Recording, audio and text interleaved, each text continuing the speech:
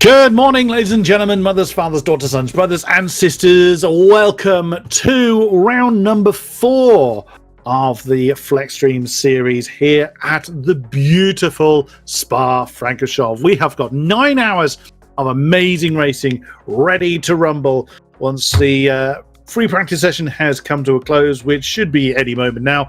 We'll be talking through the grid for this amazing race. My name is Chris Buxton. I'll be one of the commentators bringing you through the action here on the Rivals Grid. And joining me this week, I am very happy to say, back to my side is Ryan Walker. Welcome along, Ryan. How are you feeling?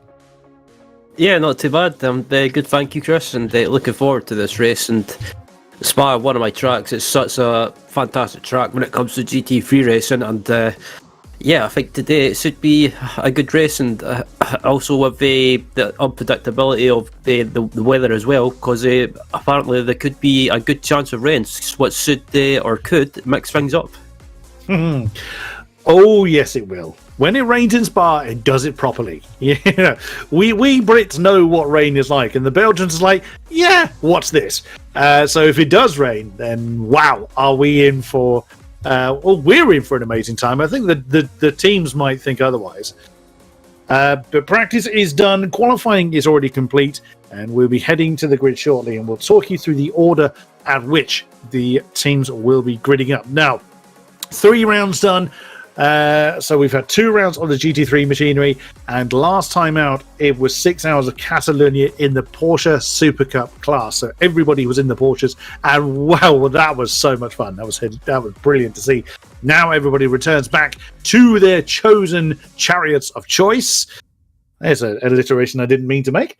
So yeah, 9 hours is set on the clock, as you can see, and there we go. It is car number 27. It is Venari, the championship leaders. They've got about 21 points leads. It's not huge, but it is a lead they have over the Stiftung Reitenfest squad. The car number, I forgot what car number they are. They're in there somewhere.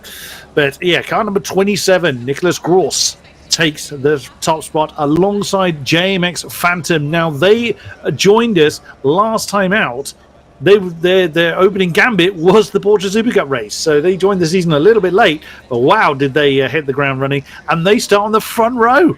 Excellent stuff. Ryan Rees in the car, or they qualified the car. Now, these drivers could change before we get underway, but we'll deal with that later on.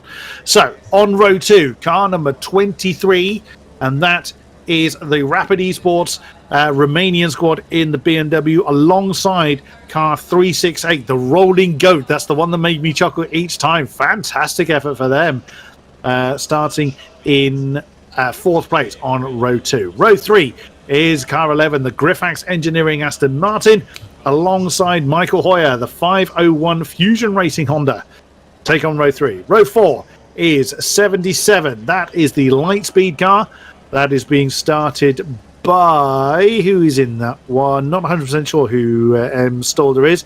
But they start the car. Then number 69 is the McLaren of Limitless Speed. So the German squad take on the Precision 8. Then on row 5 is the number 71 car. That's the Cracked Racing. Samir Smogi is starting the Mercedes. And rounding out the top 10 is the 903 car, the Armamentario Gold car. The 903 Honda being started by that Abakumov. I remember struggling with that name last time. So starting the way there. 467 is in 11th place on row 6th. That is the Full Bruce Racing, or FBR car, the Aston Martin. And joining them is the number 1 Ferrari, the Porsche Spinala team. Yeah, the irony, being called Porsche, but in a Ferrari. One of the few prancing horses we got in this field. And then on row 7, it is the number 47. There is the team Stiftung Reitenfest. They sit 2nd in the championship at the moment in the Audi. They start in 13th place this time. And it's the 349 Bentley. That's the VRM Racing Squad. Being started by James de Hillevander. Then on row 8 is the 991 car. That's the Garage 991 Mercedes. Alongside them is the number 16, the Digital Racing Squad BMW. And row 9 is the number 91 BMW of SERP Motorsport. And then joining them is the Aston 158, the IDA Pro Esport car. And rounding out the top 20, the number 9 car, that's the XRS or SRP Racing. They changed the name part of the way through the season, I believe. And alongside them, the number 120 Aston Martin of the Alex Cascatal Digital Motorsport, or ACDM as I called them last time, because I kept tripping over at Cascatal for some odd reason. That's our top 20. There's obviously plenty more cars in the list, but before we talk about them, as they're going to be starting their rolling lap soon, Ryan, Spa-Francorchamps, what are your thoughts? Yeah, it's one of those tracks that that always seems to throw up unpredictability, especially in real life races, where races have started in the dry and then halfway through, but started just bucketing down. A good example of that was at the previous GT3 race, which was at Monza, where it pretty much was dry in the first half of the race, and all of a sudden it just started bucketing down, and it was pretty much wet for the rest of the race. But I think it wouldn't surprise me if we do get some rain at Spa at some point today. But I think it's going to be a close race, especially with looking at the lap times, especially up at the front. It's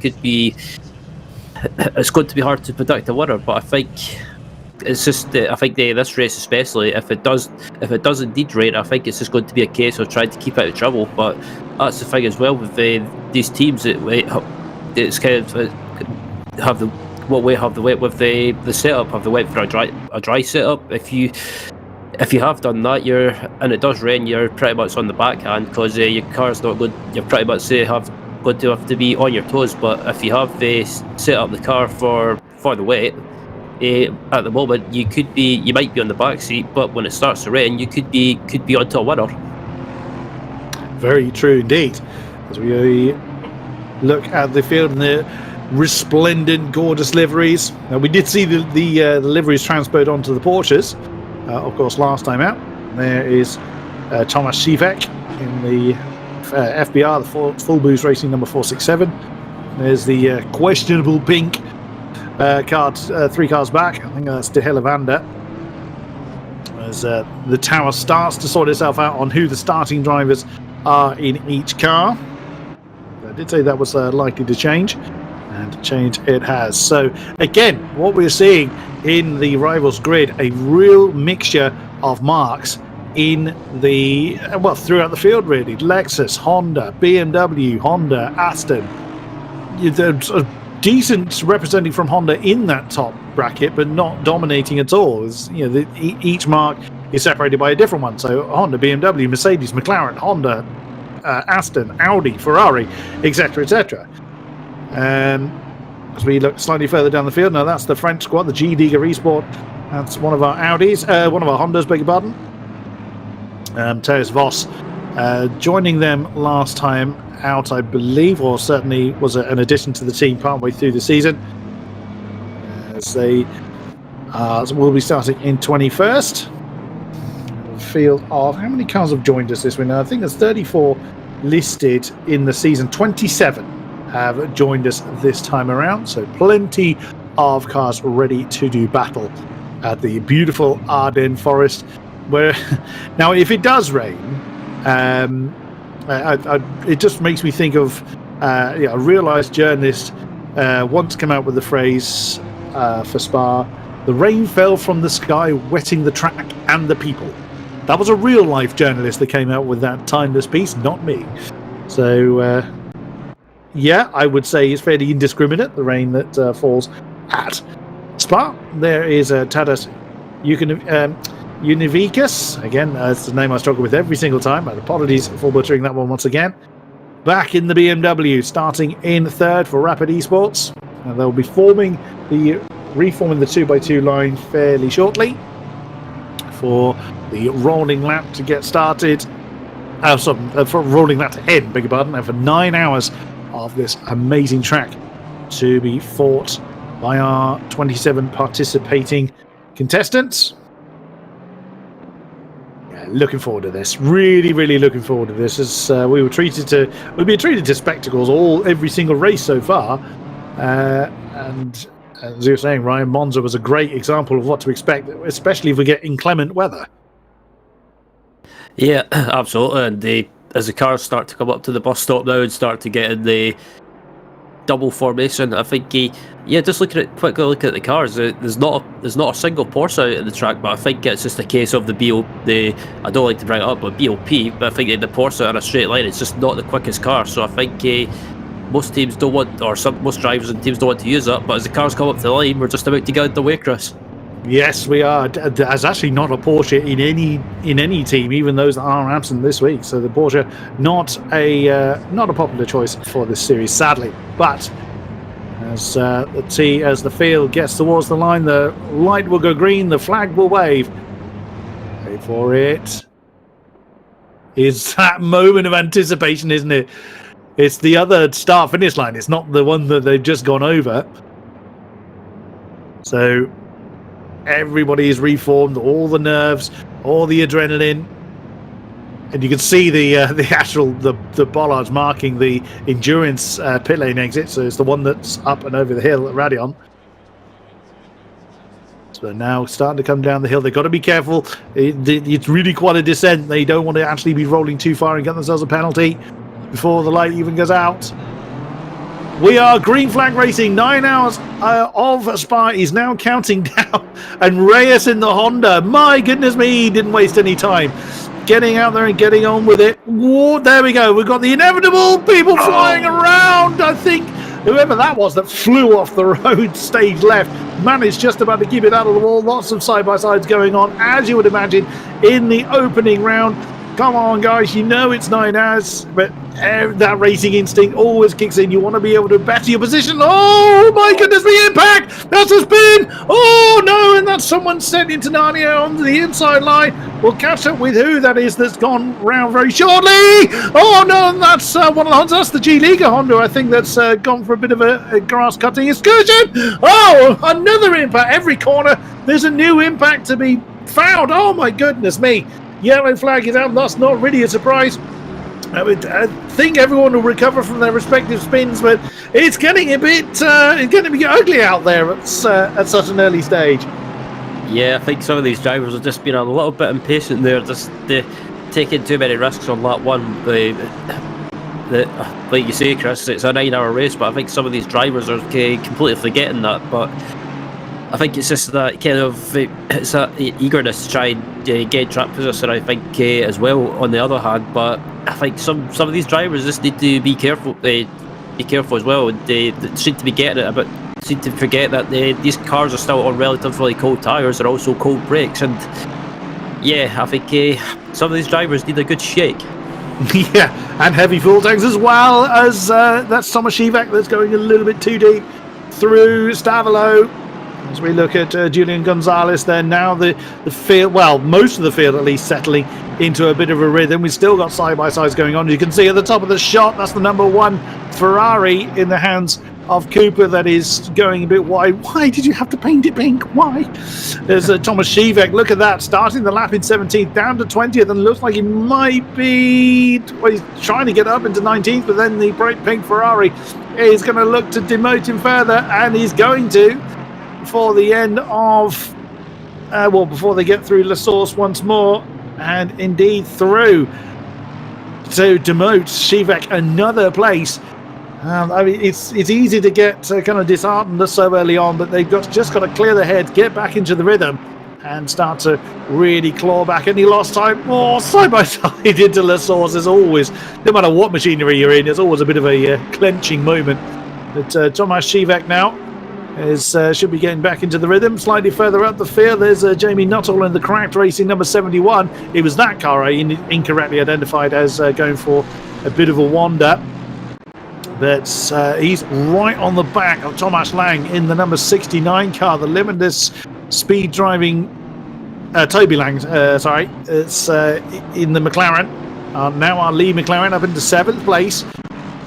As now people start to get into the rhythm, as mentioned. It does, you always have that kind of early melee as people just finding their early finding their feet early on.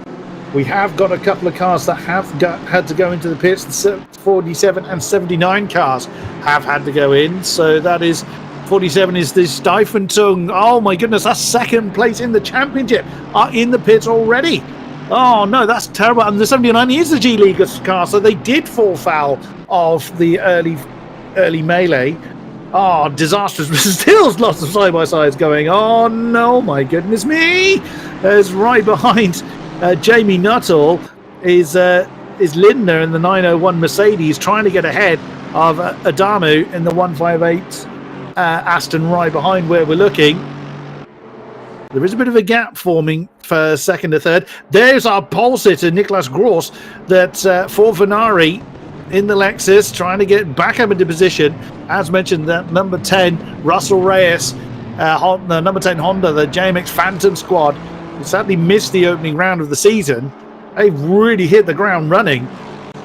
As now the first kind of rating laps are coming in. Of course, the fastest going to the now race-leading Honda in the hands of Russell Reyes. Now, the 47 car I can see has back out of the pits. The Stiefentung Right-Invest Audi is back out on track. Number 79 seems to still be in the pits, sadly. So huge incident that the G League Esports squad were involved in.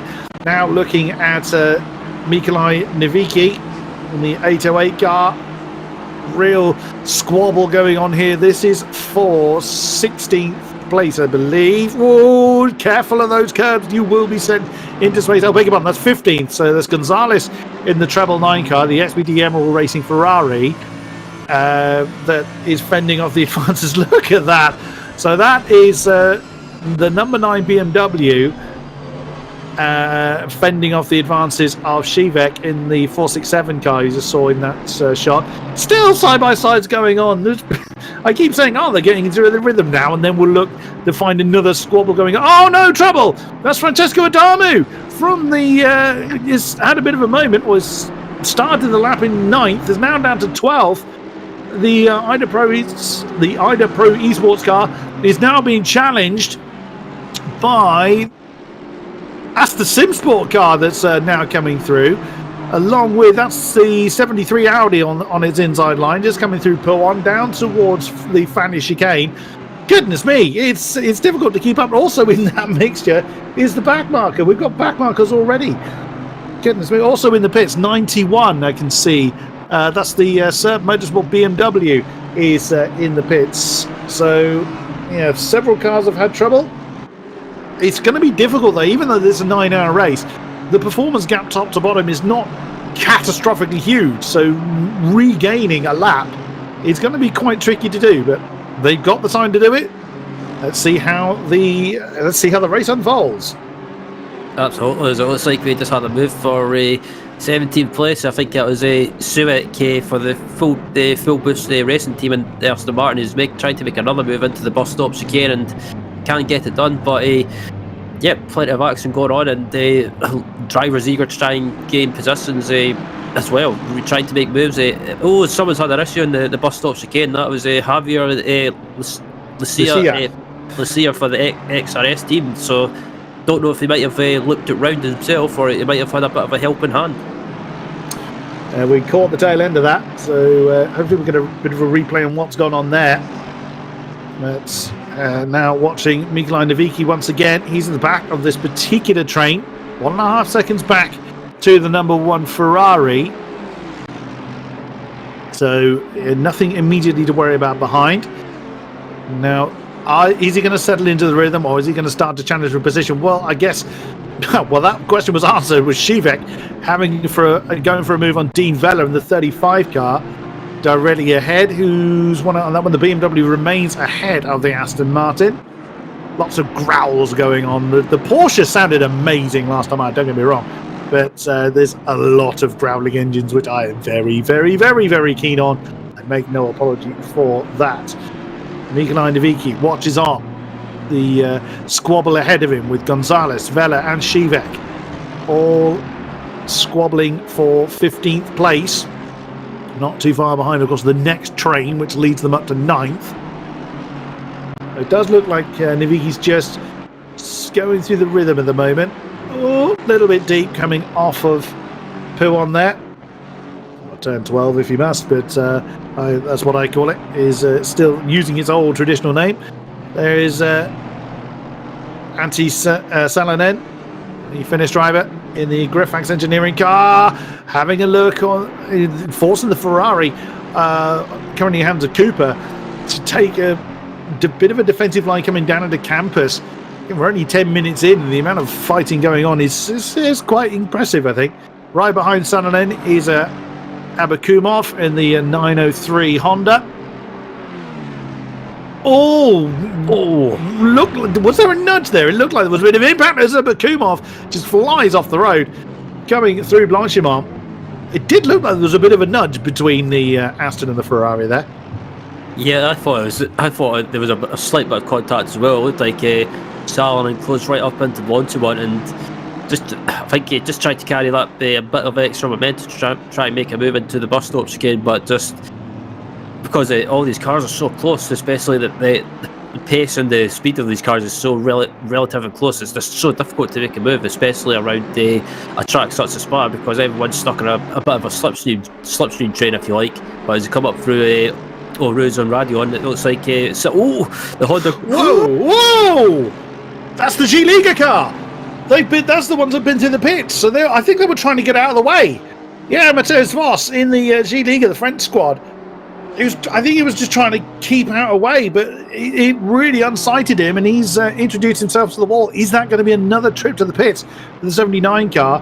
There's Ryan Cooper in the number 1, fending off the advances of Abakumov behind. So Salonen has gotten ahead of the pink Ferrari now. But oh god, that was somewhat. It's not been a great start, I think it's fair to say, for the G Liga squad. Yeah, not the best starts at all. I think they're pretty much fight. They're probably asking themselves, why did we even bother turning up? But as harsh as it sounds to say, but yeah, that car coming across the track there, that was a bit of a lucky escape for those 3 cars that were coming up through Rouge and Radion, because that could have ended up being a big accident. Very, very true. All cars back on track, so as far as I can see, we haven't had any retirees. Good to see. There's Francesco Adamu in the 158 car with now that 73 car was our race winner from last time out, the Porsches. The Audi thinking about was keeping the pressure on coming through Blanchimont.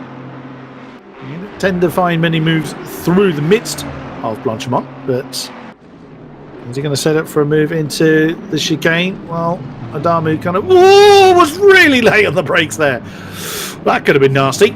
But the Aston, there's a bit of an Aston parade here, as these 3 cars are all Aston Martins. But yeah, I was bracing myself for impact there. I would suspect that so was Francesco Adamu.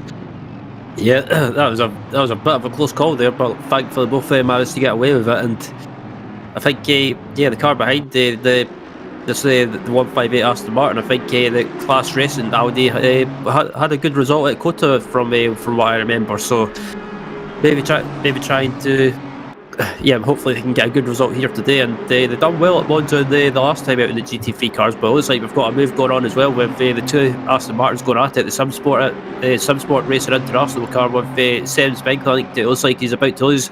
Yep, I thought so. I thought he was going to lose 2 positions, and it just happened. But I think maybe Sam's thinking of the long game, just being sensible.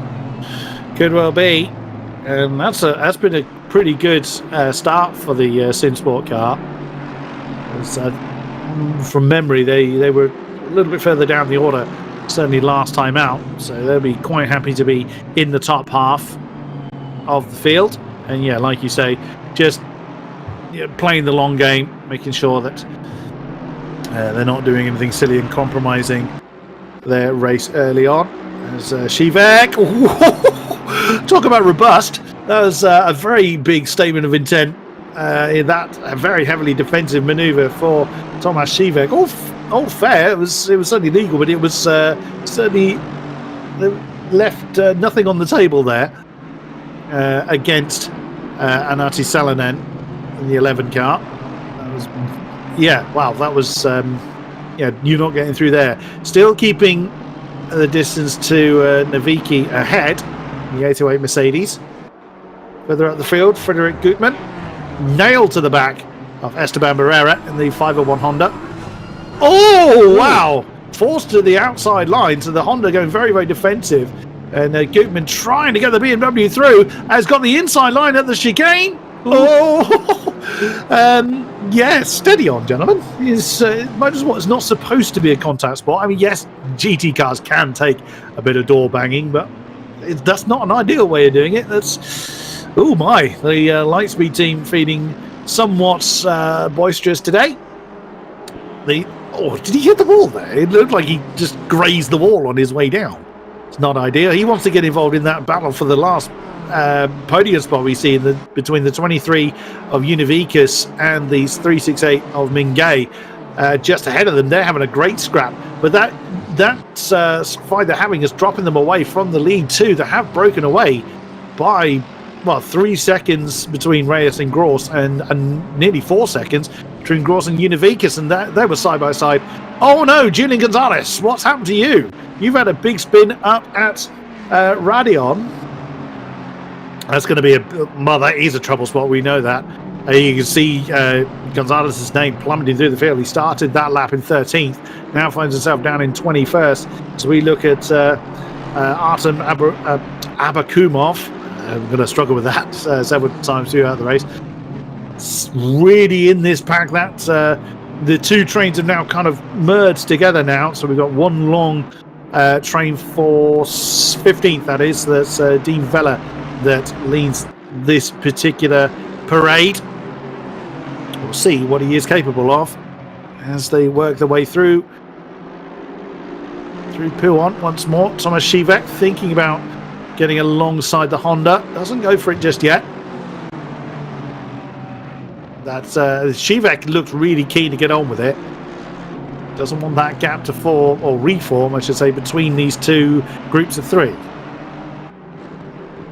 Yeah, he's been looking eager to try and make a move. I think most of these drivers just want to try and gain as many positions as possible before the first round of pit stops, because I think the track position around Spa, especially with that long pit lane, the endurance layout of the pit lane, I think it's just you just spend an eternity in there, and you can win or you can gain positions or lose positions in that pit stop, especially if you overrun your box.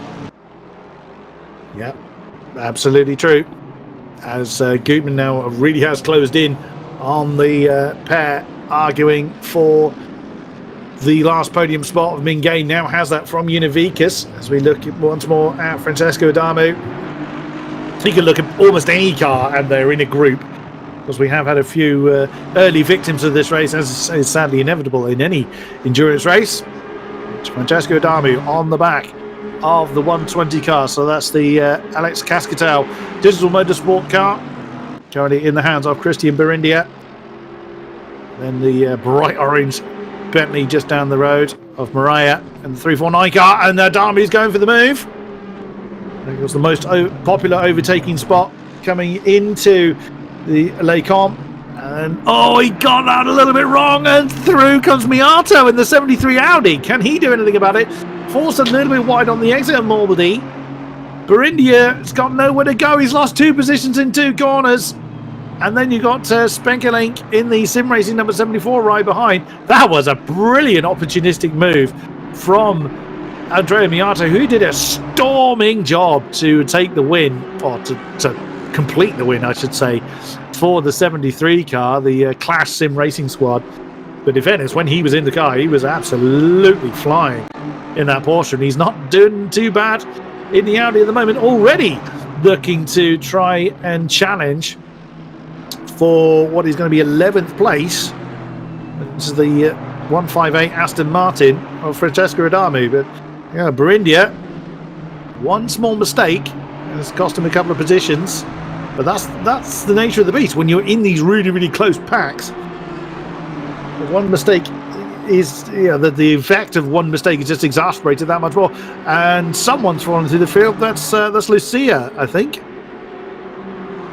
I think someone fell through the field a little bit. If that's been the case, we'll hopefully catch up as to why. Christian Berindia. Is he looking for a move? we'll catch up with him shortly as we now look at Thomas Shivak. They've dropped Ryan Cooper down behind them now. Oh, that's close. Abakumov on defensive inside line in the Honda. Manages to keep the 467 Aston Martin behind. Of course, the more they fight, the more they're inviting the next group of 3 to join them, which is Dean Vella. Then the number 9 car, the XRS BMW, could well join them. Oh, we're jumping up to Burindia now. It's fending off Spenkelink in the 74 Aston Martin. These pair of Astons growling their way through Eau Rouge up and over Radion, and right ahead of them with Miato and Adamu arguing for 11th. Is Burindia going to be challenged? He goes to the defensive line, so close to impact. Well, he looks it from that camera angle. Oh, can Sam Spenkelink do anything about it? Forces Burindia a little bit deep coming through the second part of Lake Com. Can he get the car underneath? Oh no, Burindia slams that door shut in the face of the 74 car. Now through Bruxelles. They're going to have to settle back into the rhythm once again, but I'm seeing a lot of people really hustling hard for early positions. Great for us to see. It's hopefully it kind of questions how long they can keep that up for. Yeah, especially Burindia and the Spenkelink. Excuse me. The more they battle away, the more this pack in front of them is just going to pull away because they're just holding each other up. But I think it's just I'm very surprised at how aggressive some of these drivers are being, considering it's an hour race. But I think it's just like I said before, I think it's just wanting that position before the pit stop. But as we look at Salon and for Grip Pack's end of the year of 16th, and just in front of him in 15th is the Novicki and the 808 Mercedes, and it's just a case of being stuck in a slipstream pack as well. You can't really make any moves because everyone's pretty much just stuck together like glue. But back up at the front, the battle for 4th place going on with Menguet, and also 5th place Gutman as well, and also I think that's 3rd place just in front as well. Was it Yuknevikas? Yeah, I'm hoping I'm getting that right as well. Yuknevikas was in 3rd as they crossed the line. Bryce Mingay, the Rolling Goat Honda, challenging for that side by side. I always wince when they go side by side through a Rouge. Yeah, I'm not surprised that some track limits had to be explored there. Look at Koopman in the 77 BMW. It's like, well, fine, if you're going to argue, let me have a go at 3rd then. Wow, talking about opportunistic. A little bit of a questionable move as he had to cut the inside line. Yeah, he's had to cut. Oh no! I think he was trying to get the position back to Yuknevikas, who then completely threw that away by having to jump over the inside area at Lake Com. So I think Goodman was trying to give a position back there, but that got a little bit uncomfortable. And now Esteban Barrera and Toby Lang have caught this particular group. So a 5-car train for 3rd, but the more they fight, that's now 8 seconds between themselves and Nicholas Gross. He's in no man's land as he's 3.7 seconds at last check behind Russell Reyes in the leading number 10. So my goodness me, I don't envy our great camera crew having to try and find the fight to watch, because they're all in great scraps at the moment. Yeah, fantastic racing between this park as well. And I'm talking about track limits as well. You don't want to go off track too much and pick up or basically go off track too much, because if you get too many cut track warnings, I should say, you will end up getting a drive-through penalty. Oh, Lindner's in trouble. He's either purposely going slowly or this is the result. This doesn't look like the result of one mistake. He's in trouble. Yeah, look at the bonnet. He's hit something. The Garage 991 car has hit something pretty hard, and that bonnet is not flat. So he's had a bit of a rough time. Thomas Shivak under pressure from Ryan Cooper once more. This is for 17th place, which Shivak has claimed in the course of the lap. And now is having a look at Abakumov. Can he get it done? Not quite. No, me of little faith.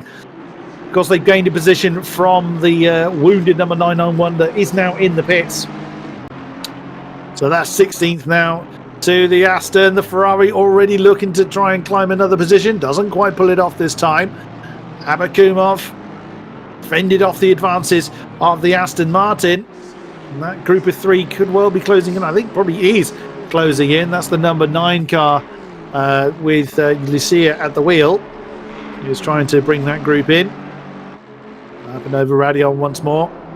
Oh, up at the top, Bryce Mingay. Down to 5th position now, but not exactly far away from those ahead to try and get back into podium contention. But now has Esteban Barrera breathing down his exhaust pipe. Now, can Gutman break away from Jugnavikas, or is he going to have to lead this train for a while? We will see. Also, is Toby Lang going to be able to press on in the McLaren? Not far behind them either is Jamie Nuttall in the 71 car. The 71 being the cracked racing team. Now, I've got Jamie Nuttall as being part... I wonder whether he was part of the Stuyvesant Right Invest squad before. Unless I put his name in the wrong place. But I wonder if Jamie Nuttall's driven for a different team. Either way, he is driving for cracked this time out. And looks set to join this particular conga line for 3rd place. So more pressure on Gutman. You can see at points he gets his BMW some breathing space from Jugnavikas. Now this could be a setup difference because this could be a heavier right foot at certain points. A bit early to kind of say. Looking skywards though, no sign of that earlier anticipated rain. I think it was about 40%, wasn't it, Ryan? I think of the rain that was being predicted before the race began. Also, Spa is big enough that it can be raining in one area of the circuit and bone dry in the other. So another challenge for our drivers should the rain decide to fall. Yeah, absolutely. I'm just having a quick look now, and I think it was 40%, but I'm just having a quick look to double check, and it says here. It says rain level 40%, and it could. And an interesting thing I found as well, weather randomness is 60%, so that could throw a bit of a spanner in the works in this race. Just a bit. I was saying earlier we didn't have any early retirements. Sadly, that has proven not to be the case. The number 79 car, that's the G Liga car we saw slam the wall very hard, has not reappeared. That is still in the pits. The 991 car has come back, I'm glad to say. It does look like we have got our first retirement, or they are needing a huge amount of repairs. But generally, if somebody falls 6 laps back from the lead, they don't tend to reappear.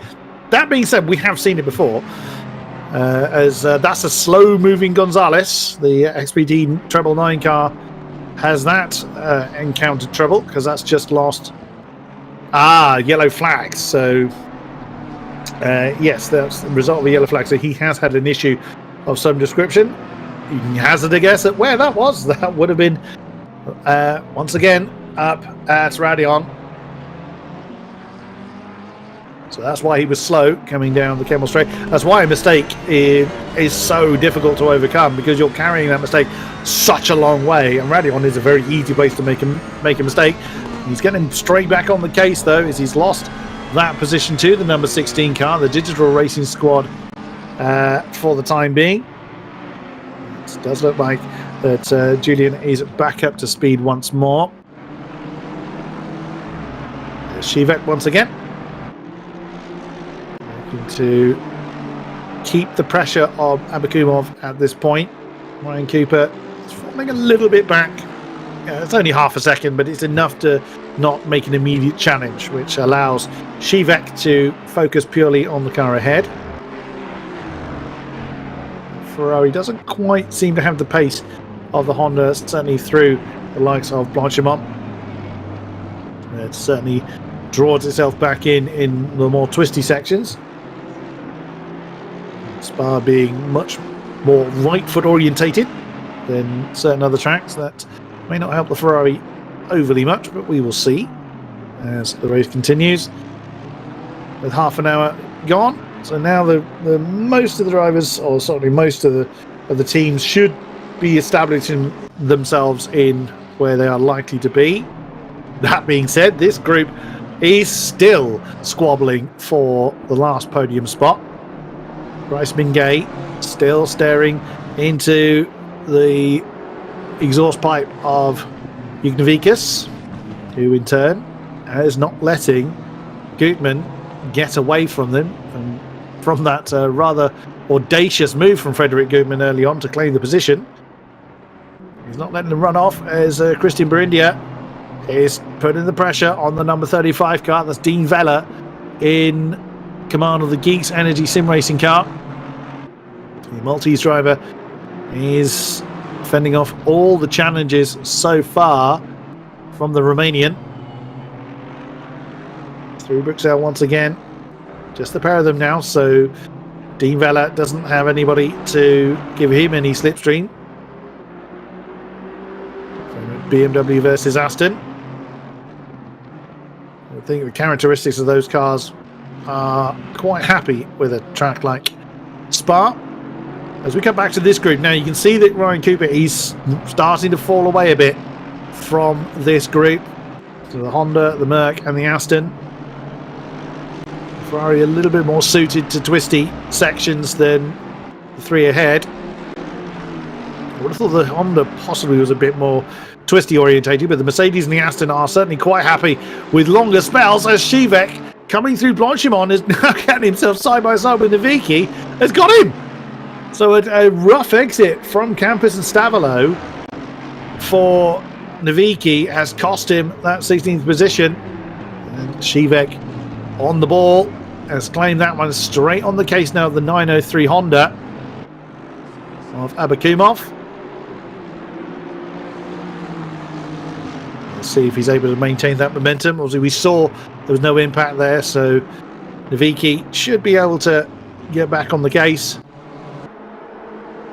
Further up front, here comes Mingay. Can Bryce Mingay overcome Univikas?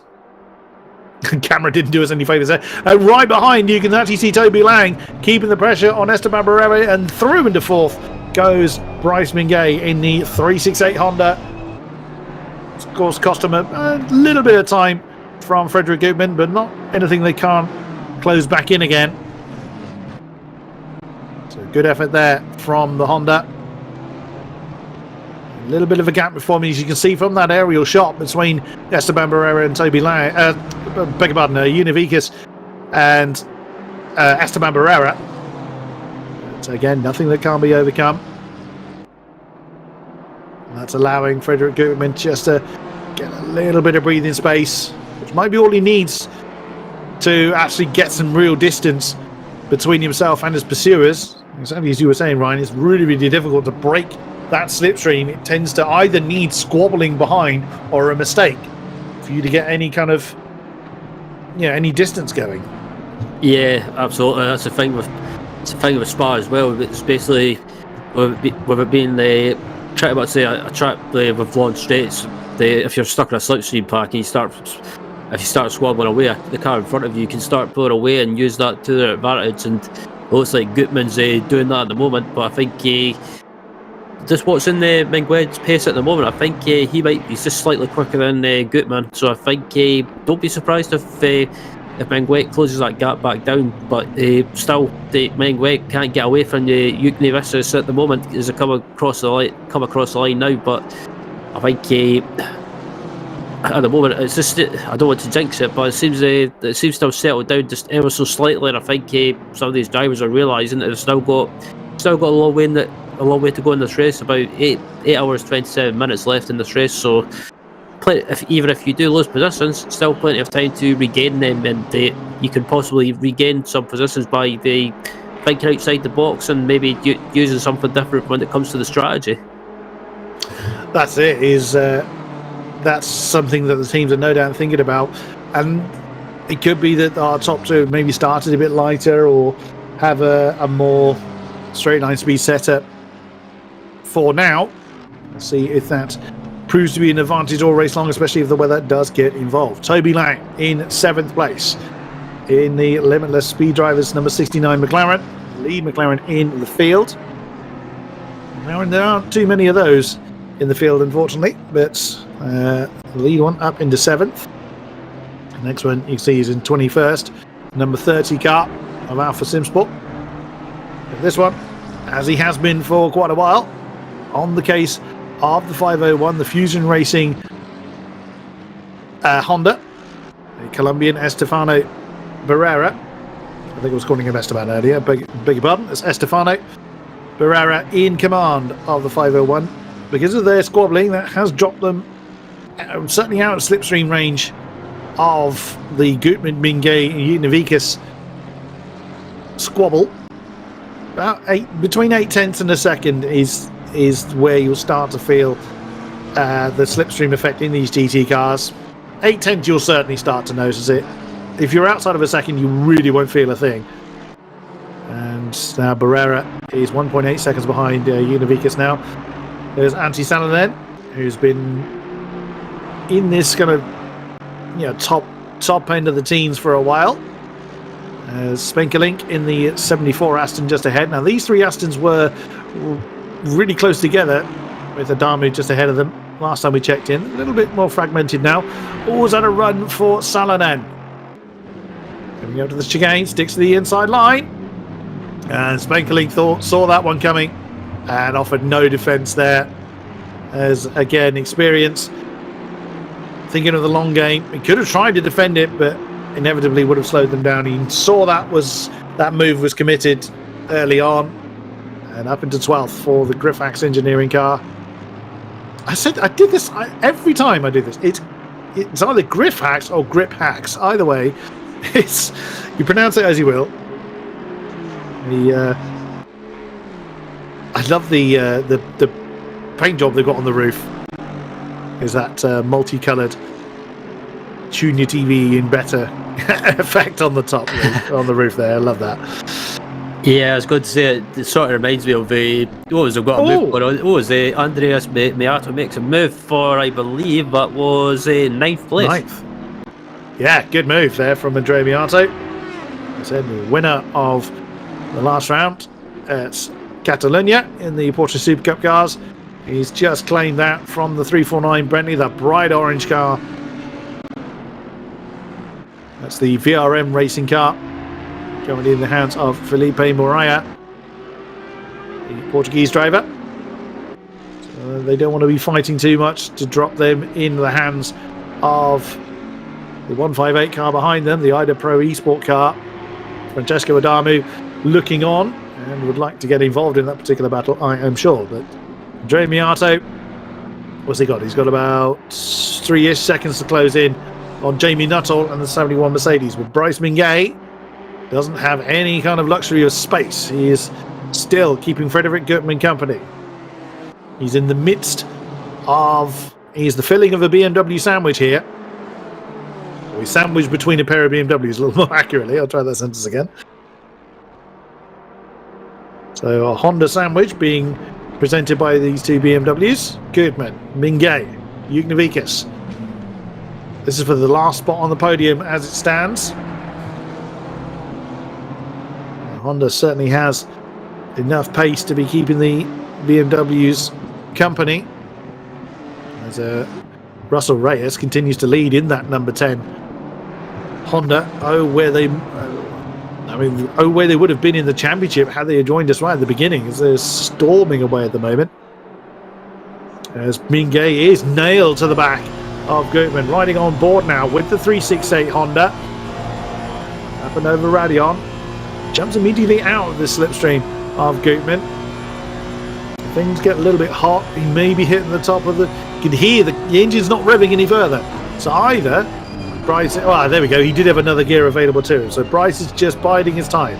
He knows there's probably very little to gain by getting ahead of Gutmann at this point. As have we lost Mariah? I was about... Yeah, it might be why. That would be the only reason the camera would embed itself on the floor, is if the car has disappeared. We'll keep an eye on whether the bright orange Bentley has disappeared. That would be very, very unfortunate. Inside the top 10 and having a decent start, have a disconnect early on. No, it's there.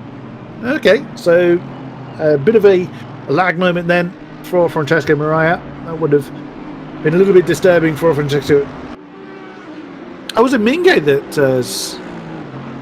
Yeah, I was going to say. yeah, Mingay's disappeared. Yeah, I can't see Mingay on the timing tower. That confused me because the camera was... The tower was highlighting Mariah. Yeah, Mingay should be in 4th, but he clearly isn't. So I wonder if that's a game crash or maybe even a disconnection. Oh, that's gutting. It's absolutely gutting. You know, fighting for potential podium and just to disappear into the ether. No such trouble though for Toby Lang, still on the back of Estefano Barrera, now fighting for 5th place.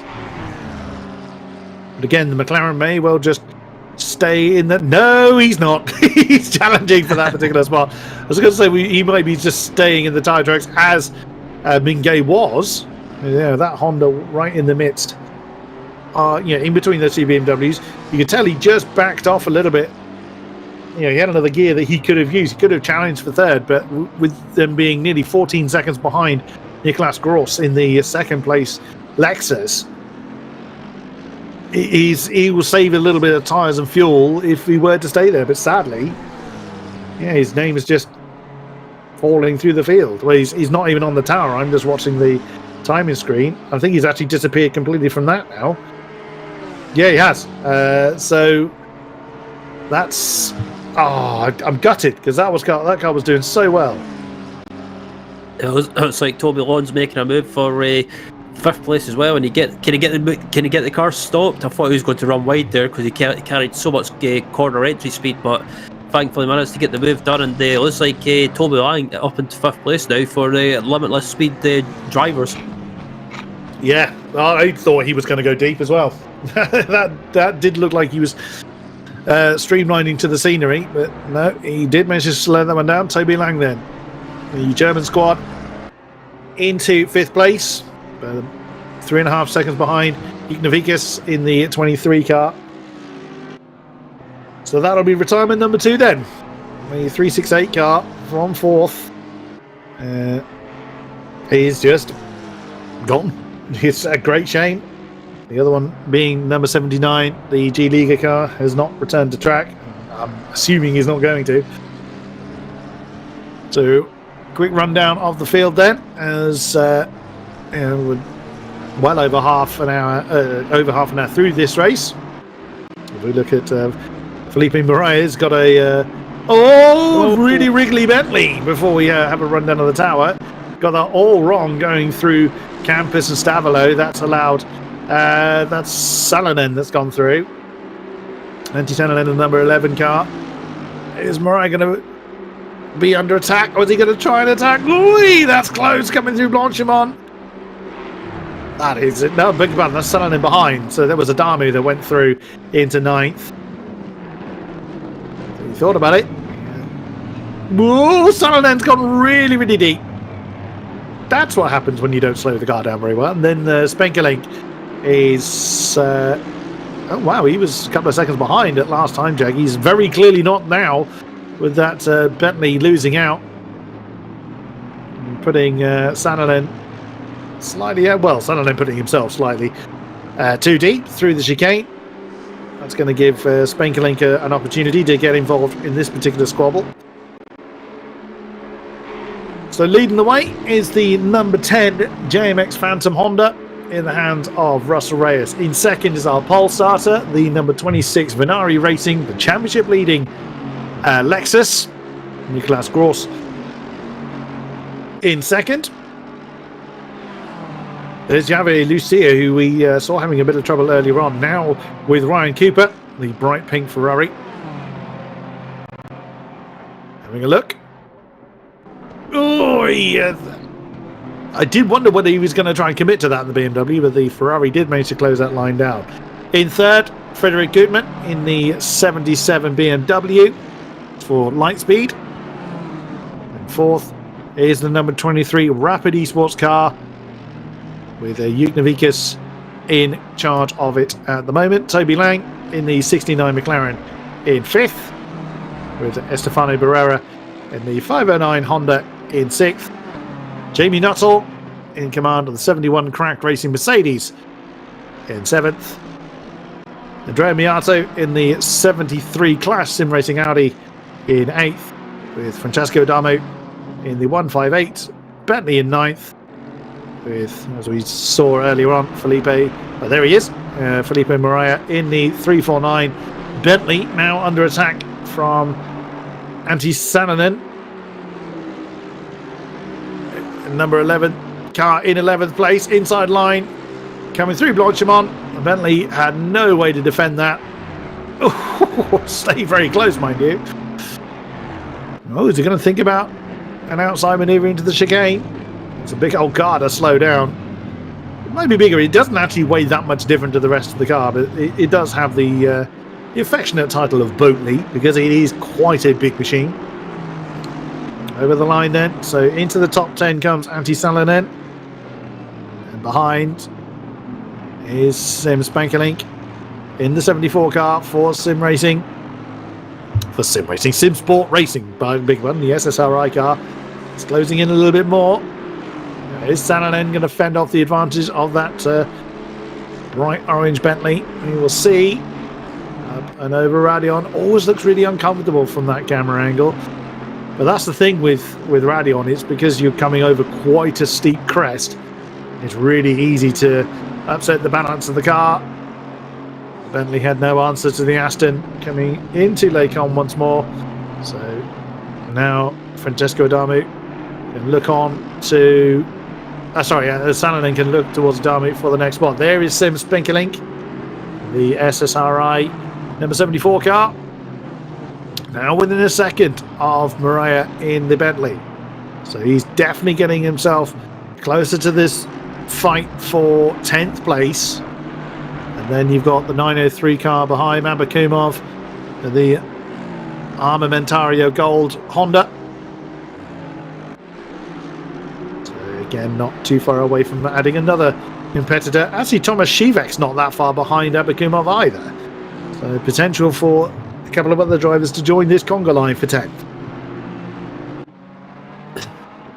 Yeah, absolutely. It looks like the field's spread out a little bit now, but further back in the field, we've got this battle for 21st and 22nd between Gonzalez and Grama as well at the moment. And I think this is a Ferrari in front that had issues at the start of the race, I believe. The Gonzalez, yes, the XPD car did have trouble early on. They were sent into a bit of a spin in the early part of the race. Yeah, you're quite right. So Vasi Grama, the digital racing squad number 16, they were the ones that fell through the field because they hit something pretty hard. Lucia on the back of Ryan Cooper was 16th. The BMW not just sitting in the slipstream and letting the kilometres go by, challenging for the spot, forcing the Ferrari. Oh, Ferrari's gone deep. That should be a simple move then for Javier, which it is indeed. Ryan Kubic a little bit too late on the brakes there and forced into the mistakes at 16th place then to the number 9 BMW. There's Mikolaj Nowicki, the Polish driver, just ahead. Be his next target. There is Spankelink, now definitely sizing up the Bentley. And Mariah doesn't quite have the pace to stay with those just ahead of him, it would look like. So that is an advantage to Spankelink in the Aston. Can he overcome the Bentley? Battle of the British now. Coming into, or British marks, I should say. Mariah's Portuguese. I'm not sure where Spankelink is from. 74. Yeah, I'm not 100% sure of Sam Spankelink's nationality. By the way, that's not an English-sounding name, so I'm assuming he's not from the same country as the mark. He's certainly piling the pressure onto Mariah. He does seem to be able to close in a little bit on Salonen through the corners of Bruxelles and No Name or Speaker's Corner. So they may well have anticipated a bit of rain perhaps and gone for a slightly higher downforce setup than those around. So if it does rain, you could possibly expect them to get a little bit more involved in the field ahead. Spankelink, a little bit deep coming through Fanny chicane. It's very easily done. That is allowing the Abakumov Honda to close in as well. It was 2 seconds the last time check. Definitely isn't now. 1.8 between the Aston and the Honda behind. So Spenkeling knows he's got to get on with it. I mean, you never want to be stuck behind anybody, but that is allowing the car behind to close in. Maybe wanting to get on with it. There's Javier Lucia still fending off the advances, or still trying to fend off the advances of the Ferrari. So the Ferrari's gotten back ahead of the BMW in the course of the lap, which you can quite clearly see. We saw here last time round. Ferrari went too deep. Very defensive posture from Ryan Cooper to keep Javier Lucia behind him.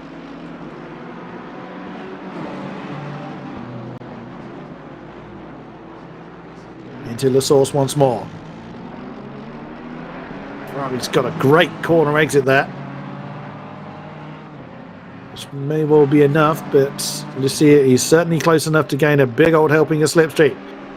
3-0 Rouge. Up and over Radion. You see from that particular camera shot, they do kind of ride over the apex curve there. And so if you catch that just wrong, it will just basically throw your car to the outside wall. But also, up there is where the pit lane exit is, and that's caught some people out as well, with people coming out of the pits at the, quote, wrong time.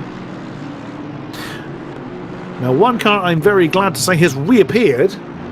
I can see them on the tracker now, albeit right the way down at the bottom of the field, is the rolling goat car, the 368, Bryce Mingay. He has reconnected and is back in the race. I mean, he's down in 26th, which is the last running car. As I said earlier, the number 79 G-Diga car did not rejoin track. But I'm glad to say, albeit 3 laps down, but Bryce Mingay has returned. Really do hope they're able to regain some positions, because wow, were they flying well within the top 5 in the early part of the race. At least they have time to try and mitigate some of the damage. Yeah, absolutely. That's the thing as well. They might be 3 laps down, but still got a long way to go, and I think they should be able to regain positions possibly, but because I think other teams in front of them might have issues at some point, especially if the rain apparently does arrive at some point. It could mix up and maybe catch some drivers out in front, so yeah, good to see them jump back in and not give up. It might be a bit demotivating being 3 laps down, but yeah, that's the way it goes in these races as well, with disconnections and game crashes and stuff like that. It's a bit of it's technical issues, and technical issues can happen in the real world as well. Very, very true indeed. Oh, Spenkeling is really hustling hard. The Bentley now. It's 2.3 seconds between Mariah and Salonen, which Spenkeling will be all too aware of. And now the Aston's mirrors completely full of that yellow and dark blue car. Whoa, as the Bentley goes a bit deep, coming up and over Radion there. Surely there's an opportunity for Spenkeling to try and hustle past Mariah for 11th. Abakumov is ready to do battle. Look how close the Honda is already, having a look on the inside line coming up towards Lake On. That would have been a little bit bold, I think, if he tried to move from there. But wow, Abakumov has closed that gap down really, really quickly. Now, not all of that is going to be down to the pace difference in the Bentley, of course, holding Spenkeling back, as Abakumov really pressing hard. So we're getting towards the top of the first hour. So it's usually at the once an hour you'll see these cars coming in, generally speaking, but some people may go for longer stints or shorter stints. I don't think we've seen anybody come in for a scheduled stop yet. Seen several cars, of course, come through the pits. One of them still in there for dealing with this. Just whoa, my goodness me! Abakumov so late on the brakes, coming into the Fanny chicane. Goodness me! I thought he was going to integrate himself into the Aston there of Spenkeling. Riding on board now with the Armamentario Gold car. We come out of Stavolo, through Kurt Paul Freya, now towards Blanchimont. Now, Spenkeling will no doubt be painfully aware of the time he's losing behind the Bentley, unless the Aston's got no more pace to offer. I would certainly say the Honda does. Oh, Spengler going for the move. No! How close was Abakumov again? Yeah. That was clinch worthy. That was a bit of a heart in your mouth moment there. I thought I saw Spengler going for the move up the inside of Maria, and Abakumov late on the brakes. I thought it was going to be a bit of a pinball effect there. But thankfully all three managed to escape in one piece, and a bit of bumping and rubbing between Spengler and Maria, but nothing too malicious. No, indeed. And right behind them is Thomas Shivek. So their squabbling is allowing the next car along, the next Aston, to get interested in joining in. So Spengler has gotten up into 11th now, and Abakumov looking to try and gain another position, bit deep coming into Lake Arm. Does seem to be able to brake very, very late in comparative terms in that Honda. And the next Aston in line, there is Thomas Shivek, just entering the shot then. Through Bruxelles, down towards Speaker's Corner. Bentley doesn't look happy. I think he's struggling a bit. In terms of pace, if nothing else, does seem to reluctant to turn in, that Bentley. That's the general impression I'm getting just by watching it. Maybe completely wrong. It does seem a little reluctant to turn, that thing. Abakumov has got to think about how he's going to get his pretty rapid Honda through. Now under the brakes seems to be his advantage, so the chicane would be the next logical choice. He had an excellent exit from here, from Campos and Stavolo last time around, or certainly a few times in the last few laps. Needs it once again, with Bentley using every available pixel of road on the exit of Stavolo to try and prevent himself losing another spot. Abakumov ready to close in, slipstream maximised through Blanchimont. There, he's positioned himself for the move. How does he do it? How does he brake so late and still slow that down? Again, excellently executed, and great awareness from Felipe Mariah to not just turn straight into the Honda there. Again, that's a pretty demoralising feeling, when you're losing place after place, but you realistically know who you're in a battle with, especially if you've had a really strong start that's putting you kind of over expectation. You have got to allow yourself and your natural pace to get back into the right position. And even still, it's not a nice feeling when you're being passed. Oh, the Bentley got uncomfortable there. As I was saying earlier on, you catch that apex wrong and it just shoves the car over to the right. I mean, at least there is room to recover that, but if there's someone coming out of the pits at that particular moment, it does get a little bit uncomfortable. But that's another position. That's the VRM Racing 349 has lost their fifth in the championship, so they're a fast team at the moment. Their pace not being quite fully reflected, whatever the reason is. Still plenty of time though. Obviously, we're not even an hour down into this race yet. But it's as long as they could be going just very heavy. Maybe they're a bit heavier than the cars around them. Maybe Felipe not quite happy with the setup of the car. That's something we've talked about before. It's having to set up a car for several drivers. There has to be compromise in there. Not everybody's going to be happy with it. Could be the setup doesn't quite suit Mariah. Maybe they gambled on a bit more of a wet type setup, which has inherently more downforce in it.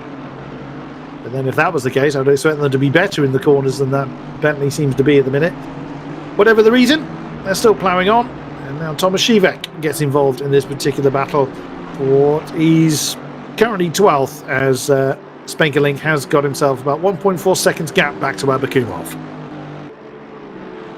Indeed, and that's the thing as well. It could be, you were talking about the ballast, it could be this Bentley's maybe running a heavier ballast, and it just seems to be hindering the car ever so slightly on some of the slow speed and the high speed, basically the slow speed corners. Maria's ran wide in the chicane, and Suik decides to come into the pits. So we're going to start seeing the pit lane getting very busy. You can see there's a few cars in there. as we now look at Frederick Gutmann, who is arguing with, well, it's Yuknavikas that's with them, the two BMWs, side by side. Gutmann can't do anything about the charging number 23. Of course, they've gained a position with race leaders in as well. So now the beginning of the pit stop phase, say near the top of the hour, so it would be. You can see the pit lane on, you can see the P on the tower indicating who's in the pits. And we'll be seeing a big swathe of cars coming in. Wow! Look at Yuknavikas pressing on in the tail end of this particular stint. Nicolas Gross now leading the way, 18 seconds between himself and these chasing BMWs. That Lexus really doing well here in Spa. It's the only Lexus in this division, I believe, the Ventari car. It is, yes, it's the only Lexus in this particular grid. Where does our race leader, where does the number 10 reappear? It's back on track. Just coming along the Kemmel Straight. It's in 19th position now. Is it still in the hands of Russell Reyes? I'm assuming it is. No, that has changed hands. The number 10 car. That's now in the hands of Alan Krutz. Oh, Alan Drake Krutz. As Nicolas Gross, our pole sitter, is now in the pits. What about Andrea Miato here with Toby Lang? Are they going to be coming in? Here's Yuknavikas and Gutmann coming in as well. Who is going to be giving their pit crew something to do? Well, both Miato and Lang came in. Yuknavikas chose to continue. Gutmann is in. Yeah, Yuknavikas, pressing on. And again, if he's got decent pace, if he certainly, really came alive, didn't he, at this point in the race? So maximise the time when he can really get some good laps out there without being hustled by anybody. May well give him an advantage when the pit stop phase, or when this pit stop phase is done. Yeah, indeed. Some of the drivers outside the top 10, they decided to stay out, and I think the longer you stay out, I think you'll save some time in the pit stops as well, if you could try and stretch out as long as possible. But obviously with you've got the stint time limit, or basically you can only do 65 minutes in a stint, I believe, or round about that. So some of these drivers need to be careful about as well. They don't want to go over that, because if you go over that, I believe you get a drive through. I believe so, yes. And I think it's 190 minutes, I think it is, per driver. That may well vary depending on the race length, but well, you can see how busy the pit lane is now. And quite a few cars from the positions on the tower that we can see. There's only 4 cars off the bottom of the tower, in fairness, so it's most of the field that we can see in the tower at the minute. So current race leader of Yuknavikas, as we are looking at Ayrton Abakumov, the 903 Honda, steering at the back of the Sinsport Racing International number 74. We see Sam Spenkelink enjoying that good run through the field, now up into 6th place, but it's the top part of the field not yet pitted.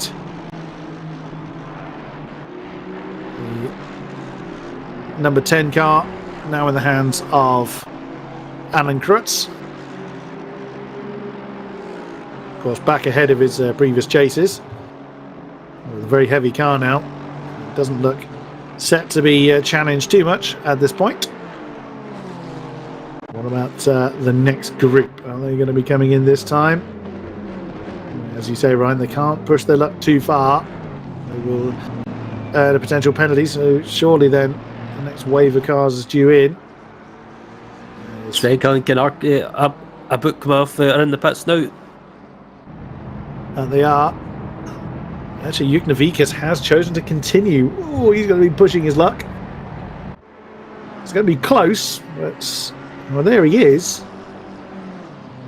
I don't think he's going to manage it before the 65-minute mark is done, but we'll see. That may earn the 23 car a penalty. He's got a face full of McLaren, I think that is. Yep, that's not Lang. It could be the number 30 car, which has changed hands now, but I'm sure it is. Oh, it is. It's the number 30 car.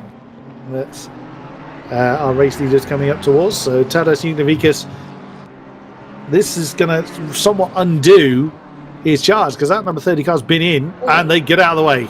So it looked like there was impact. I don't think there was quite. I think that's Flanger. It's Tom Flanger, I think it is, in the Alpha Synsport car. We saw him last time around, I recall. So Uknavikas needs to get on with it if he's going to avoid penalty, but if it is 65 minutes, I think he's going to be a little bit over that by the time he gets home. Either way, you can see the amount of the top 10, all of them, except for our race leader in the pits at the moment. Surely he's got to come in this time. You've got to share the toys, Tadas. You can't hog the BMW all day. Yeah, I think he'll be in at the end of this lap, because I agree. I think he'll be close to his 65-minute stint time. I'll be amazed if he doesn't go over it, but I think he comes into the pits now. So coming into the pits now, I think it'll be interesting to see if he does get a penalty or not. But if he doesn't, I think he might have been right on the edge of going over that stint time anyway.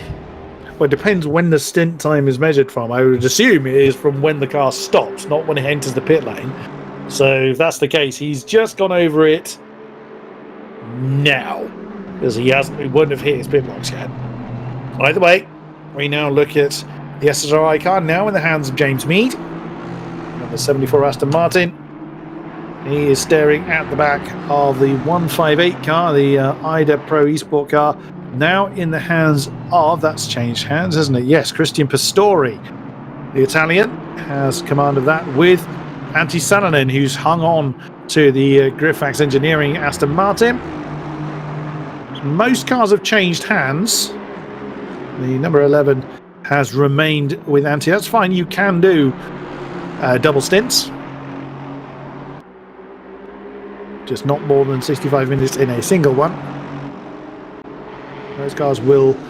well, there's another example of... Whoa! Mariah getting... nearly integrating himself with the 903 Honda. That's the Armamentario car. That's also changed hands. That is Mikhail Ermakov, the Russian, that has command of the Honda. And then right behind, that's the Full Blues Racing Aston Martin. Tomasz Siwek started that particular car. And now that is in the hands of Marcin Wyszynski from Poland. Just saw it in the background of the shot. So as the order now re-establishes itself. Oh, Mariah looking on the inside line, looking a bit more ready to attack in the bright Bentley. Somewhat uncomfortable before the pit stop phase, but now looks like he's getting back on with the case. Or Ermakov just needing a bit of time maybe to get up to speed. Not far ahead of them is the next group of three, so that's Pistori, Mead and Salonen that we were looking at earlier on.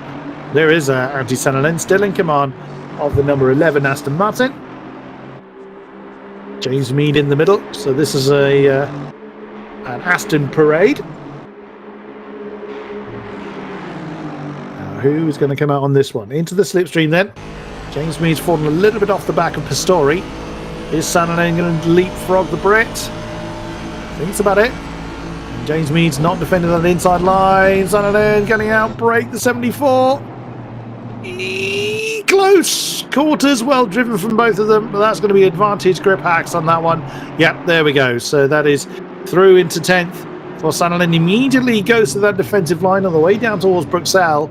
Not convinced that James Mead was really going for doing a defensive manoeuvre, but he wouldn't have known that. Salonen was defending the inside line, probably out of habit more than anything else. But that has, of course, opened a little bit of a gap between themselves and Christian Pistori.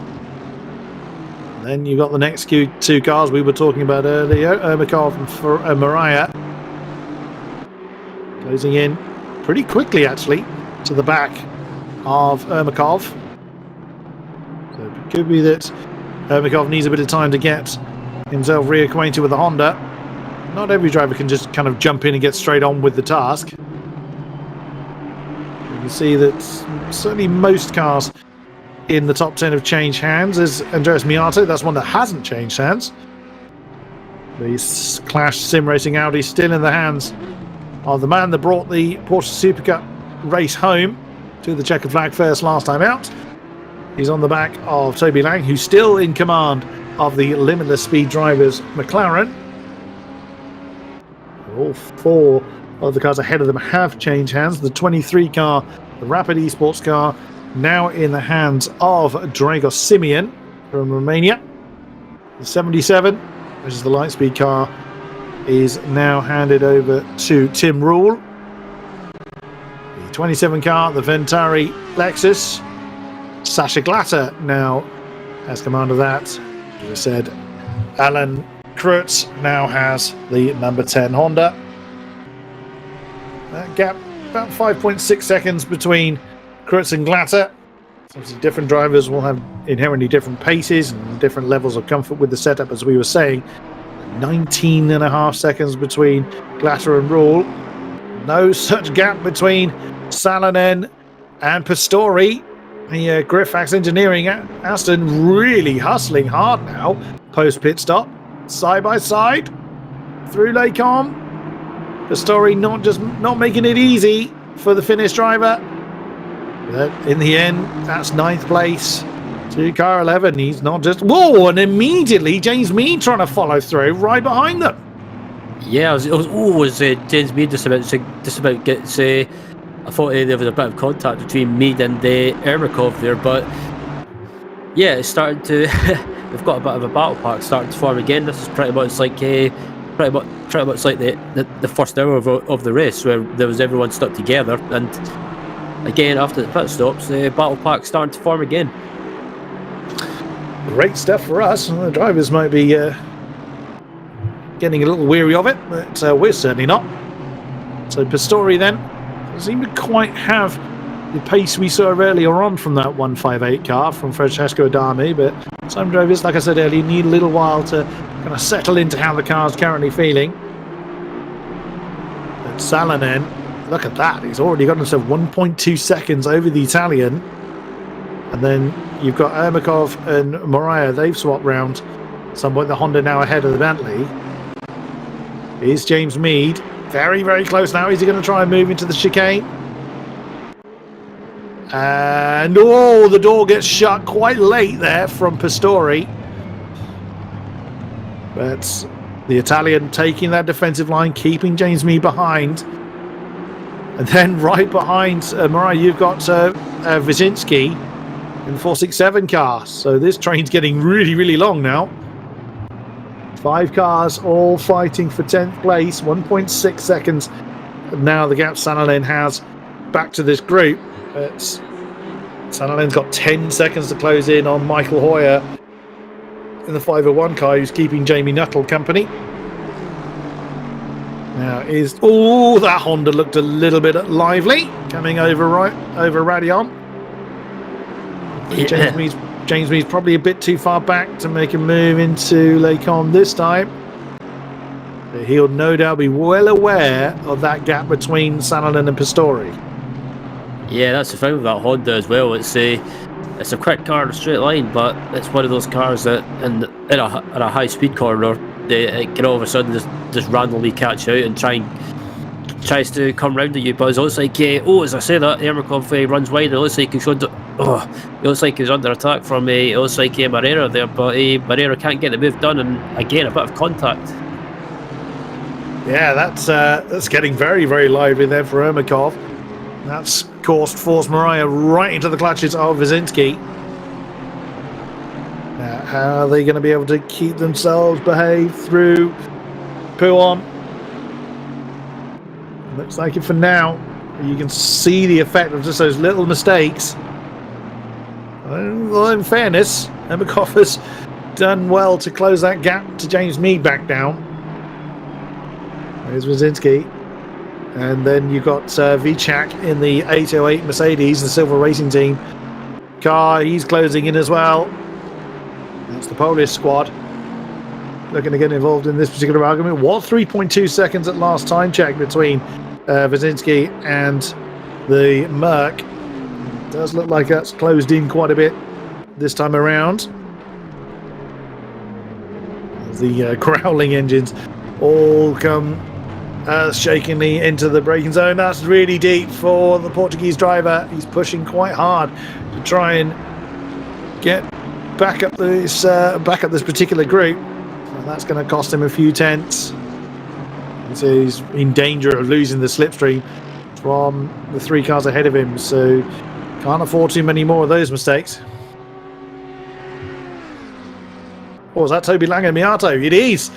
That's Miato in the Audi has gone ahead of the 69 McLaren for 5th place. Oh, that's deep for Lang.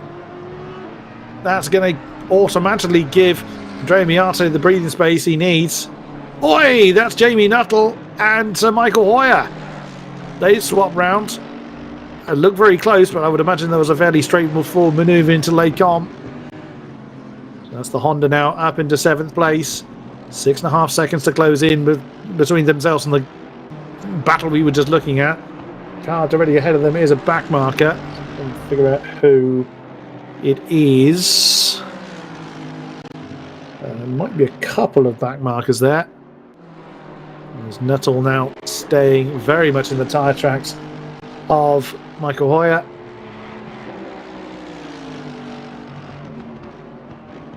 Keep an eye on the tracker. This is the big, massive cars that's behind them of Pistori and Crew. It's ever more menacing. It looks like it's going to gain another one of Vicek, as said. Now, is Jamie Nuttall going to have the pace to overcome Hoyer in the Honda? Now, the car already ahead of them, as I said, he's not for position. Car ahead of them is the 35 car. That is the Geeks Energy Sim Racing car that Dean Vella had. There's the bright pink Ferrari. And, well, that's actually both of our entered Ferraris. Imran Zahali in the number 1, along with Yvette Santana in the treble line behind. And the number 30 car of, I think it's Tom Flanger, that has that one at the moment. So great squabble then for 18th place.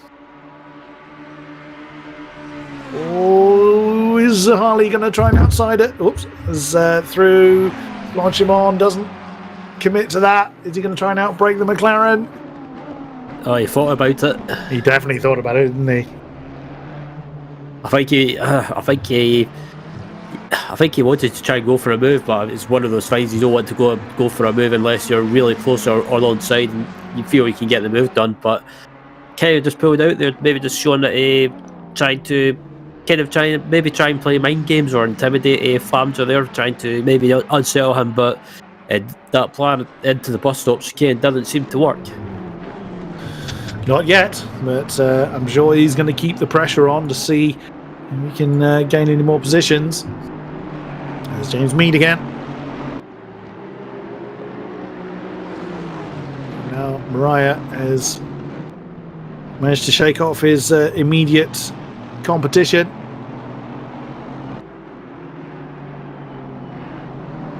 Oh, that's a little bit deep there at Speakers. The Bentley had a good run. Nowhere to use that momentum. Had a look on the inside coming down towards Blanchimont, through Pouan, sorry. Doesn't commit to it though. This would be very hard to make a move that late into Pouan. Oh, that's Santana. Even Santana, who's just taken that car over, or took it over at the last pit stop, has had trouble up at Malmedy. It's getting back going again as we look at the Bentley on the back of the SSRI car. He's lost the back of Ermakov a little bit. And Wazinski right behind. So constant pressure being applied.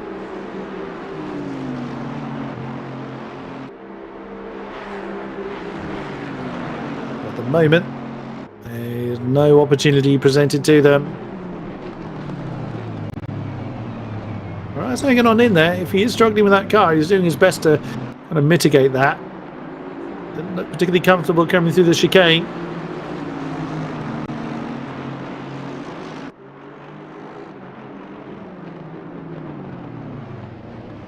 As they come through the source once again.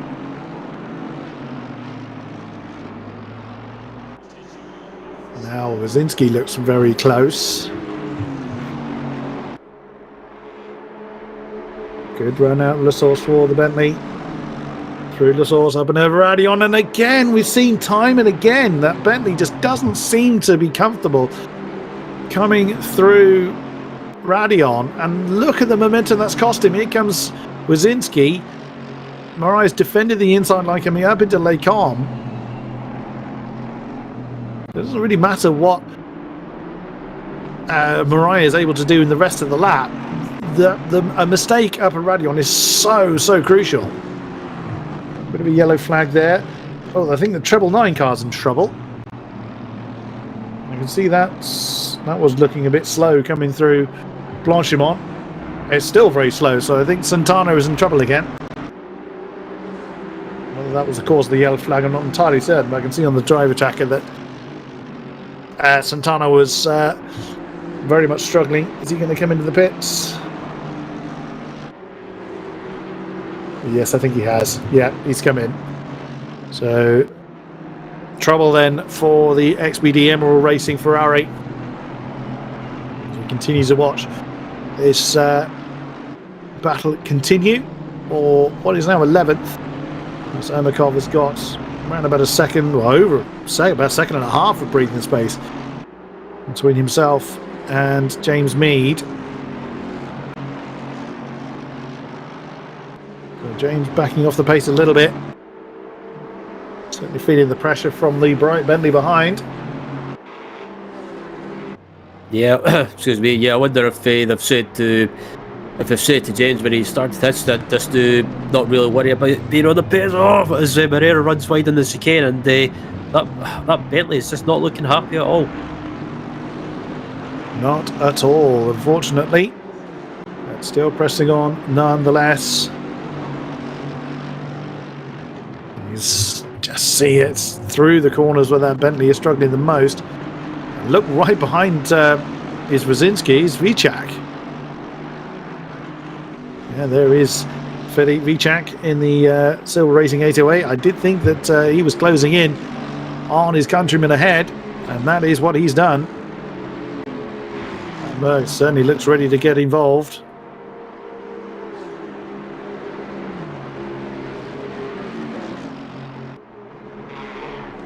And then right behind them is Pistori, who not that long ago was involved in a great big squabble. So something happened to the 158 Aston.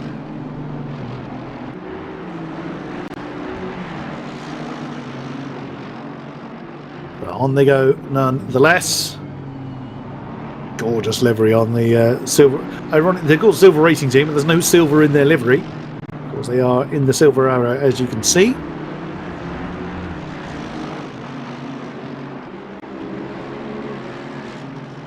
Wonderful amount of growling going on down the hill through Pulon now.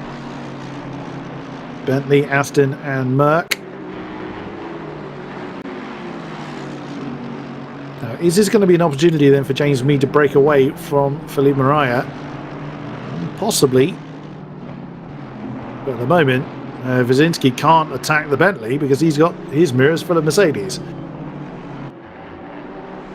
Yeah, I was going to say it could give James Mead a good opportunity to pull away and just try and build a bit of a gap, because we found closer or back up at the front earlier on that if you got in a battle, you were able to use that to your advantage and pull away. I think it was Gutman that pulled away and they built a gap. So hopefully James Mead could do the same here. But yeah, this pack's still really close together, and yeah, I'm surprised that 349 Bentley is not closer to the front, because I believe it was round 1 at Kota where they were really quick and managed.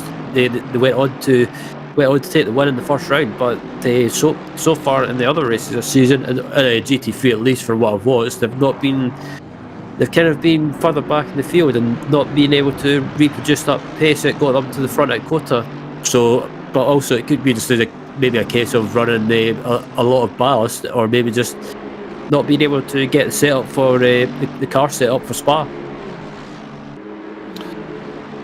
Yeah, I suspect it's more the latter. The setup's not quite gone their way.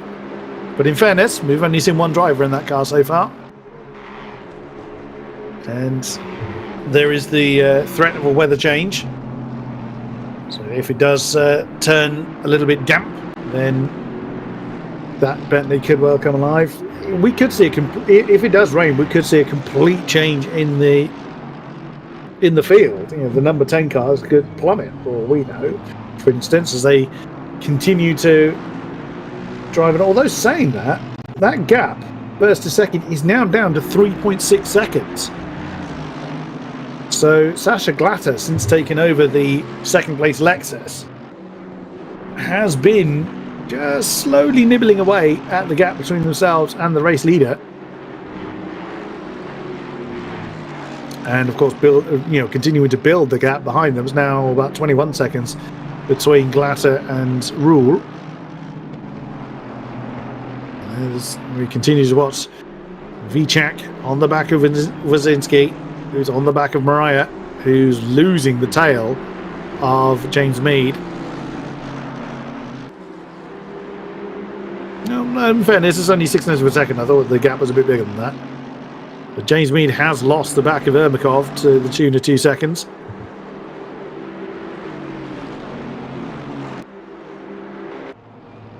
So James Mead is going to have to be mindful of... I think he's more keeping an eye on the gap behind. That's Mariah too deep into the chicane. That Bentley seems very, very difficult to corner, which... Well, I mean, it is a big old beast, as we said. Things set up more for the straights and the corners, it looks like. Yeah, quite possibly. It's just watching the way this car is in some of these corners, especially into the chicane. The times I've watched, it seems to be this car doesn't seem to be really stable. Watching it through autos and radio now, it seems to be okay this time around, but just Maria anyway, she just seems to be struggling. So it could be looking down at 14th place. It looks like the 808 has got a drive through for the good old track limits. Oh dear. Yeah, first drive-through penalty was seen. And that's for the 808 Merc. Taking too many liberties with the track limits. So that was started by Nikolai Novicki. And Vichak has then just finished off the penalty count. Look how close Wazinski is now to the Bentley. So the full boost racing Aston Martin very much tucked under the rear wing of the bright orange Bentley. It certainly was earlier on, but because Mariah had to defend a bit from Wazinski, you can visibly see the gap between himself and James Mead has grown. And James will certainly need a bit more intervention from the Polish driver to ensure that he can continue to build that gap. Just saw going out of the shot there was Ermakov, 2.3 seconds down the road from the SSRI Aston. Carrying along his merry way. Enjoy the wonderful noise, beautiful symphony of the Aston. See, in a straight line, that Bentley has certainly got plenty of pace. As we've seen here, I managed to get the apex that time. Did Fleet Murray. Again, no disrespect meant. It is by no means an easy feat to continue the kind of pace that we see lap after lap after lap, especially if the setup's not quite to your liking. I'm meaning no disrespect to any of our drivers, but it is quite clear to see that Bentley's not entirely happy through the corners. And now Wazinski is under pressure again from Vichak. Now, well, Vichak has got to serve the penalty, and a drive-through penalty here in Spa is really, really painful because of how long the pit lane is. Yeah, absolutely. Especially when it's the endurance race in the pit lane as well. So it's not the short pit lane like you'd get for the maybe say Formula One.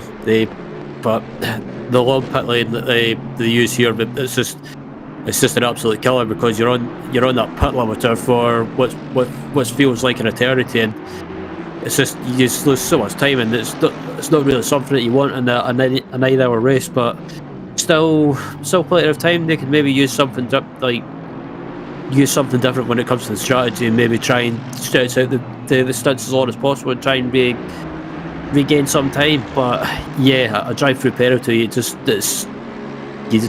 don't want that around here. Wow, look at Feechak. He is just hustling Wazinski hard, and that is not what James Weed wanted. Whoa, my goodness me. And that's why they've got a drive-through penalty, is incidents like that. Feechak pushing really... he's pushing there. You're not going to gain anything by pushing that hard at Pouon. Easy for me to say, and that's allowed. You can see Mariah's now really close to the back of James Mead, who hasn't had a good run down the hill. Has now got that Bentley bothering him for 11th place. You can see at the top of the chart there they go. Is Feechak going to come in this time? They only have, I think it's 2 or 3 laps from when they get the notification. They can't just keep going. It's an automatic notification. That's not from manually applied penalty. Is he coming in this time? Yes, he does. So you'll see just how much time he's going to be down in 18th, 18th, 19th probably by the time he reappears. It's a substantial time lost nonetheless. Yeah, absolutely. And as you come through the pits now, it's just one of those things you've got to grin and bear it and just get on with it. But it's probably not what this team wanted, considering they were not far away from the top 10. But yeah, as just looking now, they're falling down to 18th at the moment, but they'll probably lose more positions before they get to the pit exit. But as I look back up at the battle, head down the straight with James Mead, Maria, and Wazinski as well. So Maria seems to have gotten himself back together again and focused again. And as I say that, actually, I thought he was going to run wide there, but seems to have might have been struggling maybe as well with tyre pressures not being up to operating range, because I do know it. I think the operating range is about 27.5 psi, so maybe the tyre pressure's just not being in that zone. Could well be. But Mariah, though, is really hustling here as that gap continues to increase between Ermakov and me. Now 3.1 seconds between 10th and 11th. And now the Bentley seems to be coming back towards Mariah's liking a bit. Wazinski's got a great seat in the house for the battle ahead of him. Here's an advert for British manufacturing. Aston, Bentley, Aston. And the next 2 cars are also Astons. You just can't see them in that particular shot. There's Ruoff is in the pits as well for the Garage 991 car. One of our first pitters, unfortunately, following the early contretemps. Is Mariah going to make a move, or will James Mead keep him at bay? He's not going to make a move from that far back. Well, an hour and a half down, 7.5 to go. Plenty of racing action to enjoy here at Spa-Francorchamps. But for the moment, let's have a word from our commercial sponsors.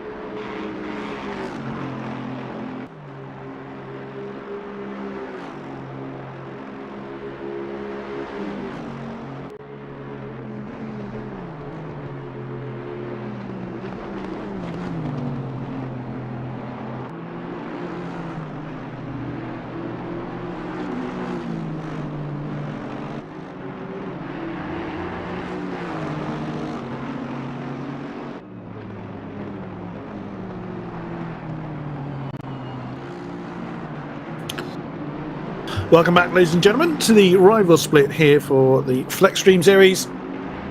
Round number 4 at the wonderful Spa-Francorchamps. We are looking at the battle for 14th place between Philippe Moria and Christian Burindia. The ACDN car still in the hands of Christian. Philippe Moria still hogging the keys to the Bentley. We've seen the Bentley struggle a little bit. He was hustling for 11th when we last checked in with him. He's fallen a little bit. Pastori in the 158 Aston is now 3 seconds down the road from them. As we are starting to get towards the top of the second hour, still, collections of cars fighting for positions, but also, as we can see from these two, is Burindia going to have a move on the Aston? A bit more of a comfortable time through Blanchimont. That's forced Philippe Moria to go very, very deep into the chicane. Aston, no answer to that just yet. Really glued to the back of the Portuguese driver. Down into the source once more. The straights is where the Bentley has had a bit of an advantage, but loses too much time through the corners, not least of which Radion. How do they manage it this time? Through the source, up and over Radion once again, and there again the Bentley just catches that apex and gets really unsettled, but the raw pace of the British Brute does allow it to stay ahead of the Aston Martin for now. But Christian Burindia able to close back in through the course of the lap. And slowly but surely that lead gap has been coming down. 1.7 seconds at last check as well between Krutz and Glatter. Both cars handed over from their starters. So we'll catch up with the lead gap. 1.4 seconds as they now get the last time check. As Burindia a little bit uncomfortable coming through Speaker's Corner, as we can see. Through P1. The car's got a fair amount of addition to its paintwork by the look of it. Yeah, that's the thing I like about ACC as well. You get a little tiny effects, which probably don't mean much, but I do like when it gets like dirt and grime on the car as the race goes on. I always find that's a bit of a cool effect. The ever-growing fly collection. Yeah. Absolutely so. There is Imran Zahali in the number 1 bright pink Ferrari on the back of the number 9 car. That's the XRS or SRP Racing BMW. That has changed over to Carlos Collado. Thought Ferrari was going to make a move there. Collado looks a little bit uncertain as to whether he's going to defend that inside line into the chicane.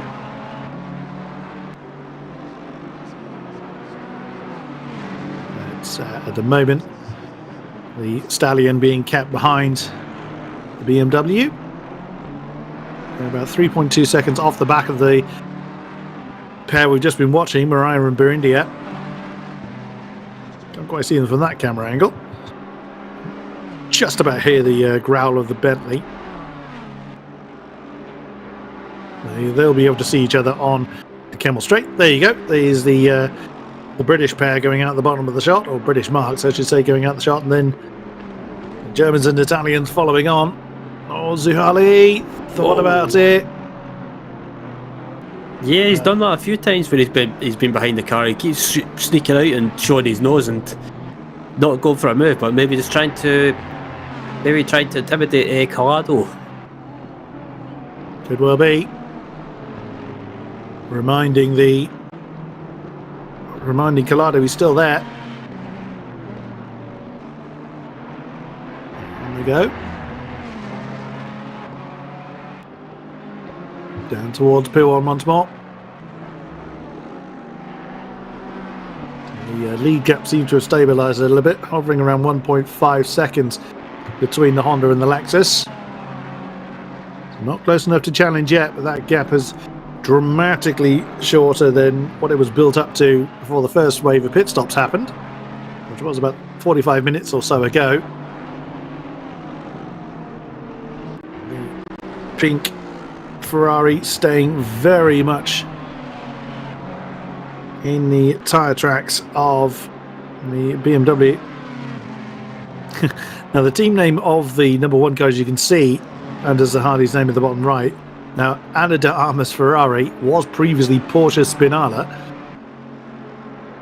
Oh, is this an opportunity now that Ferrari really close to the back of Collado, nearly hitting the side? Oh, that's gone a little bit uncomfortable. The Ferrari went very, very deep after batting on the doors. Oh no, taps the back of the BMW. Both of them coming to a complete stop as Collado, trying to get out of the way, takes the cone out at the pit lane entrance.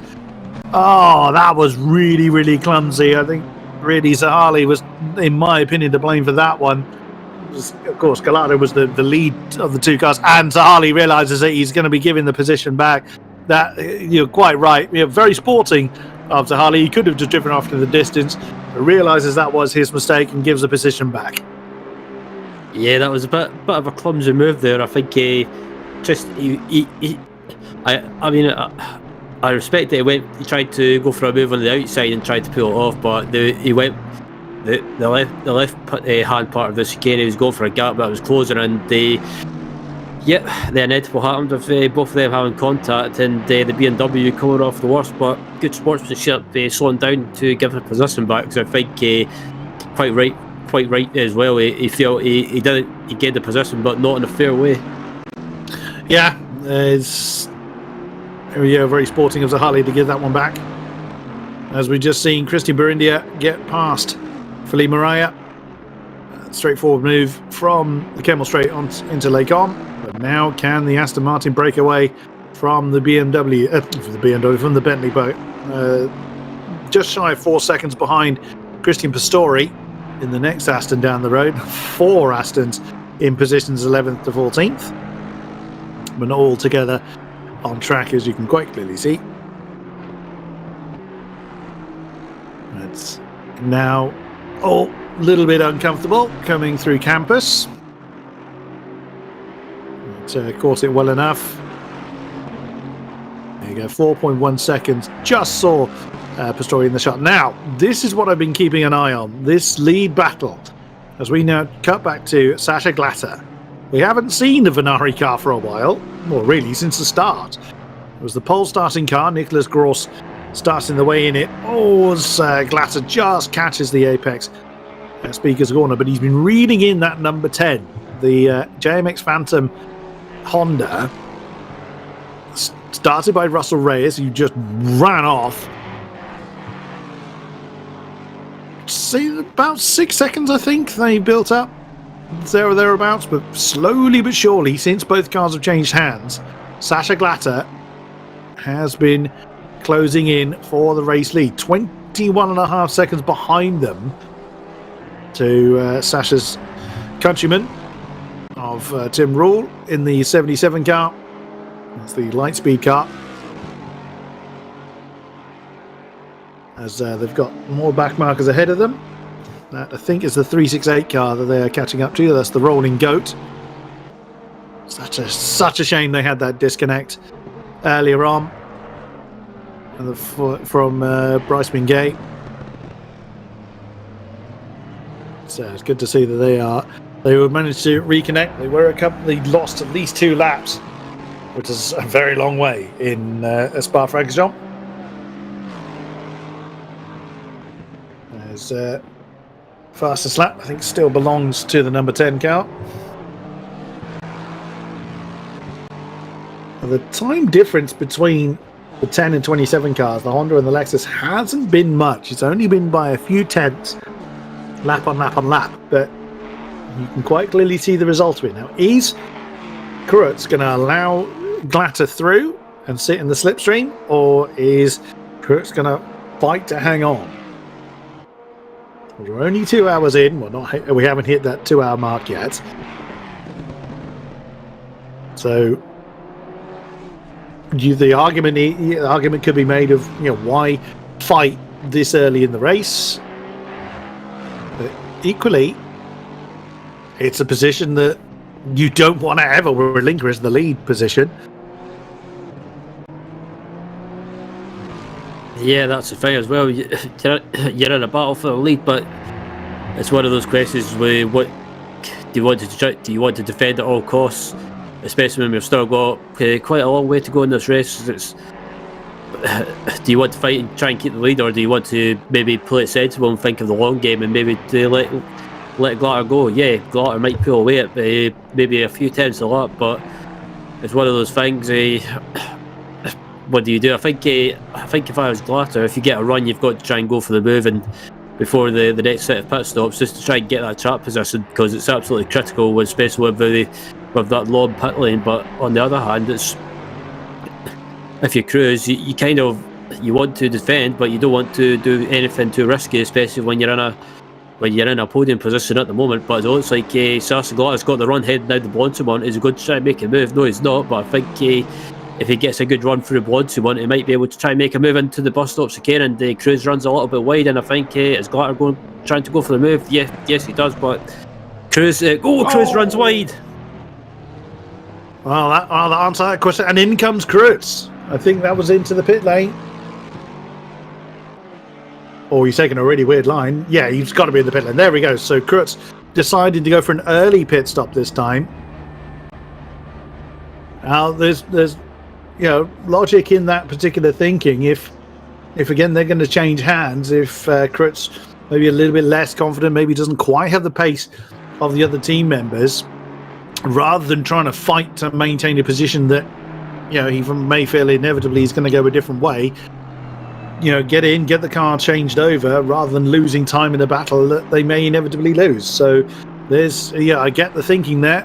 So in comes what has the car that's been leading the way for most of it, the JMX Phantom Honda.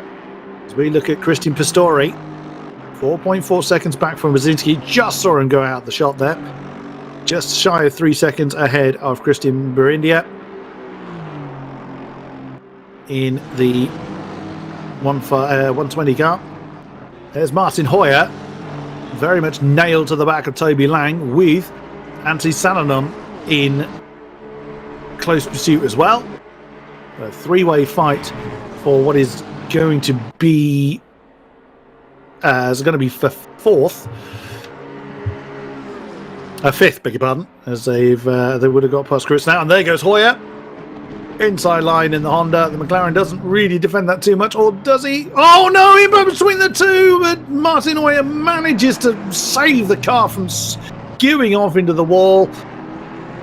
And the positions remain as they are, but I'm not sure that either one of them did anything wrong there. Couldn't quite tell if Hoyer understeered, or maybe there was a snap oversteer from Lang. Couldn't quite tell, but that slightly unfortunate. But at least Hoyer saved himself from a date with the barrier. Yeah, I think it was just there was nothing wrong with the move. I think it was just both of them battling really hard, and just a bit of a, like you expect in GT racing, just a bit of door rubbing there, but thankfully it wasn't a big incident. It looks like Salonen's trying to make a move up the inside, and can he get a move? Oh, I thought I was going to end up in contact again contact this time with Hoyer and Salonen, but I think Salonen, they're looking really quick at this stage of the race, and quicker than it looks like Hoyer, and also possibly Lang in front. But again, that Honda in a straight line, it's a quick car, so Salonen might have a hard time of trying to make a move. Maybe why that he was feeling the need to try and challenge into the Spanish chicane. Certainly doable, but you don't have a very big run from Pilon to try and do it. Through Blanchimont once again, and Salonen is the one that's gone wide this time. Immediately Hoyer back on the case of Lang, and they remain as they are. Anybody going into the pits? Not just yet. I think that was an early pit stop from Cruz, so gives him a little bit more time before we see anybody else. And immediately Hoyer goes for the inside line coming into La Source. Can he get the Honda slowed down in time? I think Toby Lang, yeah, he's realised that that one is done. And then trying to follow through is Salonen. Can the Finnish driver follow? Not quite. The McLaren slots in right behind the Honda. Now the McLaren is going to have the slipstream. Is he going to attack Martin Hoyer back? Let's see. Eau Rouge, Radion. Oh, the McLaren looked like he had a much better line there. But the Aston is ready to pounce. Oh, Salonen's already making a move on Hoyer. On Lang, sorry. Oh, side by side for the McLaren and the Aston. Who's going to win out over this one? Oh, my goodness me. Another battle of the Brits, or British marks. Punch in the face to the Aston. And Salonen has won out. Toby Lang has had to bow out of that one. Linkets a little bit quickly coming out of Malmedy. The McLaren then having to settle for 7th. So 2 positions lost in a lap and a half. Yeah, plenty of plenty of battles going on, and yeah, especially Salonen was being I think Salonen quite rightfully they tried to get by as quickly as possible, but didn't want to do anything risky. But Salonen had to be a bit forceful as well to get by, and I think Lang as well realised that Salonen was probably quicker and just decided not to make a big deal of it. They've got some breathing space behind Jamie Nuttall and the 71 Merc. He's another 7.5 seconds behind. Here's a battle we were looking at earlier on. Carlos Collado. Whoa, Struth. Now that car behind is was the former race leader, so that's actually not. Oh no, yes it is. It is a battle for position. Russell Reyes is back in the car. Wow, has he gone wide? Coming through Speaker's corner. That was somewhat forceful. That was our race leader, the number 10 car, but of course it's just been through the pits, isn't it? So it's handed back over to its starting driver, Russell Reyes, who was flying in that car at the beginning phase of the race. So Alan Krutz deciding not to hang on to the car longer than he needed to, putting in their starting driver. So Zahali then is going to be next in line to be challenged by Russell Reyes. So Ferrari versus Honda versus McLaren in this particular lineup. Or versus BMW, excuse me. So it's Flamger in the McLaren. He's some distance behind them. So Collado may well have lost out on that battle anyway, but that was almost a bit desperate from Russell Reyes. Maybe they're conscious of the pace difference between Reyes and Krutz. So Reyes may be pushing to try and regain some of the time lost, but you've still got 7 hours to go. You don't need to be pushing that hard. Oh, and again, deep into the chicane. He needs to kind of reacquaint himself with the car and the fact that the car's very heavy and get back into the groove a little bit. Looks like Russell Reyes is really pushing on. Yeah, absolutely. I think he realised that maybe needed it, or maybe realised that he was quicker than the car in front, and maybe wanted to try and make a move straight away. And but yeah, I would agree. I think it was a bit desperate there, maybe a bit unnecessary as well. But yeah, it's just the way it goes. Some drivers like to try and get the move done as quickly as possible, especially if they've got a quicker car started to close down them from behind. They want to try and get by, maybe try and pull away and build a bit of a gap. But again, Reyes trying to make a move on Sahali. Sahali actually lifted really early and let him go.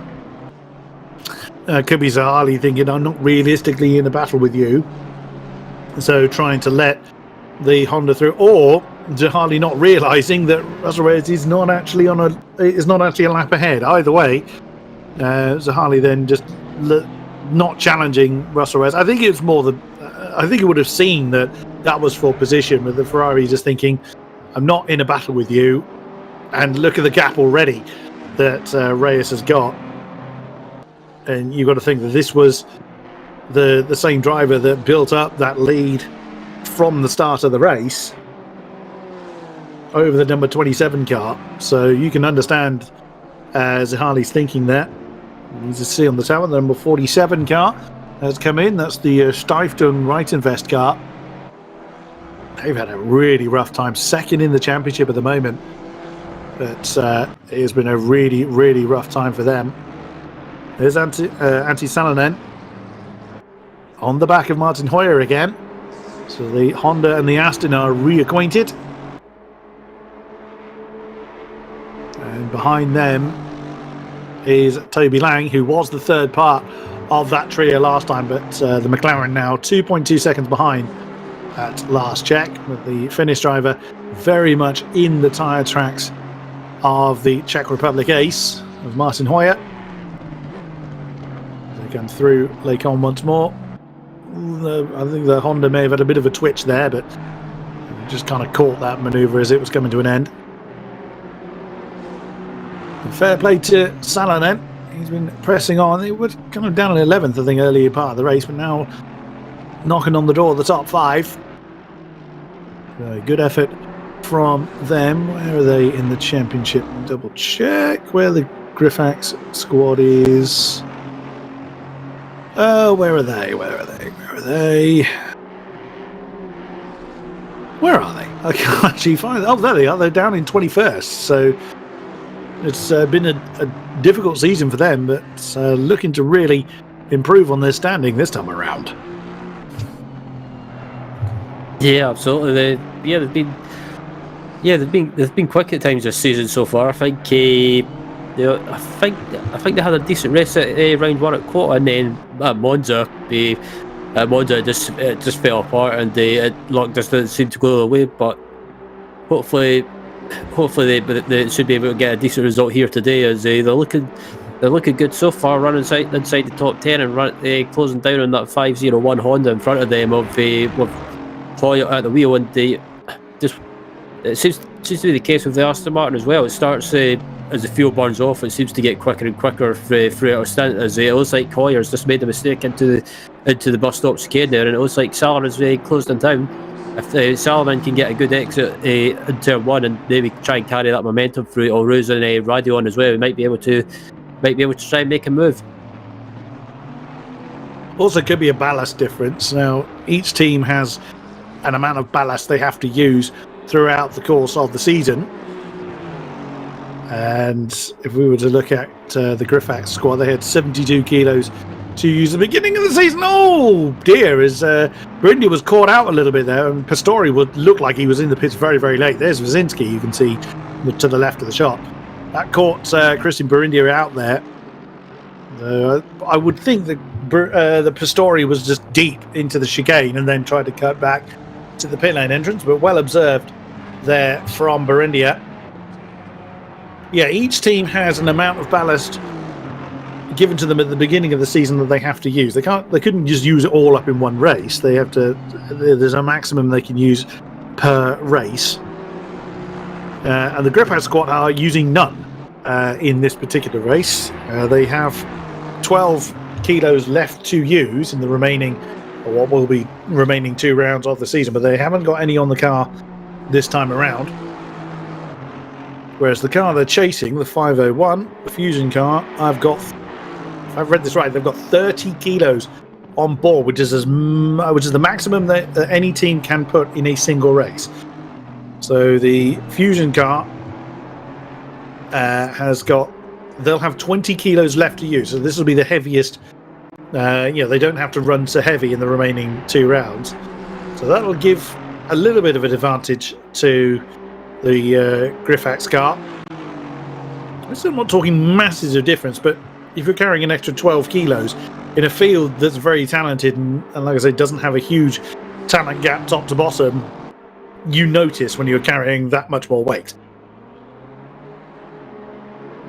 Yeah, absolutely. That's the thing with carrying extra weight as well.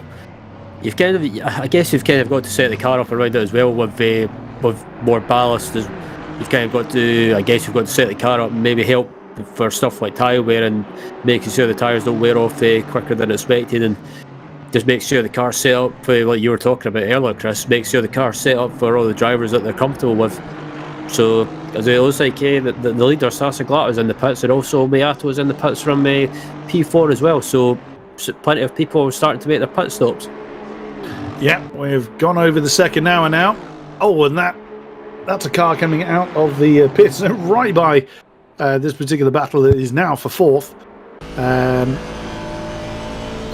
They were behaving themselves through Radeon. Oh, is Salonen going to think about it? Oh, can he slow down? Well, his car's a bit lighter.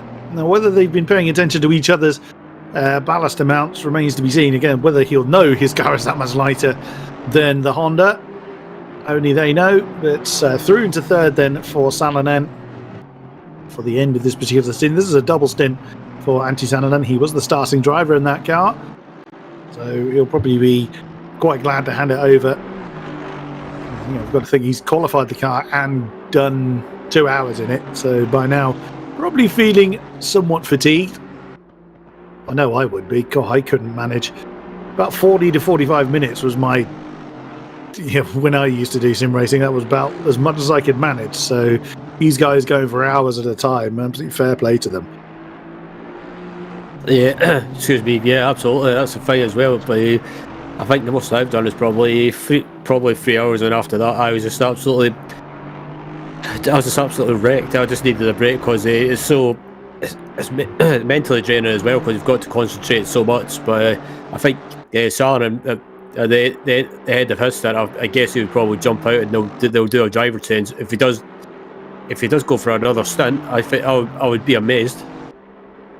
Yeah, that would be quite bonkers. As he would have qualified the car, as we said. So, and with practice sessions around the qualifying session as well. Does he come in this time? No, he's carrying on.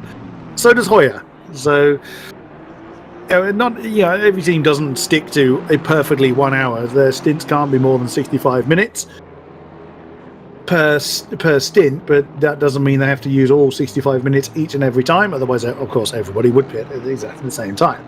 So there will be those stopping earlier or stopping slightly later, etc., etc. Of course, the later in the race you get, the more spread out those pit stops become. And look at the gap already that Salonen has got to Hoyer. That's 1.5 seconds at last check. See what it is when they next come over the timing line. So they'll be up into second now with Tim Rule from the race lead. He's in the pits, and the lead being handed over to the Rapid Esports BMW for the time being. Dragos Simeon. That's the Romanian team. Rule and Lang both in. So, as we said, the pit stop's spreading out now. There is Tim Rule, and there is Toby Lang. McLaren now rolling away. Now, we don't know whether he's already actually come to a halt. Oh no, there we go. He was just putting his brake lights on, but that's how long the pit lane is here when it's in its endurance setup. And there's Russell Reyes. The JMX Phantom car, they just lost the lead at the point that Alan Krutz came in to hand that car back over to their starting driver, Russell Reyes. Oh, wow, that's a show of how hard that Reyes is pushing, coming out of Normandy, nearly doing some lawn mowing on the outside line there. Right behind them, you can actually see the car they lost the lead to, and the driver they lost the lead to briefly, Sasha Glatter. Now 1.5 seconds between the Honda and the Lexus. Oh, there's a yellow flag out there for someone. That's the 999 car that's had a moment. Yeah, there it is. Javier Perez now in command of the 999 Ferrari. That's had a big moment at Radeon. Whether it's hit the wall, not certain. It's not been the best of races for that team. It's been pretty much one of those races where it's, everything that could go wrong has gone wrong. Sadly so. As we now look at Mikolaj Novicki on the back of the 991 car, the Garage 911 car. That is being driven by Enschroer. Oh, that was close. In comes the SSRI car. There's Ermakov, you can see in the left part of the shot. It was James Mead bringing in the 74 car from 6th place, I think it was, so a good run for them. Novicki still keeping Schroer company.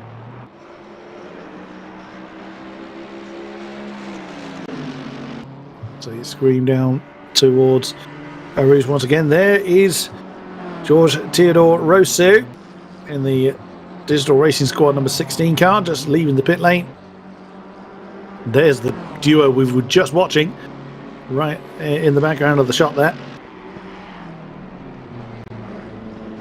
Rossi then bringing the car back on. Always got those few moments of reacclimatization.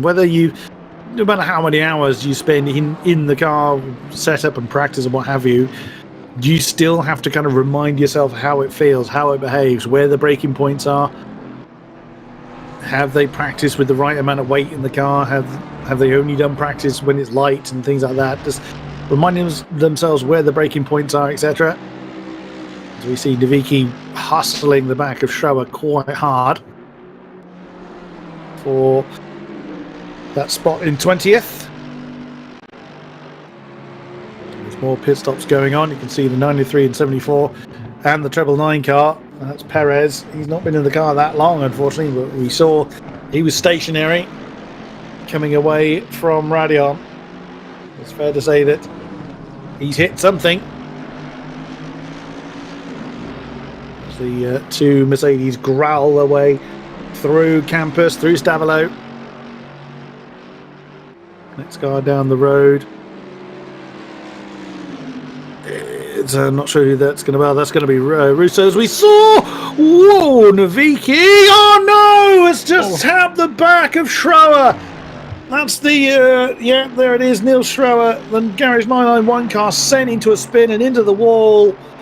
Ah, no, that could be another pit stop for the 991 car. They were in the pits early on in this race as it was.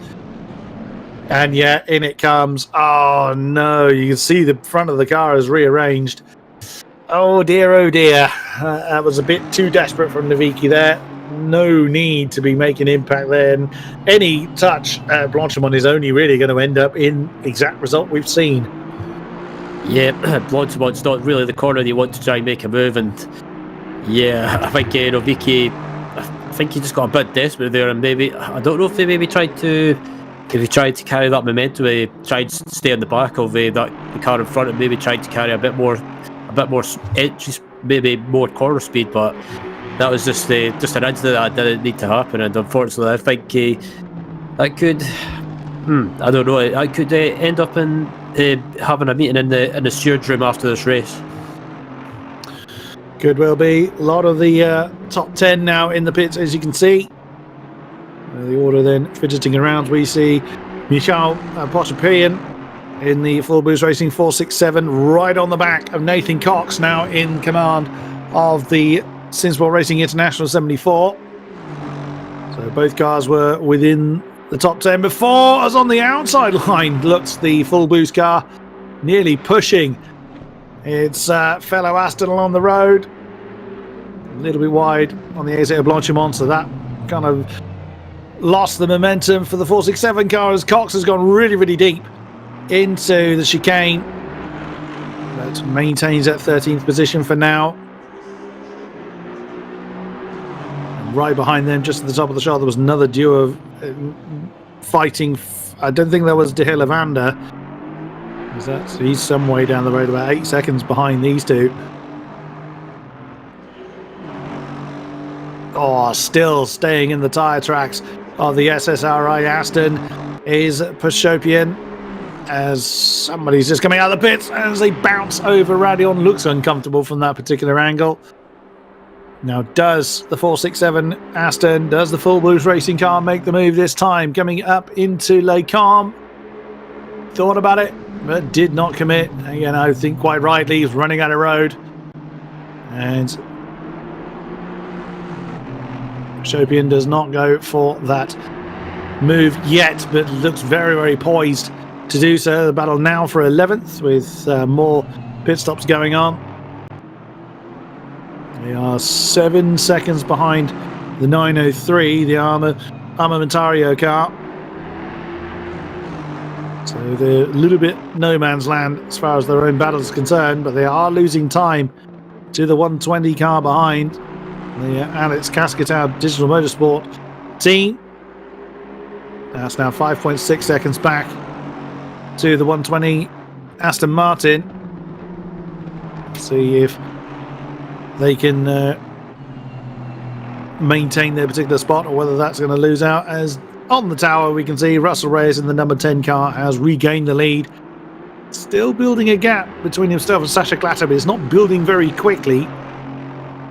Not yet 2 seconds. So Russell Reyes, bear in mind that the pace gap between himself and Glatter is not as big as he's probably accustomed to.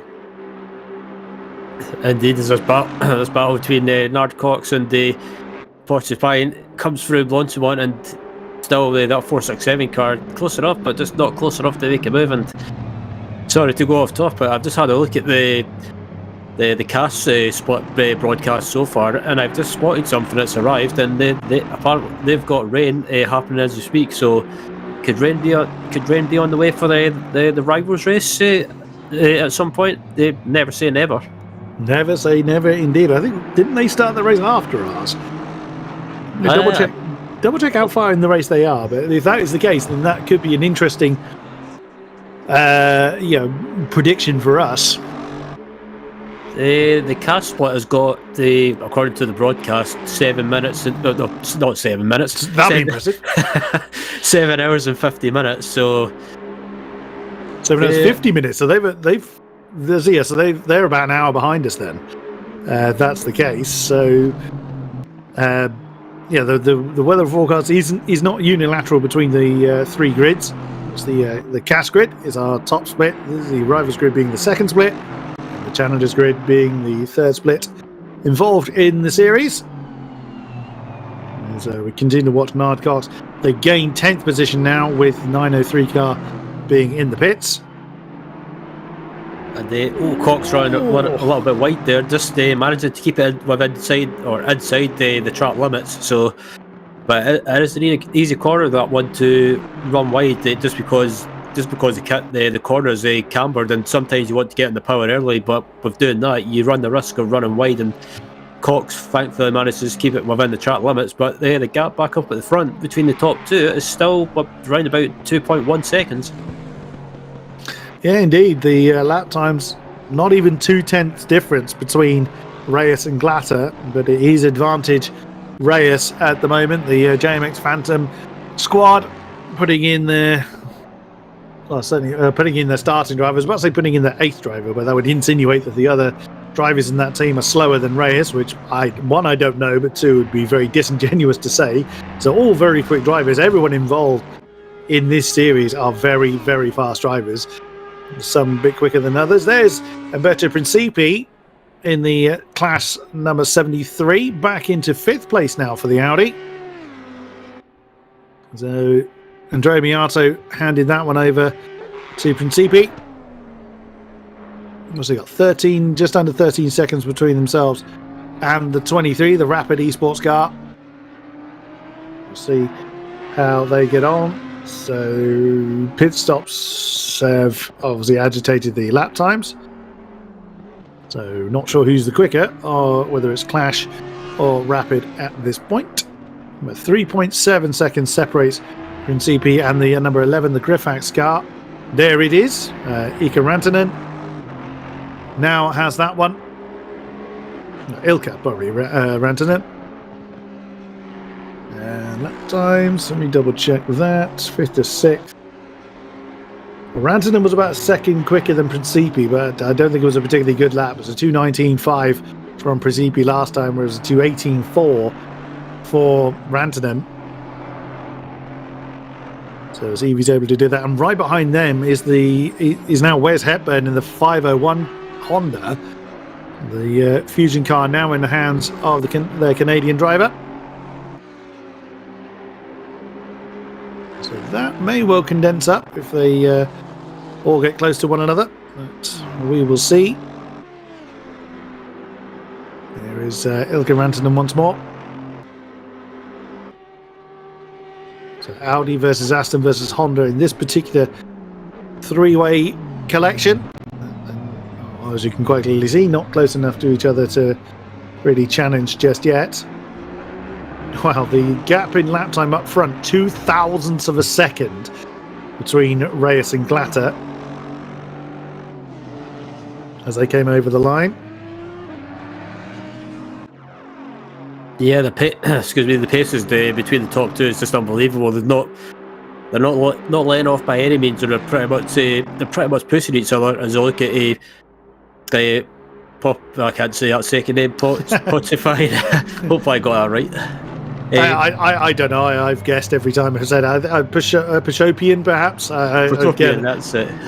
Apologies, Mikhail. We try. Still closing that gap down to Nard Clocks in front of him for the Simsport Racing International team. They currently in 10th, and that's a team I've watched quite a few times, especially in Nard Clocks. I recognise him from the SSRIA community, and a really quick driver, and doing a good job so far for that team in 10th place. And recently took over from I think it was James Mead. It was indeed James Mead who had the car previously. So we look at Marcel Chico. We can also see on the tower that a drive-through penalty has been issued to the Geeks Energy Sim Racing car in 24th. The number 35. Dean Vella had a hold of that one. That is Villastra. It's got to bring that one through. It's the cars behind them. The treble 9 Perez is some distance back, so not likely to lose time. But let's look at Marcel Chico, the number 9, the XRS car. Now the car ahead of him is the 158. That's the Ida Pro Esport car.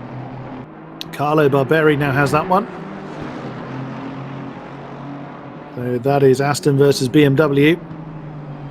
Both in very fetching yellow and black liveries. As we look now from the back of the Italian's car, staring straight into the face of the Spaniard of Marcel Chico. To enjoy once again the beautiful symphony of the Aston Martin engine. Oh, Chico had a good run through Puon. Gets his nose chopped there, going into the Fania chicane. Oh, again, the car's getting a bit squiggly. As far as one of these tracks where there's a lot of right foot, there's a lot of either straights or long flowing corners, such as here, Coeur Porfrère, Blanchimont.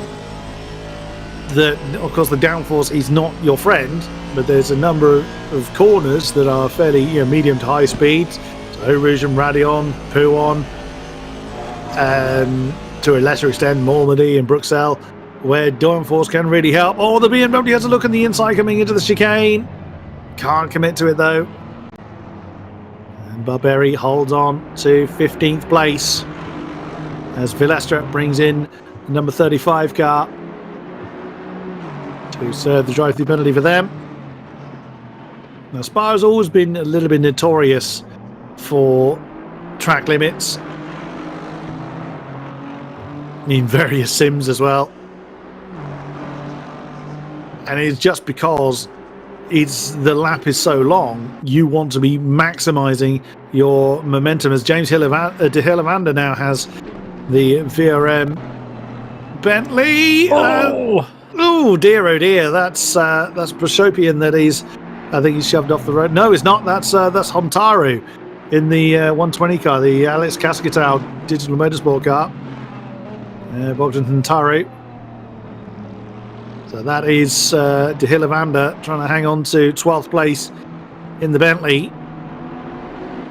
And right behind them on the road is not the next car. As the bright pink Ferrari is the next one in position. Who's that that's following? That's the treble 9 Ferrari. So that's the XPD Emerald car that is some laps down. So they don't necessarily need to worry about that particular car. They are allowed to unlap themselves. You can unlap yourself from any competitor if you're fast enough to do so, as long as you do not impede the car you are unlapping yourself from. That's the general rule of thumb. It does look like the treble 9 car is... Well, it looks like it's got some speed. I mean, it is dead last as far as remaining runners is concerned. We still have only lost, as far as I can see, the number 79, which we lost on lap 5, which is good to see. We cut back to Marcel Chico challenging Barberi for 15th place. Very, very close between the Aston and the BMW as the Spaniard goes to the outside line and cannot get the turn in. Barberi holding on for grim death, it looks like, from the ever-present XRS BMW. And no matter what Chico does, so far, Barberi has got the answer to it. Generally, sooner or later, the pressure will tell. As that's another lap, they're going to be glued to one another. The BMW staying in the shadow of the Aston. BMW was a bit bouncy coming over Radion, then riding on board with the XRS car into the slipstream, but he's not gaining enough. Yeah, I think he's actually backed out of the throttle there. Oh, me of little faith, he's gone for it, but really, really late. Whoa, I thought there was going to be impact there. There very nearly was. It's not committing that early to the apex at Lake Com, unless that's his personal preference, but it didn't seem the optimum way of doing it. As we now have got Umberto Precipi and Ilkka Rantanen locked together for 5th. The Audi has been closed in by the Aston. Great stuff. Where's Hepburn? There, you just saw the Honda go through the shot. 2.3 seconds between Rantanen and Hepburn. Ilkka's had a really good pace in this stint, but Wes Hepburn has also closed in, so a lovely three-way battle for 5th. Yeah, absolutely. Ilkka have been keeping an eye on his pace, and he's been closing down Principi really quickly, and also you've got Hepburn just in the background there, closing this battle down as well. So three-way battle, and all these cars as well on a straight line as well. They're so evenly matched, so trying to make a move is going to be difficult, but as I say that, it looks like Rantanen is closing Principi on the slipstream, and is he going to go for a move? He's going to try and go for it. Can he get the move done? They're side by side, and it looks like Rantanen leaves just enough room and he gets the move done up to P5. And Hepburn was trying to follow through as well, and he has followed through. So Principi lost 2 positions through Lake Com and Normandy there. Wow, was that a bit of cautious braking then from the Clash Audi? Also just very, very good driving from Rantanen and Hepburn. Well, combination of all things, I suppose. But Rantanen has really benefited from that. The Aston with a little bit of breathing space now over the Honda. Well driven from both Rantanen and Principi, in fairness, because he could have easily tangled with the Honda. When one person's come past you, it's easy to forget there may be another one right behind. But yeah, not a good run of corners for the Clash Sim Racing Audi. But either way, they're still in a good position at the moment. If Principi can just get back into the rhythm, settle back into the slipstream of the cars ahead of him, and he may well be back in a position to attack again. He's already nearly a second behind the Honda, so he may well have to lose out on this occasion. But can Wes Hepburn stay right with Ilkka Rantanen for 5th position? There's quite a gap between 4th and 5th at this stage, so Rantanen may have more work to do. A bit further back, there is Rosu and Naviki. Wow, that was a very late decision. I think that was the BMW going deep, and Naviki having to take a very tight line through Bruxelles to avoid an impact there. I'm not sure Naviki was intending to make the move. I think that was a mistake on behalf of the Digital Racing Squad car. So the Romanian George Theodore Rosu looked very, very deep there, and then flash of the lights. That's the number 10 car that's coming through. Get out of the way. I'm the race leader. And that's of course going to affect the gap up front. The rate heaters coming through to put a lap on them.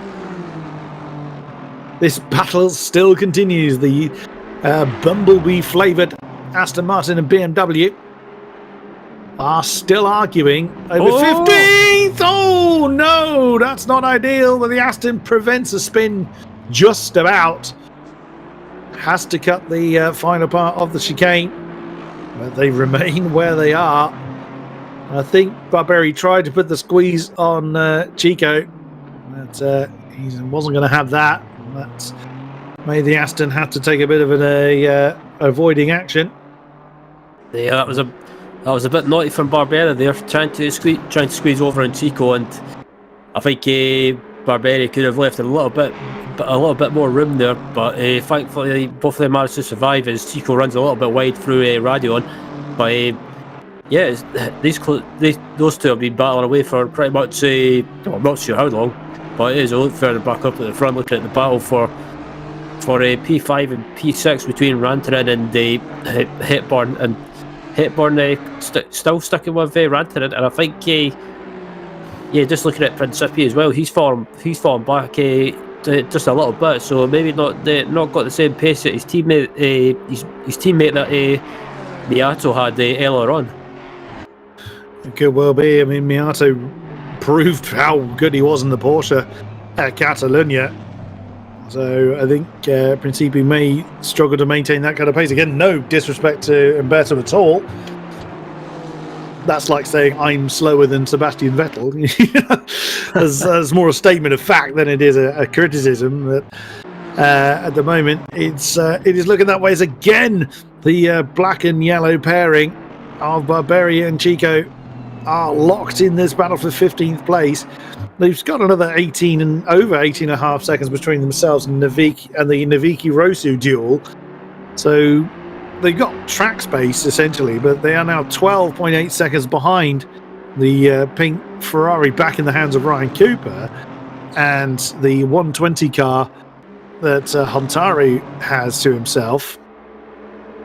So they're not going to be challenging further up the field, but I bet they are in, well, whether they're enjoying the race or not, we certainly are, as they're providing us some great action between the two. Here we come again into the chicane, no impact this time. And still the Aston keeps the BMW behind. The Barberi has got to be sweating quite hard because there's a lot of pressure being piled on the Italian shoulders for 15th place. I was going to say, it wouldn't surprise me if Barberi's got depending if he uses gloves or not. It wouldn't surprise me if he's got sweaty hand marks on his wheel, but I don't think anyone wants to imagine that. Very, very true. Bogdan Huntaro on the outside line of Ryan Cooper. The Ferrari tried to defend it. Can he outbrake the Aston? No. As Huntaro then for Alex Cascatell Digital Motorsport up into 13th place now. They've been close together for a while. And it is Aston ahead of the Prancing Horse for 13th now, with about 5 seconds to close in on the orange Bentley of James de Hillevander. But not the next car down the road. That's the treble 9 Ferrari they can immediately see. We can't see in that shot, but that's the next car down the road. Oh, the Aston got a bit uncomfortable there, coming through Pouhon. So it's going to allow the Ferrari to stay tucked under the rear wing. Remains where he is. Oh, hello. Oh, what's happened? On the inside line of the source, on Rantanen. Cool, close, side by side. No, Honda's got that one. So that's the Fusion Racing team up into 5th. But is Rantanen for the Griphax Engineering car going to be able to slipstream his way past the Honda? Not using a line like that, he wouldn't. It didn't look an optimal run through and over Radion. No, the Honda's definitely got the straight line speed to keep Elke Rantanen behind. 20 seconds they've got to close in now before they get to look at the Rapid Esports car that is now in the hands of Miklea.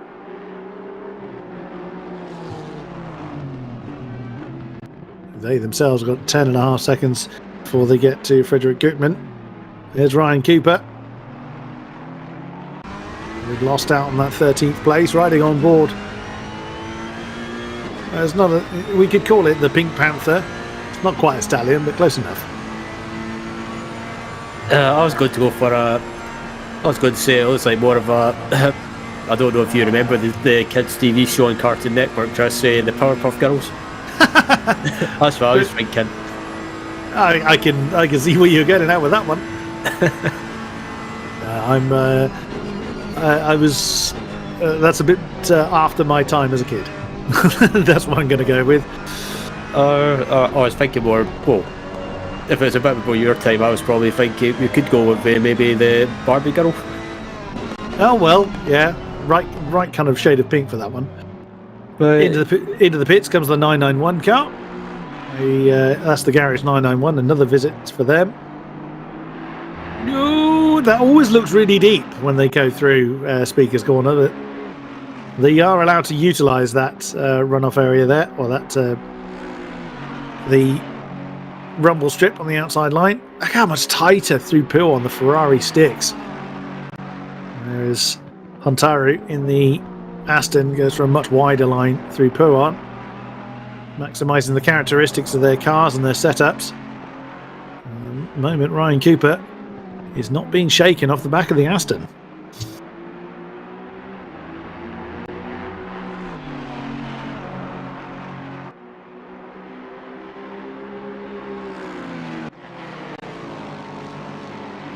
Sasha Glatter, he's only half a second behind Reyes. Oh my, oh my. Well, Russell Reyes is, I suspect this is more traffic that's kind of slowed the number 10 down. So Sasha Glatter has had a much more comfortable time through the traffic. We did see the number 10 flashing his lights at some people earlier on. And a mixture of Glatter getting out there and getting on with it. Honda versus Lexus for the top two spots. Still with plenty of traffic around them. Who have they got coming up next? So the next car in line is the Geeks Energy Sim Racing car. Just see it going through the shot there. Lap times this time. We'll see when they come over the line. A couple of hundredths in it between lead cars. Glatter well within slipstream range there. Reyes will be getting, or is close to getting, some slipstream off of the next car down the road.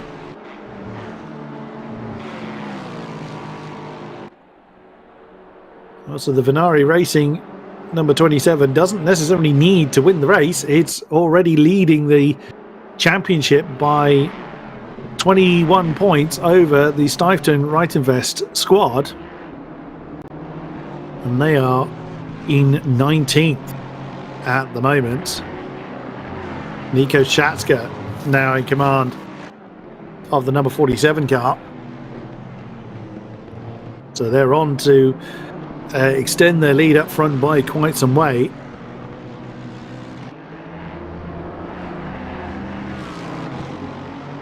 I was going to say this. Sasha Glatt is not. He doesn't seem to be able to get close enough to make a move.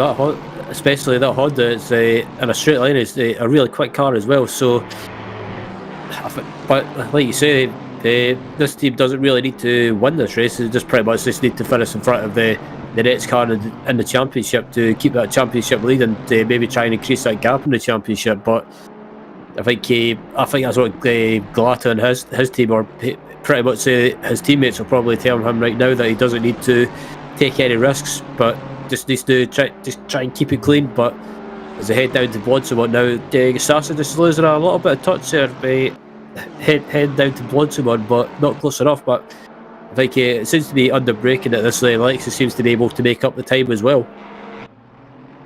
Whoa, a little bit wide through Blanchimont there. A bit of dirty air coming off the back of the Honda. They're in a position where they don't need to win, but you always do. You always want to win any race you're in. So I'm sure they'll go for a move if it's on, but they won't try and force a move. Oh, Ryan Cooper is side by side with Huntaru coming out of Radeon. Now side by side is the Ferrari and the Aston heading towards Les Combes. Ryan Cooper noses ahead. Well driven for both of them. The Ferrari forced deep into the first part of the chicane. A little bit of a bump between the Ferrari and the Aston. Still side by side as they come through Normandy. And that is 13th back in the hands of Ryan Cooper. And immediately the Aston has a look on the inside line coming down towards Bruxelles. Does not commit to that. So Ryan Cooper reclaims 13th position for the number 1 squad. So he hasn't given up on that. That has dropped them 9 seconds behind the Bentley of De Hillevander now, with these two having the fight that they're in. Yeah, absolutely. Excuse me. Yeah, this fight is going on. It's just giving De Hillevander a chance to increase that gap and just try and pull away even more. But yeah, good battle. It's a good battle between both cars as they look at the 11th and 10th and 11th. Sorry, with the Nard Cox and the driver whose name I can never get right, Pochefin in 11th. So again, the FLExTREME not being able to get close enough to make a move, and this battle's been going on for quite a while now. So, and also the next pit stop's not too far away. I think it's about pretty much coming up for 20. Well, due in about probably the next 20 minutes. So I wonder if both these teams will probably just do fuel and tyres only, or make a driver change as well. Absolutely so. Yeah. Pashopian or Pochapian, not exactly sure how that's pronounced. Again, apologies to the Full Boost Racing team there. He's still on the tail of Nard Cox. Again, he may just be opting to stay there for the time being. Both of them Aston Martin, so no car difference, only in the setups and how heavy the right foot is. Oh, again, uncomfortable line coming through Radion. But staying in the slipstream of somebody else can help you save those little bits of fuel, save the tyres a little bit, etc., etc. And all those little savings, whoa, can undo itself if you start sliding around like that, coming into Lake Om. But yeah, those little fuel savings in particular will, or potentially will pay dividends for the last pit stop of the race. If you can shorten it by maybe 5 seconds or so over your opponents, it can make all the difference if you're in a very close battle like this. So imagine if the 467, the Full Boost Racing pit stop, was 5 seconds shorter than the SSRI squad. They may not have time to recover that kind of distance in the final hour of the race. So that's what they're aiming to achieve by opting to stay in the slipstream rather than try and force to make the overtake. Whereas here in the Ferrari car, Sasha Glatter doing a great job of staying right with Russell Reyes. It is a very, very difficult task to do considering how fast Russell Reyes has been in that number 10 car. Exactly as you say, Ryan, it could be that Sasha doesn't quite have enough to make the move on Russell Reyes, but I suspect that Glatter is just thinking, I don't need to make this move to, thinking about the championship overall. With 2 rounds after this one, and the nearest opponents of Stuyvesant, Wrightinvest and Cracked some distance behind, they don't. They could run the risk and try and make the move. If that sent him into the wall, that would be a huge opportunity wasted. Yep, absolutely. It's coming through now, and on a run up to Bloodswood, and Glatter's a lot closer than he has been before. But it's like you say, you don't want to take that risk and make a move and risk messing it up, and also blowing your championship chances and blowing that gap in the championship. It's always like Glatter's got a great run heading down to the chicane, and can he get the move done on the outside? He's leaving just enough room. Can he get the move done? And yes, he can. Whoa, that's a fantastic move. I think that was the opportunity's there, I'm going to take it. Rather, he didn't force the move. That was nicely done from Sasha Glatter, but Russell Reyes isn't just going to sit for that, as he's immediately side by side. Now tries to get the cut back into La Source, still side by side on the run down towards. Oh my goodness me! And nosing back ahead is the Honda. So Russell Reyes, goodness me, just. Maybe I don't think he was letting Sasha Glatter through, but it wasn't. That was very much a statement of intent of, all right, you've had your moment in the lead, but this is mine. This is Glatter has no option but to get back into the slipstream. But Sasha Glass are even just having a bit of a wiggle there on the way down towards Lake Como. I think they're enjoying themselves at this point. They've got quite a significant lead between themselves and Frederick Gutmann in third. It's 27 odd seconds back to the third place BMW, so they can afford to have a bit of fun between themselves. But that's a case of Glatter saying, I will overtake you for the opportunity to present yourself, and Russell Reyes saying, yeah, but I'm going to make you work for it. I don't think anyone's going to question that Russell Reyes has proven to be the quickest driver out there all race long so far. But there's still plenty of it to go. We're not a third of the way through the race yet. So there's this is going to be quite an interesting battle between the Phantom and the Venari cars. Absolutely, yeah, absolutely. Both of these teams have been evenly matched so far, and also these drivers have been evenly matched so far as well. So I think this battle is going to go down all go well, and both teams don't have any incident. I think this battle should go right down to the end of the race. I think, but obviously it could, if this battle keeps up, it could be sorted out through pit strategy and pit stops as well. So they're also got to remember they've still got to make a driver swap and they stick their third driver in. So I think it's maybe they've decided to stick Sasa in for the 27 and get his basically try and keep up the pace and try and keep up the front, and then basically I think at the next pit stop I think they should probably put in maybe not a slower driver, but maybe their safe pair of hands driver, if you like. Those elements of strategy are still yet to play out. So it'll be good to see. We saw when Reyes handed that car over to who was in it before? It was Alan Kreutz.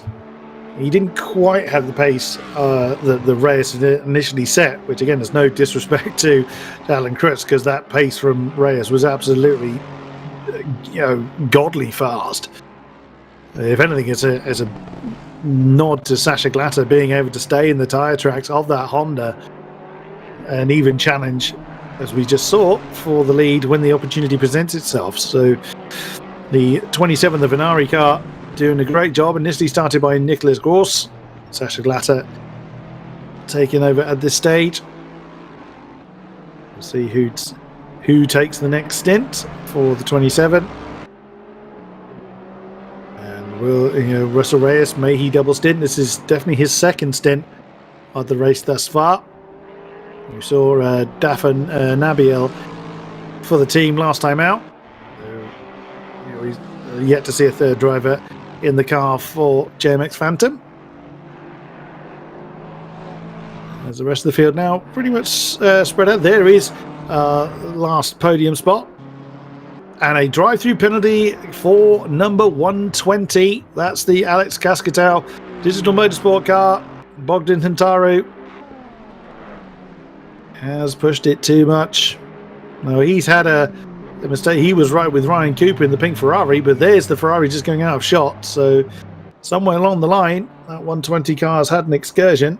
And to make their day even worse, Bogdan Hintaro now has to do drive of shame. Oh, and picks up one of the pit lane boards.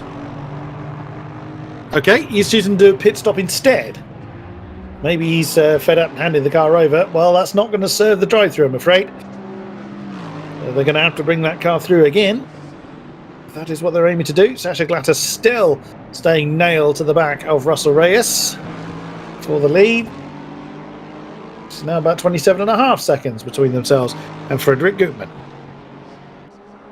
This battle for the lead still going on as well as they come up through Allroos and Radion, and looking at Glatter as well, he gets a great run through Radion and he carries loads of speed. And again, that Honda in a straight line, though, the straight line speed of that Honda just manages to keep Reyes ahead, and Sasha Glatter just watching the body language as well. He doesn't appear to be desperate to try and make a move. He's just more than happy to sit behind and just wait for the moment. And I wonder if this 2017 might decide to pit early and maybe try and do a bit of an undercut.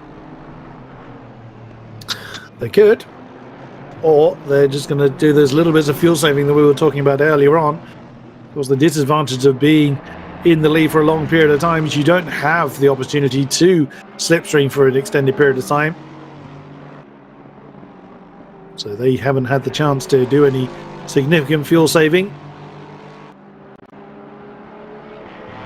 I suspect that Glatter is going to run to the end of the stint and just stay where he is behind the McLaren, unless that starts to cause him issues. We did see him getting very slippery through Bruxelles in the course of this lap, so if it starts to feel detrimental, him staying behind the Honda, and of course he is going to take his opportunity to come past,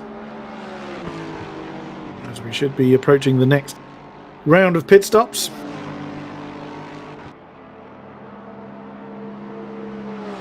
What do these two lead runners do? Riding on board now with Sasha Glatter. And there he goes again. Reyes stayed to the inside line, so the Honda felt the need to defend and has actually outbraked Glatter. They're having some fun out there. It's great to see. Again, they've got a sufficient lead to afford themselves a few moments of, close racing.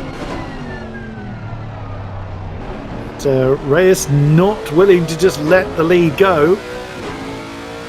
And again, you could argue, why should he? I think it's proven that the number 10 car is out in the lead on pace, on merit. Oh, you see that's a real struggle to get these cars that are, these ones towards the front are certainly running, more lower downforce. So Reyes thinking about a defensive maneuver, but thinking, hang on, Glatter's not close enough to make a move.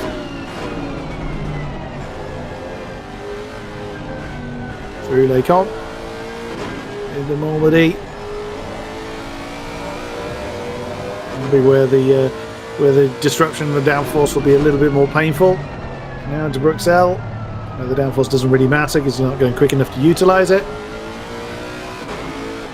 Speakers or no name corner, call it as you will. Oh, tail again getting lively. The tyres are probably getting towards the end of their usefulness by now. Now Puon, a little bit off camber and in the beginning part, and then positive camber towards the bottom.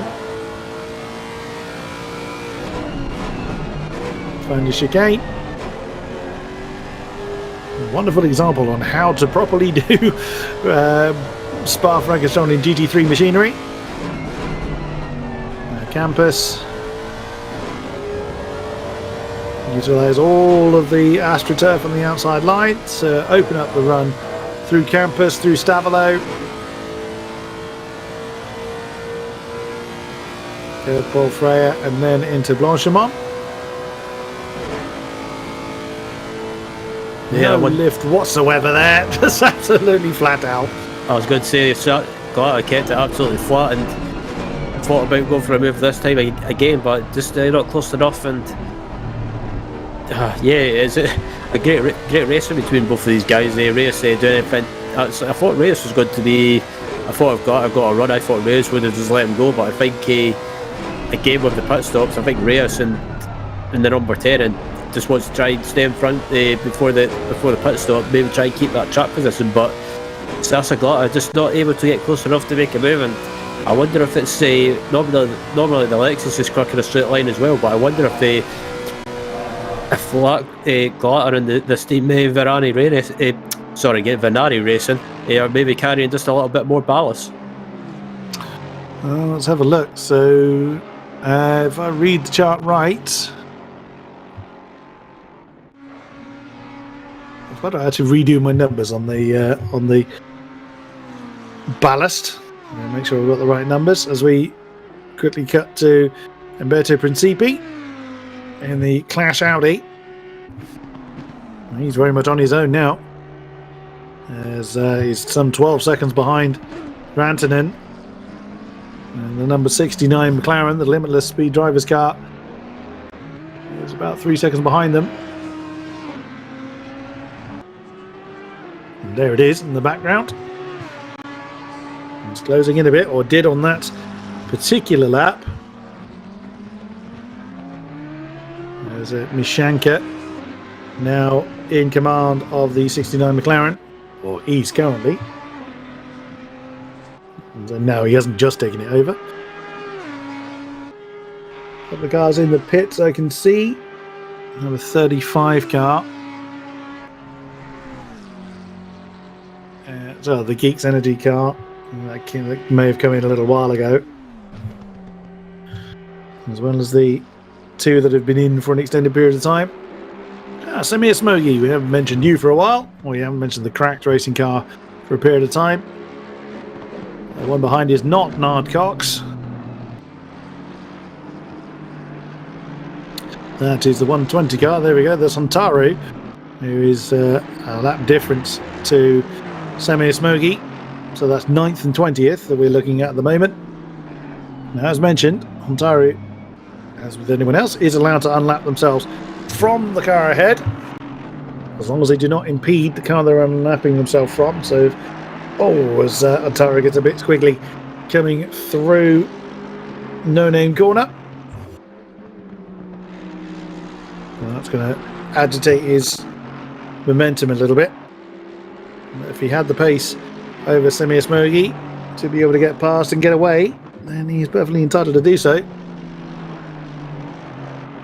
We saw the Alex Cascatau car serve a drive-through. It was over a pit stop and then it served its drive-through, and Hontaru's remained in the car. I did wonder whether Hontaru was actually going to hand the car over at that point, but you can quite clearly see that's not the option they went with.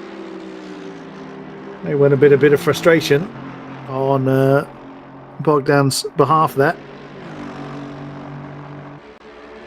Pressing on nonetheless to stay in the tyre tracks of Smoky ahead. There's Carlo Barberi, who's having that brilliant battle with the black and white BMW, but now finds himself behind the aforementioned black and white BMW. Marcel Chico. Well, Marcel Chico is the next car down the road. As far as position's concerned, it's clearly not. Oh no, it was that one. Oh, that was the car he was arguing with last time. As they come through the final chicane. Oh, there's a race leader. Oh, that's not the car he was arguing with. That's Sasha Glatter on the back of Reyes. So it was Chico who was arguing with, but that's not the car we can immediately see. So as much as Carlo Barberi would love to stay in the slipstream of our two leaders, he's not quite got the pace to do so. There is Sasha Glatter, the car we were literally just staring at. Close but no cigar as far as the lead is concerned on this occasion. Are either of the top two coming in? Reyes does, so that's the number 10 car coming in. The end of another stint. And so Sasha Glatter now has the opportunity to try and pull away a little bit from the JMX Phantom car. We'll keep an eye on that to see if Russell Reyes hands that one over, or if he's going to double stint the car. Now that is his second stint in the Honda. There is a maximum amount of time that any one driver can spend. I believe it's 190 minutes. Sasha Glatter not worried about that right now. Yeah, I'll be interested to see if Sasha can unlock some more pace now that he's got some clear air in front of him, because I think he was being held up by Reyes ever so slightly, and with him, Sasha being in clear air, I wonder if he can put down some quick laps before his pit stop. Exactly so. Not many others in the pits that I can see.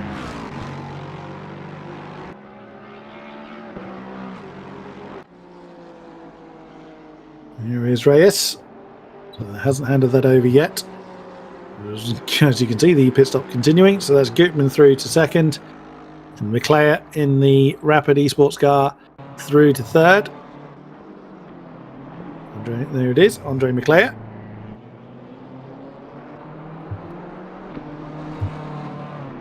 Slightly more unusual noise, more of a throaty noise for the BMW, rather than the roar that we hear from The likes of the Merc or the Aston.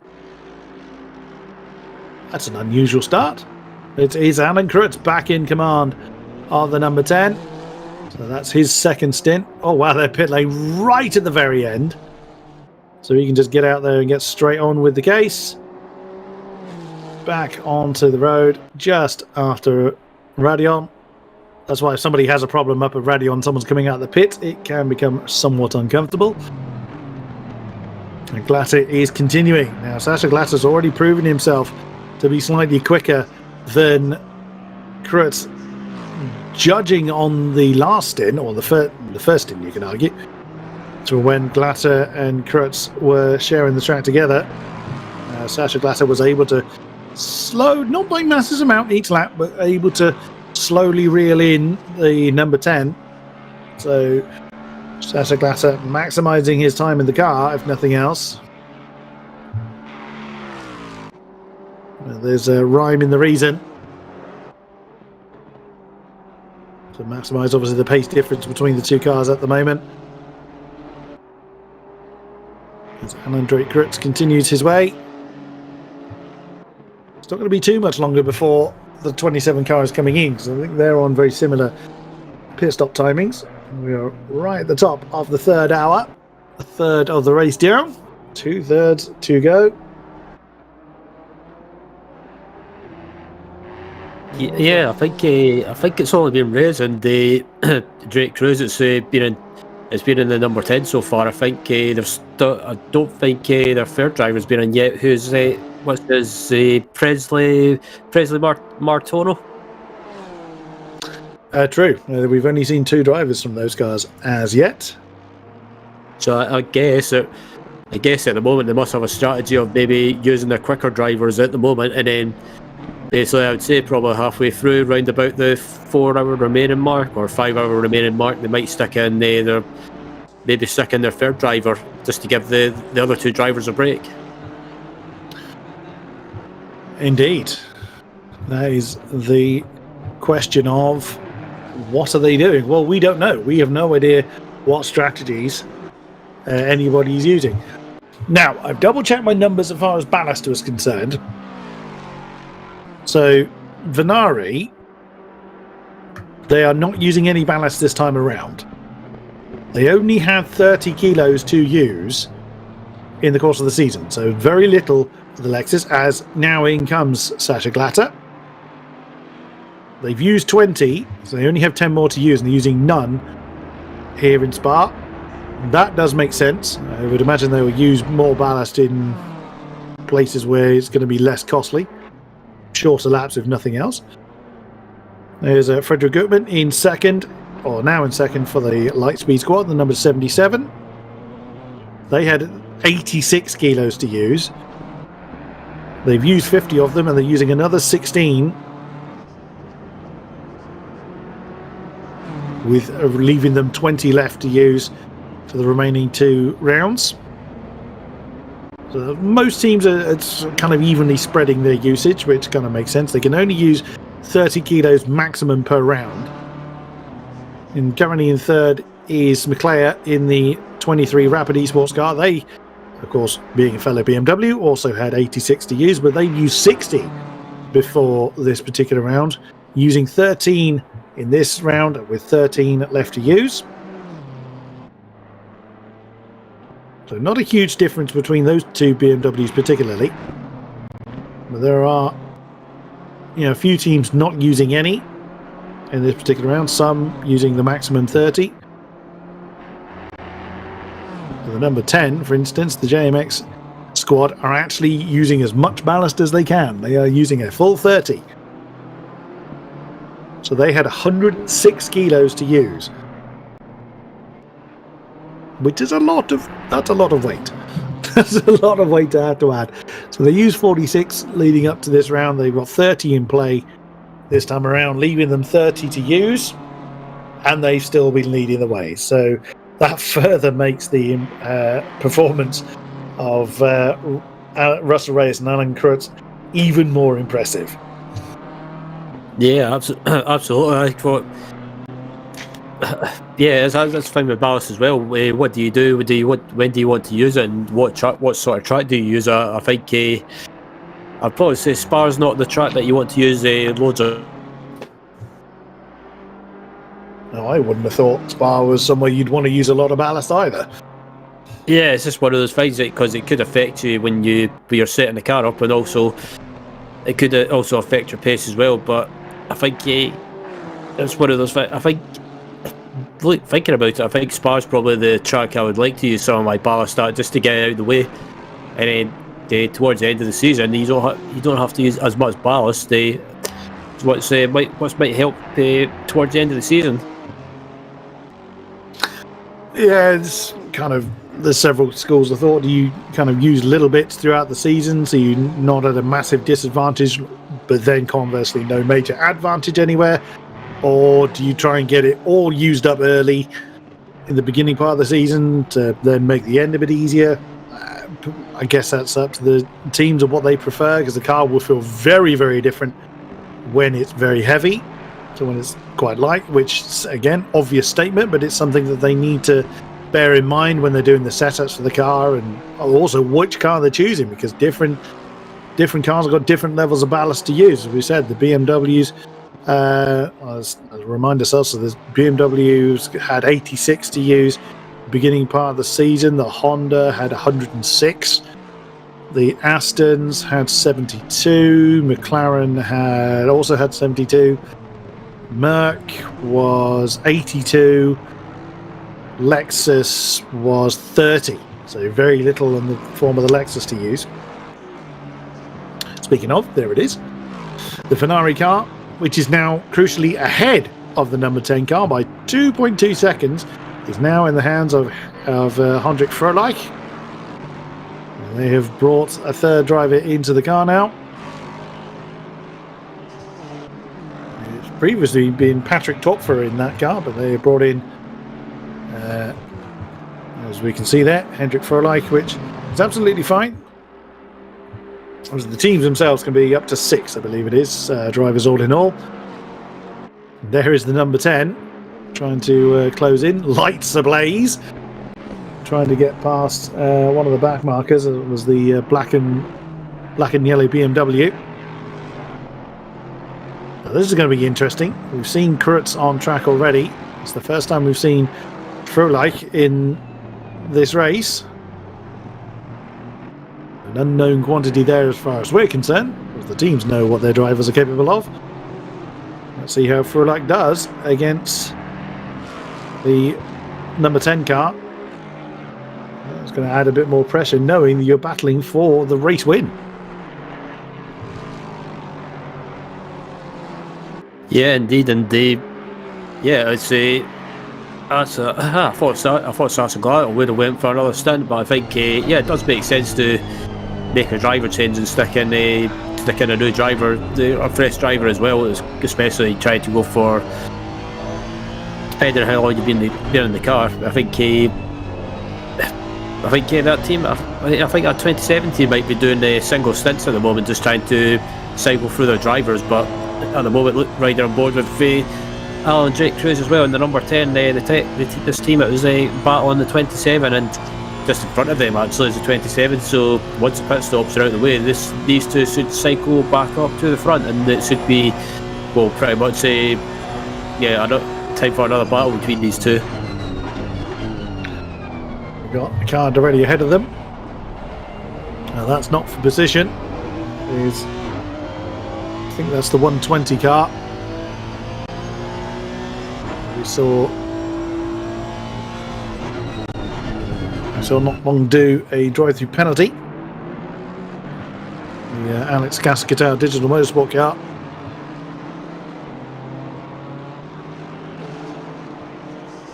It's another parade of the British marks here. That's no, what am I on about? There's a Honda, not a McLaren. So two of these cars on this particular train are there you go, Aston and Lexus.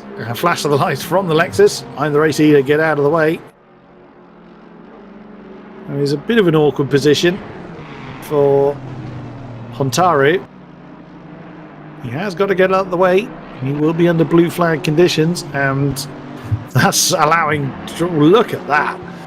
And now, well driven there from Huntari, who let the leader through and then immediately let Drake Cruz through. Nicely done. That has affected the gap between Froelich and Cruz.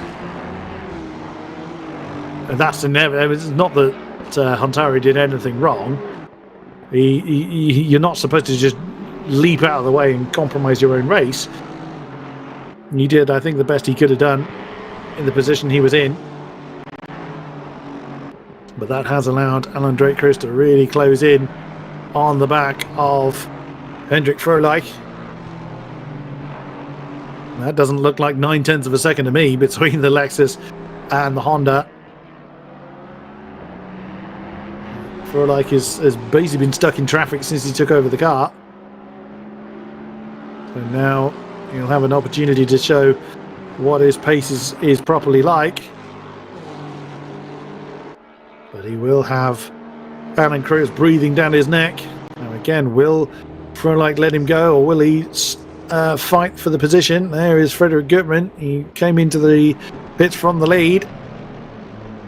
It will fall to probably back in eventually when all the pit stops are done, back into third place behind these two.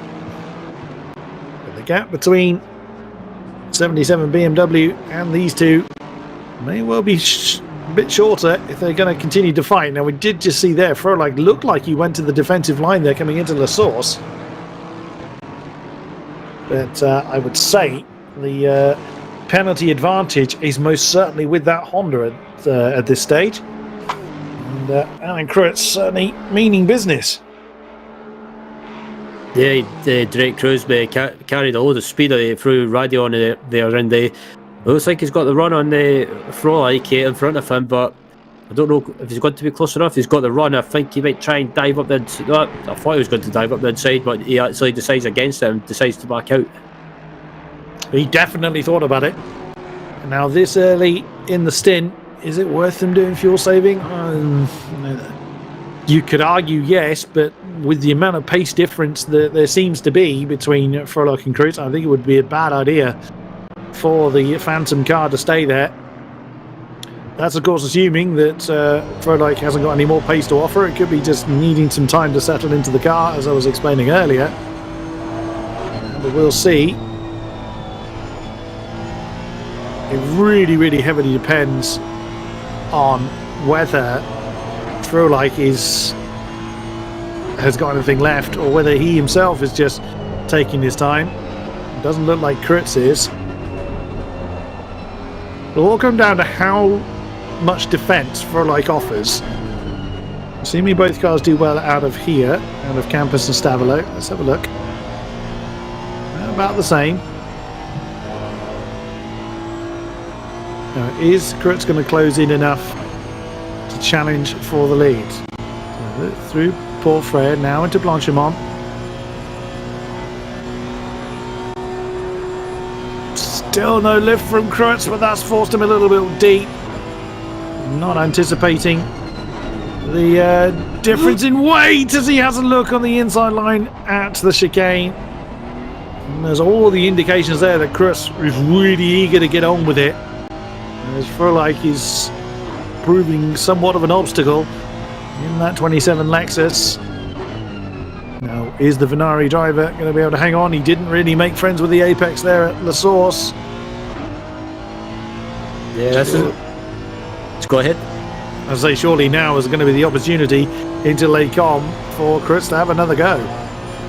I was going to say, this is the thing, Froelich's not as quick as Glatter or their other teammate. I can't remember who it is, but Froelich at Monza in the GT3 cars, he wasn't as quick and his pace dropped off slightly. So it's like Drake Cruz is going for the move up the inside. Can he get the move there up the inside? Froelich tries not to give the position. But as I say that, actually, Froelich trying to hold it on the outside, and both of them still side by side, and no contact there. But I thought, well, I have to say, Chris, amazing stuff between the both of these guys. Yeah, but Froelich had to concede that one. The Honda was very firmly on the inside line of Bruxelles. It'd be Nicholas Gross you were forgetting the name of, the pole starting driver for the Ferrari car. It does look like that FLEx hasn't quite got the outright pace of a Gross and Glatter, which again is nothing to be ashamed about. They are it's obscenely fast drivers, but in this kind of position where he's did his best to hang on to what will eventually become the race lead, because currently it's for 5th place. He did what he could, but Alan Drake just had that pace advantage to see themselves past the Lexus. Now FLEx could try and mount a challenge, probably not into the chicane, but he stays in the tyre tracks towards Lecom. Could have another go at the Honda for what is currently 5th. I dare say that is probably going to be the Phantom car now starting to pull away and build up what will become the race lead when the top 4 inevitably come in for their next stops. Just saw at the top of the shot there, that was what I just saw. That's Hontaro and Lucia in the Aston and BMW. Oh wow, Javier Lucia just getting the inside line of La Source. There was no challenge offered there from Bogdan Hontaro. Those are an easy overtake then for the number 9, up into 14th.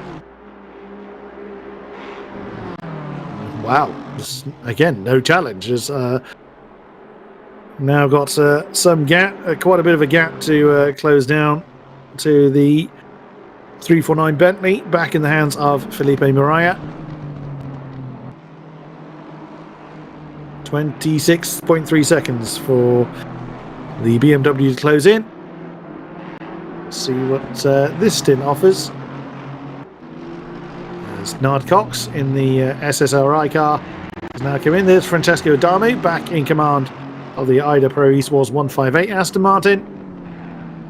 Right behind the Silver Racing Team 808 Mercedes, Philippe Vicak in command of that. There's a pair of growling engines. So it was the 158 and the number 9 that were very, very close in battle, the Bumblebee battle, you could argue. A little while ago, probably about a stint length ago now. Dami has a different diffuser to stare at. That's Wes Hepburn in from 2nd and Ilkka Rantanen in from 3rd. So they were quite close together before they came into the pits. 2.5 seconds is the last timing line. So we'll keep an eye on how the Honda and the Aston fight post pit stop. Is the number 71, Samir Smogi, going to come in as well for Cracked Racing. We'll see when they get there.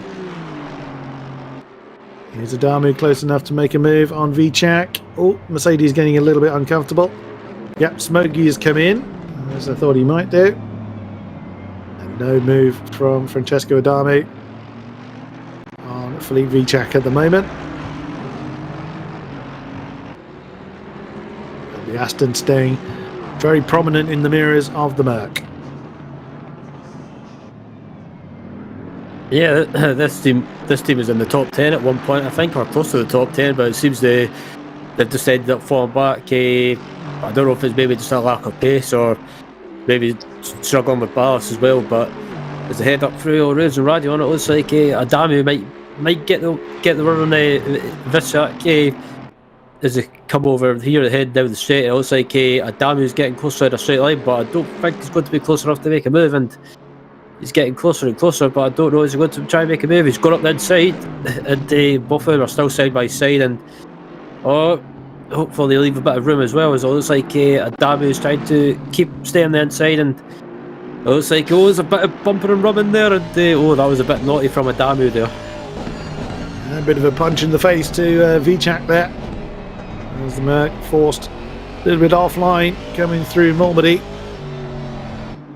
And that is 15th now in the hands of the Ida Pro Esport car. As More pit stops going on. The Rapid Esports BMW now in from the lead, along with the 71 and 1 cars. That's the gap.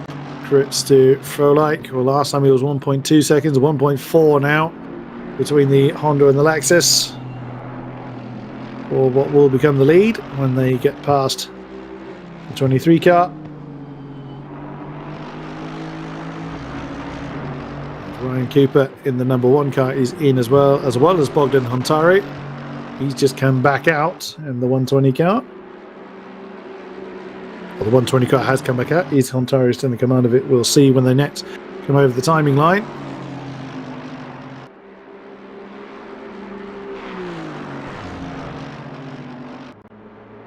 As the tower sorts itself out.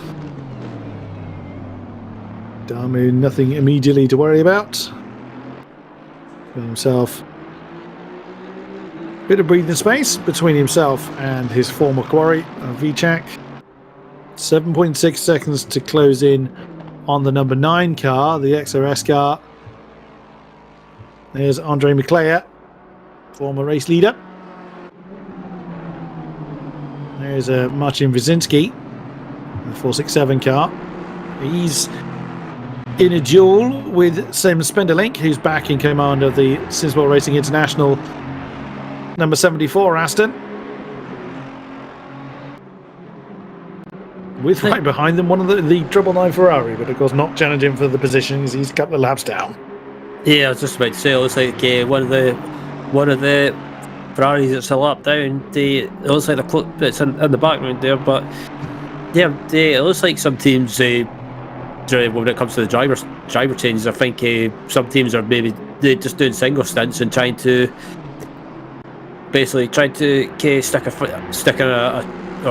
a driver change and stick in a fresh driver instead of maybe pushing drivers to try and do maybe 2 stints or maybe even a triple stint. Just maybe thinking about fatigue, because around the long track such a spot, it can take its toll. That it can, as Wyszynski wandering very wide on the exit of Blanchimont. If he had any momentum trying to attack Spenkelink, then that's going to undo itself now. Give the SSRI car a bit of breathing space.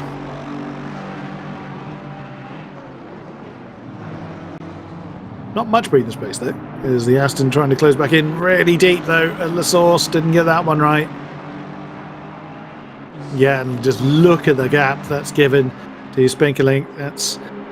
He's not going to be able to overcome that on the run up to Lake Arm. Not this time at least. Stay close enough, but still close enough to be very prominent in the mirrors. But not close enough to make a move. And the Ferrari being towed along quite nicely.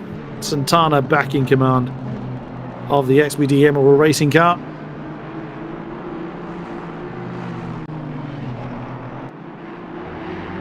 It's not been a good day for the Spanish team, but they're still running though. They haven't thrown in the towel. So we have lost a few in the course of the race. We lost the number 79 car, the G-Liga Esport team.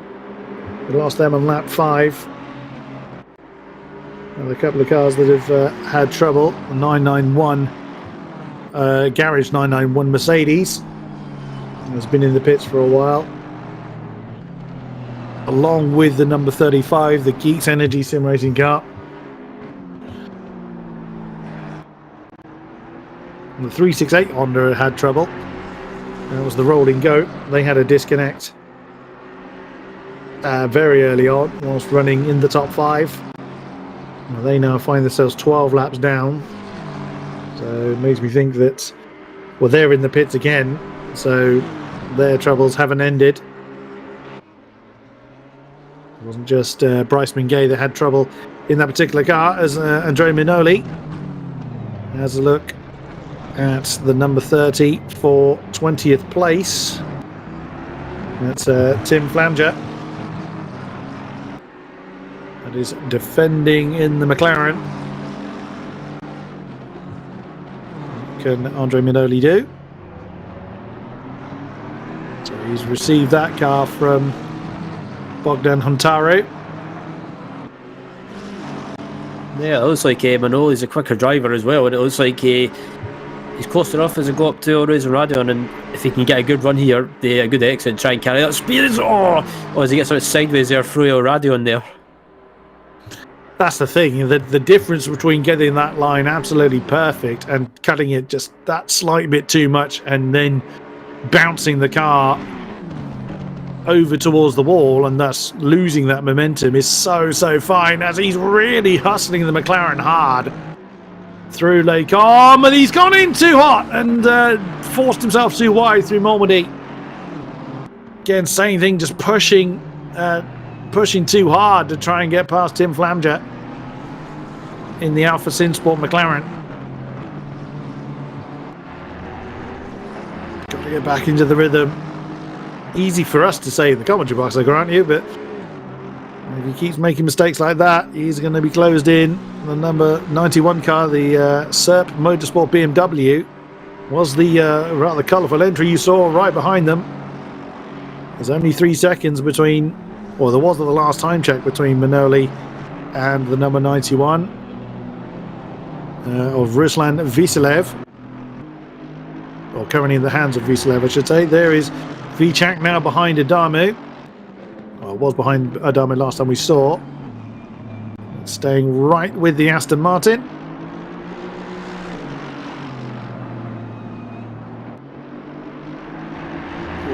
Again, utilising every pixel available and slightly more as he rumbles over the grass. It's not going to aggravate him too much on the run down towards Pilon.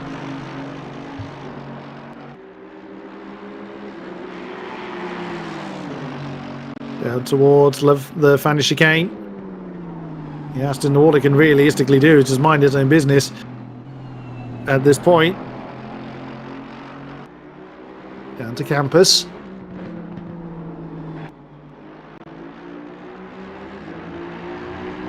Stavolo. Foot nailed to the bulkhead. To curveball Frey, and the Aston has given itself enough breathing space to keep the Mercedes behind once more.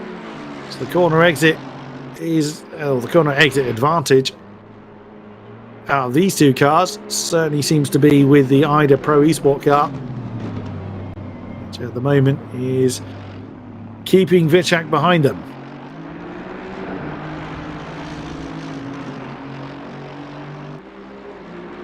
The source once more, and look at the gap now. So having been right on the tail of the 158 car,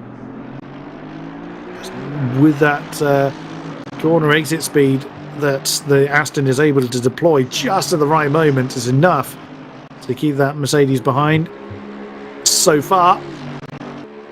Through Eau Rouge, up and over Radion once again. I think this could be enough to keep 15th place in Adamu's hands. It would just be very frustrating for Vichak. Yeah, he's going to be too far back to make a move this time.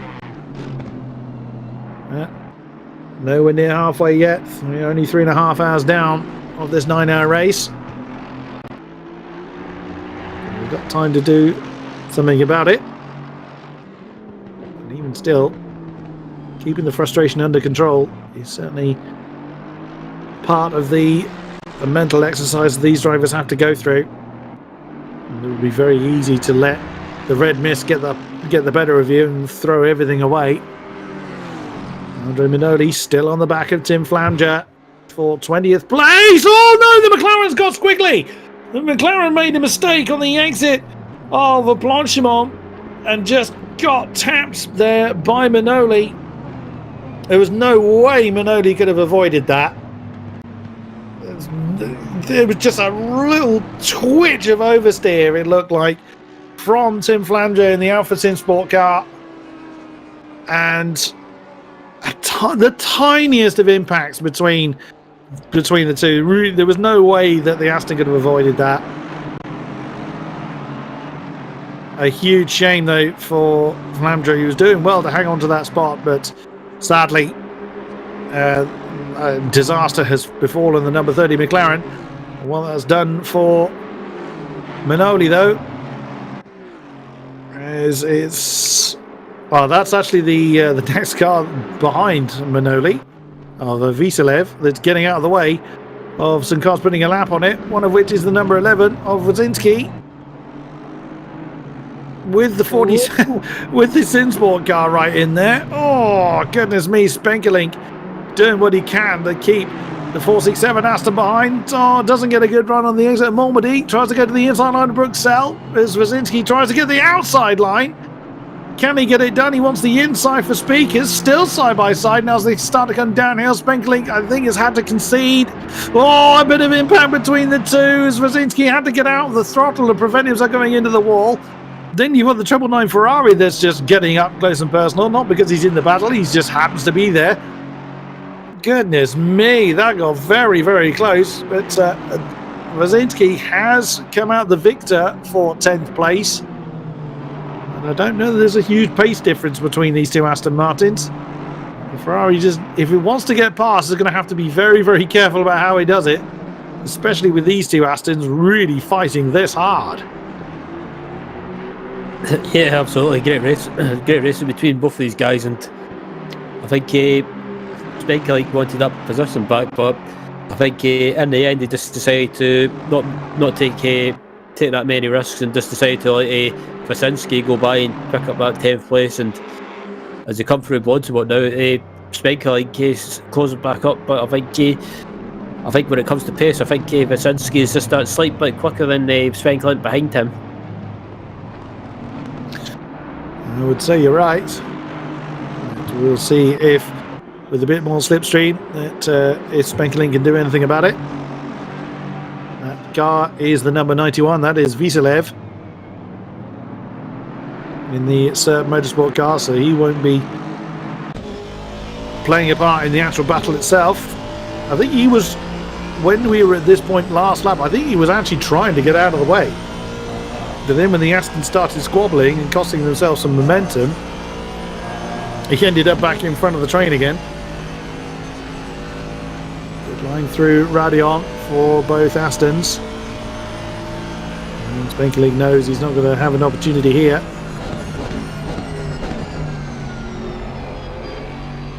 Now, how is VCOxLFM going to manage this?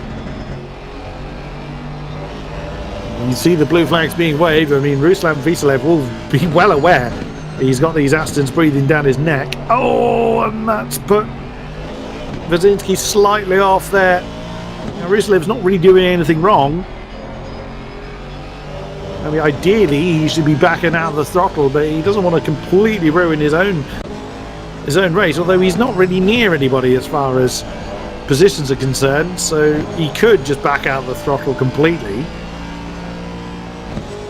So we're doing Wazinski no favours. A bit of slipstream perhaps, but if VCOxLFM is overall slower than Wazinski is, this is only going to be costing the 467 Aston. So, whoa, Spenkelink! Don't do that, we're riding on board with you. But don't do that at all. You don't want to be chucking the car towards the wall, and doesn't get a good run through campus. Probably is a moment, due to the moment at the exit of the Fanny chicane.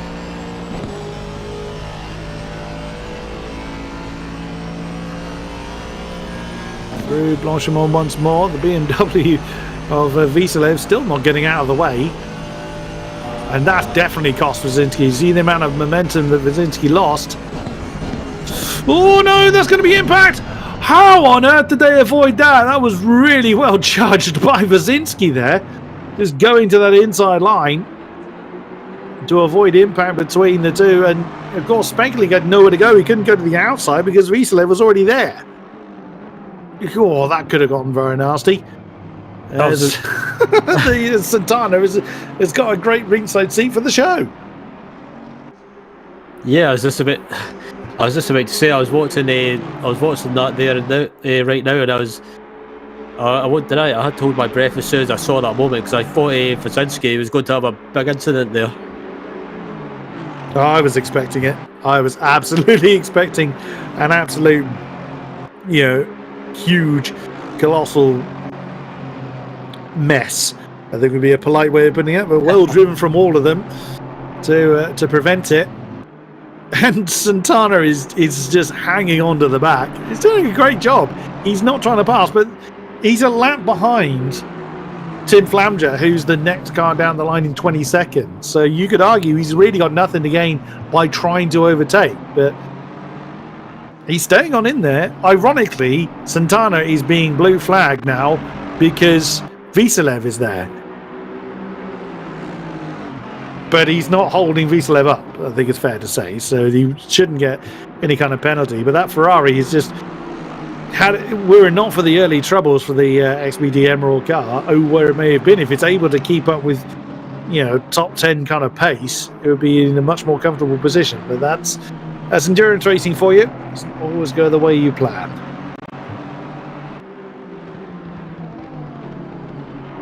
Indeed, as we come round now and head into this double right-hander and head down towards Mortimer, and I have to say, Speglig's doing well to keep up with Wazinski, but I'm still looking back at that moment, and I'm gobsmacked that never ended up being a big crash there. But yeah, that was 10 out of 10 for keeper out of the wall.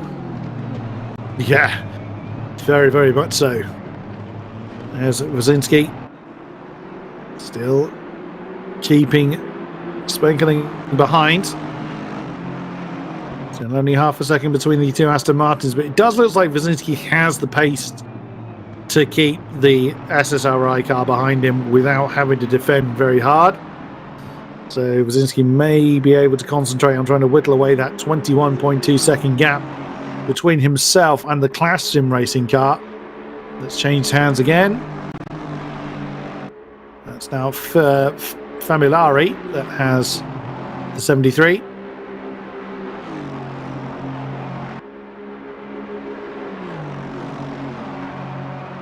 Some distance down the road as mentioned. The gap up front has continued to increase, now 6.3 seconds between Alan Krutz and Froelich, but 20 seconds back to Tim Rule, who now has the 77 car back again. Juknavikas back in command of the Rapid Esports 23 car.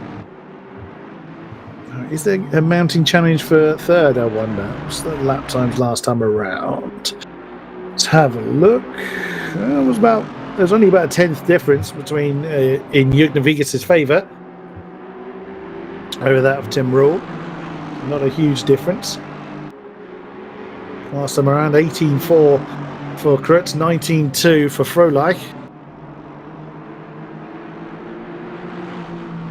And 18.2 for Rule, 18.1 for Juknavikas. Itafano Barrera now back in command of the 501 car. 18.8 there, so still relatively consistent lap times going on. Up top.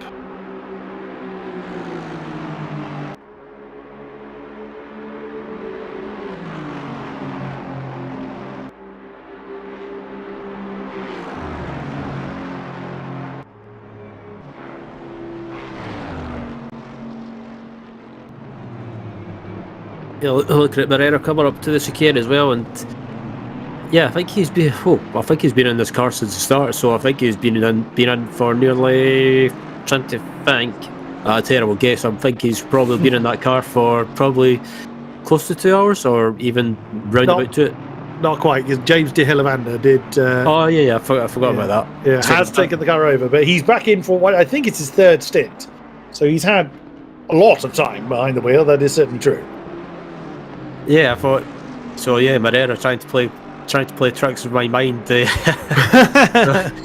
don't know why I kept thinking that, because I remembered that de Hilleland was in the car when he took over. So maybe using the strategy of using the two quickest drivers in the car, and then maybe handing the car over to their maybe not so quick driver. Maybe for when they get to round about the 4 hour mark, or close to the 4 hour mark, and then basically give Barrera and de Hilleland a bit of a break.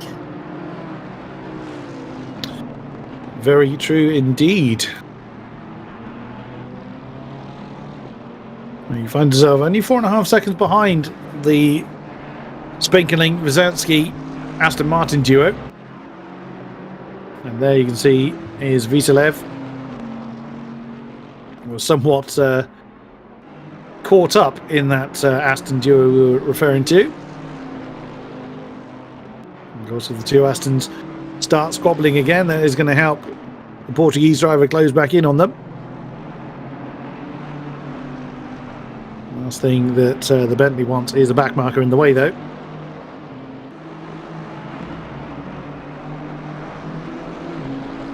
So through campus and towards Stavolo they go. Blue flag waving. Probably a bit early because I don't think Moreira is being particularly delayed.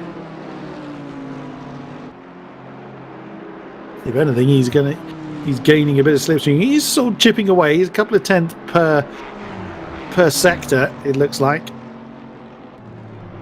The next group up ahead is the group that Mariah is going to be interested in. I'm sure the Bentley would prefer the BMW was out of the way. There is Pinkley there at the top of the shot. You can see the orange Bentley. Santana is still going to loitering behind the group.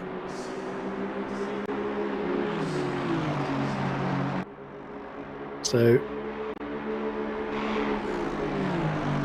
again, just opting not to make his way past. He's got nothing really realistically to gain by doing so.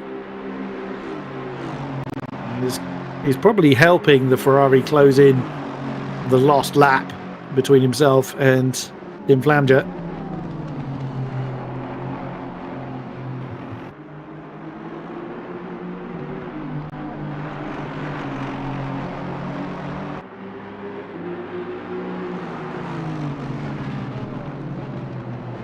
Is the Spanking still keeping up with Wyzanski, and I thought if Wyzanski would have pulled away or started to pull away, but yeah, it looks like Sam's doing well to keep up with him, and I think it's maybe just a case of it might be just one of those cases as well. I know I've had it in the past that you're chasing someone and then all of a sudden you pass them, and yeah, you can't seem to be able to pull away from them. It's what maybe you don't seem to push as much after you pass someone, so maybe that's the case of Wyzanski as well, or maybe he's just trying not to push too much after getting by Sen. Could well be. We don't know what stint length they're going for or any some such. Wow, Alan Cruz is really getting on with it. Look at the gap that he's opened up front. Now 9 seconds to the good over Froelich. And there is Alan Drake Krutz in the JMX Phantom car, rebuilding that lead. I think it's fair to say that the Venari Racing Squad have got one of the... It seems unfair to say slower driver, but unfortunately it is the case of getting in regularly into the mid to low 219s, whereas so everybody certainly within the top 10 are regularly, or certainly in the top 5 I should say, are regularly into the mid to low 218s. There is Hendrik Froelich. And again, there's nothing to be upset about if you're slightly behind the pace of people like Nicholas Grosson and Sasha Glatter. They're storming drivers, as they've proven time and again. So, with that gap being rebuilt up front, let's have another word from our commercial sponsors.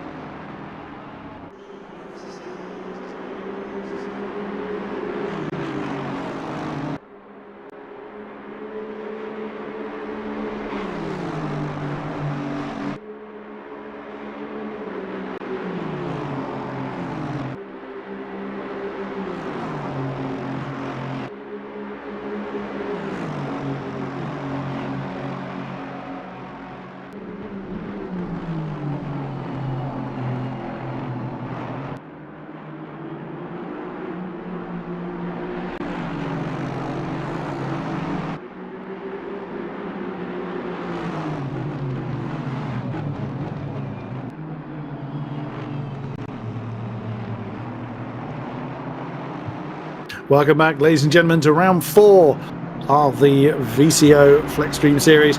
Here at Spa-Francorchamps, we've just seen Sim Spenkelink get past Wazinski in the 467 car, so reclaiming 10th position.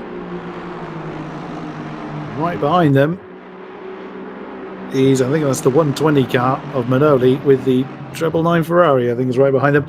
Also, looking skywards, there's a distinct lack of blue up there that's been there all race long so far. The clouds have arrived. Does that mean the rain is about to follow? I was just about to bring on to a question. I was regarding the weather. That dark cloud and overcast sky, if you like. I don't want to jinx it, but it has a very big sign of rain. Oh, as Wazinski trying to get back past Sim Spenkelink for 10th. He wants that 10th position back. Right behind, that 999 Ferrari is just hanging on to the back of this pair. Here's a car unlapping itself. That's the 120 car with Manoli. See Alex Cascatel, Aston Martin. So it's a three-way Aston Martin parade with a Ferrari being the imposter. Now, if the rain does arrive, this is what we were saying at the top of the show, this could really spice things up, not because it suddenly changes the grip level, but it really does then make people's setups potentially change. As Krutz is in the race leader, if people have set their car up more towards a wet weather favourable setup, then they could start to climb up through the order, and conversely those that have gone straight for a dry setup may start to struggle a bit. Only time will tell. Of course, we're not getting any rain yet, and with the cloud cover could mean a bit of a difference as far as track temperature is concerned. I don't think it's going to make a huge amount of difference just yet. But Alan Krutz has brought the race leading number 10 in. He built up quite a good 12-second lead over Henrik Froelich, who of course re-inherits the lead. But has yet to see the 218s in his charge of the 27 car. We are also about to hit, as you can see on the tower, 100 laps. So when Henrik Froelich completes this lap in the Lexus, that's 100 laps of Spa, and just shy of 4 hours to get there. Yeah, I was just about to say as well, I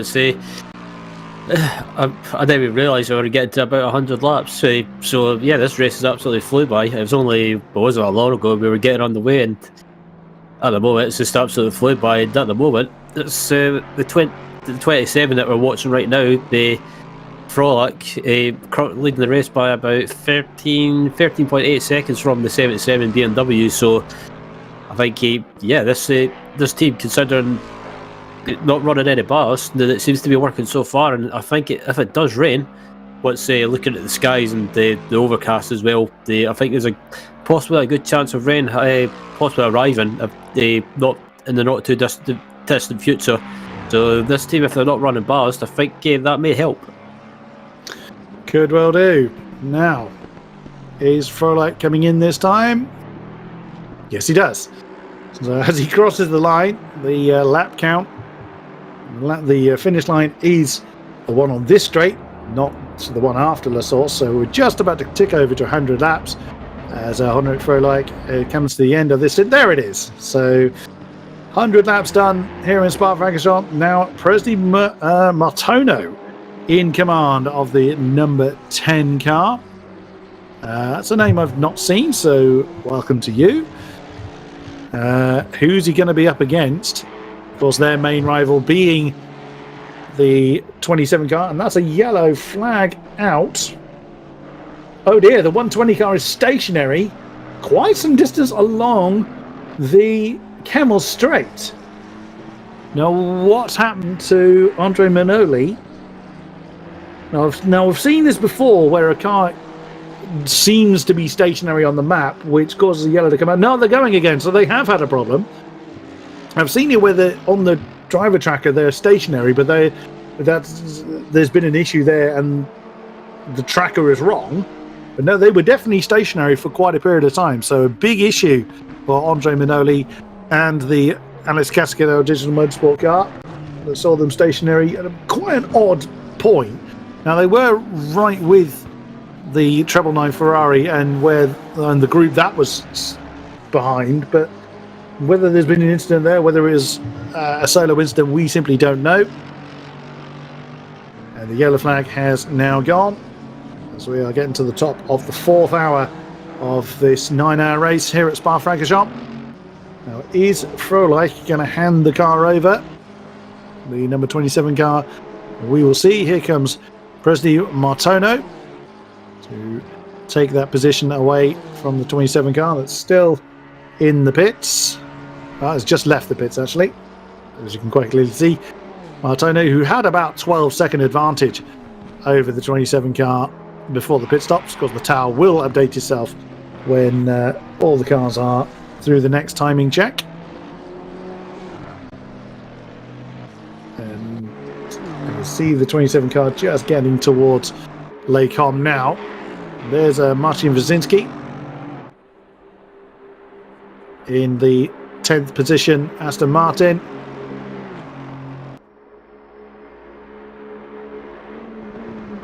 Was actually 11th. Oh, there we go. It's now updated itself because of, again, the pit stops going on. It was 11th and now 10th. Still behind Spenkelink in the Sinsport Racing International number 74. And Sasha Glatter is back in command of the 27. There's Imran Zihali, the number 1 bright pink Ferrari, on the back of Felipe Mariah in the 349 bright Bentley. Of course, with the cloud cover coming in, makes the track a little darker, so the headlights will start to play a bit more of a part. Not getting dark, not at 20 past 3. As you can see at the top of the screen is the server time. But if the rain does start to fall, it will certainly get darker out there. Much more challenging for our drivers.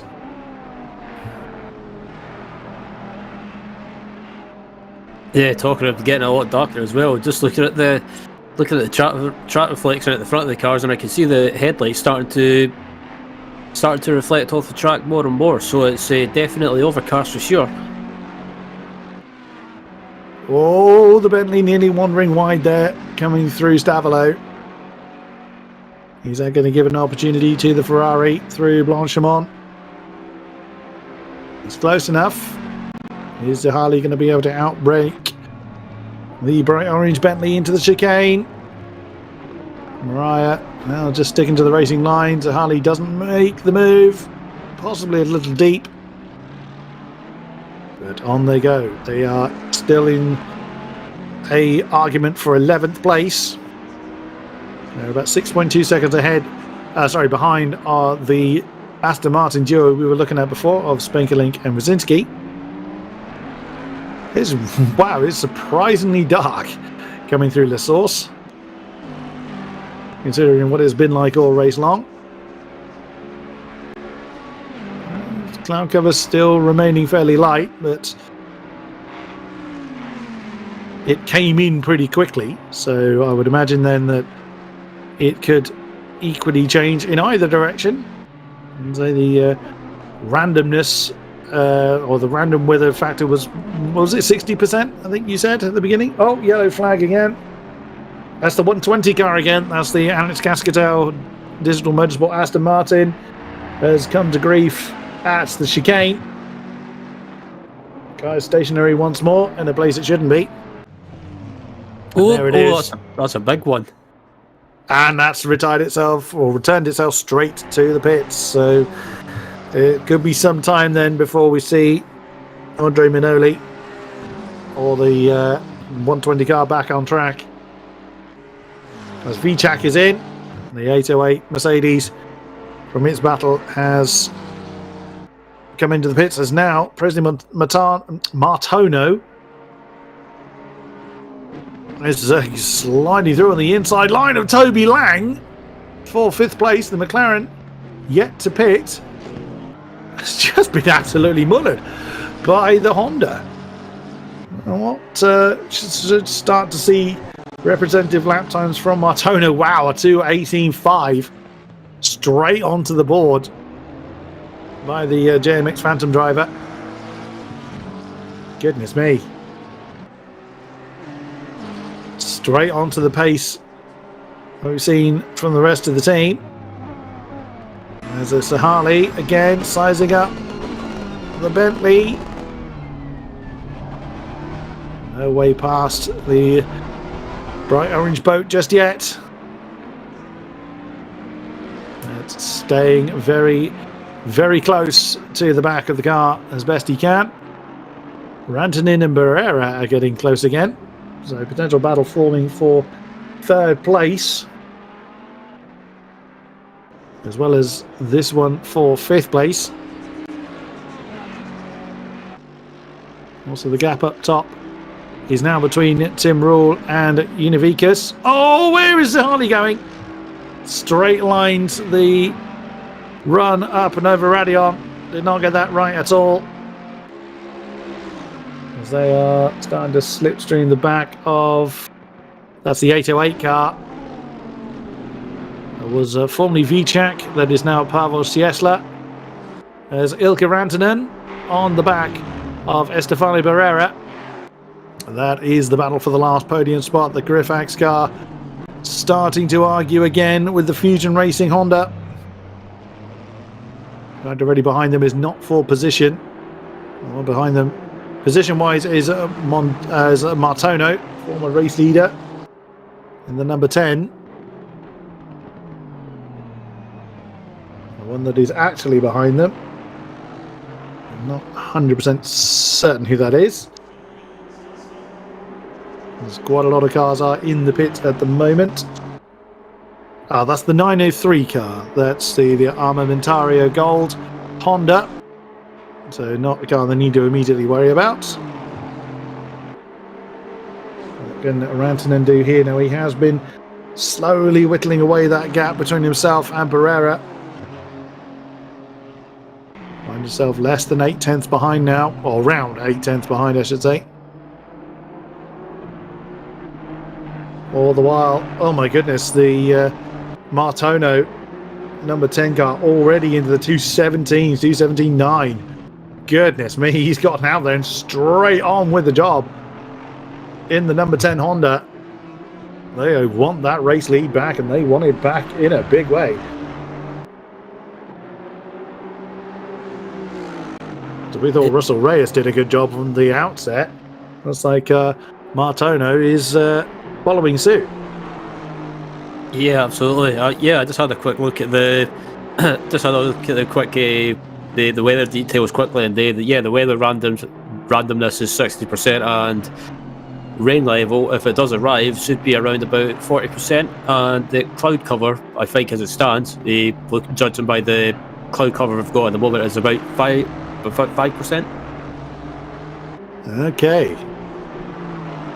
So it's still got cloud cover and overcast at the moment. So I think some of these drivers, especially up at the front, will be worrying, asking as well if the rain will arrive at some point. Well, that could well put the very carefully planned strategy completely against the wall. We'll see as we continue to watch this battle for third. Barrera over the line again, 2:18.8. Sorry, that's Navikas, 2:19.2 for Barrera, 2:19.1 for Rantanen. So certainly for the last 5 or so laps at least, that Aston Martin has had a very tiny pace advantage over the Honda. See more movement in the pits. And quite a few cars still in there. Moreira and Lucia, the 3, 4, 9 and 9 cars respectively.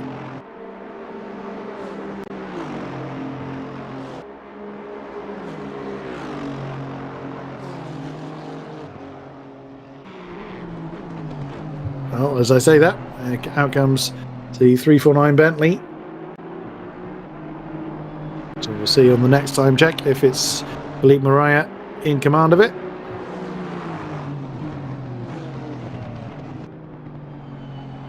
Oh, Rantanen a bit wide on the entry there of Bruxelles.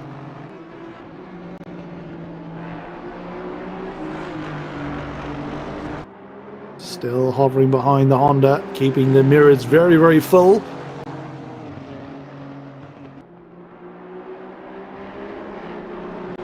Slightly different lines coming down through Puon. Either personal preference or the way the car is behaving. Just, oh, look how close now the Rantanen's getting. Yeah, yeah, Rantanen's not hanging around. He wants to try and get by as quickly as possible, and yeah, the Grip Pack team has been having a good run back through the field. Considering they were probably just outside the top 10 at the start of the race, but as the race has gone on so far, they've been managing to get up inside the top 10 and even into, actually I take that back, the top 6 at the moment, and it could be P4 if they get his move done into the chicane. Is Rantanen going to go for it? He's up the inside, he's trying to go for a move, but well, he can't get it done. Good try, but well driven from both of them to avoid an incident. Rantanen is piling the pressure on Barrera still for that podium spot. And still with the back marker, just kind of watching on, minding his own business. Wazinski in the pits as well in the 467 car for Full Boost Racing. Still more pit stops to play out. And Martono still setting the lap times alight to 17.8, and that's with a full, car full of fuel. So that's a storming amount of pace that they're putting on. So really helping secure them the race lead. Fastest lap, that's not a surprise.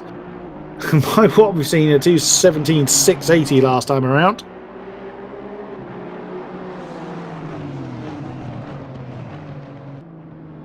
Barrera, the best he can do is just hold his line and force Rantanen to have to make the decision on where he's going to go. The 903 Armamentario car just watching on. So these three cars here is Honda, Aston, Honda. There's one of them not for position. That's Ermakov in the 903 car down in 19th place.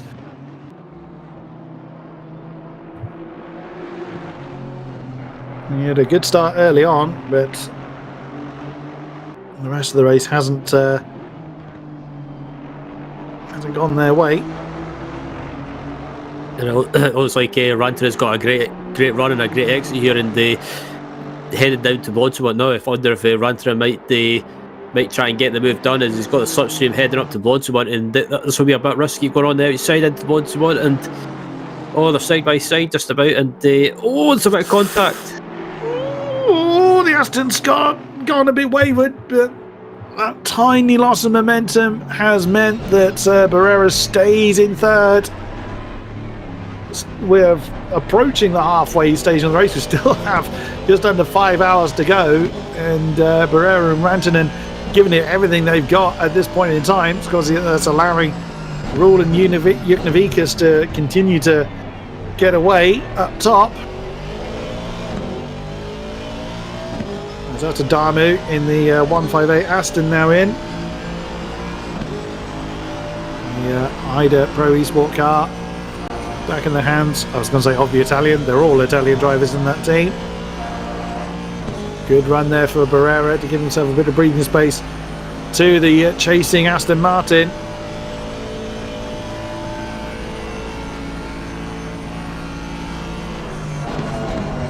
Still no sign of any cloudburst up top.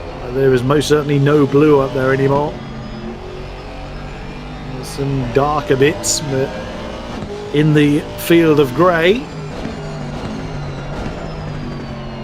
At the moment the rain staying away here in Belgium. That's Mikhail Ermakov.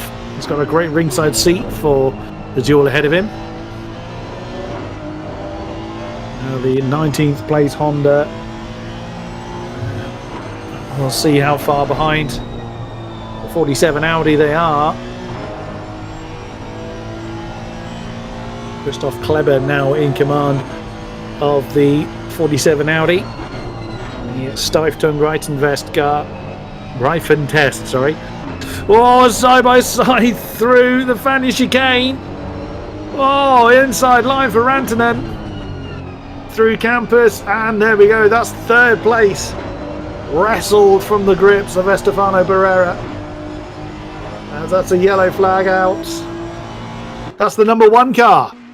That's the Ferrari. That's Imran Zahali has got it all wrong. Through Radion. As into the pits comes Tim Rule from the lead. In the light speed car. There's Estefano Barrera. Oh, it's deep. That's deep for Rantanen. Is that a potential opportunity for the Honda to re-challenge for third? Or is he going to loiter behind for a go into the chicane at Les Combes? I suspect that's what he's going to do. It's the more optimum way of doing things. Because if you make the move too early, you're then up against the slipstream yourself. Oh, that's not a good line though. As the two Hondas swap positions essentially, or one unlaps itself from the other. That was somewhat uncomfortable for Estefano Barrera. Yeah, I was going to say it's probably a bit of a heart and mouth moment there, but this battling away with them is just allowing Rantanen to just pull away ever so slightly and build a bit of a gap as these two Hondas squabble amongst themselves, and Rantanen as well pulling away at the moment about 37 seconds, 37.4 seconds behind the leader. So obviously they've still got other pit stops to happen as well. So I think once pit stops are out of the way, I believe it'll be the 10 and the 10 and 27. It should cycle back up to the front. That's what you would expect, as what we had before the last round of pit stops. But with with each round of pit stops, because everyone has got their own strategies, it gets a little bit more difficult to judge. There is the 27 back in the hands of Sasha Glatter. Oh, and that's trouble. That's the treble 9 Ferrari backwards off into the dust at Les Combes. Back in the hands of Javier Perez. That's I think our last place running car. And I think I was looking at the Ferrari. I kept thinking that Ferrari they had a bent rear wing for some reason, but yeah, it's not been well. It's pretty much been a day that they full of bad luck for that 999 team. But yeah, credit to them for keeping going. They're still going, but I think I'm very surprised that they've decided not to pull the plug and just retire from the race, considering they're about 5 laps down. Something like that. They are 4 laps down. So, 4 or 5 laps down. Yeah. So there's 4 on the timing screen, but 5 on the tower. So yeah, they're some distance behind. But I mean, in fairness, we have had 1, 2, 3, 4, 5 cars retire behind them. On board with Sasha Glatter. That's the 71 car ahead of it. That's a back mark. Oh, there's not a back marker. That's Jamie Nuttall, beg your pardon. But I think he's relinquished that one. He's realising that that's not his fight. It's the number 71, the cracked racing Mercedes. He knows he's not realistically in a battle with Sasha Glatter, as we know, the number 27 car was fighting for second with the number 10, and those two are separated by 18 seconds now. So Martono, sorry, has, like I said before, just got out there and got straight on with the job, setting, almost constant 217s since getting in the car, which pretty much no one else is getting that on a regular basis. So storming performance in the number 10 Honda. But Jamie Nuttall, as you can see, is already a second behind having just relinquished that position. You have got to know when to just let somebody through, as also that is a back marker. That BMW there. That was I think it's the 16 car. No, it's not. It's the 91, and who's just earned themselves a drive-through as well. So the number 91 BMW, which is the colourful one you can see in the shot, has got a drive-through penalty. That'll be a track limits warning, or from track limits warnings, I should say. That's a little unfair. Trying to let a top 5 car through, you get a drive-through penalty for it. That's the nature of the beast, unfortunately.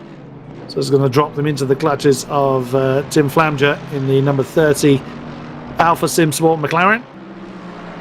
You can see Perez in the 999 XBD Emerald Racing Ferrari is in the pits now. There's Estefano Barrera, who's very much lost the back of Ilkka Rantanen to the tune of nearly 3 seconds now.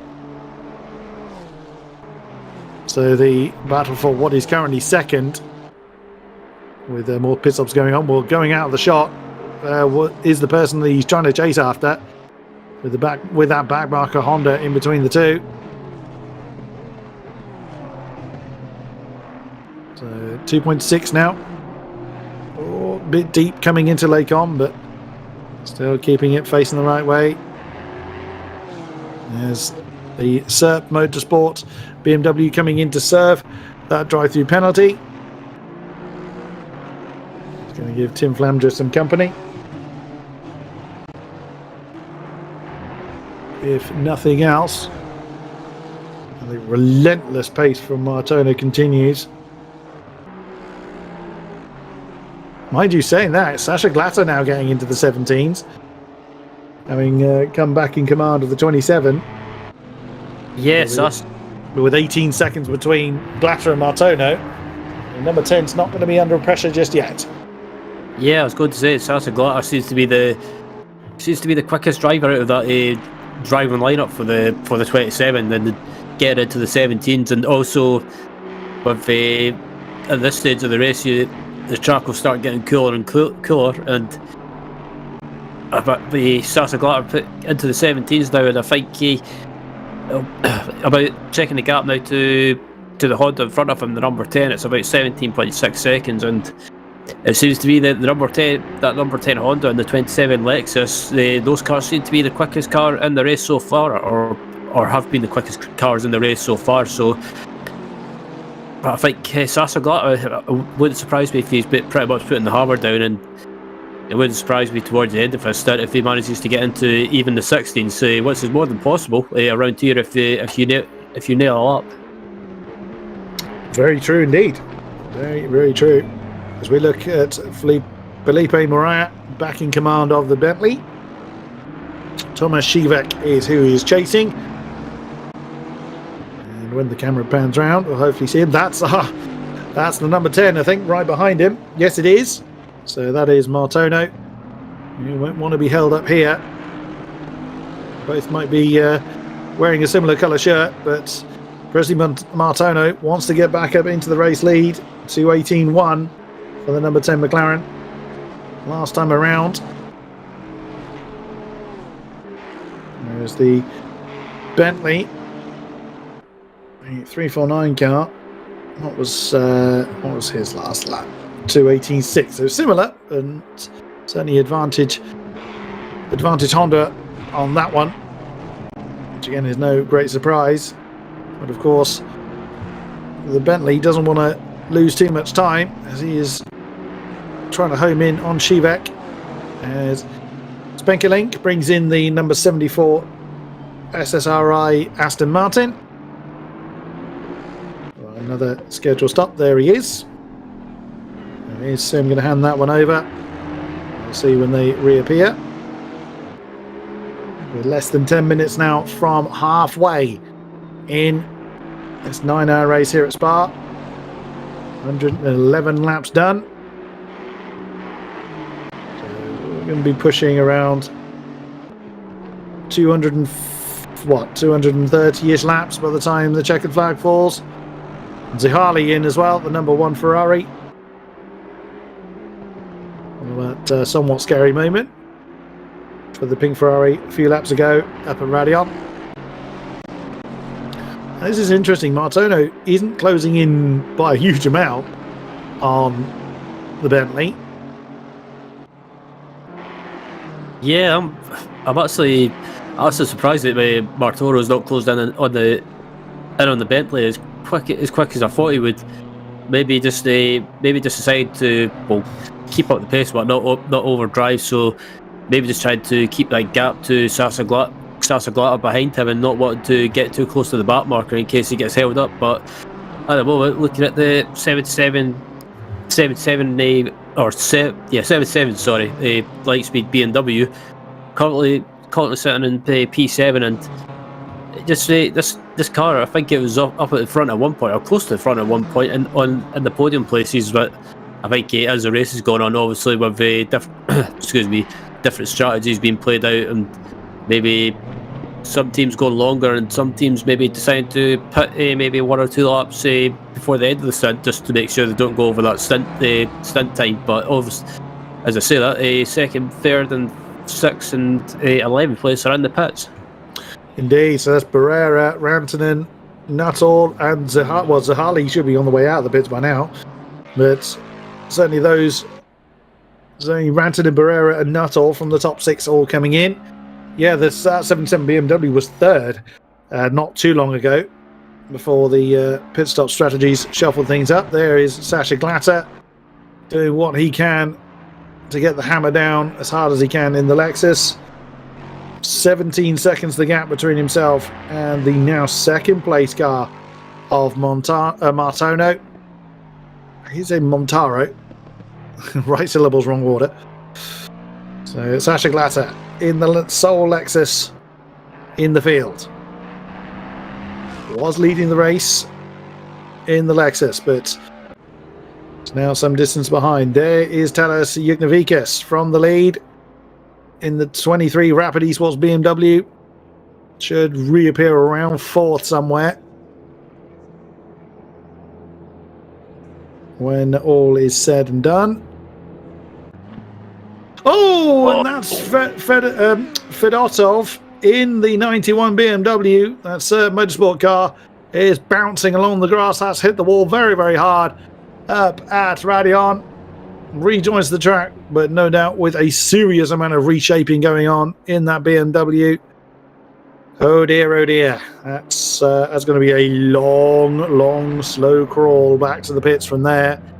Does the right thing, tries to actually get off track. That's going to bounce over the Bumblebee curbs, probably cause even more damage. But he's actually trying to keep the Serb Motorsport BMW just out of the way, rather than retire the car. It's going to try and crawl back, but it's huge. Oh, look at the state of the windscreen. That's a very unhappy car. Yeah, that car's pretty much beaten up now, and I think that'll be a pretty lengthy repair job in the pits. So yeah, that's unfortunate, but that's just the way it goes. But looking at the Felipe Moreira in 12th place, still being I thought he was being caught there by the Honda behind him, but that car's a lap down, I believe. But that's Montano. Montano, sorry, my bad. That's our race leader, or now our race leader, that's closing in on Mariah, who himself is still about a second off the back of Shivek, who himself is only less than 2 seconds off the back of Nard Cox. He's back in command of the 74 SSRI Aston Martin. So a potential 3-way fight forming for 10th place between the 2 Astons and the Bentley. There's 1, there's 2. Well, there's 2 of that 3 with Martono right behind him. All the while, Sasha Glatter is eating into the gap between himself and now race leader. Zutavikas will fall to somewhere around 4th, I think, in the 23 car. The Rapid Esports Romanian team. Yep, that is indeed 4th position for the 23. Let's see who's back in command of that. There's Timu Polki that now has the number 11 car. That's a name I couldn't say the same way twice last time I saw him. So, so I'll try and get that one right. Again, that's the Finnish team, the Graphics Engineering Aston Martin, now in 4th place. There's Antti Salonen has had the lion's share of the driving in that car so far. Timu Polki. What kind of gap does he have to close in on Manuel Storda? We'll see the next time he comes over the timing line, but it is quite some distance. Still hasn't registered, so yeah, that's quite a way. So if he wants to challenge for the podium. Yeah, normally it takes the start of the outlap to the end of the outlap for a gap to register. As it actually comes up, it says 1 lap, but it doesn't give an exact gap. So I think once the Timu crosses the line, it should pop up and give us an idea. But yeah, it's been a good run for this team. They're in 4th, or it says 4th place at the moment, but obviously that may update as across the line. Well, they are definitely in 4th. Zuknovikas has handed that one over. Now, yeah, that just simply means they were not on the same lap at the last timing check. There we go, 36.5 seconds between Polki and Storda.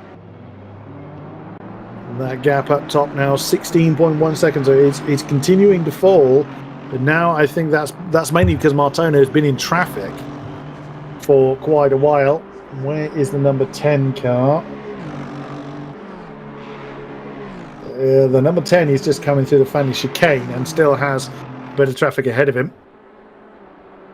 Whereas Polki, as we can see here, has got someone certainly already ahead of him. Who's he got? That is, I think that's the 16 car.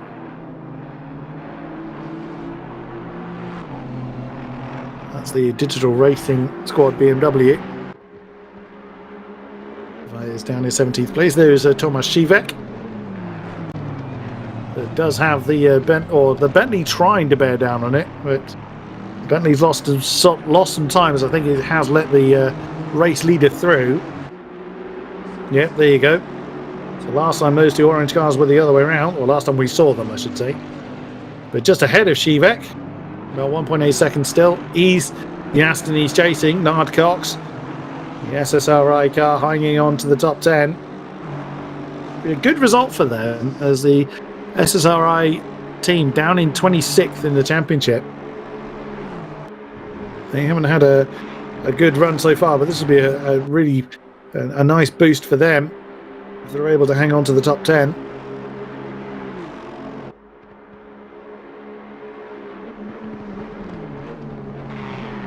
Yeah, absolutely. And yeah, I think they were having a good race. I think the previous GT3 race at Spa, they were having a good run, and I think just the luck didn't seem to go their way. But yeah, just sitting on the fringes of just sitting outside the fringes of the top 10, and currently about 1.6 seconds behind Nard Cox and the SimSport Racing, the Aston Martin just in front of them. So I think these 2 cars are actually thinking about it. They've been pretty much close together for quite some time now. So yeah, it looks like this battle is about to resume if this 467 car catches up to the back of Nard.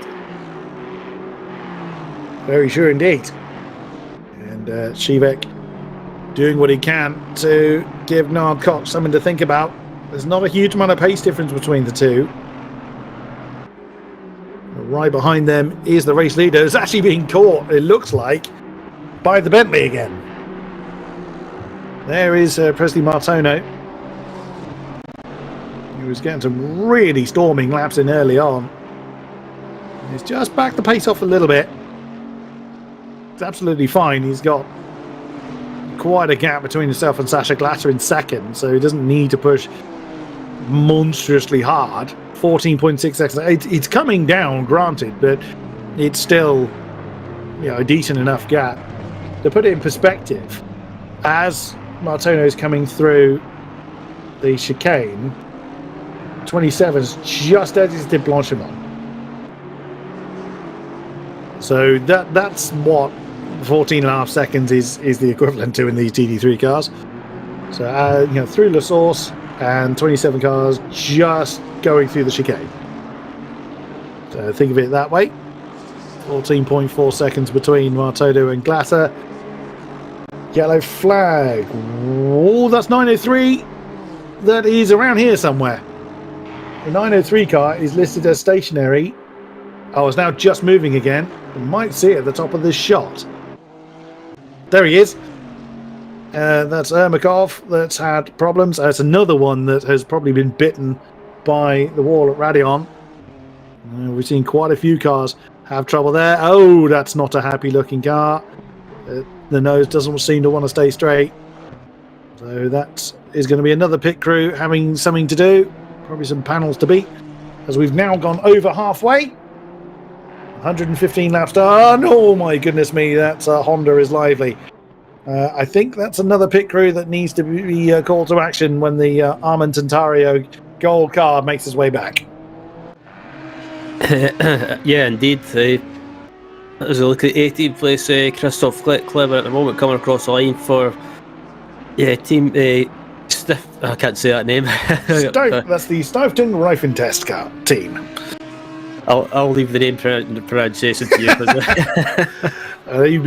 You've been struggling. I know you've been struggling all day, so yeah, I'll be the one to get the team names wrong for you. Don't worry about that. But this team here, they had a good race at Spa, or they were having a good race at Spa until unfortunately when the rain arrived, it all just they ended up struggling in the way and just ran into issues. I think you mean Monza. Monza, sorry. We're at Spa now. Come on, Ryan, get with it. Indeed, yes. So they're second in the championship, but the last few rounds have really not gone their way. Well, in fairness, when did they finish? Actually, I've got the results here from the Porsche race. So where did the Reifentest team finish? Car 47. They finished 8th. That was Roman Tisch that brought that one home in 8th position last time around. So they finished fairly well in the Porsche Supercup race, but sadly this race is one they would probably rather forget. There you go, you can see 19th, 20th and 21st all in the pits. Fedotov in that 91 BMW, we saw that had that almighty great argument with the wall, and that's now Perez unlapped himself from that car. He's got another 2 laps to catch Tim Flandre in the 30 McLaren for Alpha Simsport. But Ermakov has made his way back to the pits in the 903 Honda. Could well be there for a while. And again, it's not really surprised that Spa is proving a bit more atrocious than some other races. As one of our pitters has actually just disconnected straight away. That leaves us only 21 entrants in this race from our starting 27. It's a shame, but you can understand it. So, as a reminder, the ones we've lost. We lost number 79 very, very early after only 5 laps. That was the G Liga car. The 991, the Garage 991 car is parked along with the Geeks Energy Sim Racing car is out along with the 368. That's the Rolling Goat. We started so well, but last they were parked as well. The 120 is gone. That is the Alex Cascatel Digital Motorsport Aston Martin. That is parked. And who else has gone? The 99. Sorry, that was the 120 after 99 laps. The 999 Ferrari still going. That is at the bottom of the tower. But we have lost the number 91.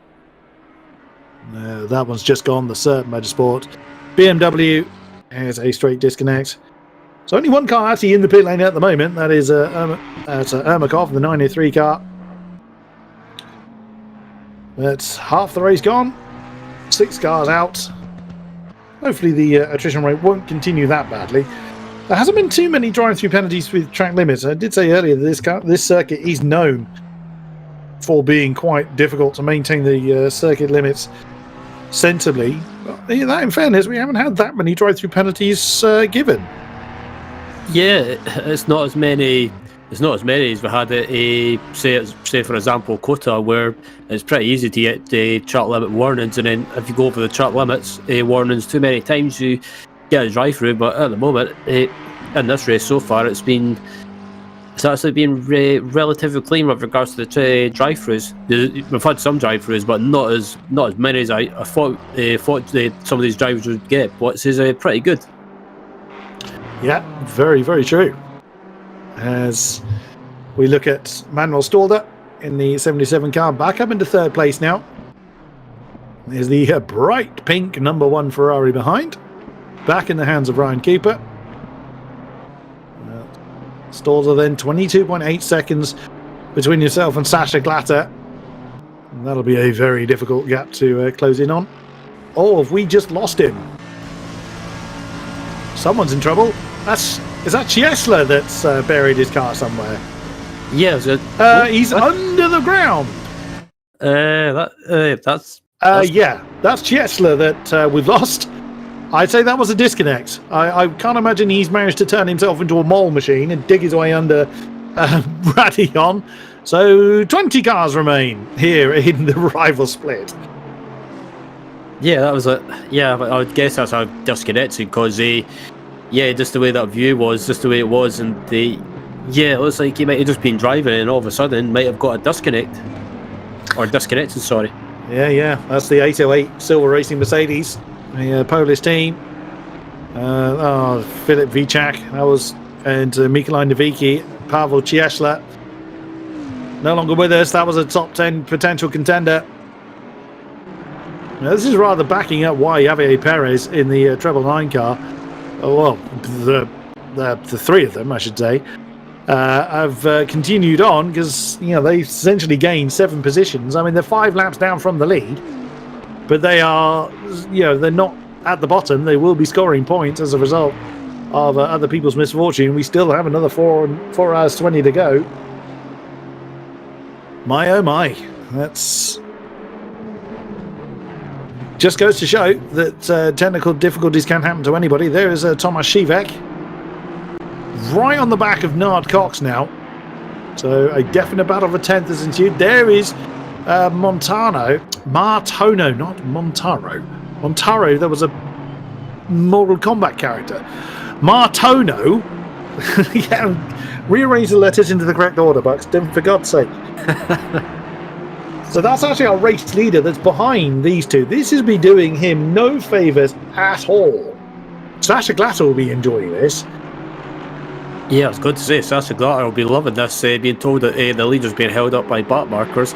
But this is the thing as well, these two, the Cox and the Suik, are in a battle, and they don't really want to move out of the way in case they lose too much time, and possibly if Nard Cox slows down too much, it will give the 467 a chance to go by, or if Suik slows down, he'll lose touch of Nard Cox. This is a real dilemma for the race leader. The last thing he needs is battling back markers. Getting past back markers would be fairly straightforward enough, but when they're having their own fight, that makes life very, very difficult for them. So with the lead that he's shrinking, but he's still fairly comfortable, 13.3 seconds at the last timing check. Martono is obviously feeling like he can just stay with this group. We'll see what the lap time is for them as they cross over the line. We know that Martono is capable of 2:17s. That's a 2:18.8. He will not want to be losing that much time to Glatter lap after lap after lap. 2:18.1 for the 27 car last lap. He's just about to cross the beam again. 2:18.4. So that's a half a second. Another half a second that Martono has lost. So he won't want to keep doing that. But for the time being, at least, he's just hovering behind the Aston Martins. What was Shivek's last lap? 2:19.0. So there's definite pace difference there, as they've found the treble 9 Ferrari of Javier Perez riding on board now with Shivek, and is continuing crest against Nard Cox. Felipe Mariah is now 3.5 seconds behind these two, so he's not going to play a part in this argument. And Shivek is jumping out of the way of the race leader. Nicely done. And he saw the blue flag actually being waved. Oops, and that's compromised Shivek's run through Bruxelles. Now Perez isn't going to get involved in that. Presley Martono for JMX Phantom.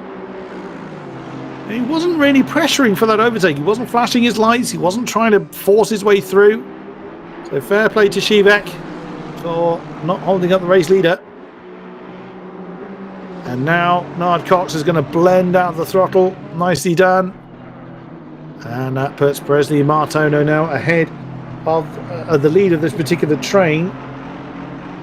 The next car that he'll have to worry about is the 73 car, judging by the tracker, which is the Clash Sim Racing Audi. Who has that one? Principi has that one. That's the 9th place car. That is a few seconds down the road. You should see it as the camera pans round. Not quite. He'd already disappeared out of camera shot. We're going to see it this time. There it is. Just going into the chicane. So a little bit of a gap between the two. Now this will also help the Koch-Shivek battle if they're able to slipstream off the leader. Oh, and there's Philippe Mariah as well trying to join in. Well, he's closed in a bit more on the back of Shivek. 2.6 seconds. So it was 3.5 seconds when I last looked at it. So it's now 2.6. Whereas Sasha Glatter just coming over the line now. 40. Yeah, so he's lost a bit of time on that lap. 14.2. The gap there.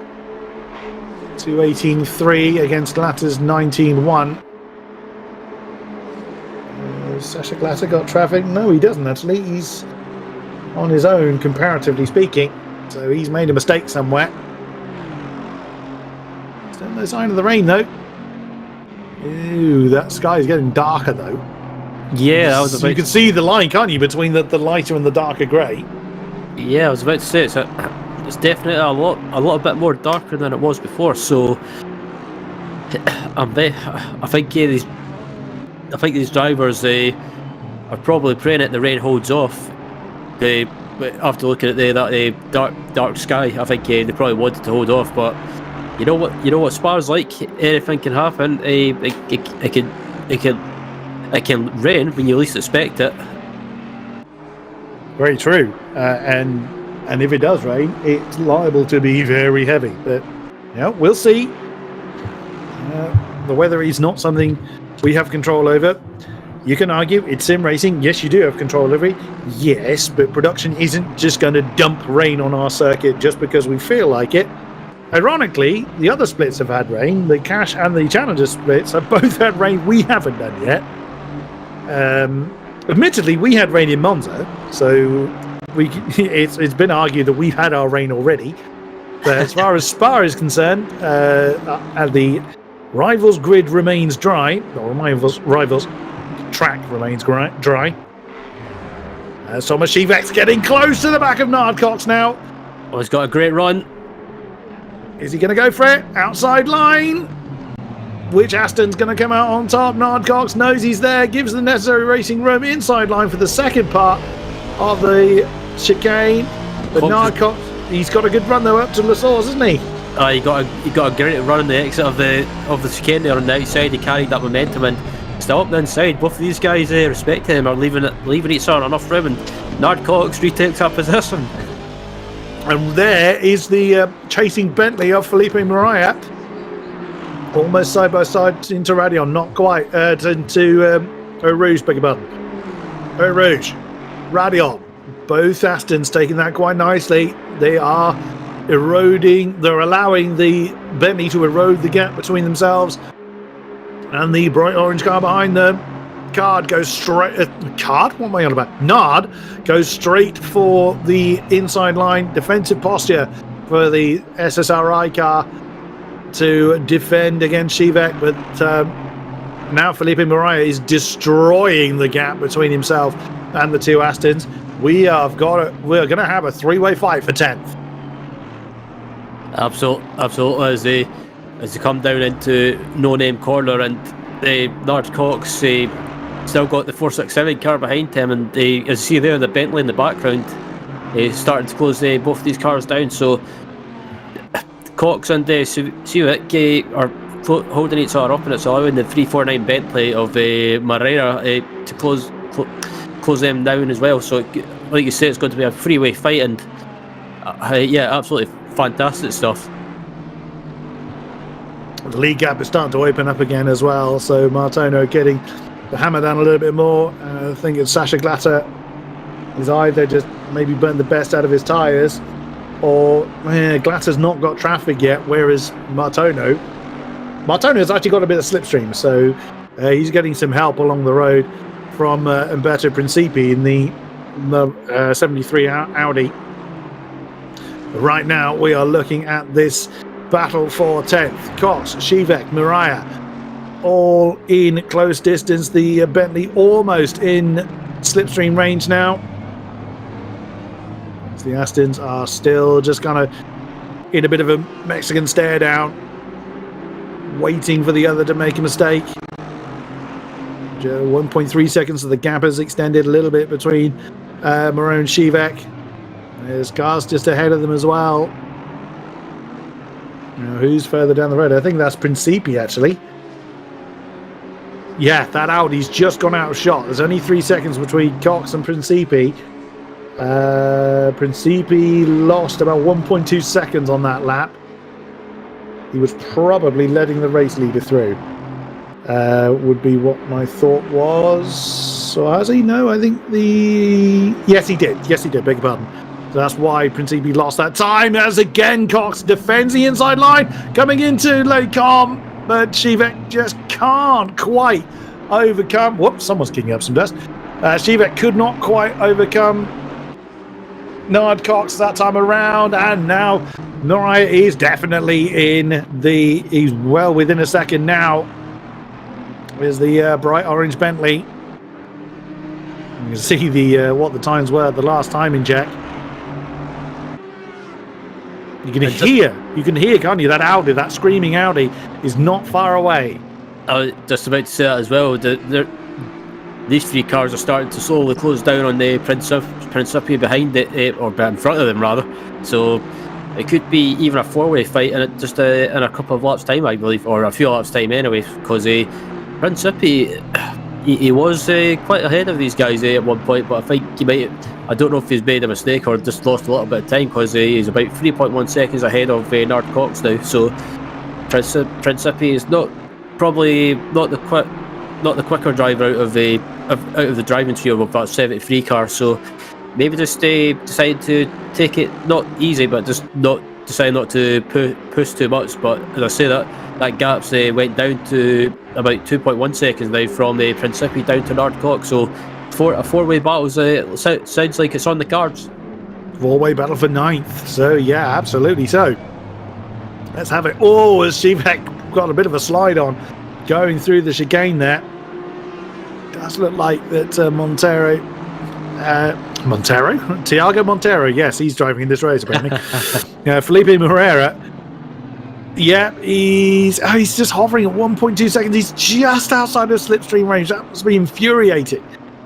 Just needs a little bit more to close in properly on the Astons. Once he gets into that slipstream range, it'll be much easier for him to challenge, but he's just hovering outside of the range of those Astons.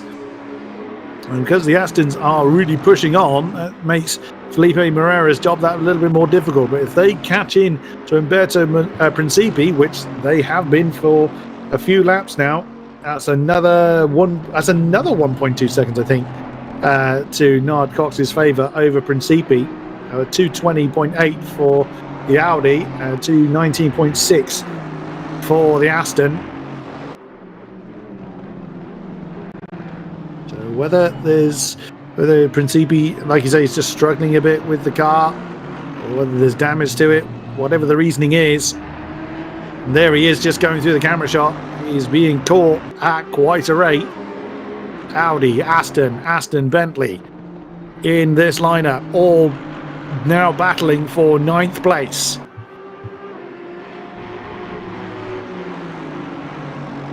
Yeah, Cox just ran a little bit wide there, but still, I have to say, Nard Cox is doing a great job of handling the pressure from Subic and the 467 Aston Martin as well. So, and also closing the gap down to Principi in front of them. So, yep, as I said, that we've pretty much got a 4-car battle going on now for P9, P9, P10, P11, and also P12. So, yeah, fantastic stuff.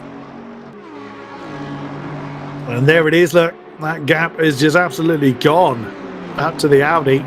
Now, does this mean that Principi's not going to put up much of a fight in the Clash car, or is he going to defend for all he's worth against the SSRI Aston? Let's see. He's over the line once more. 124 laps in the books now. Or 124 laps for Martono, our race leader. Oh, the Audi looked again a little bit wide coming through the source. This will be a great opportunity for Cox to try and break away from Shivek. Again, the Bentley's losing ground against these three. Well, surely the Audi's going to be defenseless here. Oh, Principi does nail himself to that defensive line. But that Aston with the overspeed coming into Lake Com, yeah, Principi knew he had nothing left to defend with. Through into 9th goes Nard Cox now. Perfect opportunity for the SSRI car to break away from Tomasz Shivek, as he's now got a rolling block in between himself and his pursuer. And this might allow Nard Cox to pull away as well with having Principi between him and the Civic behind him. So as you see right there, right, Nard Cox starting to pull away just a little bit there. And he'll want Shivek pushed into Mariah's clutches as well.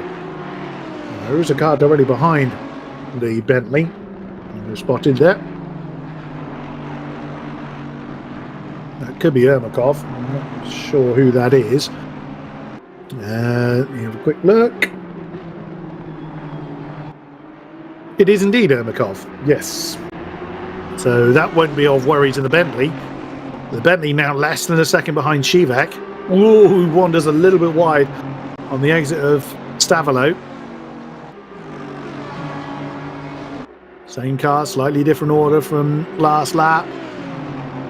Is the Audi going to have any answer to Tomasz Shivek? Because they were nearly impact on the exit of Blanchimont. Nope, he's not, is the answer to that. As Tomasz Shivek swoops around the outside of Umberto Principi and claims 10th place from the Audi. Now, what can the Bentley do here? I would imagine the Bentley is planning a move back up into Lake Com.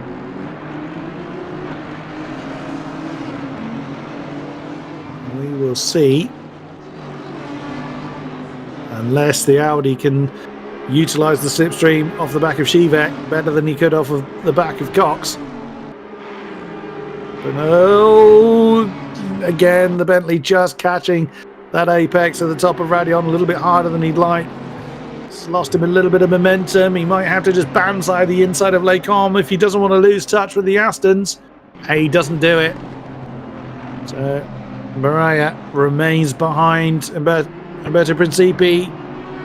Doesn't get a good line through Lake Com either. And that is Manuel Ermakov right behind him in the 903 car, a lap down. It's a distraction he won't want.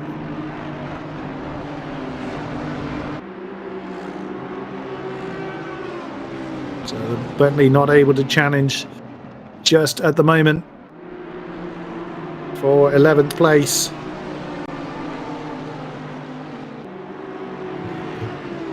And that battle may well have just settled down a little bit as we are reaching the top of the 5th hour.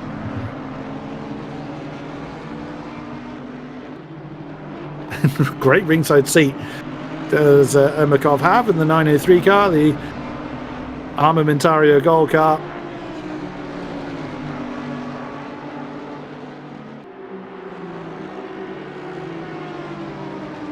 So started by Abakumov. Sergei Zanyugin had that car earlier on, as it does now again. Mikhail Ermagov. There's Christoph Kleber. And the other Audi remaining in the field, the number 47 car down in 17th place. And is looking to challenge the Digital Racing Squad BMW in the hands of Alex Poama. The Romanian fending off the German squad. I was saying earlier, the Steiftung Reifentest car, second in the championship at the moment. Into the pit comes Sasha Glatter. The end of another stint, as Martono had built that gap up to about 18 or so seconds, 17, 18 seconds, I think, before he came in, before Sasha, came in. So we're getting back on the pace, as well as Sasha probably getting to the end of his tyres. Yeah, I'm surprised to decide pit right now. I thought they would have tried to go as long as possible, but I guess I guess they're probably sticking to a strategy that they've got in mind or set up before the race. But as Kleber tries to make a move on the inside of the BMW and manages to get the move done. I think Poama wasn't interested in that one. It looked somewhat simple for the Audi. He's got 34 seconds to close in on Christian Pastori, though. So Stalder goes up into second place, but nearly 50 seconds behind the race-leading Presi Martono. That's Polke up into third place in the Griffiths Engineering Aston Martin. Who's going to be in command of the 27 car when it reappears? Time will tell.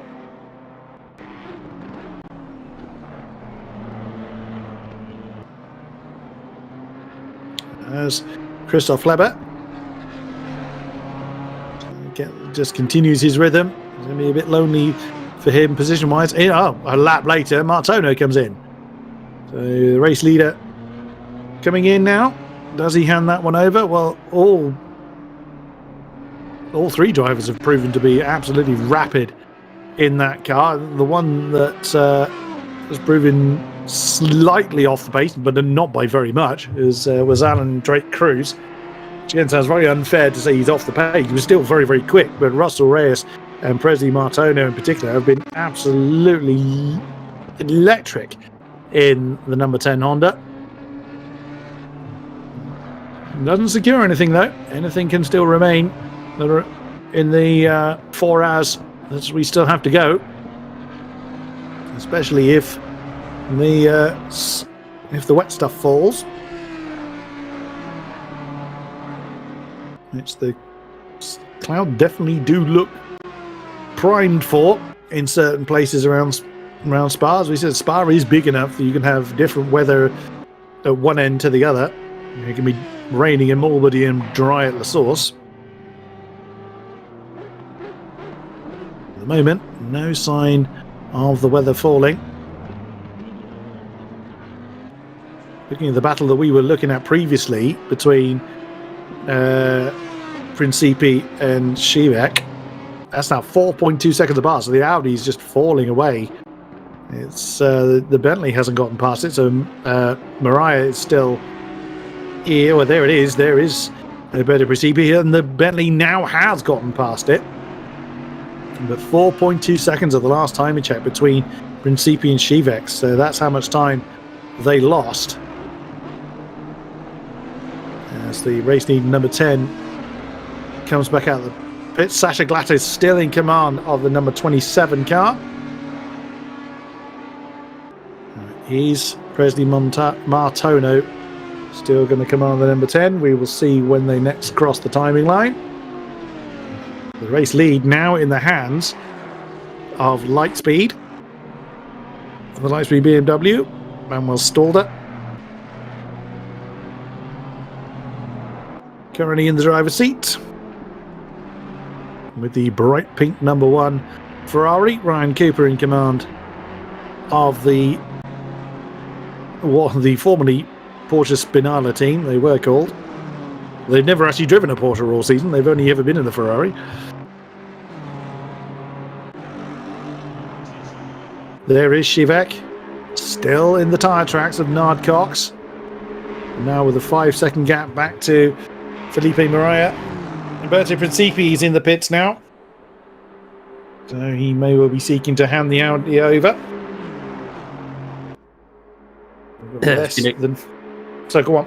I'll let you finish. I was going to say, with now less than 4 hours to go, we still have plenty of racing to conclude. Yeah, I was going to say it's been a great battle between both these cars here. I think it's been pretty much stuck together like glue since the start of the stint. So I think, excuse me, when it comes to the pit stop, I wonder if the 740 of SimSport Racing International, I wonder if they might try and maybe keep Nard in the car and they try and jump the 467 car to save some time by not doing a driver change. Could well do. Crystal Kleber is in as well. The number 47 out, so both of the Audis in the pits at the moment. As Shivek gets close, very, very close to the back of Nard Cox. Nearly impact between the two Astons. Out of Stavolo. Who's coming to the end of their stint? So Martono and Glatter remained in their respective cars. That gap did shrink a bit in the pit stops. But both drivers very, very fast in their respective cars. We'll see how that continues to change. Now the cars are a bit heavy. Neither of these two coming in though. Still keeping each other company. The battle for 9th continues. They're continuing to pull away from Felipe Moreira. There he is, the orange Bentley in the background. 5.4 seconds separates this pair and the chasing 349 team. Now, is Shivek going to be in a position to attack this time? Through Eau Rouge, up and over Radion. And there again, you just see the difference between Nard Cox getting it perfect, that line, and we saw Thomas Shivek just cut that apex a little bit too close and it spat him out. And the momentum you lose is enough to prevent an attempt of an overtake into Les Combes. So it's a pretty nasty mistake to make.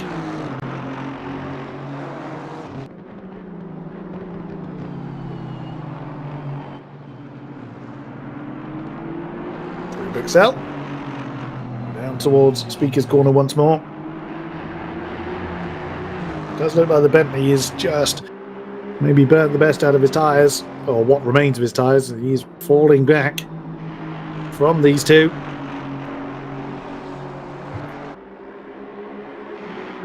The order up top though: Stalder leaves Polke. He's Michael Hoyer, who's now back in command of the Fusion Racing Honda. Not much between Polke and Hoyer. With the number 23, the Rapid Esports BMW, back in 4th. Now McClare back in command of the Beamer. With Presley Martono, Sasha Glatter. Still one position apart, this time 5th and 6th, before any further pit stops take place. And that gap now down to 12 seconds at the last timing line. No one giving up on where their positions are. And still no sign of the pit lane for the two Aston Martins. Yeah, I think they're probably trying to stretch the stint as long as possible. And I think that's the feeling I get anyway. I'm maybe just trying to stretch it out as long as possible and try and stay on the track as much as possible and not lose too much time in the pits. But as I come up to the roads and radio now, it's yeah, I'm very surprised that his 467 car's not being able to close back off on the back of Nardcox. But I have to say it's been a great defensive stint, if you like, from Lard to keep Suik behind him for as long as he has.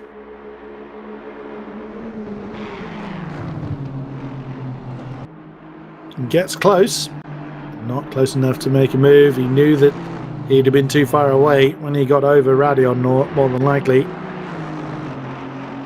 As we approach 4:30 now, server time.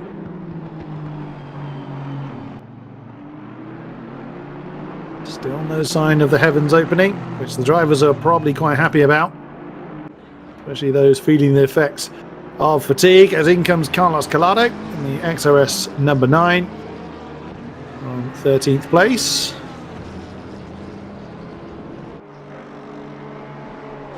There's Martin Hoyer, who currently occupies a third place slot, I should say, in the 501 Honda. Been on his own. He's been hovering around 2 seconds behind Polke, as the fastest lap has just been claimed, 2:17.565 by Sasha Glatter. Wow, he's pressing on. He was 2 seconds quicker than Martono last lap alone. So Sasha Glatter, probably a tyre change. Could be that the number 10's running on older tyres. Whatever the reason, Sasha Glatter is pressing on. They've not long been through the pits, so the car is probably still quite heavy with fuel.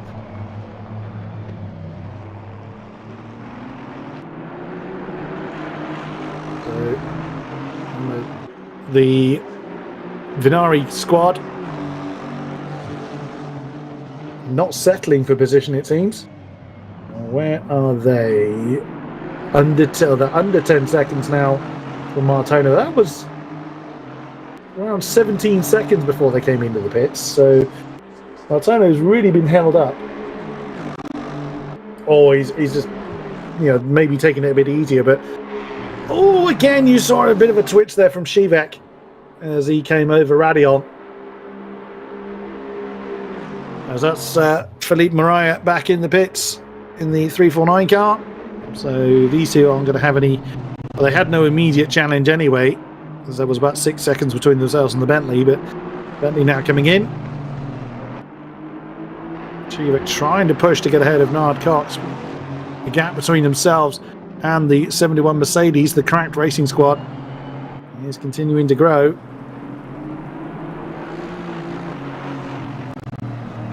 I'm keeping a very close eye on that gap between Martono and Glatter.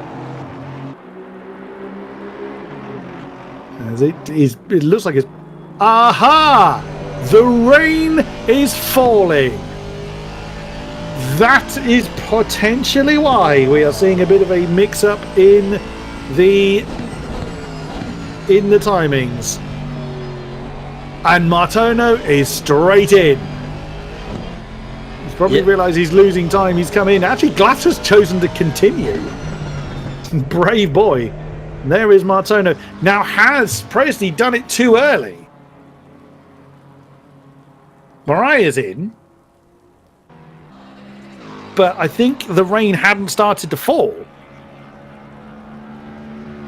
when he came into the pits. But Sasha Glatter's chosen to continue. I'd say that's probably right, because not enough rain would have fallen to make any kind of wet tyres work properly just yet. But he's got a long way to go to get back to the pits, though. It's a risk. It's the risk he's playing. In comes Shivak. A lot of pit crews are going to be jumping into life now, I should think. There's Maso Chico on the back of the Clash number 73. Fumilari now in command of the Audi.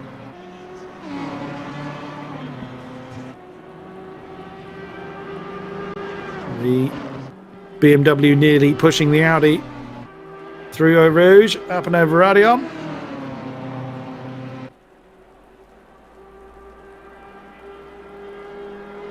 Windscreen wipers now fully ablaze.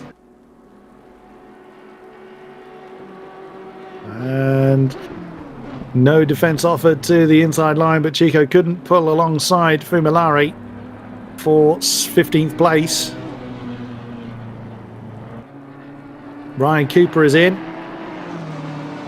as well as Christian Pistori, and Stalder is in as well. Well, we know what these... Well, flash of the lights there from Marcel Chico. Something he's not happy about. I didn't see anything that untoward from Fumilari.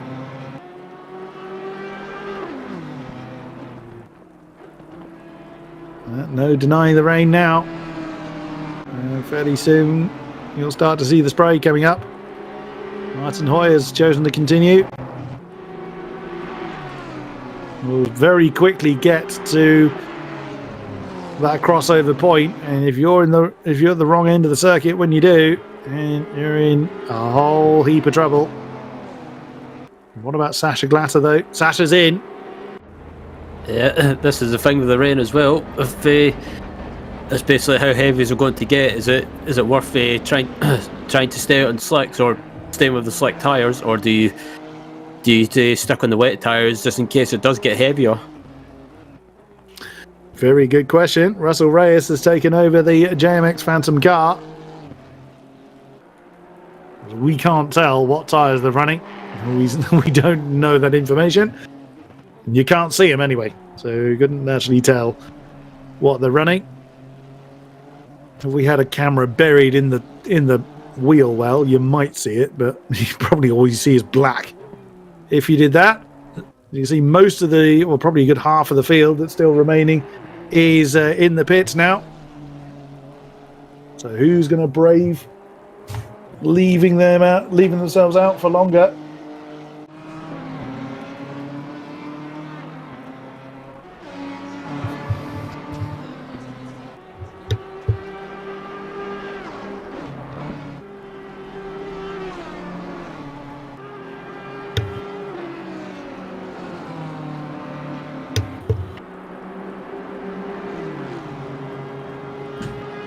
Battle of the pit crews then. Haven't seen anybody cause any more yellow flags. So Krebs as well, the number 69 McLaren, the Limitless team. Oh, just as I say, we haven't seen anybody go off the road. Now we're starting to see spray coming off the tyres. Now is definitely a time you want to be on wets. Oh, you don't want to be on slicks anyway. Oh no. That got a bit uncomfortable with the number 11 car needing to get into the pits with the Audi in the way. There goes Sasha Glatter. Where's Reyes? Yeah, that's what I was thinking. Where's Reyes? He's well behind. I think he is. I'm trying to find him on the... Oh my goodness. Oh no, that's not... Where is he? Oh no, he's up at Lake Com. Oh, he's up... Yeah, yeah, it probably took a while to update. Yeah. But there's only 3.5 seconds between them now. So that gap of 10 seconds or more is no longer there. And anyone that isn't on wet tire or anyone on slick tires now is in for a whole heap of trouble. As you can see now, the spray being kicked up. That's always the indication of slicks are no good anymore. Well, it's one indication.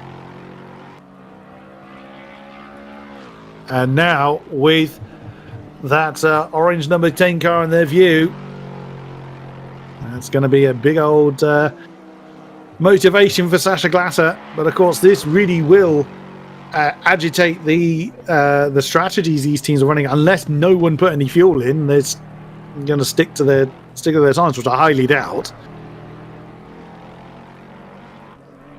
So quite a few pit strategies have probably been completely undone as a result of having to pit out of sequence and put the wet tyres on. Well, again, haven't seen Reyes fly off the road. So that would indicate that they are on the right tyres. You're just seeing the Honda disappear out of shot.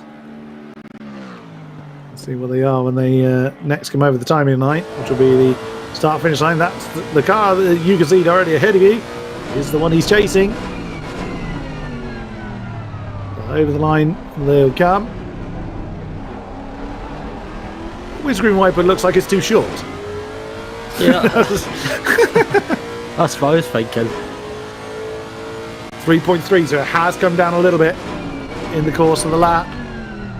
And also, this is the thing with the Honda as well. The Honda's not known for being the best car in the wet, so Reyes might have a bit of a hard time with this car in the wet, especially with that lively rear end where it can come round to you out of nowhere. So, and also Assetto Corsa is pretty quick in the wet weather conditions.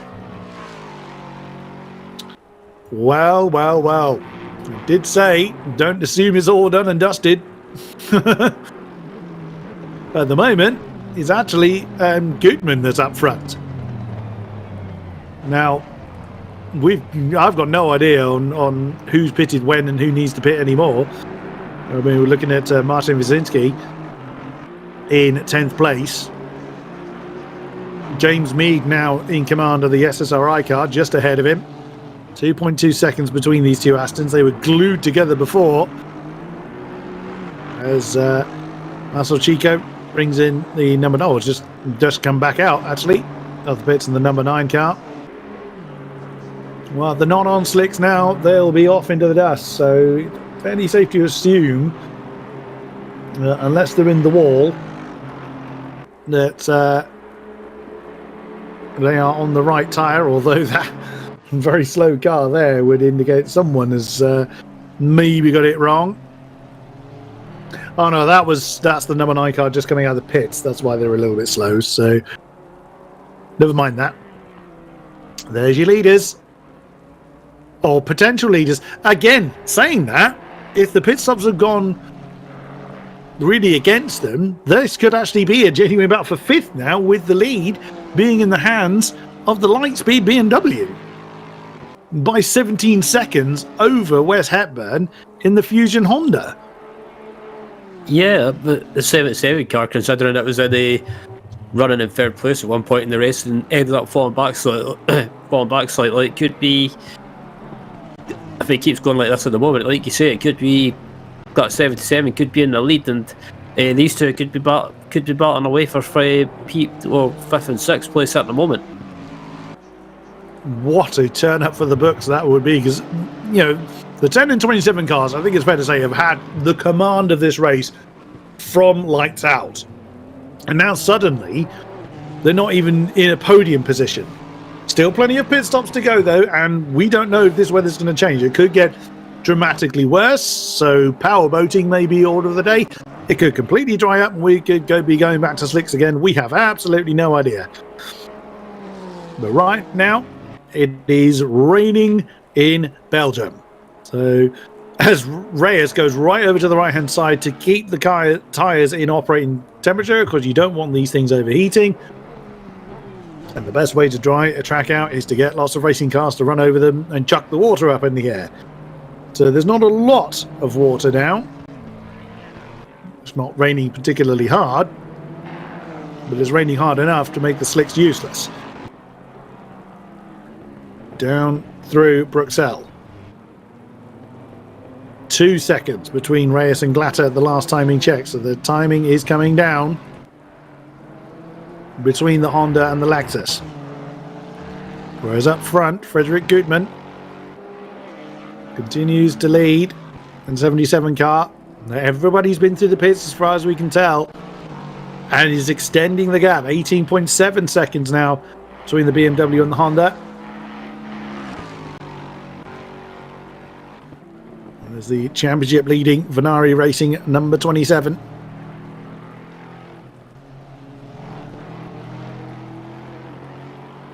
It was amazingly quick in the dry and looks even quicker in the wet. Exactly as you were saying, Ryan. Sasha Glatter is an absolute demon in these conditions at the moment. Took another half second now in one sector alone between himself and Russell Reyes.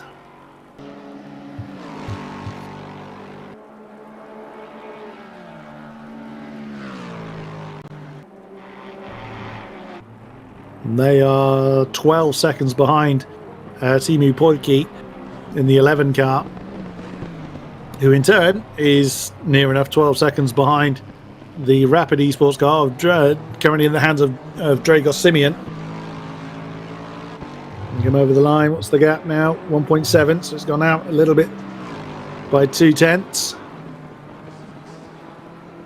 Simeon only 2.7 seconds last time around behind Wes Hepburn. So there's a potential challenge for second there. 20 seconds. Wow, Gutman is flying. Frederick Gutman is flying in these conditions. Let's see what the lap times were last time around. Wow, goodness me. So 230.8 for Gutman, 233.9 for Hepburn. So that car is not doing well in these conditions. 31.2 for Simeon, 31.4 for Polki, 30.7 for Reyes, 30.1 for Glatter. So the fastest man, actually another 30 on the board who just spotted, is James Mead in the 9th place number 74 car. So he's really excelling in these conditions. But a car that certainly is struggling somewhat is our second place Honda. Hepburn is not enjoying these conditions at all. So they may have gone for a more dry orientated setup, and maybe just don't have the downforce to make the wet conditions work. Yeah, it's possible. I mean, the Honda general just doesn't seem to like wet conditions unless you've got it set up real well. But yeah, that 77 car up at the front, doing a good job at the moment, and it seems to be that car's hooked up in the wet, and also, like you say, the 74 Aston Martin of James Mead seems to be hooked up as well. So the drivers that seem to have set the car up for the wet are pretty much laughing away at the moment. Whoa, Sasha Glatter getting a real slide on coming out of campus. Closing down to a second behind Reyes now. And Simeon is a second behind Hepburn as well. So the 501 Honda, 32.1 last time around. Hepburn, another 30.5 for Simeon. That's kind of on pace with what these guys are doing. See the lap times again. 31.0 for Polki. Let's do Reyes, 30.5. 29.9 for Glatter. I mean, that kind of lap pace difference, 0.6 of a second. That's going to be very difficult for Reyes to keep behind him. Here comes Dragos Simeon now in the BMW.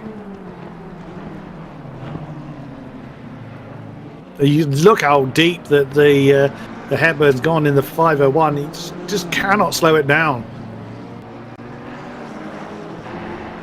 Well, he can, just not as quickly as everybody else. Yeah, I'd say that car is most certainly set up for dry conditions, which, again, if we go back to slick racing conditions, could well come back to them. Because with the, obviously, the change in strategy, the change in going to dries to wets has really catapulted the 501 up into second place, but that's second place very much under threat by the Rapid Esports 23 BMW now. Through Pouan, which they sure as hell won't be taking flat in these conditions. Towards Spanish again. Oh, I did wonder whether he was going to try and commit to that. He will no doubt realise the pace difference. Well, we've just seen how quickly he's closed in on the back of the Honda, so he will not want to stay behind it for any longer than he needs to. Can't find a way through. Chicane's going to be his next opportunity. Gets a little bit uncomfortable coming through Campus and Stavolo. Paul Freya now. Card already ahead is the number 30 car, I think. That's the Alpha Sport McLaren. And Simeon quite some distance behind the Honda. He's not going to be able to get past it this time, I shouldn't think. And no, indeed, he doesn't. A bit of a slide coming out the chicane for the big beamer. 30. Well, Hepburn's starting to get back up to pace at 31.8, so he's been gradually getting quicker as he's getting more acclimatized to how the car is behaving in the wet. Could just be taking time to adapt to how the car is now feeling. Either way, those around him are still a bit quicker. Yep, as we come through Oris and Radion now, and it looks like the BMW of Simeon's got the run on Hepburn, and just I don't think it's going to be close enough to make a move though. But it looks like Hepburn's just not feeling comfortable with these conditions. Yeah, because could just be being a bit too cautious. It's not going to do him any favours though. Reyes is getting up to speed now, 230.0 last time around, so he's now gotten a bit more comfortable in these conditions, much to Glatter's annoyance probably, as Sasha Glatter was right on the cusp of getting to slipstream range of what's been his arch rival all race long. Not to say these still won't. Oh, as the 903 car, Abakumov has come to grief. Just spotted him stationary on the exit of Blanchimont. There he is. Yep, into the pits. So he's probably hit something. Which, if you have a moment down at Blanchimont, it's one of the quickest parts of the circuit. You are likely to need a pit stop, if nothing else, for a set of overall change. If you've had a really scary moment. As we see Simeon once again hustling the back of Wes Hepburn. Gap between Reyes and Glatter stabilising at about 1.3, it looks like. Now, what's Drago Simeon going to do? He's got the that's the Clash Audi ahead of him, Familari. Is he going to try and box the Honda in behind it? Simeon going to do here? He's gone with the inside line. Oh, can he slow it down? Yes, he can. That should be job done then for Drago Simeon. Second place to the Rapid Esports number 23. But can he hold it? As Wes Hepburn had a good drive from the exit of the chicane. He's not realistically going to do anything on the outside line of La Source. He's not willing to just let the BMW get away with it. Now, can he slipstream back past? Familari is out of position here. He'll be wanting to get out of the way of those behind him. Oh, look at the amount of momentum that Wes Hepburn lost there. Just having to let off the throttle that much more than the BMW did. And that's what's overall hurting his pace. Yeah, I think through Oruz and Radion, I think it was just a bit of a confidence lift from Hepburn, because the BMW there just seemed to carry a lot more momentum and speed through Radion as well, and Hepburn just couldn't keep up that speed and momentum, and just lost about a couple of tenths at least. Oh, absolutely. So look how carefully they're having to go through Bruxelles now. All that familiarity, all that muscle memory is completely gone now. And they're having to just be 100% focused, because no two laps are going to feel the same. Even though it's not absolutely blatting it down, it's raining plenty hard enough for the track conditions to change lap on lap. So they're going to have to really stay on their guard much more than they were in the drive. I mean, you don't always have to focus, but you do go through a fair amount of, have to utilize a fair amount of muscle memory. You cannot stay 100% focused all of the time in a 9-hour race, or even in an hour, 2-hour stint, whatever it is. Not possible. You do have to just kind of rely on muscle memory and instinct for some of it. But when it's wet weather conditions, you have to stay that much more focused for that much more. So it's much more tiring, mentally at least, for the drivers to have to deal with. Yeah, absolutely. And looking at Hepburn still, he's still losing contact with Simonot in front of him, and I think as he runs wide on the entry to the bus stop chicane there, just Yeah, I think it's just this car not suiting the conditions, and Hepburn, I think he doesn't want to start pushing or overdriving. Otherwise, especially in the wet, it can, if you start pushing a little bit too much, it can go horribly wrong. That it can. But someone that really has capitalised on the change of conditions is Frederick Gutmann in the 77 car. Nearly, well, it's over 24.5 seconds between himself and now Drago Simeon in second place. 1.3 seconds between Simeon and Hepburn now. I dare say that Honda's just got no answer in these conditions whatsoever. 9.8 seconds back to Poilke though in the Aston Martin. There he is, staying very much in the water, keeping the tyres in the optimal temperature range. Because these things overheat, they become useless very, very quickly. And there is a drier line. There is a certain racing line that you can see. So keeping the tyres into the wet to cool them down a bit is a good idea. As we've got yellows, that's a Radeon, and that's the 69 car that's had trouble. That's our 7th placed McLaren. That's the Limitless car that's come to grief with Mishki. That's currently in command of it. That won't be the only car to have trouble there, in these, especially if the rain gets worse. That's a prime spot for trouble in the dry, let alone the wet. Yep, as we're looking at a Thibaut Poilke at the moment, and currently running in 4th, and not really anyone threatening him from behind. He's got a comfortable gap, and in front of him he's got a Hepburn as well, who's about 9.2 seconds ahead, I believe. So I think at the moment this team's just pretty much just aiming to keep it on track, especially with the way the track is at the moment. And on the other hand as well, these conditions will be suiting these guys perfectly, because Finnish people do like to drive in the wet and also in the snow. Oh, now this is an opportunity for Glatter, with Reyes stuck behind the back marker there. That's the black and white BMW, the 16 car of Rosu, getting really out of the way. But look at that, that's allowed Glatter to close right in on Russell Reyes. That gap had started to open up a little bit, about 1.7 seconds, but in the blink of an eye, that gap has completely gone now.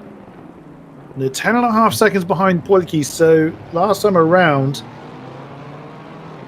wow, yeah, Reyes lost a second on that lap alone. The fastest man out there is our race leader, Frederick Gutmann, getting again into the 229s. The only car, as far as I can see, that managed that. Of course, Russell Reyes with a face full of back marker. Sasha Glatter well into the slipstream now. He's going to be that much more difficult for the Honda to deal with. Over to the defensive line, and there goes Glatter. He's committed to the outside line coming up to the Laycom. Can he get it done side by side? Noses ahead in the 27 car, and he's got him. The Venari Racing Lexus does manage to complete the move before they get through to Normandy. That's 5th place, back in the hands of Sasha Glatter. But there's so much more he's got to do, and still 3.5 hours to go through. Oh, look at the tail of the Lexus get lively. Trying to get the power down, heading towards Speaker's Corner. But equally, Russell Reyes was a bit uncomfortable coming through that same section. And that's given Sasha Glatter a very crucial bit of breathing space as they head down through Pouhon, down towards the Fannish chicane. And that, when the next time check had them a thousandth of a second apart. Nicely done. But when they cross the line, it'll be when the next time check happens. Oh no, big button. I think there's a time check actually just coming up in between. Yes, it was. So 9/10 of a second, or nearly a second, that Sasha's managed to open up on Russell Reyes. As they came through Campos and Stavolo. So already Russell Reyes may have lost slipstream to the back of the Lexus.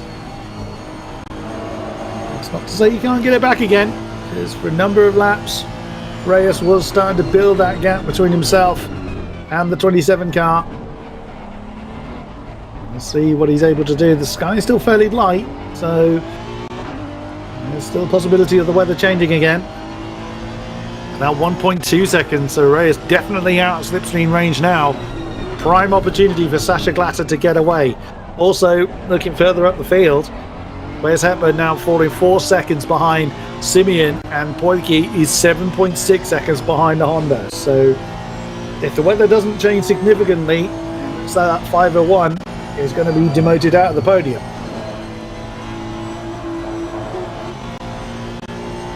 And hear how gingerly they have to treat the throttle through Eau Rouge and Radeon, as the Lexus just seems to have more traction available to it.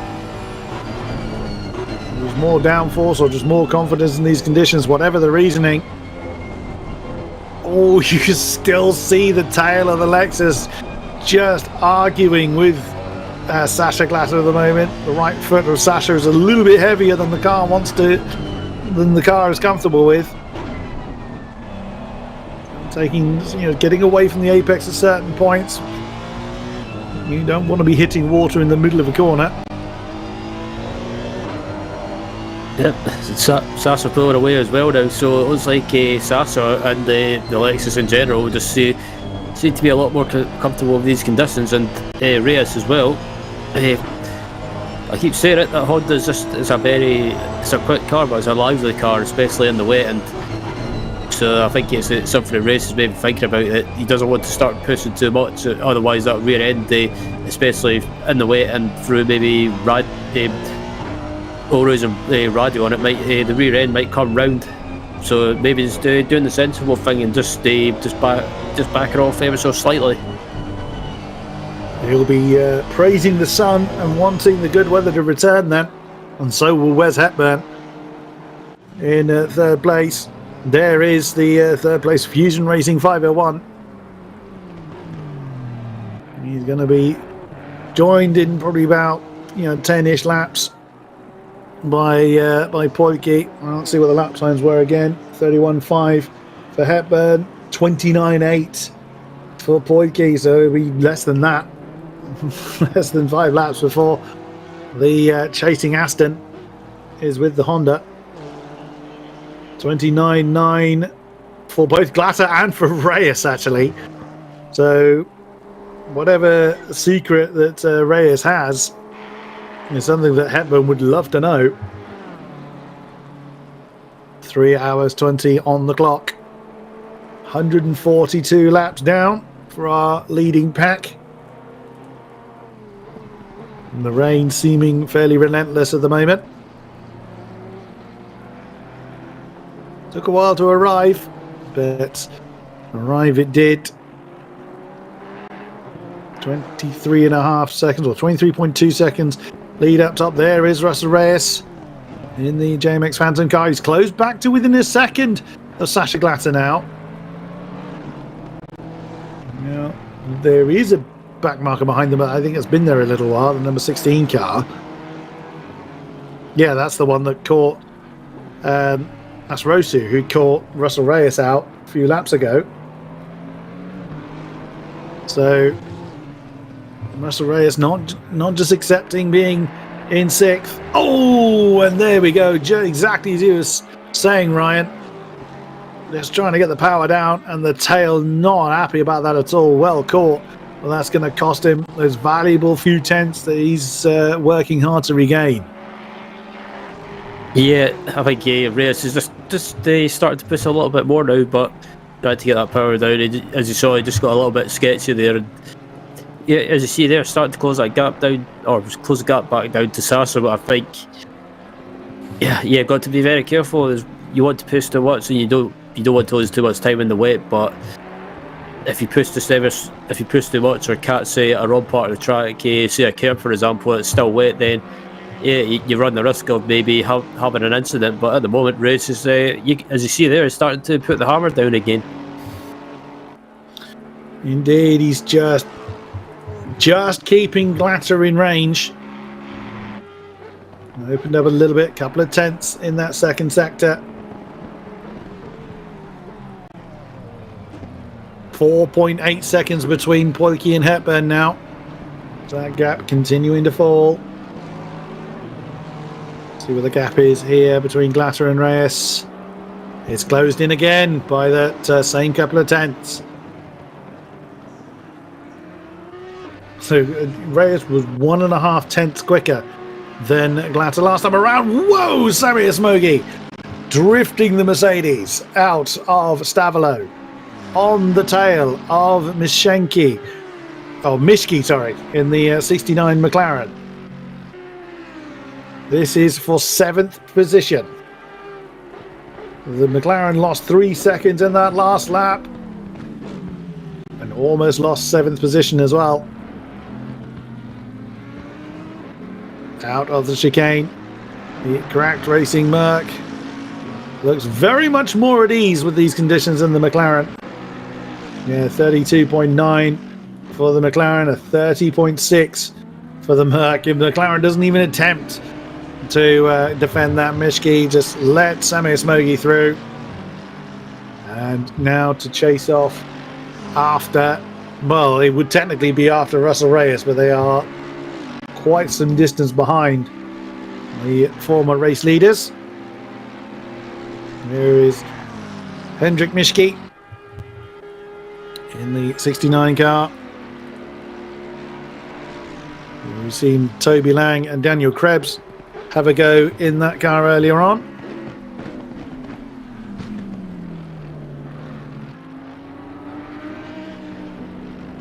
Now Hendrik Mishki doing what he can with it, but it seems very unhappy, either the car or himself.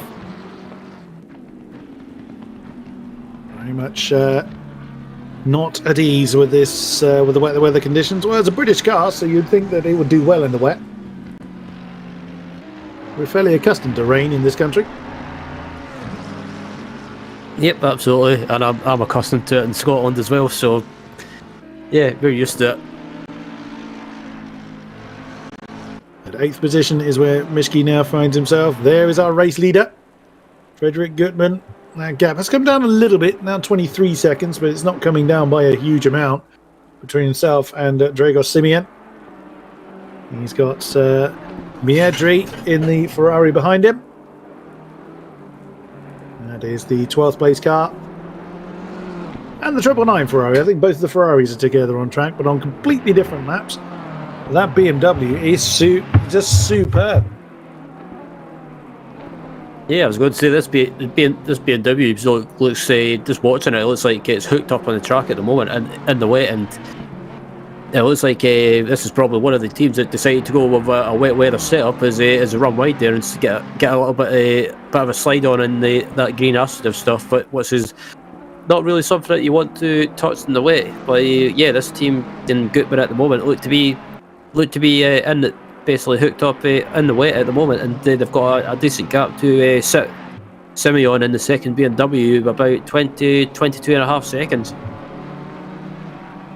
It has slowly eroded, but not by nothing major whatsoever. So the pit stop timing has been brilliant for them to get onto the wet tyres.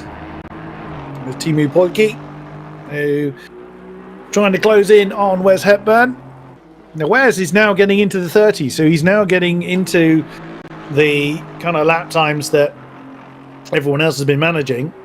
Again, no, I'm not meaning that in a disrespectful sense, because the pace from all of these drivers have been absolutely impressive, and in the wet conditions is that much more difficult to attain. It's just taken Wes a little bit longer than some of the other drivers to get up to that point. 30.5 last time around by Wes, 30.7 by Teemu. So the Canadian driver now starting to get to grips with the lack of grip out there. You listen to how Teemu is really feathering the throttle through Campus and Stavolo. That's how much he's having to adjust how you drive these cars. And as I said before, it's different each lap. You can't just say, okay, I did this corner this way last time around, it'll stick exactly the same way, because the water level just changes all the time. There's James Mead in the Cinesport Racing International number 74 Aston. Getting a little bit squiggly on the exit of speakers. 5.4 seconds to close in on Mishki in the 69 McLaren. That car is the one that is struggling the most at the moment. 33.4 last time for the 69 car. So he's not the only one that's struggling, in fairness, but it's quite a significant pace difference for him inside the top 10. So James Mead will no doubt be aware of the pace difference between himself and the number 69 car. And will press on that much more to try and close him down.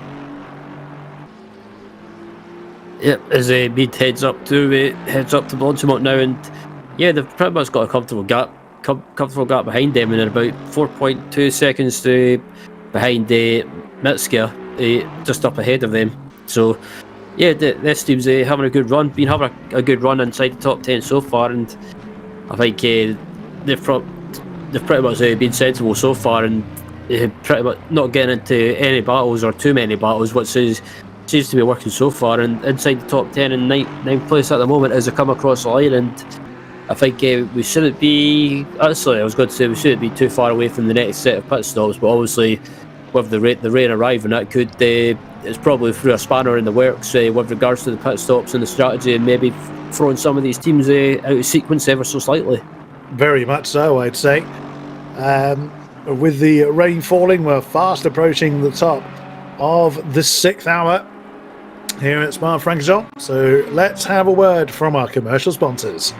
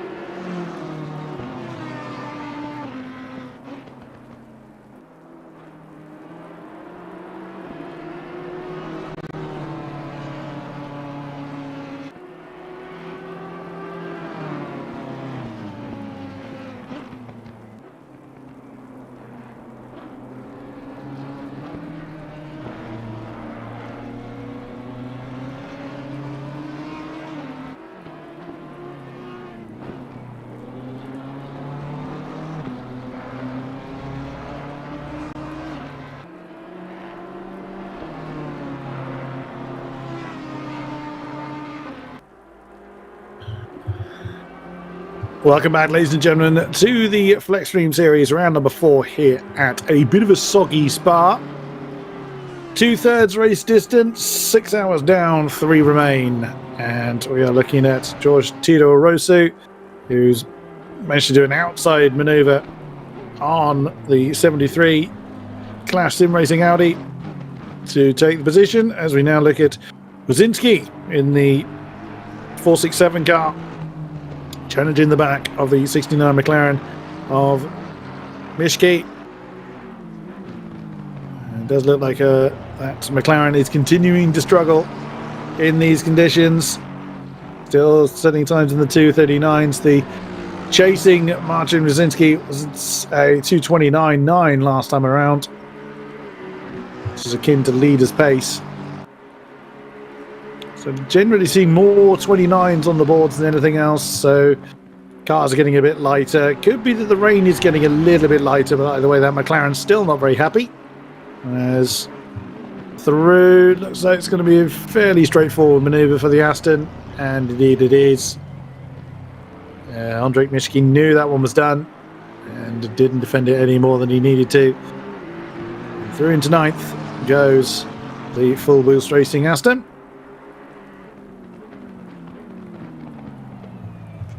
Further up the field, Goodman continues to lead by a huge amount.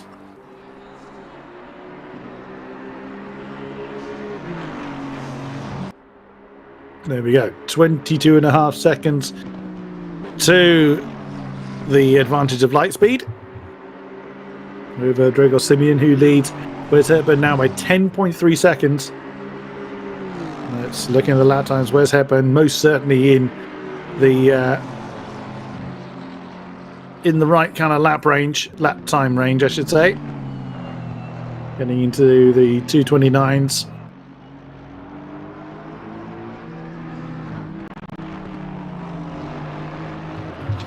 Yeah, Hepburn's dropped off massively. Looking at the gap, he's about 10 seconds behind now, and I think it's just the nature of this car as well, just not suiting the wet conditions, or Hepburn just not feeling comfortable. But you can see there, just watching, I think heading down the home straight, I think the rain's definitely stopped. So, and the lap time's coming down. I think that's a good indicator of this track's starting to slowly but surely starting to dry. Think so. Whiskey Wipers seem to be stopping. Not seeing an awful lot of rain falling now. So is that now going to start to come back towards some teams that have been falling through the field? Now it's going to be the all-crucial time of when to swap back over to slicks, as the water on track continues to disappear. We did say, didn't we, that the weather remains unpredictable. Ooh, further twist in the tail then. There's definitely no rain here that we can see falling. Coming through Bruxelles. I'm just looking at the time on board as well, and Sasa Glatt has put in the fastest lap of the race so far. So, the track's definitely starting to dry up. It's still wet in some parts, especially the curbs on some of the corners are still wet. So drivers have to be careful, and just watching the gap between third and fourth as well. It looks like Timo Polke is definitely closing that gap down to Hepburn in the 501 car. Does look like it is. Yep, there it is. Just 2 seconds between Polke and Hepburn now. And there are the competitors fighting for third. And that time difference was only half a second last time in the Aston's favour. 23 seconds the lead gap now for Goodman. He's getting that gap back out again. 27.8. That's the fastest lap we've seen in these conditions. Again, further bolstering the fact that it's just getting drier and drier. Who's going to be brave enough to swap back to slicks? Now, this could time in to the end of some drivers' stints. Of course, those stint lengths being somewhat upset when people swapped over to the wets in the first place.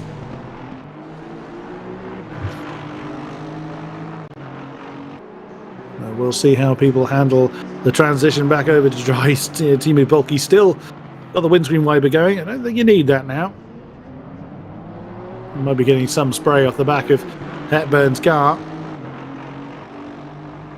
Certainly the rain is dealt with, not seeing any significant amounts of spray. We're not seeing any spray at the moment from the back of the Gripat's car or from the back of the Fusion Racing Honda. As you see there's still some water down on the ground, which Timu Pulki is taking advantage of, or what's left of it. So people's tyres are going to be getting a little warm now, as we are fast approaching the transition back to slicks. This is going to be the crucial times. You go over to slicks too early and you could very easily throw the car off into the barrier. That would be 6 hours racing down the pan, and however many hours and hundreds of kilometers of practice. Ironically, we didn't lose any car in the wet weather. We lost 7 competitors all in the dry conditions. Yeah, I was thinking about that during the break. It's interesting that some of our retirements have been in the dry, but there's been none in the wet whatsoever. So a bit confused by that, but nevertheless, it's still a good thing that they've got They've still got lots of drivers going around in the wet. But just watching the Pulki right now, it's some parts of the track there's spray still popping up. So maybe not the best choice to switch to the dry tyres straight away, but I think maybe someone that's maybe further back in the top 10 or just outside the top 10 might take that risk and switch to the wet, not the wet, switch to the dries. Yeah, fair point. We'll see who is brave enough to do so. No one giving their pickers anything to do just yet. I'd say that's probably about fair.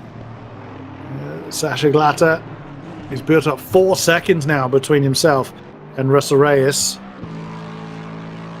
The Honda may well be boiling the tyres a bit. Lexus may be a little bit kinder on the rubber. That was 26.6 for Glatter, 26.8 for Hepburn. So now Hepburn, who seemed to be taking the longest to, or what we thought was one of the longest to get used to these conditions, now is really getting the hammer down a bit. And another drive-through penalty. We haven't had one of them in a while. That's the one for us, and then 2 of them arrive at once. Nice. Good old British bus analogy there. The 158 car, so that is the Ida Pro Esport car, and the 903, the Armamentario car, both getting drive-throughs, and in comes a car indeed outside of the top 10. It's the 15th place 73 Audi. That's the Clash Sim Racing car for Familari, bringing that car in. Are they going to brave the slicks? Well, why not? You could argue. I don't think it's going to be far off.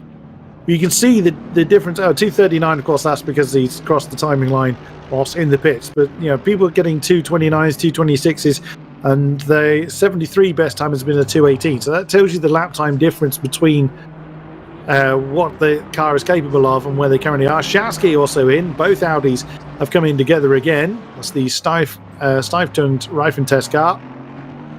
There's its fly collection on the front of the car. So it looks like they are going to brave the slicks first. So the rest of the field now have their guinea pigs, but I don't reckon they need to wait too much longer.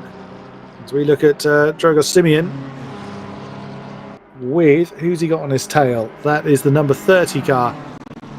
Right, hot on his heels. That's the Alpha Simsport car. Chris Warner currently in command of the McLaren.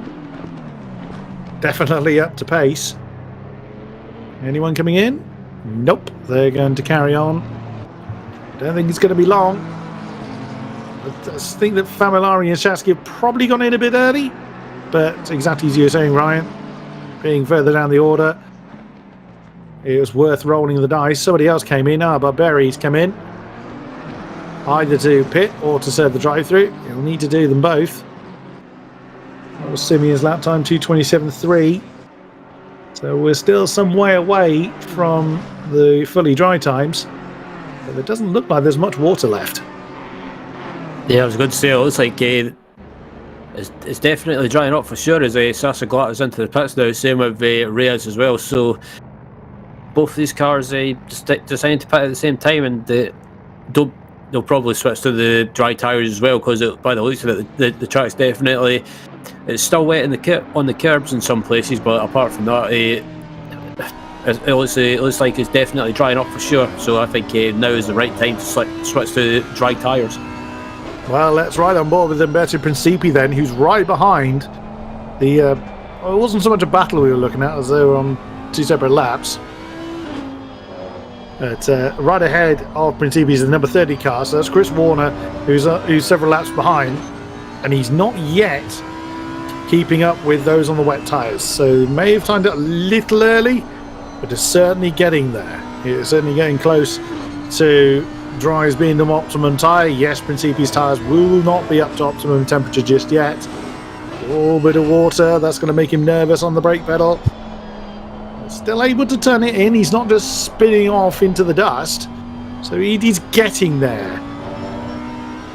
And maybe another lap or so before it's really going to start to go the dry tyres way. You still see tiny puddles still, which will be enough to upset the slick runners. This wet tyres still a little quicker than the... again, we assume it's on slicks. I think it's a fair assumption that he is, as Abakumov is in the pits as well. Barberi serving his drive-through, has served, his drive-through penalty. I'm assuming Abakumov is doing the same.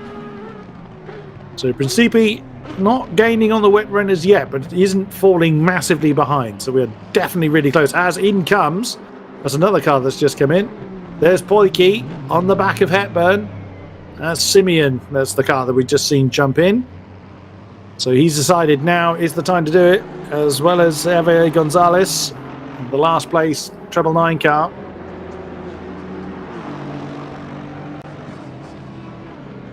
As Niklas Gross now has the number 27 car. The pole starting driver for the Lexus. Martono back behind the wheel of the number 10 car. And in between them is the 349 Bentley of James de Hillavander. So this is the grid order, the racing order still being shuffled up. I don't know, completely done yet. Not entirely certain if that Bentley's been back in the pits yet. But looking at what we're seeing so far, it won't be long before they are. It's all dependent on whether the slick runners can just keep the car on the black stuff for the time being, as Pollocky really, really close to the back of Hepburn now in a challenge for second.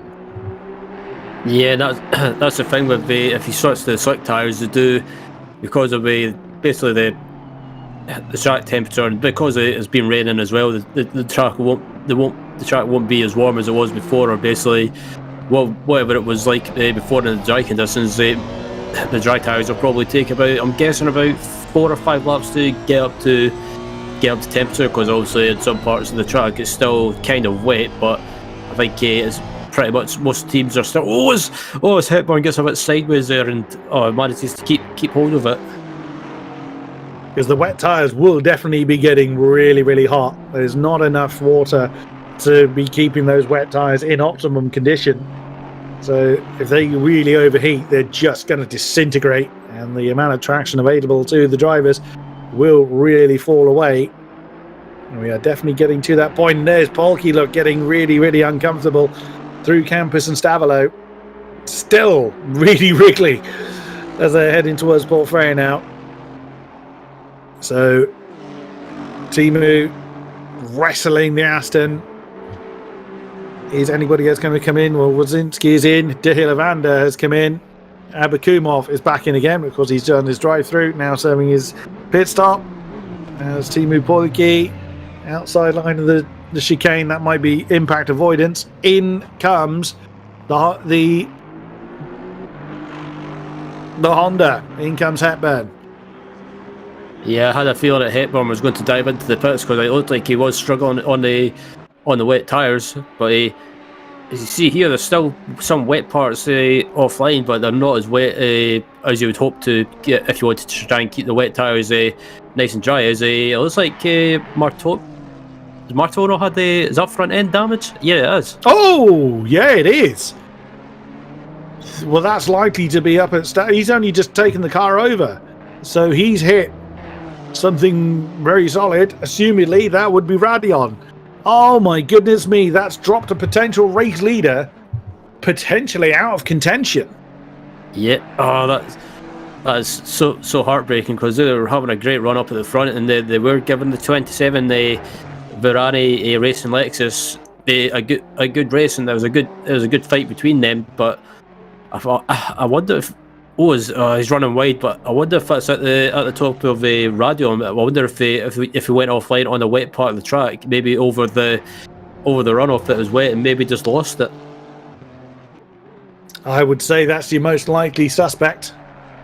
So Smoggy is in the 71 Mercedes, along with Rosu and Barberi. And I dare say Martino is coming in. That car is going to be horrible to keep on the straight and narrow. You can see the lights flickering as well, the damage that car is carrying. Gutmann leads the way in the light-speed BMW. And in he comes. Polke, second in the 11 car. And a stop-go penalty for Hepburn. Oh, no. What on earth would that be for? That's probably speeding in the pit lane. A stop-go penalty or track limits either way. Oh, that's got to be so frustrating. He's just come out of the pit. May have dropped the pit lane speed limiter too early. But a stop-go penalty for the 501 car.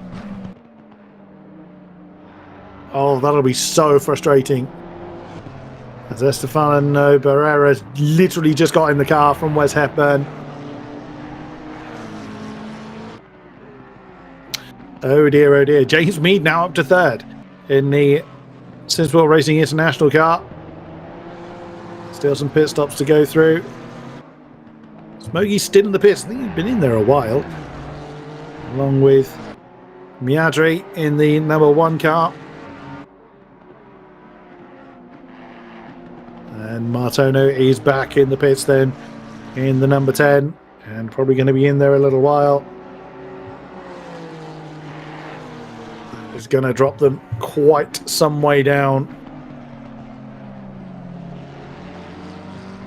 Well, that takes the pressure off of Nicholas Gross in the number 27 car then. Vinari. Well then, you can't necessarily say they're favourites to win at the moment because they are down in 7th. May well gain a few through some more pit stops, but you can see the Lexus still getting squiggly in places.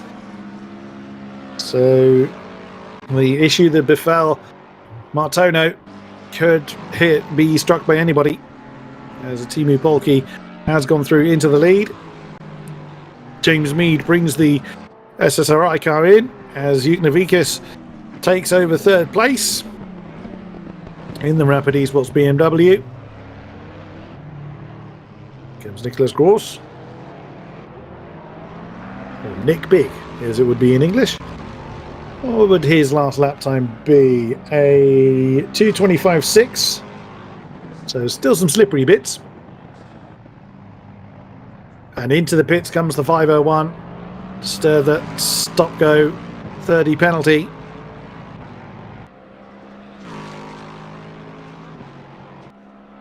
No word on what that was for. And Tim Rule now has the 77 car. Now they will regain the lead as the number 11 Griffax engineering car has yet to come in. They're right behind the orange Bentley. 349 car. It's the sole Bentley in the field now.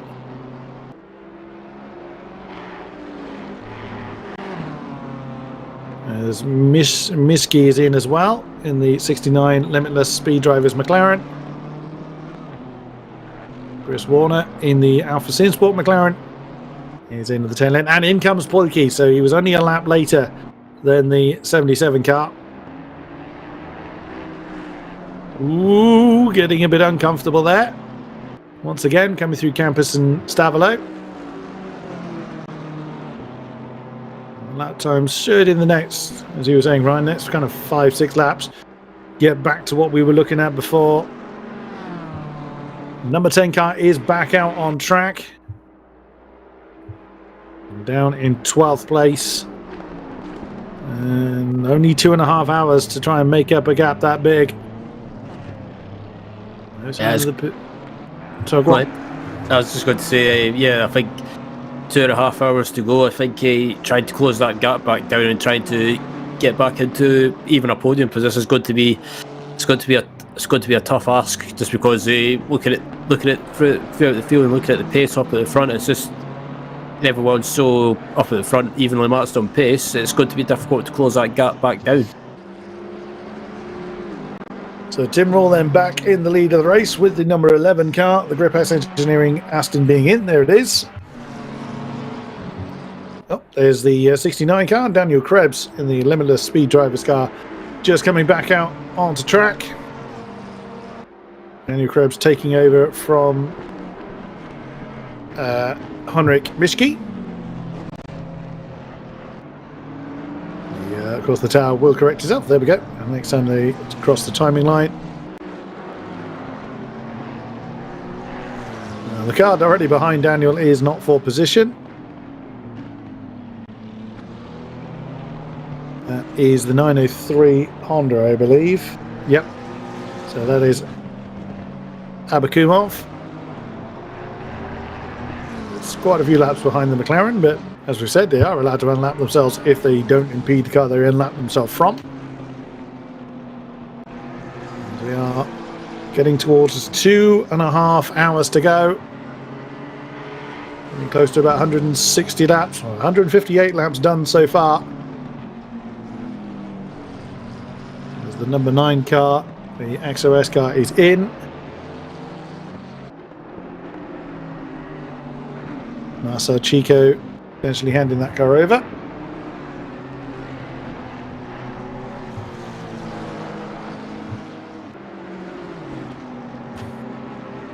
Ooh! Oh, there you go. And the Honda is indeed unlapping itself from Daniel Krebs.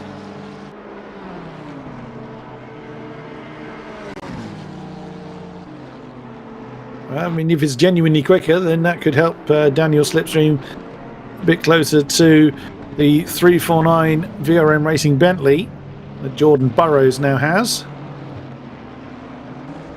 There is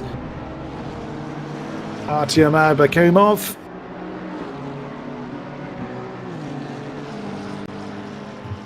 .222, he's just put on the board, so we are getting really close now to the slick times we were seeing before.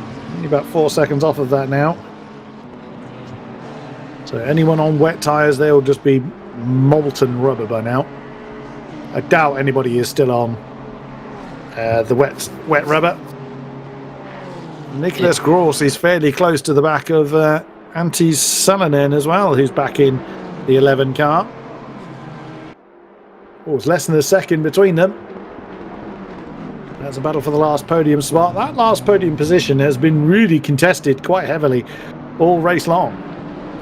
Yeah, we've had loads of different names, different teams and different drivers on that final podium place throughout the race so far, and I think it could be a battle. It could go right down to the end of the race. Someone's had an issue. It's Austin Carpenter for Alpha Subsport. That's Radion again. It's claimed another. It's always the first place I look on the map to see if anyone's had issues there. And lo and behold, the number 30 McLaren, the Alpha Simsport car, not tracking quite straight, is it? Looks like it might have been a bit of a hard hit into the wall there. Another pit stop for them on the books. Yeah, it's just nowhere near the throttle pedal coming through Lake Armor Normandy. So, bit of trouble for them. There is Niklas Gross in the Ferrari car. It was in 7th, I think it was, last time we checked in on them. So the bulk of the pit stops dealt with. So it's going to be back in a podium position. So their main rival, the JMX Phantom car, is down in 12th. With Presley Martono still at the wheel. Following that incident they had in that crossover period to the dries. 17.5 seconds behind the number 1 Ferrari. I mean, they could realistically push towards the top 10, but I think that's probably as far as they're going to go. Again, no disrespect meant, but that, realistically speaking, is probably all the time they got left. There's Niklas Gross. He's really shaping up the Griphax Engineering Aston. All cuts back to the inside, not quite on the inside line of the Aston Martin through the chicane.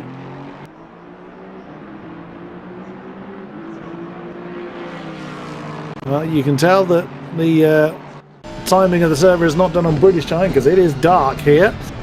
It's 5:45 p.m. Looking back now from... not a good... Oh, the irony. The Griphax guy even says more grip on the rear sill there. That's exactly what he didn't have coming out of... He had enough, though. He had enough to keep the Ferrari car behind it as a drive-through penalty for the last place car. The... oh, goodness. Yvette Santana has got to bring the 999 car through. I mean, they've had a rough run through La Source, but he managed to keep Niklas Gross behind him. Yeah, that was good. I was going to say that was a bit, well, but brave is the word I would say for the Salon in there. He pretty much got his elbows out there. Yeah, he wasn't going to let Niklas Gross get by. Well played. That's what I'll say there. It's very well played. So remaining in third place then. And they are, what, 22 seconds near enough behind Ignavikas in the 23 car, who in turn is 15.5 seconds behind Tim Rule. The top 2 podium spots may not change an awful lot, but mind you saying that Ignavikas was a couple of seconds quicker than Tim Rule last time around. There's still some damp bits out there, but we are getting back into the kind of 220 marks. The fastest was still 217. That's the 27 car set. On board with Mikhail Potapian on the back of Sem Spenkelink. Oh wow, the overspeed there from the 74 Aston. Whoa! Oh. Bit of door banging going on between the two. The full boost car couldn't quite get through. The 467 couldn't get through with the overspeed. Looks on the inside line coming down towards Bruxelles. And Spenkeling has none of that. So, Struth, that was very, very close. You can see that they had swapped round at the timing line. That's robust defence there from Spenkeling. And a little bit of rubbing as well. Has kept that 6th place in the hands of the Sinsport Racing International car. Yeah, absolutely. Sam Spenkelink wasn't taking Rule for a run, so they took that position or retook that position. But it looks like Posifying. I can never get that name right. But yeah, took that position, tried to take that position back. But yeah, these two have been pretty much together for, I'm not sure how long they've been together for, but they've been pretty much together for, well, pretty much the second half of the race so far. And it's been great stuff to watch. I think I've said his name about 10 different times every time I've seen him. As Pochapai and then looks at the inside line of Blanchimont. Oh, brave boy. Oh, one of them's going to have to blink. And Spenkeling had no option there. He had to relinquish that spot. Is he going to try and counteract straight away into the chicane? Oh no, that Pochapai held onto the inside lines. Sem had nowhere to try and conduct a counter-offensive. My goodness me, that was brave then from Pochapian to claim that 6th position on the inside line of Blanchimont. but there was no impact there. It was just very well driven. And then you have Estefano Barrera in the 501 car, was up in the podium spots, although it was struggling a bit in the wet, but then had that stop-go penalty, which has dropped it right the way down to 7th place, but could well start to attack for a couple of spots here. There's Daniel Krebs in 10th place. He's on the back now of the orange Bentley. The VRM Racing squad, Jordan Burrows in command of the Bentley, gone a little bit deep at Radion. That's going to give the run to the McLaren. Doesn't even need the braking zone for Lecom. Has got that done in good time. And that is 9th then to the Limitless Speed Drivers car.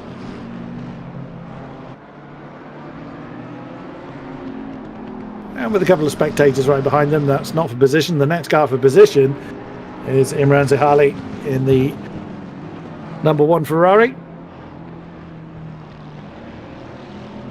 Right behind them. Who is it? Look, Ross is right behind this. The number 9 car, I think, is the XRS BMW.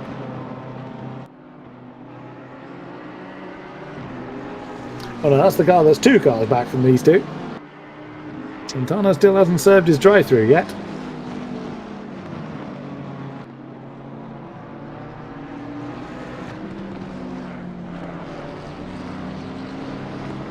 That was Abakumov in the Honda, the 903 Honda. That's the one I was trying to identify. With a livery like that, I should remember it. Yeah. There's Estefano Barrera. Getting back into the rhythm then. Rediscovering what the car is like in the dry. So we're now back into the 218s. So next to no moisture left on the ground.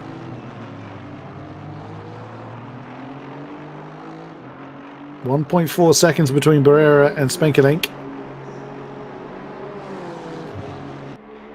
2.3 seconds ahead to that Aston has just gone through the shot of a Porsche Pian.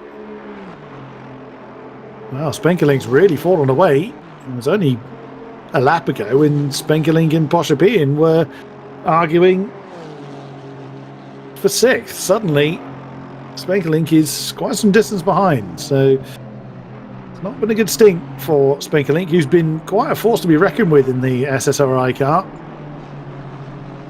He's really falling back though. There's Estefano Barrera, as his sights very much set on the 467 Aston. Nearly identical lap times, 2:19.3, 2:19.2 for Porsche Pian and Barrera respectively.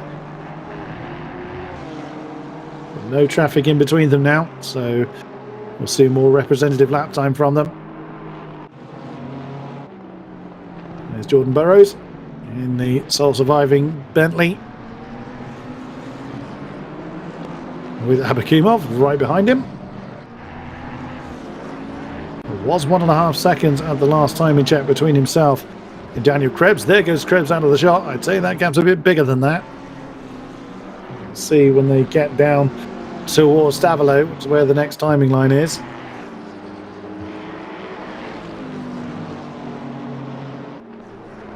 There's Abakumov and the number 9 of Lucia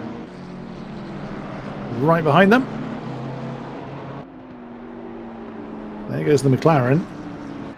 See what the time difference is. 2.3 seconds between the McLaren and the Bentley now.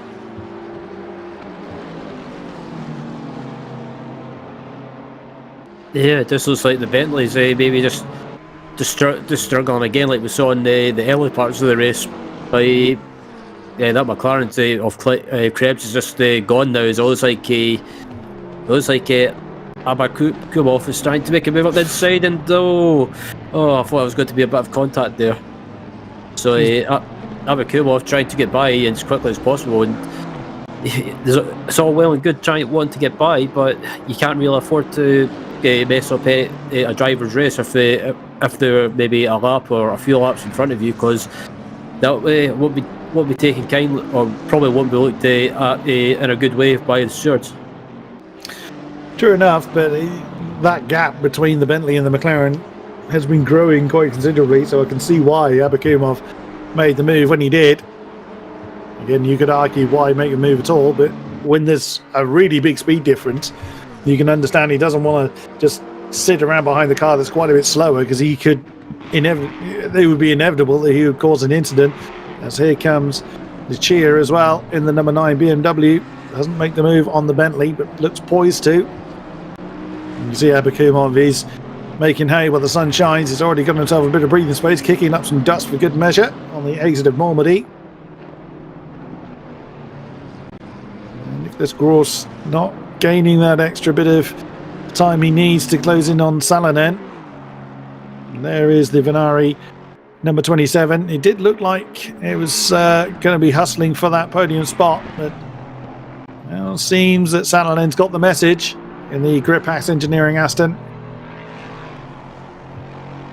Well, since that's a particular move that Gross tried to put on Salonen coming through Eau Rouge a couple of laps ago, and Venari Lexus now falling a couple of seconds behind. No damage to the car that we can see. All the panels seem to be in the correct shape, so lead me to believe that he's just backing off the pace a little bit. As I said before, it doesn't need to do anything silly to improve the position. All his championship rivals are behind him. Tim Rule is, 15.3 seconds to the good for the light speed car over the rapid Esports BMW. The hands of Ignavikas. There's Estefano Barrera still chasing the Aston of Porsche Pian. The second between the two over the line. Well, the Aston wanted a little bit wide there. That's going to give a bit more momentum to the Honda. Into the slipstream. No defensive move there from the Aston. But Barrera tucked right under the rear wing now of the full boost racing car. Ooh, a little bit uncomfortable out of Mulvady though. He doesn't want to throw away the gains he's just made. Through Bruxelles, now down towards Speakers. Why Speakers? Why call it that? I do not know. Yeah, I've been like that myself. I'm thinking, why call it that name? I think some people still call it no name just out of spite. Oh yeah, I did do that earlier in the race. I'm guilty of that. But it's just a force of habit. Oh, has Nicholas Gross had an incident? Yeah. That's what I'm thinking. He's got. Doesn't know there's damage to the car, but he's suddenly 6 seconds behind Salonen. And when we cut, so he caused a yellow flag up at Radion. So it sounds like he did go off. Well, when we cut to him, it looked like he was just coming out of the pit lane. I thought, hang on, he can't have just gone through. So he's had a moment up there. The car looks in the right shape, so unlike Martono, it doesn't look like he's hit the wall, or if he has, it's more of a glancing blow. Now that's cost him quite a bit of time over Salonen and a potential podium. He's still got 2 and a bit hours to close down 6 seconds, so that's certainly doable.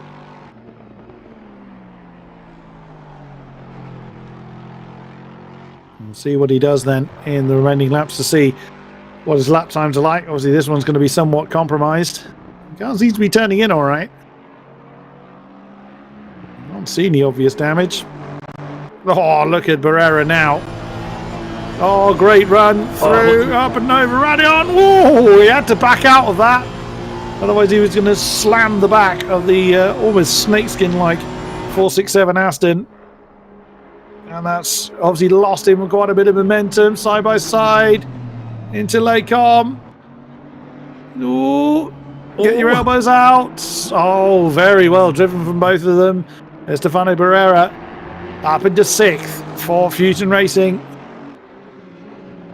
Goodness me, that got close, but just the amount of speed that Barrera had going through Eau Rouge and up and over Radion.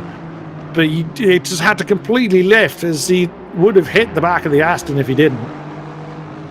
Either way, the results is still the same. 6th position to the Honda.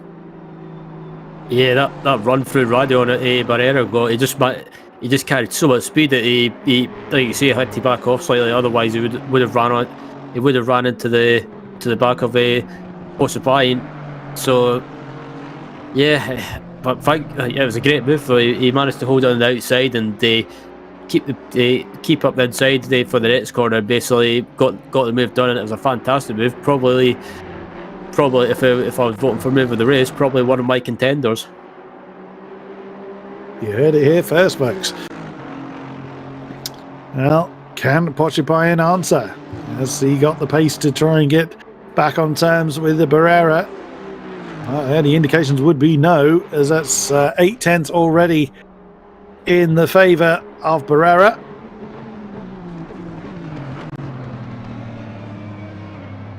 Still some time to go, though. I hazard a guess in the first half of the race, we'll be looking at about, I think it's about 230 laps.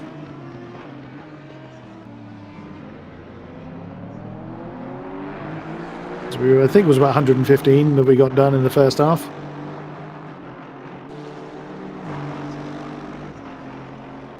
We'll see then. If there's a case, we're about 60-ish laps from the end.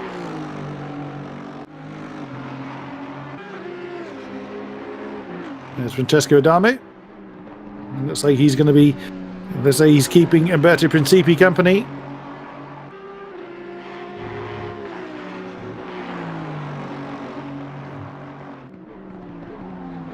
Yeah, Audi not having a good time in Spa.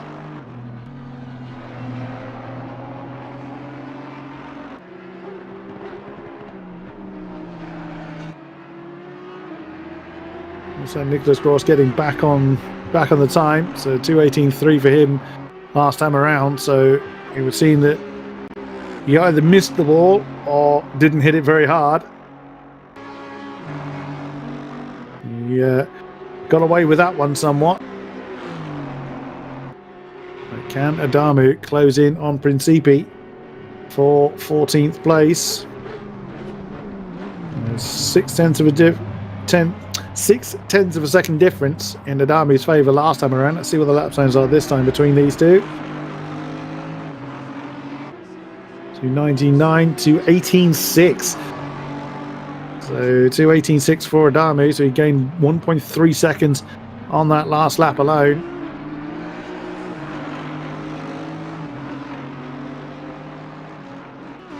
Not yet close enough to make a move though.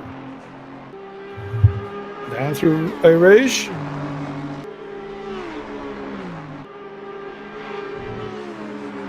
Audi looked a little wider coming out over the top, but that's not going to give any real advantage to Adamu alone.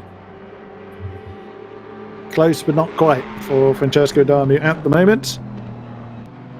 No, not quite yet close enough to the end of the race for people to have to make any kind of dangerous or really big moves, but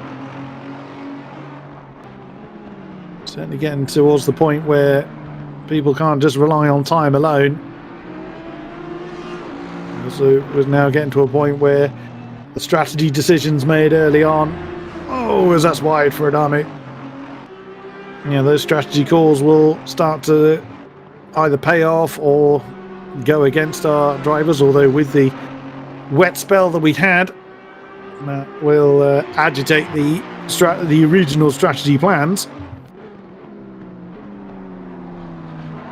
As Adamu looks very, very poised to pressure Principi for that 14th place. 32 seconds back to Number 47 Audi, the Stuyton Reifen test car.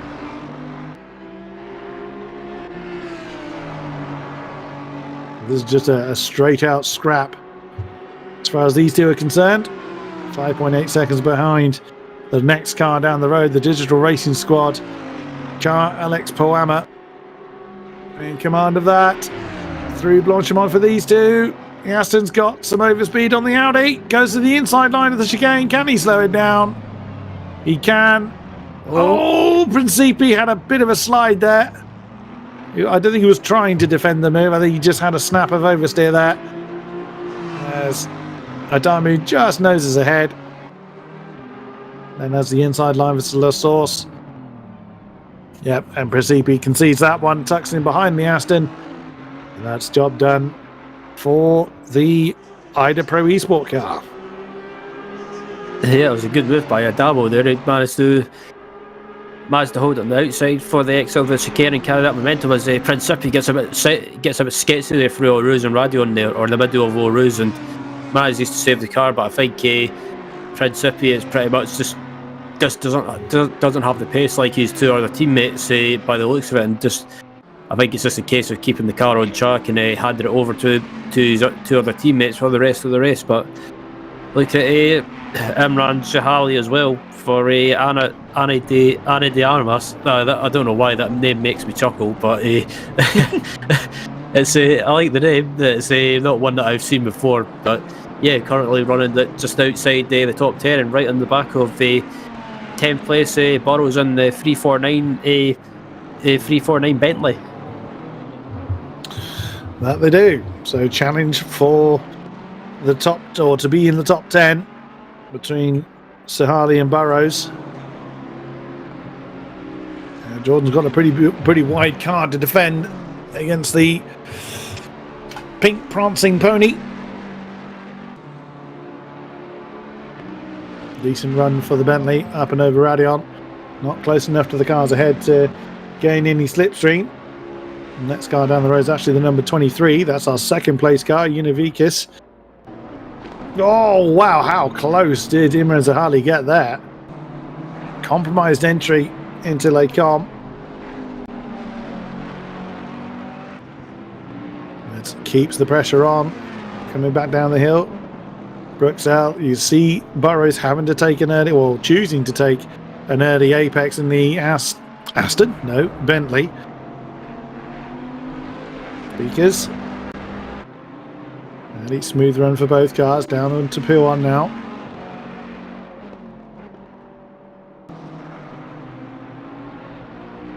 Well, the Ferrari's got the pace advantage here, but nowhere to use it.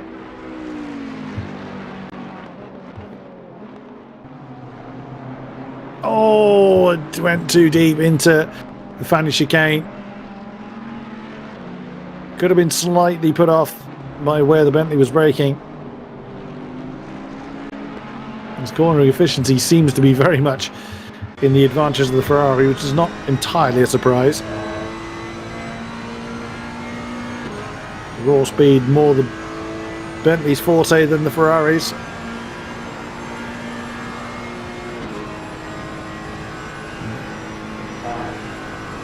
Zuhali certainly is poised to make the move. He's got a 3-car group ahead. The one at the front of the group is the number 74 car, which is Spenkelink in the SSRI car. In that group as well, I believe, is the second place car of Univikis. Be interesting if these two catch up with that.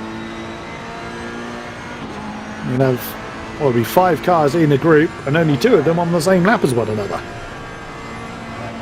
Yeah, I'm very surprised at how many cars have been lapped in this race. It's quite shocked, to be honest. But I think it's just the pace of the likes of the teams like Ferrari Racing, for example, and also, well, basically just the pace in general. The cars that have been lapped, I think it's just the rates and the pace of the race and how quick the teams up at the front have been going. Good effort there from Zahali to try and get through into 10th place, but Burrows defending nicely in the Bentley. Still riding on board with the Ferrari. Oh, he didn't get the apex of speakers quite right. But it does really look like they're closing in pretty quickly on the group ahead of them. The Bentley doing a great job of keeping the Ferrari at bay. 2.1 seconds between Burrows and Spinkelink now. He's most certainly in the group that we're gaining up to. Oh no, actually Spinkelink's the next car in line, so I wonder if that car's struggling, because they seem to be really off the pace compared to where they were before. What was this last year? Yeah, 222 last time, whereas everyone else is in 218, 219s. So Spinkelink is struggling. Yeah, I wonder if it's just the. I wonder if Spinkelink maybe struggling with maybe his tyre pressures have dropped off. Maybe started dropping off, and maybe just struggling with that. As it always looks like Sahali's been trying to make a move, but just can't get the move done. And as I say that, Spinkelink's into the pits. Yeah. Or maybe he was running the fuel tank a bit dry. Either way, he's now in. So that grants Burrows and Zahali into the top 10. So 13.5 seconds before Burrows can get close to Krebs in the 69 McLaren. And still Zahali keeping the Bentley honest. Just over 2 hours to go. 171 laps in the books by the leaders. And again, you see the Bentley just nail itself to that defensive line. And still, the Ferrari is kept at bay. This should be the dictionary entry for defensive driving, as Burrows is doing everything right to keep the Ferrari behind. 13.9 seconds between themselves and Krebs now. The more they fight, the more he's going to slow them down. It's amazing to think that we're nearly 7 hours into this race and we really haven't had a point where no one's been fighting anyone. Yeah, I was excuse me, I was about to say there's been plenty of battles going on throughout the whole race. There's never really been a moment where it's really quiet, and especially I think it's during the pit stops it seems to have just settled down, but after the pit stops when they're all completed, it seems to always seems to be a battle going on somewhere, which is always a good thing. But surprisingly in a way as well, because Spa, once you break out, you spread out as well. It's pretty much, it can be a bit not boring but a bit quiet at the same time. But as I say that, it looks like Sahali's trying to make a move into one-to-one on the Burrows. Yeah, but as he caught him at the wrong time, he's had to back out of it. Can he regain that momentum in time for the chicane? No, again forced to the outside line. Again, brilliant defensive driving from Burrows. And Zahali, no matter what he's thrown at the Bentley, the VRM team have had an answer to it. Oh, that gap between Burrows and Krebs is just going up so much. Either way, they're giving us some great racing here. Spenkelink back on track, but now down at the 15th place. So that's a definite issue that they've had. Maybe they've had their own incident. Whatever it is, they've fallen a very long way. They were well inside the top 10. At their best, both cars there taking an alternate route through Radion. But the momentum still with the Ferrari. Again, Burrows sticking to the defensive line. And Zahali is going to have to go to the long way round into Lake Arm. He's stayed alongside the Bentley this time, but no, just had the door closed in his face. Jordan Burrows still fending off the advances of the Ferrari. And again, inside line of Bruxelles, you're never going to make an outside maneuver work there. So once again, Zahali having to think about where he's going to make the move. Where has he got that little bit of advantage? Look at that. Look at the timing check. all zeros, perfectly alongside each other as they came over the timing line. Yeah, absolutely. It looks like so Harley's a quicker driver at the moment, and it's just a case of just a case of trying to get the move done, but trying to get a good run on the Burrows as well. But the Bentley in a straight line as well is a really quick car, so trying to get by can be a bit of an issue. And as you look back at Sir Harley, I think if Sir Harley can get a good exit here, he might be able to try and make a move, not at the Bonsamont, but if he can carry that speed from the Bonsamont as well, he might be able to make a move into that chicane. And it looks like Sir Harley's got the run, and he's just not. He's close enough, but it's just one of those things you can't really get by. Head down to Bonsamont. As I say that, actually, he's getting right up behind the rear of Burrows heading through Bonsamont, and is Harley going to try and make a move into the chicane? He's thinking about it. He might try and go on the outside, but again, just not close enough. So what Burrows is doing, he's just breaking that extra bit of momentum that Sir Harley has at the right time. He realises that the Ferrari is going to be quicker, but either way, Burrows is just positioning his car enough that extra momentum is lost, and so Harley can't then just blast past the Bentley. And this is going to be the most difficult position to do that, is along the Camel Straight. So let's see how they do it this time. We saw they had to go an alternate route, shall we say, through Radion last time. A bit more behaved from both of them. Bentley had a good run up the hill. He's going to go fairly early to that defensive line. Well, this time he sticks to the racing line. The Ferrari not close enough to make a move this time. So the run up the hill was sufficient for Burrows to remain in ninth. The Ferrari's not going to give him any more breathing space though. Into Brooksdale once more.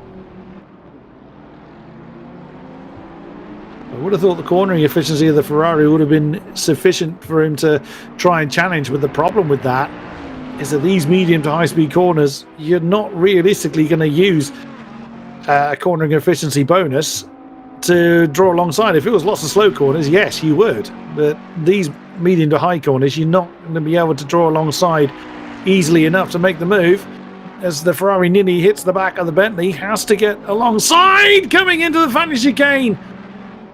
Not quite. Again, a little bit of a tap between the two, and the Ferrari is literally beaten back into 10th place. Riding on board with Sir Harley once again, and that's compromised his line through campus. Now Stavolo. Now this is an interesting one, because each time, or certainly last time they came through here, the Ferrari was tucked under the rear wing of the Bentley and lost that extra momentum. I think he's going to be too far back to try and move this time, as Christoph Kleber brings in the 47 Audi into the pits for potentially its penultimate time, as we are closing in on just 2 hours to go. Sir Harley not close enough to challenge for 9th, but Burrows is soaking up all the pressure, and Sir Harley is throwing literally everything at that Bentley.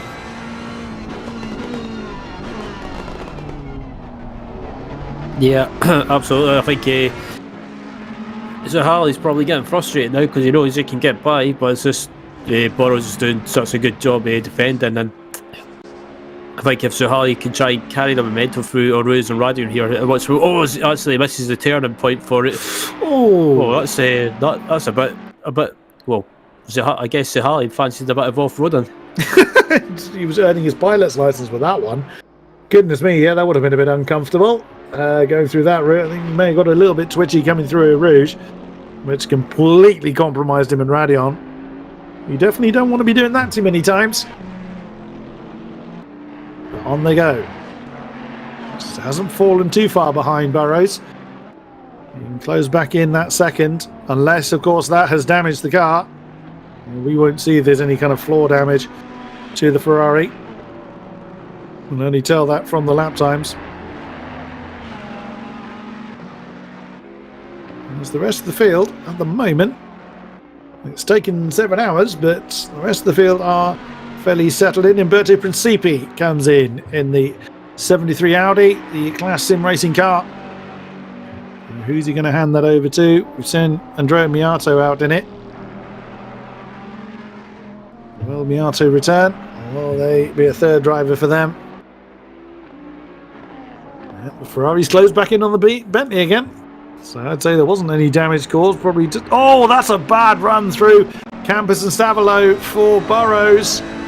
On board with Zihali. Now he draws alongside. He's going to be forced to the outside line at Blanchimont. That's not a comfortable position to be. Look at the raw speed of that Bentley. Oh, it's uncomfortable. Can Zihali outbrake the almost leopard pattern on the Bentley? No, not again. The same dance that they've been going through lap after lap after lap. Everything Zihali has tried, Burrows has had an answer for. Even when Burrows makes a mistake, he just and only just hangs on. Yeah, so Harley keeps getting closer to the chicane, but it's just a matter of trying to make that move, and I think he realises he is quicker than Burrows, but it's just the straight line speed of that Bentley keeping him in front. But I think Harley, if he can try and get the run through Oruza Radio on this time around, and let's take it. Well, trying to keep it clean, but I think I'd say just be taking the biscuit with track limits. By the way, he's still going to have a challenge, and Burrows is leaving nothing to chance, going to that defensive line very early. Coming into Lecom, yeah, Ferrari had to get out of that, otherwise he was going to run out of road. And on they go, continuing their fight. So Presley Martona, we haven't mentioned him in a while. He's 3.5 seconds behind, so could well get involved in this battle before too long. Yeah, his lap times have been like a couple of seconds quicker for a while. I think that is him, you can see in the background of the shot. Is it an orange Honda? You can't quite see. The back of the car's black, so... Oh, is this a side-by-side opportunity? Not quite. Oh, cut to the inside of the finish again! Oh, a bit of a contact between the two. Oh, there was avoiding action, couldn't quite see. That is indeed Martono. That is now very much involved. He's staring at 9th. I said it would be a possibility for him to close in on the top 10. Well, he's certainly in touching range now, and he has been quite a bit quicker than these two for the last few laps. Now he's going to get involved. Yeah, that was a bit of a dive bomb there from was it Sahali? I think there was never ever a gap there, and luckily Burrows was very heads up there and left just enough space that they didn't end up having contact. Well, there might have been a little bit of contact, but not much. Now a third driver joins the dance, so how's this going to shape out? You always know how a two-driver effort's going to go with the punch and counter-punch routine, but it always gets somewhat unknown when a third driver joins in. What can Martono do? He's been quite a bit quicker than these two. Of course, the number 10 car leading a fair significant portion of the race. Oh, that didn't look comfortable for Martono at all. Here comes the Ferrari again. Now with added Honda. Throw to the outside line of Lecom. He's nosed ahead before they get to the braking zone. Now Martono is involved. And can he do it this time? Oh, that's close. No, he can't. Oh, my goodness me. Oh my God. Jordan Burrows needs to...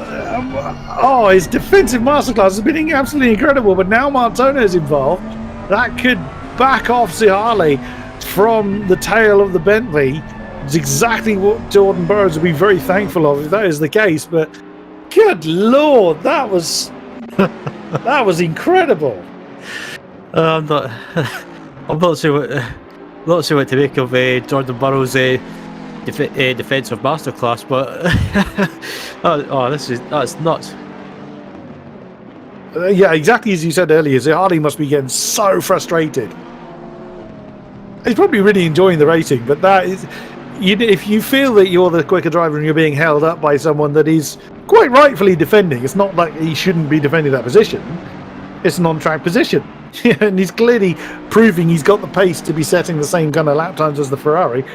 So it's got to be very frustrating, as again the Ferrari has a good exit from Stavolo, side by side, almost into Blanchimont. No, not quite. Doesn't fancy that. Oh, yes, he does. Does he? Doesn't he? No, he's gone wide.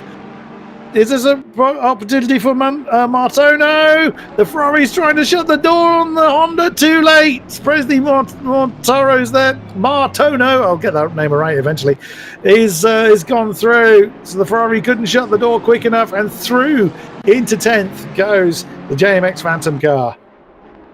Yeah, that was a great movie.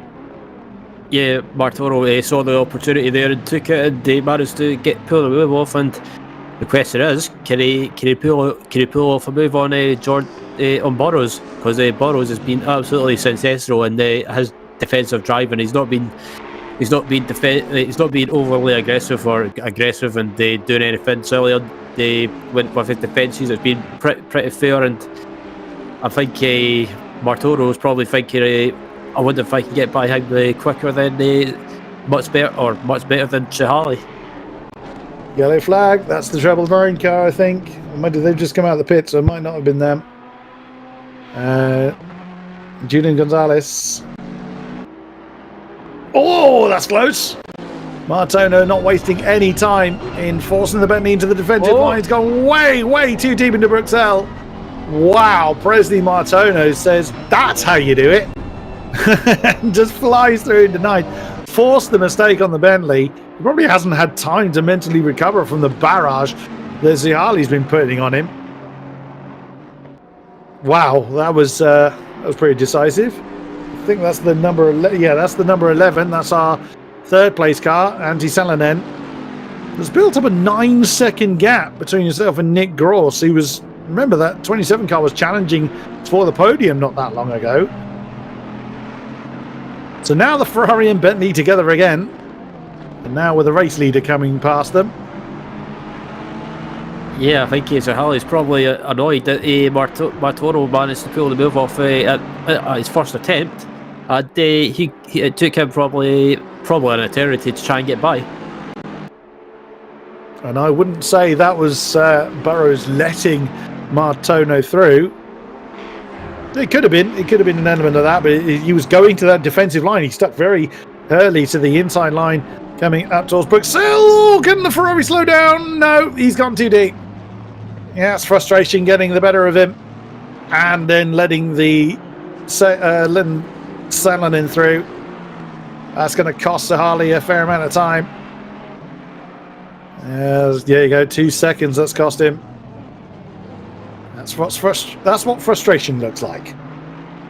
Yeah, that was pretty much a move out of frustration, I think, and Zihali he's pretty much got it to do it all over again, but he's fallen back to about 2 seconds behind Burrows, and oh no! Eyes around. That's frustration. Yep, that is 100% frustration kicking in there. Oh dear. I mean, it's easy for us to say he just needs to reset and get back in the rhythm, but he was clearly getting more and more fed up being stuck behind the Bentley for so long. And then, exactly as you say, Ryan, seeing Montaro just go straight through, not straight through, but seemingly having far less issues, that's got to hurt a little bit. So, pushing too much.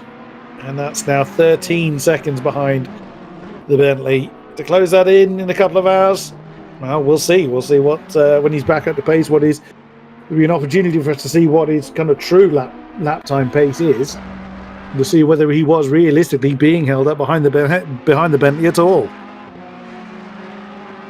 Indeed, it's like Zihali's fallen back. He's about 13 seconds behind 13.6 seconds behind Burrows now, and I had a feeling that Zihali was going to make a mistake at some point, because I could just sense the way he was throwing that car around and just some of the moves he was trying to make. I think it was just building up into frustration, and as you saw there through O'Reilly's radio, he made that a little silly error. We'll see what he can do then. to close in that gap. Nicholas Gross has closed in a bit on Salonen. That's probably because Salonen was caught up in traffic. It was Nick Gross's lap time, 2:18.4 last time, to 19.3 for Salonen. So Nick Gross is in amongst the lap times of the leaders, or the lead cars. And then, yeah, 2:18.4 for Salonen, 2:18.2. So it's very similar lap times up top. Well, let's see what Imran Sahali can do. I think it's actually Sahili. I think I've been saying it wrong all this time. So apologies if that is the case. As the two Ferraris are together again. Gonzalez and Sahali. Along with... who's that was with him? That's the 73 car. That's the Clash Sim Racing Audi. Now back in the hands of Andre Miato. Distinctive turquoise Audi right there. How, the difference as 2 weeks makes, as this was the team that won quite comfortably the Porsche Super Cup race 2 weeks ago in Barcelona. 6th in the championship coming into this race, only 6 points behind the VRM Bentley. Is they are in 10th place.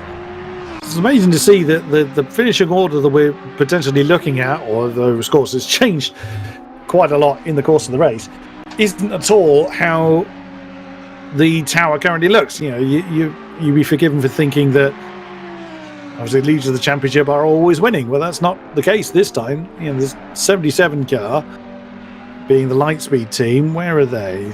They are in 14th in the championship. Then you've got the 23 Rapid Esports squad. They are in 11th. Then it's the 11 car, the Grip Hacks Engineering squad, in 21st. Then it's the 27 Venari Racing. They are the championship leaders, currently sitting in 4th. There he is. Here's Nick Gross. No sign of the pit lane yet, though. I've completely lost track of pit stop strategies by this point. Yeah, I was about to say, I think I would probably say the strategies that most of these teams had before the start of the races probably just went out the window now with that rain coming through or arriving halfway through the race, and it's pretty much through the strategies right in the bin. Very much so. Very, very much so. As pressing on goes the Lexus. He's 8.4 behind Antti Salonen. And lost half a second on that particular lap to the number 11 car.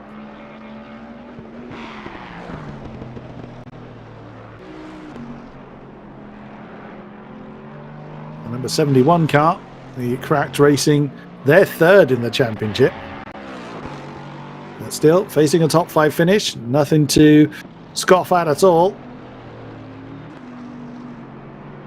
And as we've seen, a mistake can happen to anybody at any time as Adamu is in. Or what is going to be the penultimate time for the 158 Aston Martin. Now, is the IDA Pro Esport car going to be handed over? Or is Francesco Adamu going to have another go? We saw Carlo Barberi, we saw Christian Pastori in the course of the race. Of course, pit stop strategy still has its part to play. And that was the VRM Bentley we just saw going through the shot there. As in comes Porsche European, the 467 Full Boost Racing Aston is in.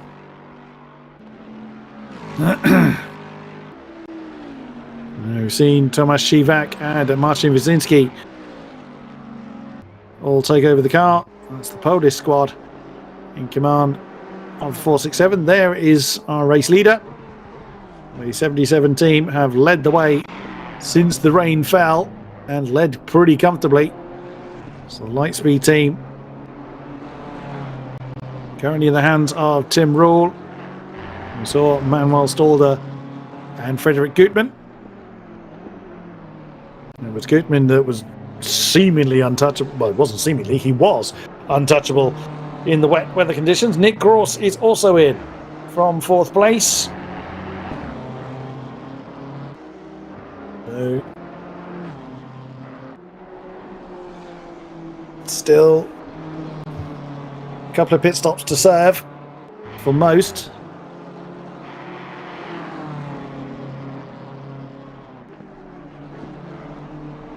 Now, who is going to hand over the car? Who's going to stay in it? We will see. There is Nick Gross. Yep, Nick Gross into the pits, and I believe it should be, I think, it should be Sasaglasa jumping in, or Sasaglasa jumping in for the finish out, from what I'm guessing. Or it could be Nick, it's in the car until the finish possibly, depending on how much drive time they've got left. That's the thing, is that who's got the calculations right. At least the weather shouldn't agitate the who's in the car for what length of time calculation, just whether they got it right in the first place. It's Austin Carpenter, one of the many cars that's fallen foul of the seemingly magnetic walls up there at Radion. They hit the walls very hard sideways a few hours ago. They sit in 18th. They are some distance behind Nico Shatsky in the 47 car. Still pressing on though.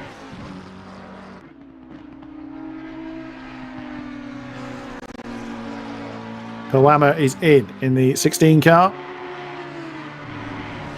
More pit stops coming.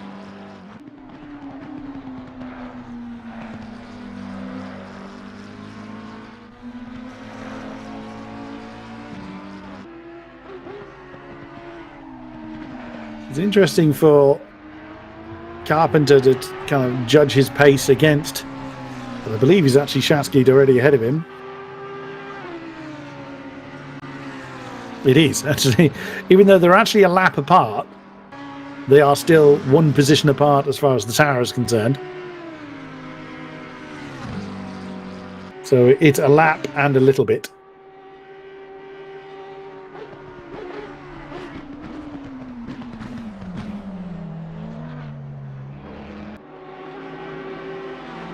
There is that says Alex Poama. Let's wait for it to update when it comes over the timing line. Then we'll know who's in command of the Digital Racing Squad 16. So I've said it before. I've read out a driver's name just in time for it to change. And it is indeed still Alex Poama, 3 seconds behind Andrea Miato in the 73 car.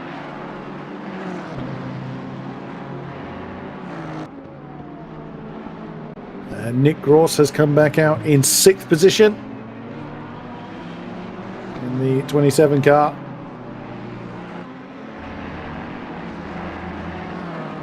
Oh my! Well, a drive-through penalty for Antti Salonen from 3rd place. I was just about to bring it up as well. That's yep, you guessed it. It's track limits. Oh dear. That's in the last 2 hours of the race, for now potentially jeopardizing a podium position. Oh dear. Well, we'll see. Univikas is in. Abakumov is in. 2nd and 19th respectively. Now, is Salonen coming in this time? Yes, he does. Now, we've seen some drivers, as soon as they've earned a drive-through, pit anyway. One assumes this is going to go straight through. I'd want to get the penalty served as soon as possible. Yeah, I think that's what. Excuse me. I think that's what Salonen and the grip pack engineering teams probably decided. They just get into the pits and serve the drive-through straight away, and then in that case you don't lose too much time. Burrows is in the Bentley. You see Salonen, and this is just how painful it is. You get an idea of how long you're on the pit lane limiter for in the endurance layout. I mean, they can try and exit the pit lane there. It won't work for them. The bollards will win that particular argument. Is he going to stop? I'm assuming not. As we cut back to Nick Gross, now 3 seconds behind Estefano Barrera. In his quest to get back up towards fourth. And there we go, Salonen has served the drive-through and is back out. I think still in, yes, he's still in third because the 71 car with Hamling at the wheel has also come in. So he'll have to come in again. And look at that, Nick Gross is right behind the race leader. Oh, the race leader's come in. So Tim Rule is in. Nick Gross has, of course, just gone through. Reclaims fifth from Barrera. Is he going to get past Hamling for fourth?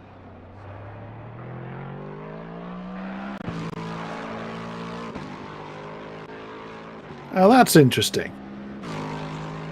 Salonen's just served a drive-through penalty, yet he's just claimed second. The 23 car must have just come in. Yes, it was. It was Jugnavikas that was in it, and now it's Miklea. Yep. That's why. Never mind. Ignore me. Been a long day. Now, is Tim Rule going to hand that over? We've seen, as I said, we've seen Gutman, we've seen Stolder, we've seen Rule several times, so he may well have got to the end of his driving stint. Nicholas Gross back up into fourth now. Too far behind the race leader. Well, full lap behind the race leader indeed. We've just seen the leader come in. As fast as the Venari car is, it's not going to close in that much on the leader. You see several cars in. Hamlin, Barrera, Krebs, Martono and Zahali in for their penultimate times. Or the car's penultimate times, I should say. Now this is going to be an interesting strategy. Will drivers take the full 65 minutes for this stint and have a short final stint, or do it the other way around? Maybe split up the last two stints into 50-minute-ish chunks. I mean, yeah, that's what I was thinking. I think it depends where you are on track and what position you are. If you're in, I think if you're in a battle, it's maybe worth putting early. Maybe instead of I don't know. It's a tough one. I guess it depends where you are on track. But I think if it was me, I would maybe, when I do my upcoming pit stop, I would maybe not take a full tank, but maybe do your suggestion and maybe split it in half. Yeah, we'll see. I'd be more tempted to do the bigger stint as this one, as the penultimate one. There is Salonen, just coming to the second half of the pit lane. So Nick Gross is going to go through into a podium spot. There is Sims Spenkelink. He's up into 9th now as the tower will update itself. There we go. All the pit stops done. Now, did the 10-car handover? Yep, Alan Cruz back in command of the JMX Phantom car. Who else has handed the cars over? Sam Smoggy is back in the Cracked Racing Mercedes. Michael Hoyer is now in command of the 501, and Thomas Shivek has got the 467 car. The sun now beats back down on Belgium. Salonen is still in the pit lane. He's been in there a while. There's Christian Pastori. He's got the keys to the 158 again. And look who he's reunited with. That's sick. Reunited again with the number 16 car. The two bumblebee coloured cars are fighting again. This time for 15th. Oh, there's a spin right ahead of him. Oh, no. Oh, Christian Pistori. Oh, that was a T-bone waiting to happen for Julian Gonzalez. He was so nearly sent into space. Wow. How on earth did Pistori avoid that? I shouldn't laugh, Chris, but that's just wow. Yeah, he's not laughing at a mockery. It's more confused. Like, how the hell did you manage that? It's astonishment more than anything else. Oh, my goodness me! Right, back in the game. 1.5 hours just over remaining. Frederick Gutmann has now in command of the 77, the race-leading Lightspeed BMW. Second is the 23 Rapid Esports BMW with McLeod at the wheel. Niklas Gross in command of the 27 Vinari Racing Lexus in third. There's James de Hillevander challenging Ryan Cooper for 11th place as Lucia comes in the XRS BMW. Is the Bentley going to make the move? Close enough? Not quite enough.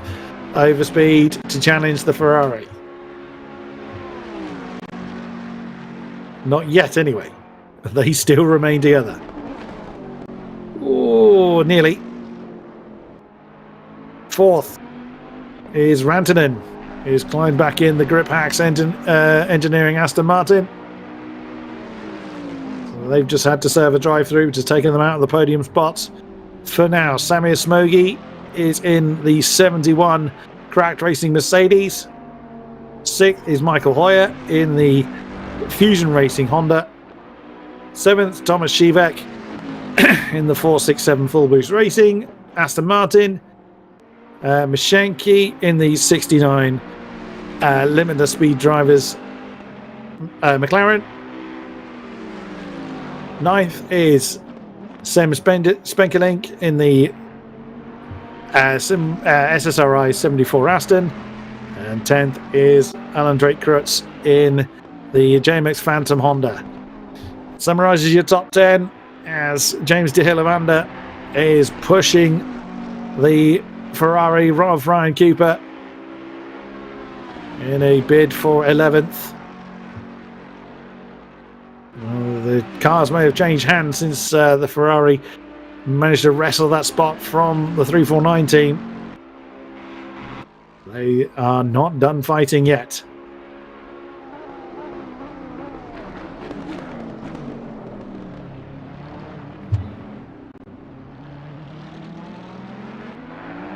Absolutely not, and as you see there coming across the line, and both cars reunited for another battle, so this should be interesting. It looks like James de Hillevander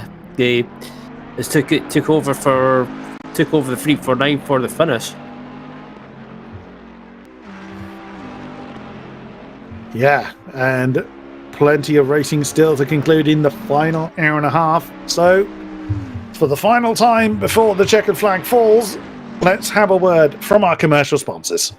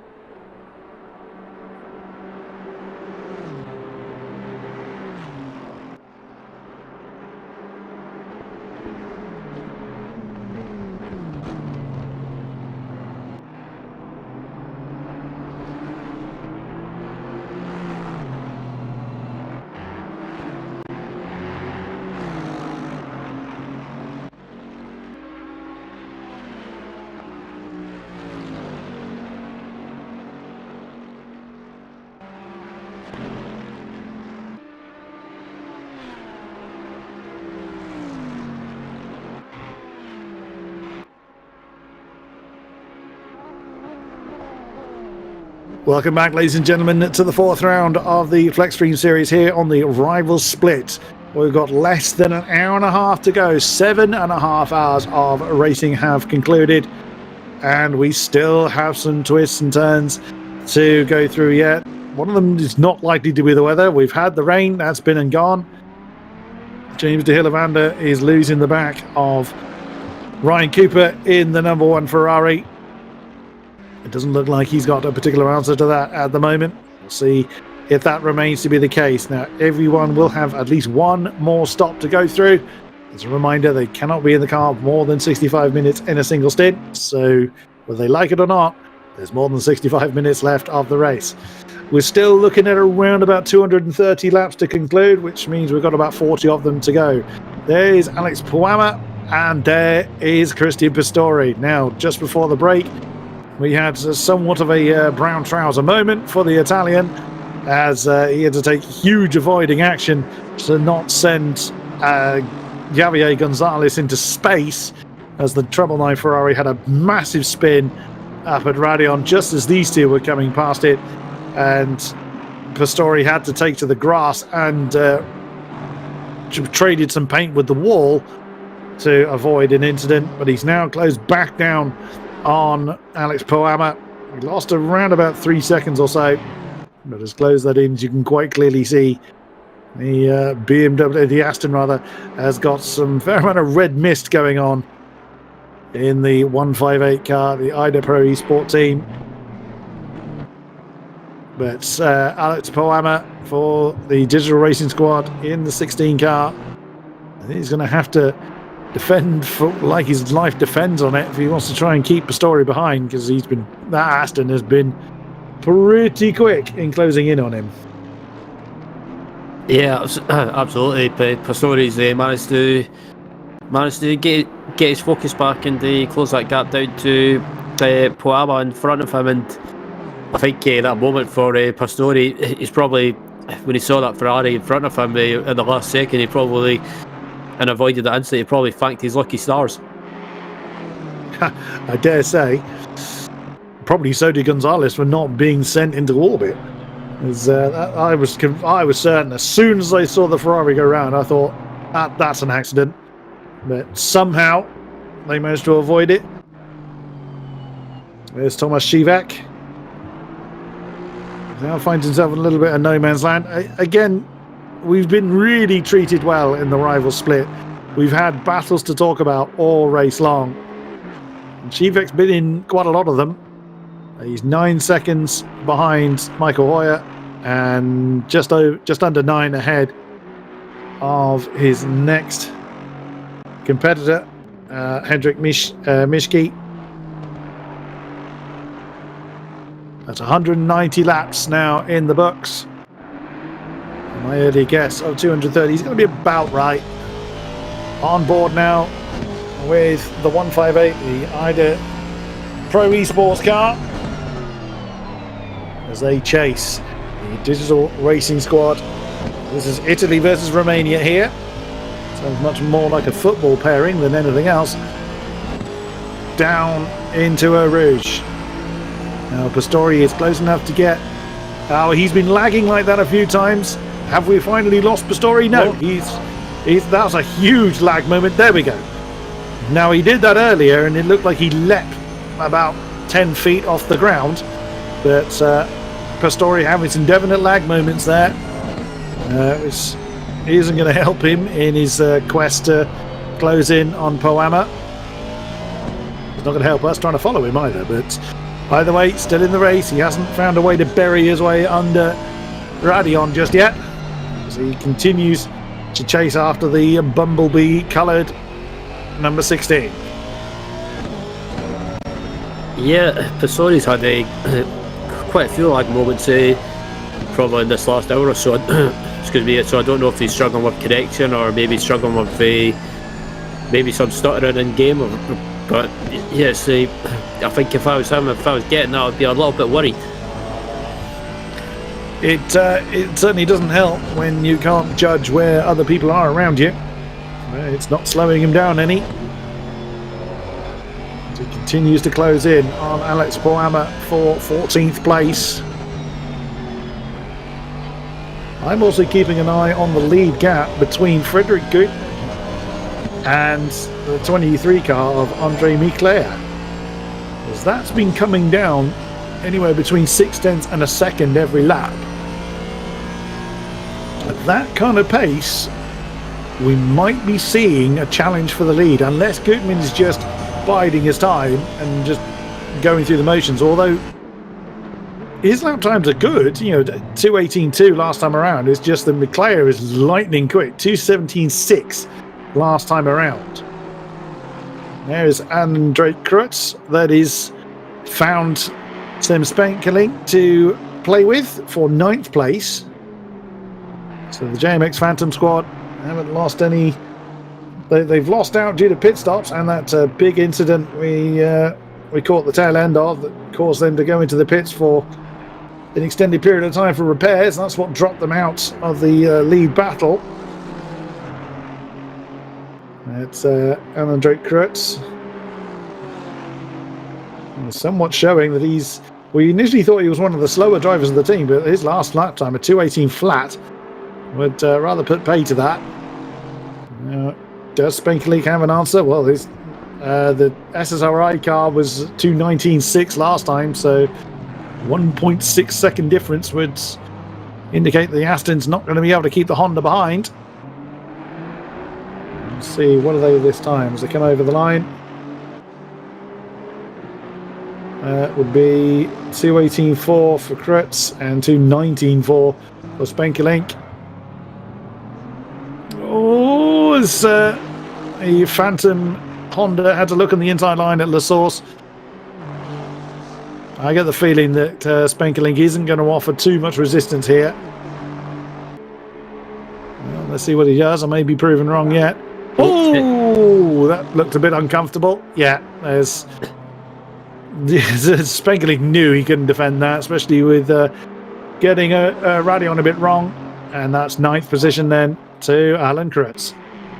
Yeah, I think Spankeling ran wide through Radeon as well, and I think Cruz saw the opportunity and got the run and decided to go for the move. And I think the 74 SSRI Aston Martin's just struggling for pace. I think it's maybe the track conditions, or maybe the track conditions not suiting the setup.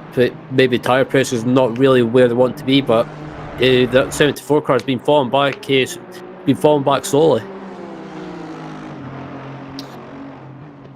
Yeah, maybe they anticipated more of the wet weather that we had. Maybe they went for a higher downforce setup. Whatever it is, they're still inside the top 10 though. As you could argue, yes, that's halfway down the field, but we had 27 at the beginning of the race. We haven't lost another car for quite a while. I've said it now. I've risked saying the sentence. It's been quite a while since we've had a retirement from the race. Amazingly, we only have 5 cars on the lead lap. You were talking about the incredible pace up front, and that rather highlights it. There's Gutman, Miclair, Gross, Rantanen and Smoggy on the lead lap. Here comes Pistori again. Less than half a second behind Alex Poama as he renews his challenge for 14th place. As the bumblebee coloured cars resume their battle. The 47 Audi behind in the hands of Nico Shatsky is quite some distance back, so they're not going to have a challenge. There you go, 23.7 seconds back to be precise. So they've got nothing to worry about there. Pistori is certainly showing a fair amount of determination to get back ahead of the BMW. And Poama, who was also caught in that earlier incident we were describing with Gonzalez. Poama, of course, being slightly ahead of Pistori when they got there, just managed to time it so that he didn't have to avoid the Ferrari so heavily. It was an excellent anticipation from Pistori to swing around the Ferrari. Just happened to hit the wall when he did it, and that hasn't slowed him down any, as we're now coming through Stavolo. Very, very close between the two. Curveball Frey, back camera from Poama. And you see Pistori's having to just sacrifice a bit of his momentum coming into Blanchimont. And now he's going to get the hammer down. Is he going to try and outside maneuver into the chicane? Oh, he's committed, but he's not alongside. No, not going to cut underneath there. Is he going to try and throw it on the inside of La Source? I thought it would have been better to go for it at Les Combes. Well, either way, Poama defended the inside line into La Source. Is that going to compromise the BMW's exit? Well, either way, Pistori is still behind the BMW. Through a Rouge once again, up and over Radion. Oh, not a good run there for Poama. That surely is the opportunity that Pistori needs. Yeah, the BMW stays to the inside line. I think that's going to be fairly academic. Into the braking zone. Yeah, job done for Pistori. That seemed fairly inevitable. There's Christian Pistori then up into 14th. 16 and a bit seconds to close in on Andrea Miato. That may be as far as he's going to get in the remaining time. Yeah, it's quite possible. I mean, we've still got a 1 hour and 14 minutes left, but trying to gain loads of positions back pretty much within the last couple of hours is just going to be such a tall order because just because of the pace, and also the field is so evenly pretty much spread out, I should say. Very true indeed. And already a gap forming between our two bumblebees of Pistori and Poama. Wow, that Aston is not hanging around. So anyone pitting in the next 20-ish minutes will have to go twice. So 20 more minutes before the final pit window opens. For anyone wanting to have the longest stint as their final one. It's going to be interesting to see who's been able to stretch this stint out to minimise their final pit stop. That's what I'm looking forward to seeing as well. 8.5 seconds between the top two.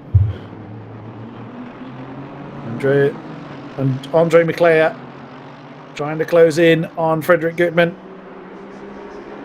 Lap time's only a tenth apart last time. So just come over the line again. 2:18.3 for Gutmann. Here comes the 23. 2:18.2. So again, not even it's 300ths of a second between the two. So has Andre Mclear burnt the best out of the tyres? Has that slowed his progress down towards Frederick Gutmann? We will have to see whether after the last stop they've got anything left. Or enough time to overhaul the time that's left as Poama's gone really deep. Coming out of Normandy. That was cool. Managed to keep control of that. Just about. And the car that Poama let through was the number 71. That's the 5th place Mercedes of Samir Smogi. So that's why he pulled over, realising the Merc was there and on a different lap. So it's quite right. He just pulled over, let him through. And there is the what was that called? Adam Weller nicknamed that livery the watermelon. From the Porsche Super Cup race we had last time. Sami Smogi some distance behind. There we go, just shy of 15 seconds behind Rantanen. So I don't think Ilkka Rantanen's going to be feeling any pressure. Even though he lost about 1.4 on the last lap, I don't think he's going to be worrying too much at this stage. Nick Gross has a 39.4 second gap between himself and Andre Mclear. So, like I said before, I think the podium positions are probably set now. But that top step may still be challenged. It rather depends I think it's going to depend very much on that last stint. We've got 71 minutes to go. Just an hour and 11 minutes remaining. Yeah, I think that 23 BMW up in second place. I think they might have used their tyres up, because just checking the time, or checking the pace rather, it seems to have just dropped off slightly. And I think, but also on the other hand, I think that 77 might just be controlling the pace up at the front, because I think they probably just don't want to make any mistakes and just try and keep it on the track. And as you look at the 23 BMW of Rapid Esports, Andrea just coming up to the Horizon Radio, and I think he's not dropping off by a lot, but I think maybe he's used up his tyres a lot more than he expected. I would agree with that. There's the lap time difference between the top two, who's been around half a tenth for quite a few laps now. There's Andre McLeod. Really stormed well when he got in the car. Closed the gap down by quite some way. The progress has stalled a bit. Partly, well, mainly because Goodman sped up rather than McLeod slowed down. He slowed down a little from his ultimate pace, but Goodman is just not wanting to let that gap come down too much. It's picked up a bit from the earlier lap times. So McLeod almost wanders a bit too wide, coming through Speaker's Corner. That's the gap back to Nicholas Gross, about 40 seconds or so. So, with the kind of race that Venari have had, they may well be quite thankful for a podium. Yeah, I think... Go ahead. I say their arch rival, the number 10 car, Alan Kurtz, down in 9th. I'll say arch rival from earlier in the race, I should say, rather than from a championship perspective. Yeah, I think it's 27. Or Venari race team will be happy to finish out if they finish on the podium. I don't think they would complain with a third or second or third place if they don't win, that is, because I think if they finish on the podium, I think they'll be happy with that, because it's still a championship points, and also it increases that championship gap to their next challenger in the championship. Yeah, the Stuyvesant Rifle Test squad still some way down. They won't be scoring well at all in this one. 47 car in the hands of Nico Shatsky in 16th place, so that'll be a good boost with only 2 rounds remaining after tonight. Obviously less opportunity for the Stuyvesant Rifle Test team to close that gap down. There's Martin Hoyer, the 501 car. What gap is he looking at between himself and the 71 car? Quite sizable, I think it's fair to say. We'll put it this way, the 71's just come out of Bruxelles way before Hoyer has got to the end of the Camel Straight. So 27 seconds in time terms. About half a sector. As far as distance is concerned, of course the second's been pretty long in Spa. McLeod's got his foot down a bit again. He's closed that gap down to 7.5 seconds. Is Goodman being held up by traffic? Well, he's got a bit of traffic a little way behind, as the 77 car is just coming down to the Fania chicane. There's the 23. They have got the 47 car already ahead of them, which is the aforementioned Shatsky car.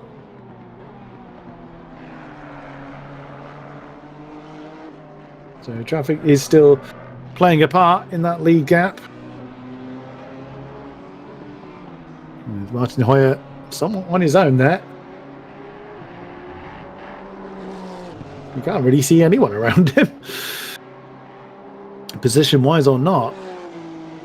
7 seconds ahead of Thomas Shivak in the 467 car. So unless Martin Hoyer has a problem of some description, this gap's not likely to close in enough to be challenged. Only a 10th difference last time around. 2:19.2 for Hoyer, 2:19.1 for Shivak. As we said, if anybody comes into the pits now, they are not going to make it to the end of the race. Only another minute to go before that final window opens. Absolutely. I think I wonder if some teams might try and push it to try and go as long as possible and try and get to that hour mark, and then I think if they can get to that hour mark or even under it by a couple of minutes, I think they should be good on fuel. I would say so. I'm not seeing any major drop-offs in lap time to indicate anyone's fuel saving, so I would think that people are going to extend this stint as long as they can. 7.1 seconds now between our top two. So Goodman definitely lost out in that lap.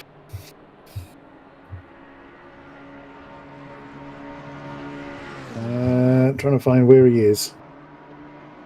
I think he's mixed up in traffic again.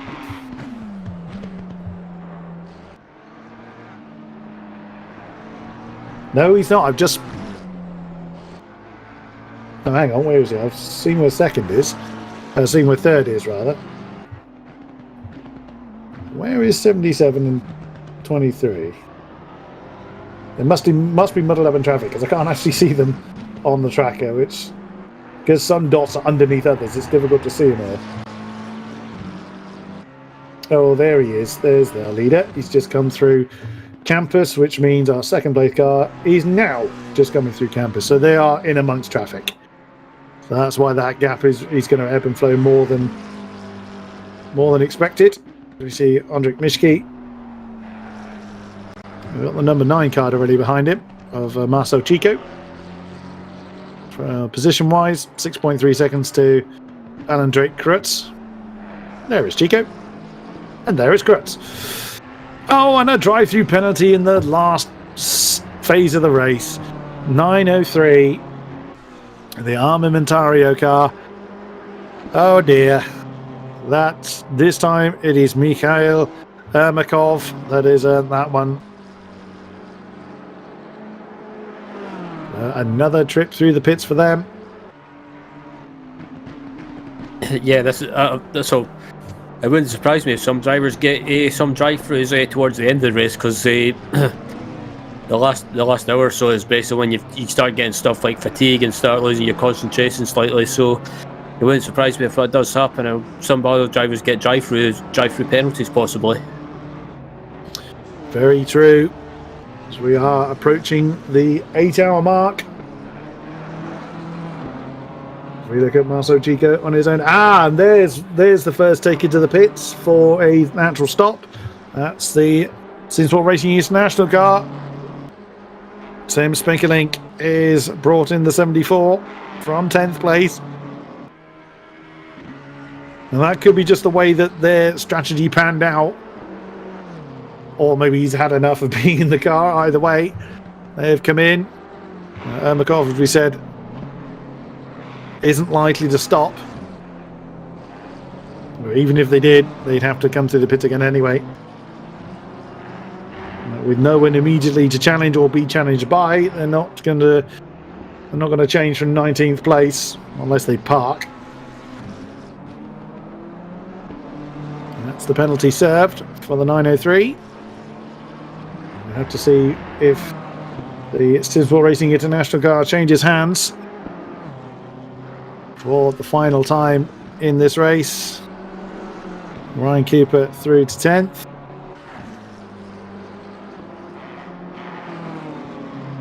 Still 7.3 up top.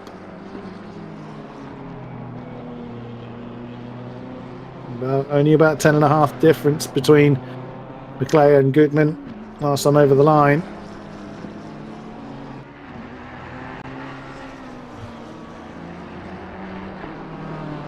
Still keeping an eye on the number 74 car. Still hasn't come out of the pit lane.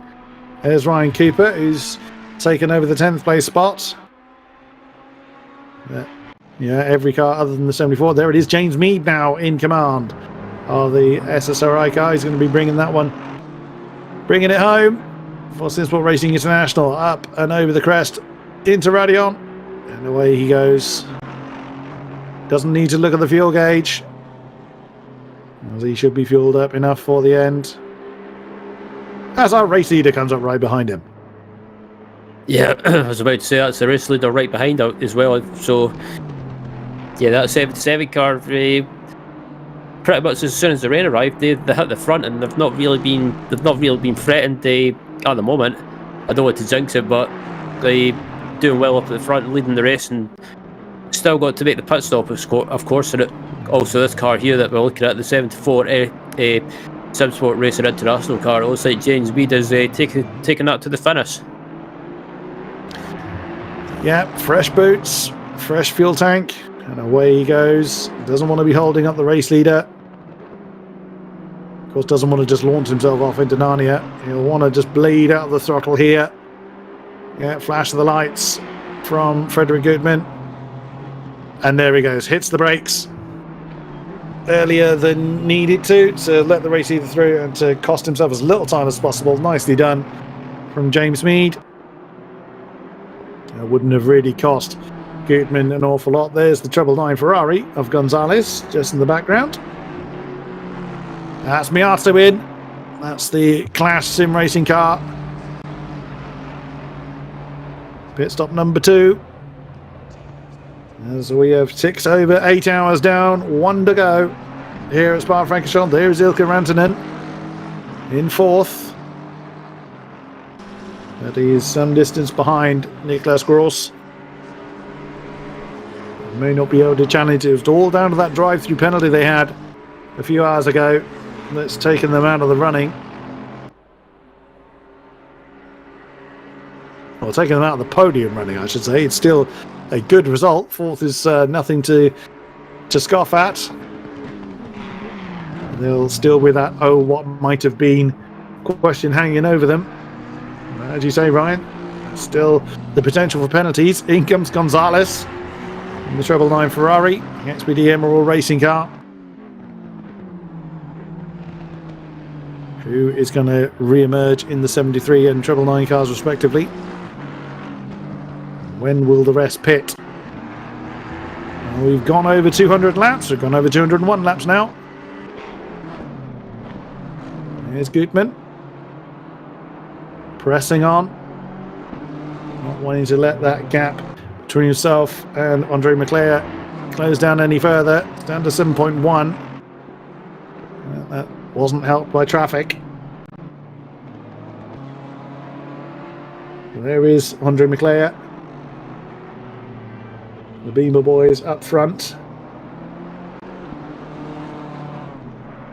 So I think it is just the SSRI car that's in between the 2 Beamers at the moment. When they pit, could well change that particular situation. I imagine Leclerc probably wants to push more, but hasn't necessarily got the grip left in the tyres to do so. Kurtz is in 10th place. In car number 10, sorry, from 9th place. Gonzalez is still in the pits.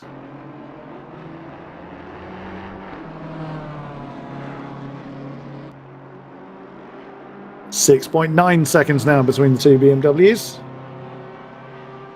So even though Leclerc may not be able to push as much as he would like, he's still pressing on nonetheless.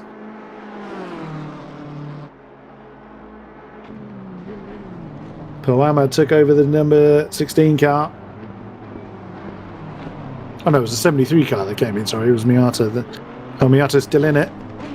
No sign of the pit stops for the top few. Oh, someone shot into the pits in the background there. 47? Yeah, it was indeed Shatsky.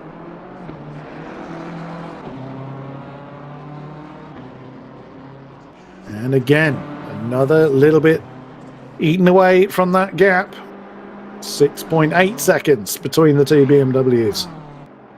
Goodman may not necessarily be feeling the pressure, but he'll no doubt be aware that that gap is still closing in a bit. Less than an hour to go. It's going to be in the region of 30 laps left. Is it possible?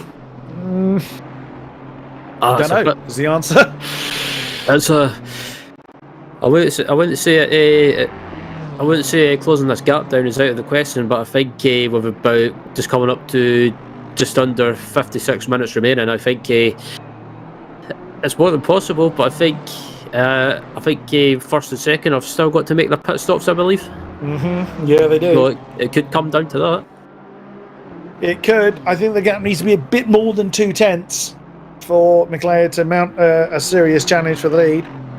There's Thomas Shivek, 5.5 behind Michael Hoyer. I think, has Shivek been in? I don't know, I've lost track already. So, yeah, I think the bulk of the pit stops still have to happen. I think we've only had about 5 of them in since we crossed into this last 65 minutes. So, there's still a lot of unknowns yet. Reyes is back in command of the number 10, I see. JMX Phantom car. He's not far off the back of Poama for what will be 12th place, but again, that'll all shuffle around with more pit stops going on.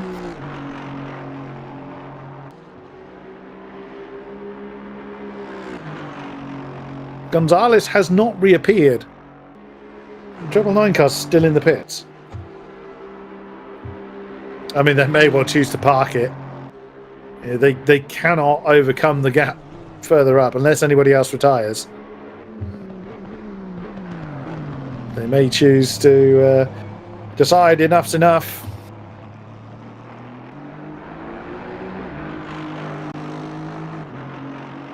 Yeah, I think. Yeah, unless, like you say, unless other cars retire, they can't really gain any more positions. But yeah, credit to them for sticking with it and still going. But yeah, I think it's not been their day. No, that's the nature of the beast. Sometimes everything falls into place, sometimes everything just falls apart. So, not been their day. Like I said, they carried on for certainly a darn sight longer than a lot of people I think would have done in their position, but they got 20th, if nothing else. As in comes Mishki from 8th place in the 69 McLaren. There is Alex Poama. He's already lost that spot to Russell Reyes.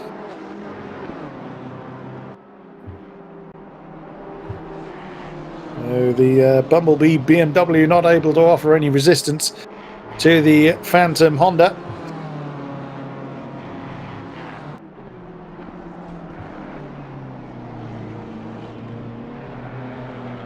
.6 up top. It's not closing in enough for McLeod to, well, not at that pace, but that way will all change with final stops. There is the race leader just coming up behind. Alex Poama put another lap on this BMW.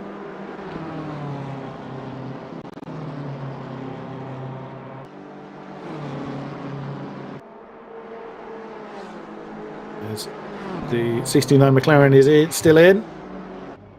Gonzalez has reappeared. Well, the Treble 9 Ferrari has reappeared, I should say.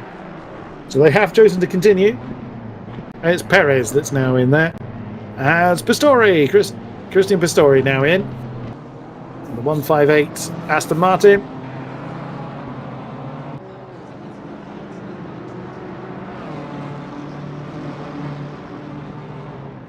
Who will reappear in those respective cars.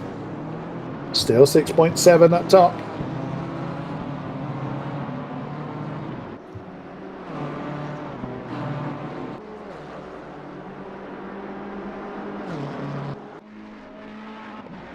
Ryan Cooper in the bright pink Ferrari.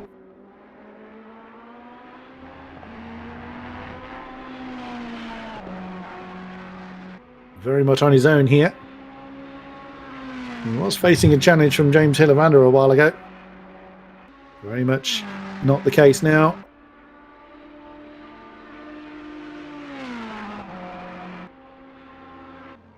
Yeah, 8 seconds between himself and the Bentley behind.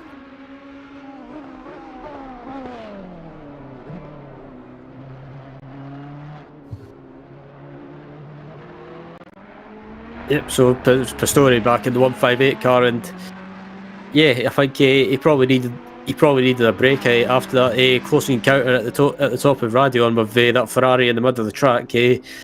he's probably counting his lucky stars that he never had a big accident there. I'd imagine you're right there. So now the final positions for most people still to be decided, but as you were saying earlier, I would think fatigue is going to be the biggest issue for most drivers. I think it's not just, even if they haven't been in the car, generally they'll still be either spotting or staying nearby, staying awake for the most part, all through practice, all through qualifying, all through all the 9 hours of this race. And that final stint can feel like it goes on forever.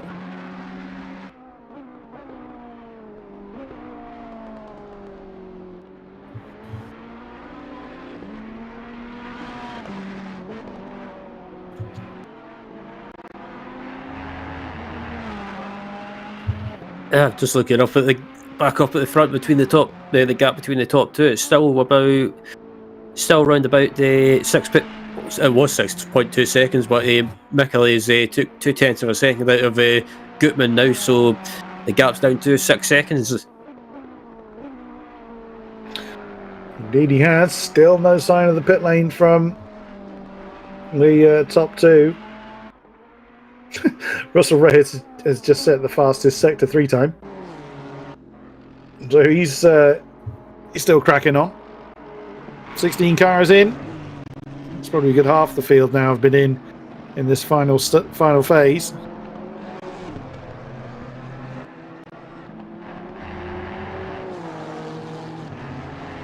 Ray is now just setting basically qualifying laps. There's some considerable distance behind De Hillevander. But pit stops will potentially help the JMX Phantom get a little bit further up.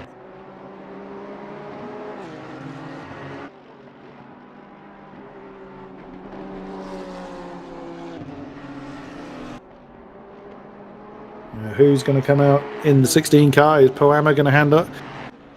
Is Poama going to bring it home? And there it is. Andrea Miato is going to be bringing home the Clash car again. Last time it was the Porsche Super Cup. This time it'll be the Audi he's bringing to the flag. 18 seconds behind Marcel Chico.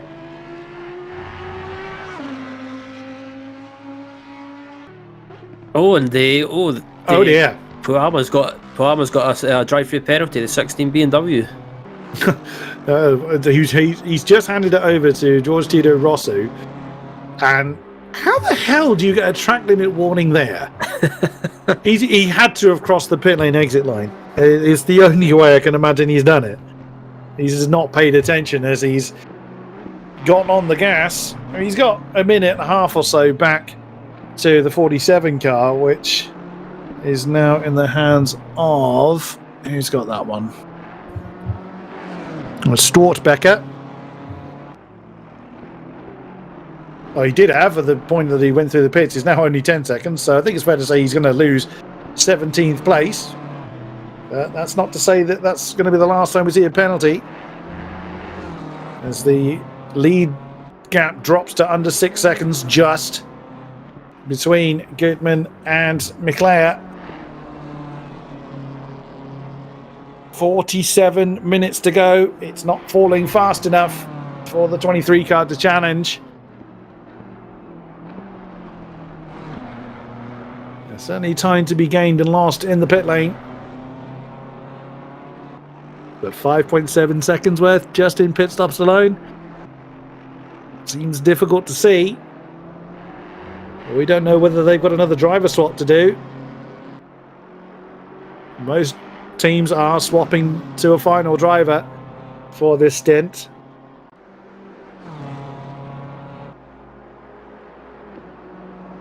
It's got to be feeling pretty tense for the top two.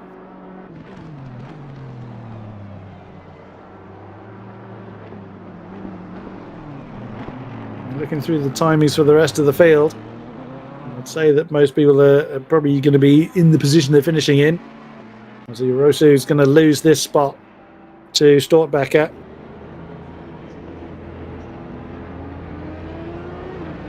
Serving the drive-through for the digital racing squad comes George Teodu Rosu.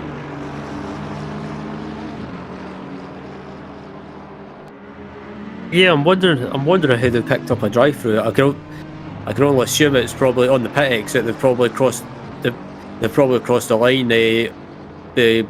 On the pit exit, possibly. That's the only explanation I can think of. It has to be. I can't see how else he's done it. But either way, however they managed it, a long crawl of shame.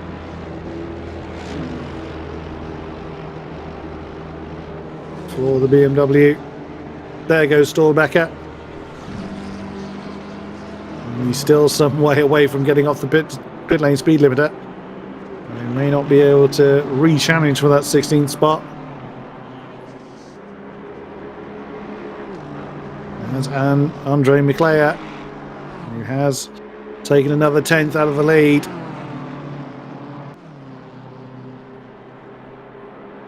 With the SSRI car right ahead of him. Bit of slipstream. You just have to hope that he can get past.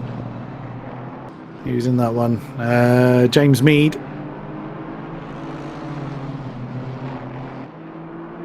And another 10th gone. 5.5 seconds. And Miclea won't be seeing Goodman just yet. As Goodman's got some cars coming up now. So he might want to think about getting into the pits. He's got another 3 cars ahead of him.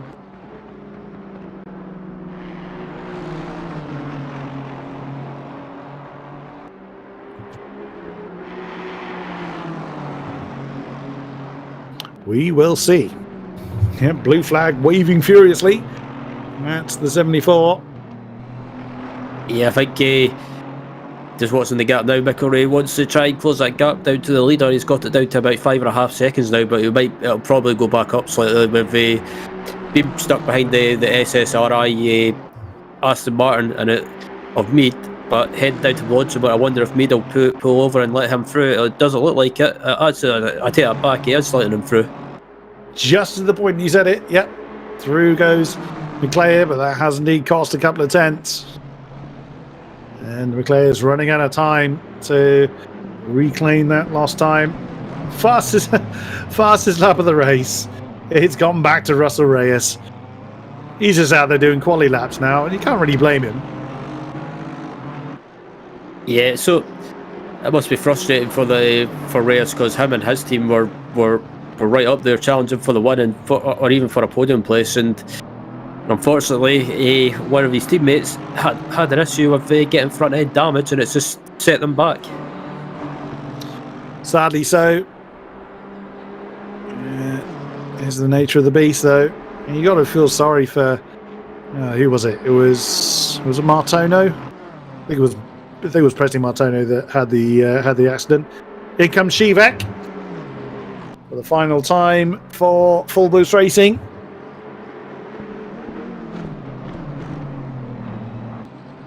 We'll see if Shivek reappears, still in command of the car.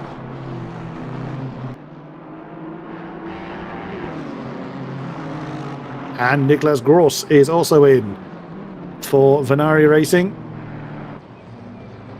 Will it be Frohlich? I suspect it might be Hendrik Frohlich, because Glatter and Gross have both had a fair amount of time in the car. I think Frohlich has had the least amount of time in it. So I suspect it'll be the third driver then bringing that one home. We'll see when it reappears. We're about a third of the field, if that, left to serve their last stop. And all eyes at the moment on the top two. There's no back markers in between them at the moment, but Gutman does have the number 69 McLaren right ahead of him. He might be picking up a bit of slipstream from, but if I was Gutman, I'd be thinking about coming in pretty quickly. Even if it's meaning making the stint shorter. Let's see if he does it this time. Any sign of it? No. Neither does McLeod. Oh, yes, he did. Sorry, Goodman did come in. McLeod has opted not to. That's it. I would say that's right for Freddie Goodman because he had an absolute face full of back markers. Yeah. No, some is Smoggy. Smoggy, or what are you doing? That's not the racetrack. As there goes Russell Reyes. The Mercedes is in 5th, the Honda's in 10th, so just gets filed under the what might have been for the number 10 car. He would have been challenging for the win, undoubtedly. The raw pace we saw from that car was just astonishing early on. Nature of the beast, though.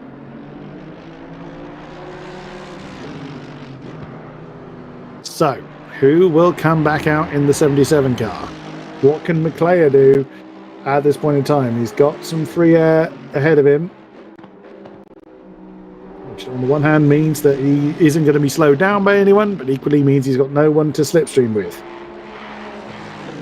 If I was him, I'd be coming in this time. Yep, I agree as well. I would definitely be coming in, and I think it looks like Gutman staying in for the finish. I think it'll just be I'm guessing it'll just be tyres or put. I think it would maybe just be fuel only. I think if the tyre wear is okay, but I think just under 40 minutes left. I think that 77 car, they've just got to try and get it to the finish, and hopefully they'll take the win. As I say, Tim Rule's got it. So Tim Rule's taking the car over. I would think the tyres are probably fine, judging by the lap times they were setting before the pit stop. With only 38 minutes to go, I can't imagine they've changed them. So they put in enough fuel to get them to the end. But where is McLeod? That is the question. He's just coming into the chicane now. I would fully imagine he's going to come in. No, he didn't. He carried on. So he's wanting to maximize his track time. Tim Rule has come out again.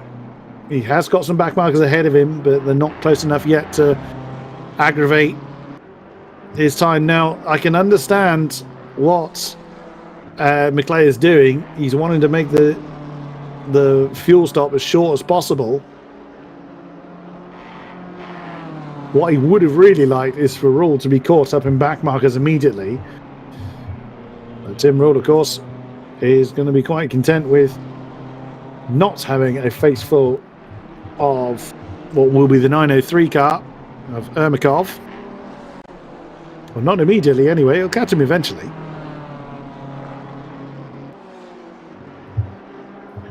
So in comes Marcel Chico. Number 9 car from 13th place.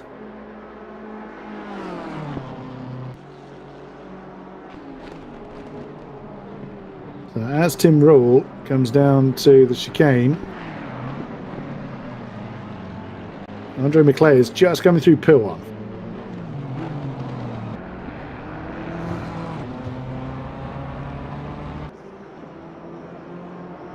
Yep, as Rule comes across the line now, and he's still in second place, and the leader in front of him, Mickery, has still got to pit. So as it stands, I believe once the 23 car in front of the 77 pits, Rule should resume or take back over the lead. That's going to be the golden question, isn't it? There's McLeod. There he is. 2:18.2 was McLeod's previous lap, because we don't know what pace Rule is going to be getting out there. Pit lane this time. Yep, in he comes. So he's pushed his fuel tank another couple of laps. Smokey and De Hellavander also in, along with Ermakov. There is Samir Smokey. There's James De Hellavander. There's Niklas Gross back up into 4th, just getting past the SSRI car. Michael Hoyer was also in the pits.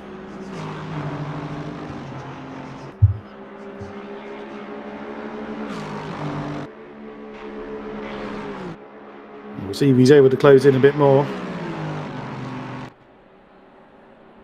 Yep, what's on the Nicholas as well? It looks like he's under press, or it's pretty much the Sim Racing International car of James Mead that's behind Nicholas, but I don't think it. Yeah, I was going to say it looks like James is just deciding to stay behind him.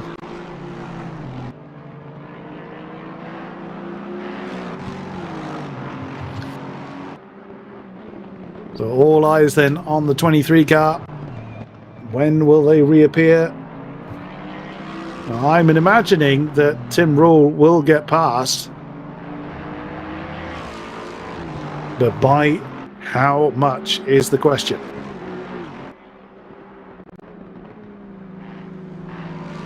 And so we continue to look at the 27 car.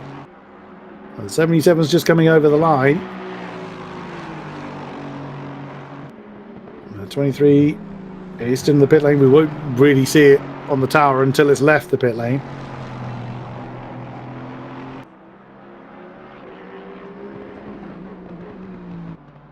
'77 should be taking the lead over any moment. I think it has taken over the lead.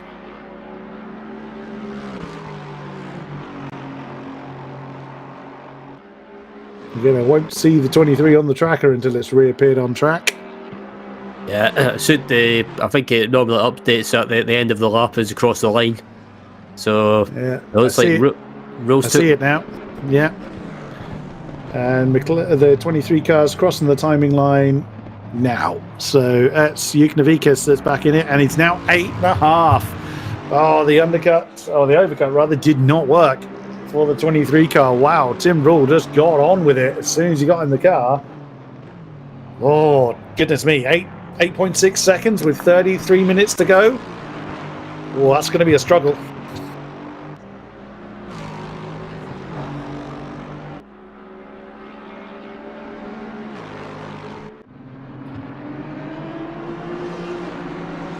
That is going to be a big struggle. Well, considering the first half was very much dominated by the JMX Phantom car, and the Rapid Esports were up there. Venari was the JMX Phantom's main rival, and look at it now. Again, Venari's looking at a good podium. Pit stops just not going their way, and the 77 Lightspeed by MT Schaumburg team being catapulted up into a commanding position. Ryan Cooper is in for the final time in the number 1 bright pink Ferrari, potentially handing that one over for the final half an hour. We see Martin Hoyer. What on earth? How did you hold that? Yeah, that was a great save. Wasn't it just? Sign that man up to the football team. Stroth. That was very impressive, right behind Shivek. So yet again, we're going to be treated to another very close race for position. Hoyer has a look on the inside at the source. It's Honda versus Aston here. Fastest lap still very much belongs to Russell Reyes. He's too far back to be part of this particular battle. You saw there, Hoyer had to get out of it. He was catching the Aston too quickly. He was catching him just at the wrong time. Nowhere to use that extra momentum. Because he got out the throttle, that's compromised him as he's come over Radion on this occasion. He looks really set to challenge Shivek for the remainder of the lap. Rantanen in the 11 is in, and Rule is opening up that gap now. Yeah, 2:17.4 for Tim Rule. Goodness me. It's flying now. I think that Ignavikas was going to be outgunned by Tim Rule, judging by that particular place. Good God, 2:17.4. And the fastest lap still belonging to Russell Reyes. That shows you how good his fastest lap was when he got in the car. Yeah, Russell Reyes was not hanging around and pretty much just treating every lap like a qualifying lap coming towards the end of this race, and nothing. It's really not got anything to lose at this point. I mean, maybe a top 10 finish, but I think now it's just a matter of maybe just trying to find a limit and trying to go as quick as possible, and they're doing that right now because they're right behind Seawick in the 467 full boost racing Aston Martin as they head up to Bonsamont now. It looks like Hoyer's starting to close up in that slipstream, but it's just going to be a case of getting to Bonsamont and not being able to do anything. Indeed so, but still the dreaded question of penalties as Seawick is being hustled hard by Hoyer down into... Oh, wow! Oh, he spun. I think he's managed to keep it, but he had to take a bit of avoiding action there. My goodness me, Hoyer, calm down. That was quite an effort into the chicane there. Yeah, goodness me. That was a bit of a risky move there. I thought Hoyer was spinning around there, but crikey, he managed to save it. Just about. I mean, if they were going any quicker, then I suspect there would have been a spin for the Honda. But of course, the chicane being a slow corner has saved him from that. It looks again Hoyer ready to demote Seawick into 7th place, side by side all the way along the Kemmel Straight. The Aston had no answer to it. Round the outside of the first part of Lake Combe, and that is 6th place for Hoyer. I think Seawick did what he could, but realised he had no particular answer to that. And up into 6th place. Oh dear! Was that trouble for Barberi? He looked a little bit slow, did the Ida car there. Did he have a moment up at Speaker's Corner?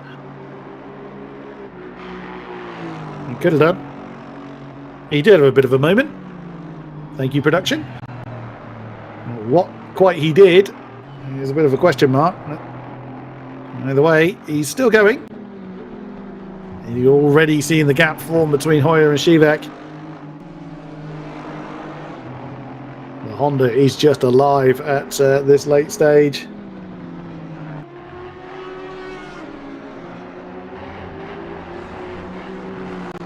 Already a second. That Honda is just disappearing. Goodness me. I don't think you can close in the 12.3 seconds to get into the top 5 in the remaining 27 3/4 minutes. He's going to really push on to try. I don't think he's going to quite manage it. Fastest lap of the race, 2:16.895 by Ignavikas. All right, so he's not willing to just give up on that top spot just yet. And Hoyer's just set the fastest 3rd sector. Fastest 2nd sector was Ignavikas. I dare say Reyes has the fastest 1st sector. Wow, the number 23's got some life in it yet, but whether he's got enough time to overhaul that gap, it was 9/10 on the last lap. I can't see it. I can't see him maintaining that much of a pace advantage. Oh, Seawick, a bit uncomfortable. Oh, that was... Radion. I thought Seawick was about to lose it and go into the wall there, but amazingly managed to save it. But I think that 23 BMW, I just don't think they've got enough time to close that gap down. But then again, we've still got about probably about coming up to 26.5 minutes. So you never know, if something happens to the leader, the 23 BMW could be there to pick up the pieces. Could well be. I think it will certainly take a mistake on the behalf of Tim Raw unless he gets caught up in traffic or something, for Univikas to close in enough to challenge, but he is giving it everything. He doesn't want to push too hard. Mind you saying that, it is like 51 seconds back to Niklas Gross, which, wow, that is quite a gap. But then after 8.5 hours, is that really any wonder? Only the podium 3 are on the lead lap. Good lord, that's astounding.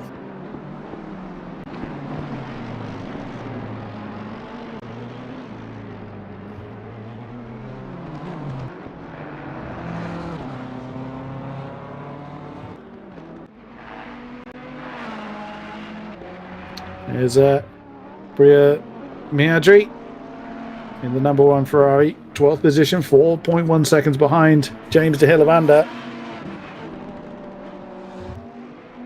I still question the colour of that Ferrari.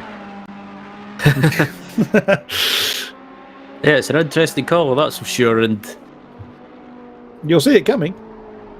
Yeah, I was going to say, you'll definitely see it coming, that's for sure, but yeah, just running outside the top 10 as well, and yeah, I think that's pretty much all the pit stops completed, I believe. Or I think it is, yeah. So the race for the win, it's pretty much a fight to the finish, but that gap at the moment is about 7.3 seconds to rule up at the front, and I just can't see that gap being closed down in time. But unless rule gets held up by traffic, that's the only opportunity I think possibly of that gap coming down. Yeah, I'm right there with you. And the 77 car is free of traffic now, so Tim Rule has got a good 20 seconds at least, I'd say, of free space ahead of him, whereas Tadeusz Jukhnovikas does not have that luxury. He's got at least, so he's got 3 backmarker cars. No, beg your pardon, 2 backmarker cars in between himself and Tim Rule, which of course Tim Rule has already cleared.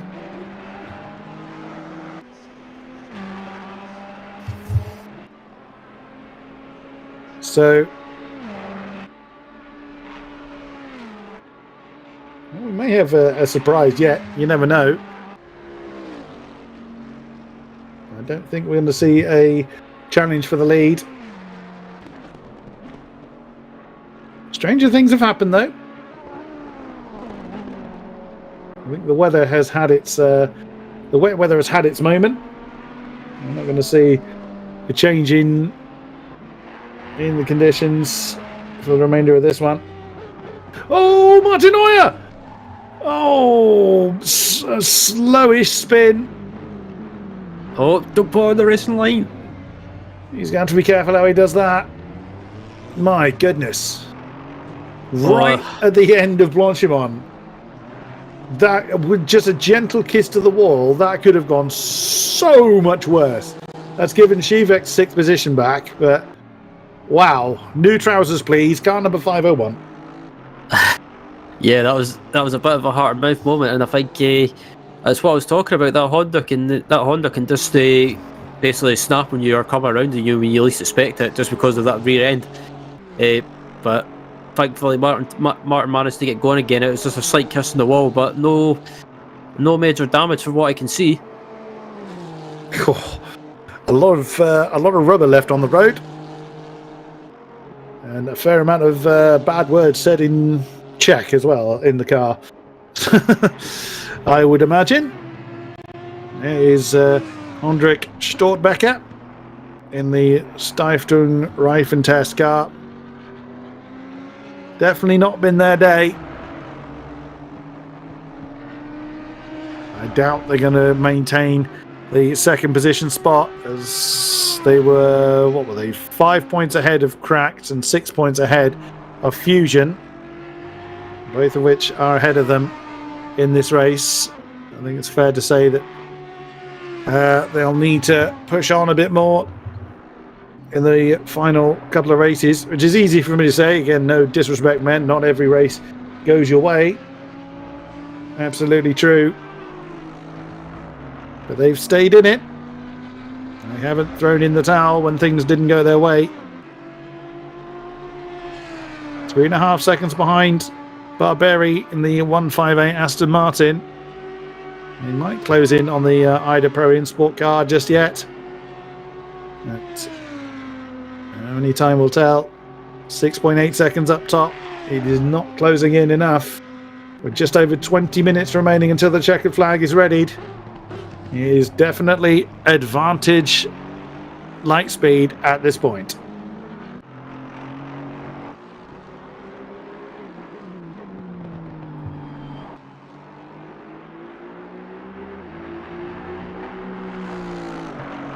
Yeah, like it says speed as well, and yeah, this team's had the LSs of the race, so they're in plenty of battles, but from there on, it's just been a quiet race for them, and I think at the moment they're doing well inside the top 10, and if they get a top 10 result, I think it'll be a well deserved.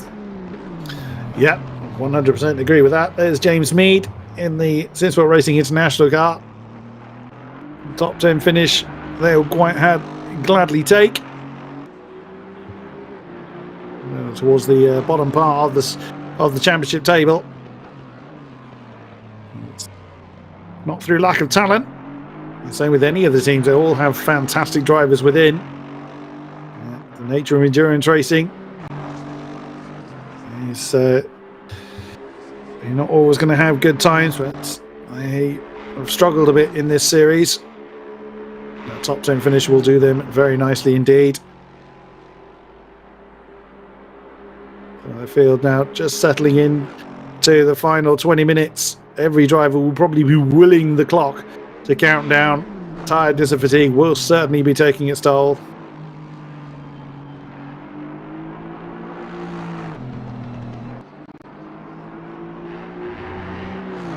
And James Mead's not going to close in the 18 seconds, not unless he can close in a second a lap on Krebs.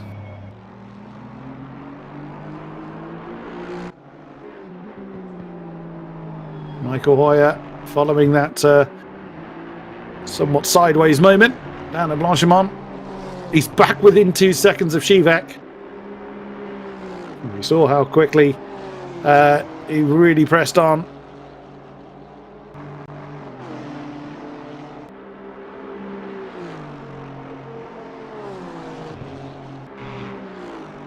Yeah, this Fusion Racing team, another are up at the front, doing well, and then unfortunately just this has got in the way, but still sitting in 7th at the moment. But I think they would have preferred to be in a podium position. But yeah, a top 10 result, still a decent result, I guess, at the end of the day. But it's not where this team probably not where this team wanted to be. No, indeed.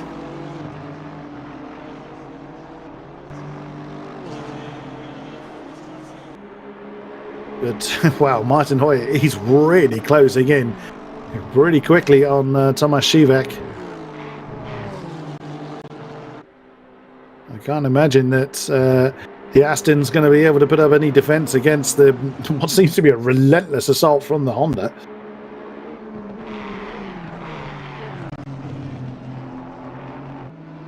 Probably be kicking himself for that mistake. I don't think he had enough time to close in on Timu Podki for 5th place. So at least if he does reclaim 6th from the Full Boost Racing squad, it will be kind of chalked up as no harm, no foul.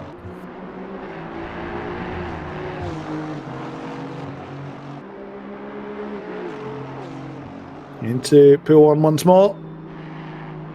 Quite an impressive fly collection on the front of the cars. In fact, all round the cars, it would seem. Into the Fanny chicane. I think Martin will realise there's no point trying to make a dangerous or forceful move. He's got the pace to get past Shivak. He's got enough time to do it. 16.5 minutes to go.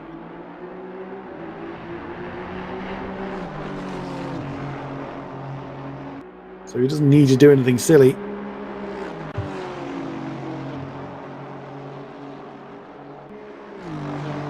outbraking into the chicane will be the easiest way to do it, I'd have thought. That's possible. Hoyer needs to get a good run through Bonsimont, and he gets a bit sideways again, and absolutely pushing the limit of that car and right on the ragged edge. But yeah, I was going to say it would have been, I think, his best opportunity might have been into the chicane, but I think if he can get a good run through not Bonsimont, Oruz and Radion, he might be able to try and make a move. But that Aston Martin in a straight line is not slow. No, indeed. Through the source, the Honda taking a bit of a tighter line, not able to overcome the Aston yet. Oh, don't tell me they're going side by side in a Radion. Oh, don't do into a Rouge! Oh, he did. It was me saying he doesn't need to do a dangerous or forceful move, and then he goes a side by side into a Rouge. Good lord! Oh my god! Don't do that to me, Martin. That's absolutely bonkers. Then defends the inside line all the way down to Lake Elm.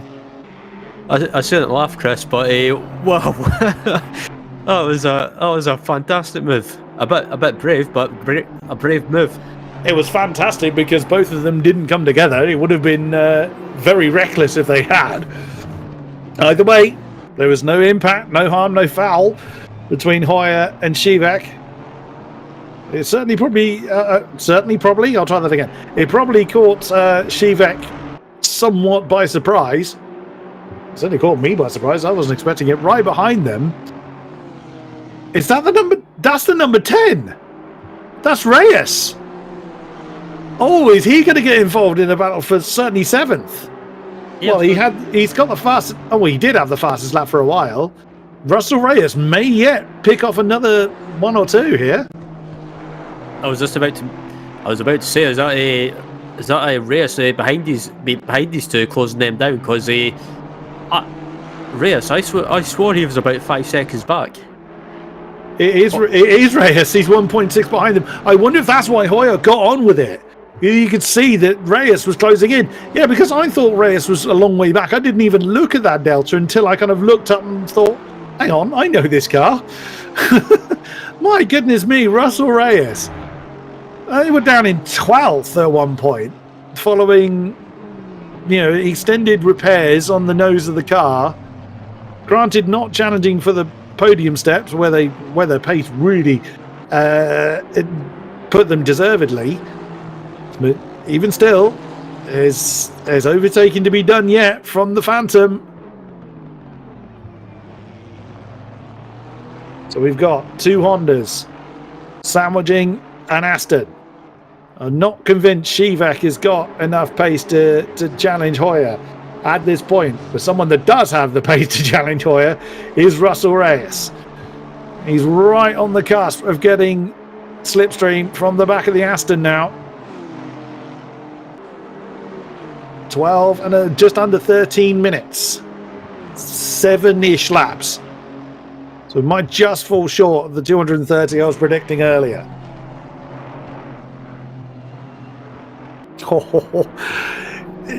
Well, let's see. That's all I can say. I would think, judging by the pace difference we're seeing at the moment, that Reyes will get Shivak. Again, no disrespect. We know how quick Tomasz Shivak is. Can he get Hoyer? That's going to be the question. It's going to be how quickly can the Honda dispatch to the Aston, and Shivak did not meet the apex there, coming through speakers, and Reyes smells blood in the water. You saw him have a look on the inside line at Blanchimont. Not that he was ever going to throw it there. Fly collection on the windscreen being highlighted by the sun. Down into the Fania chicane. No opportunity there for the orange and black number 10. Down to campus. Very close, not quite there. Stavalo. I think if it... Go on. I was just going to say, I think if Reyes can get a good run heading down to Bonsimont, or even try and carry the momentum through Bonsimont, he might be able to try and make a move on the Suic into the chicane, but he's getting closer and closer now. If he can carry that momentum through Bonsimont, here we go. Oh, he did carry the momentum, but that Aston's just too far ahead. Oh my god! My god, that was late. That was Oh, that was. I know why he's doing it. He can see the gap to Hoyer getting bigger, but he's got a good drive on the exit of the chicane. Does Reyes? His nose is ahead of Shivak and cuts to the inside line to defend the inside for the source. My goodness me, that was a dive from Russell Reyes into the chicane, but Shivak saw it coming, gave the necessary racing room. Now Shivak's going to latch to the back of the number 10 Honda. That's two Hondas that have gone past Shivak this time around. 10.5 minutes to go. Russell Reyes has got about 5 laps if he wants to get Michael Hoyer at this point. He's got 2 seconds to close down. There's another battle that's formed. De Hillevander and Miadra arguing for 11th place. Yeah, it's all kicking off now as you come up to the final 10 minutes. It's I thought it was settled down, Chris, but I think these guys have pretty much turned around and said, "No, you've not had enough entertainment." Very much so. Settle down, you say. Right, let's have a go at this. That's a move from the Ferrari. Oh, I was convinced that was going to be impact on De Hillevander's tail there, but the Bentley just about keeping ahead of the bright pink Ferrari, riding on board with the Ana de Armas Ferrari. Oh, the Bentley's got that all wrong. How the hell did you squeeze through there? What on earth was that? How the hell did he squeeze through that gap? The Bentley's coming back at him. Oh my God. Ferrari's trying to defend the inside line. The Bentley's having none of it. And back up into 11th goes, oh no, and the punch in the face for the Ferrari. Bentley's going to have to go through because the Ferrari would have deemed to have cut the track, but he's straight back on the case now on the exit of Normandy, down towards Bruxelles, and trying to outbrake the Bentley again. The Bentley's braking much earlier than the Ferrari, not on the outside of Bruxelles. Oh my goodness me. De Hillevander and Miadra are going to be doing this till the flag, I'd say. I have to say, Chris, that moment through radio rather, I was thinking the same thing. I was wondering how did he pull that off? Yeah, I've got no answer to that. I'm actually, I'm gobsmacked. I mean, in fairness, he had nowhere to go because the Bentley had that big moment in Eau Rouge. So the Bentley was on the left-hand side of the Ferrari, and the Ferrari was committed to the overspeed. He had to just hold on and hope, and they managed to make it work. Now the Ferrari thinking about it, coming through Blanchimont. I would think surely it's better to try into the chicane, but he's all over the... No, he's going side by side into Blanchimont, is he? Not quite. He's making the Bentley think about it. De Hillevander commits to the defensive line coming up to the chicane. Can the Ferrari throw it around the outside? Oh, he's trying it. Oh, no, not quite. De Hillevander. Oh, that's a poor exit from the chicane, though, for the Bentley. Good Lord. I think the tyres on the Bentley are starting to go, I think.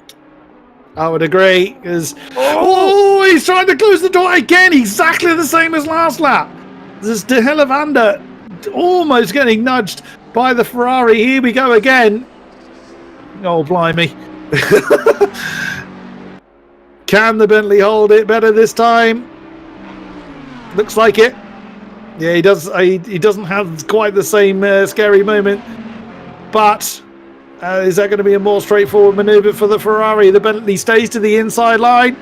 There goes Miadra on the outside, nearly touching as they come up to Lecom. Who's got the better brakes? Oh no, it's a tap again between the two. The Ferrari cuts over the middle, has to give that position back to Hillevander, and round goes this particular battle. He looks at the inside line of Bruxelles. Oh, he's got him! He's got him! He has got the manoeuvre done. De Hillevander couldn't hold on around the outside of Bruxelles. That is 11th place to Bruyere Miadra. Wow, that was a pretty intense battle between the Miandra and the De Hillevander. That one. That's the one. That was a tense battle, but yeah, it looks like Miandra just got the move done, and it looks like the way the Havanda is dropping back. It looks like the tyre's definitely gone on that Bentley. He did what he could. Yeah, I think you're right. There's not enough grip left in the VRM 349 car. So, James, you can already see the gap forming. And the car behind De Hillevanda is not the number 73 Audi. It is the 903 car. St-Jürgen. Sergei St-Jürgen in the Armamentario Gold car is the one behind the Bentley. So, James doesn't have to defend against the next car down the road. Well, he can, but it's not going to serve him anything to do so. 5.5 minutes to go, 3-ish laps, depending on where Tim Rule is when he crosses the line. Oh, it depends where he is when he crosses the line. No, depends where he is when the clock runs out. Good grief. Think about what you're saying, Buxton, for God's sake. I think James de Hillevanda is going to have to deal with seeing this pink Ferrari just slowly get smaller and smaller in his view. Oh, and there you go. Lack of grip. Telling up and over Radion there. The gap up front is about 4 seconds.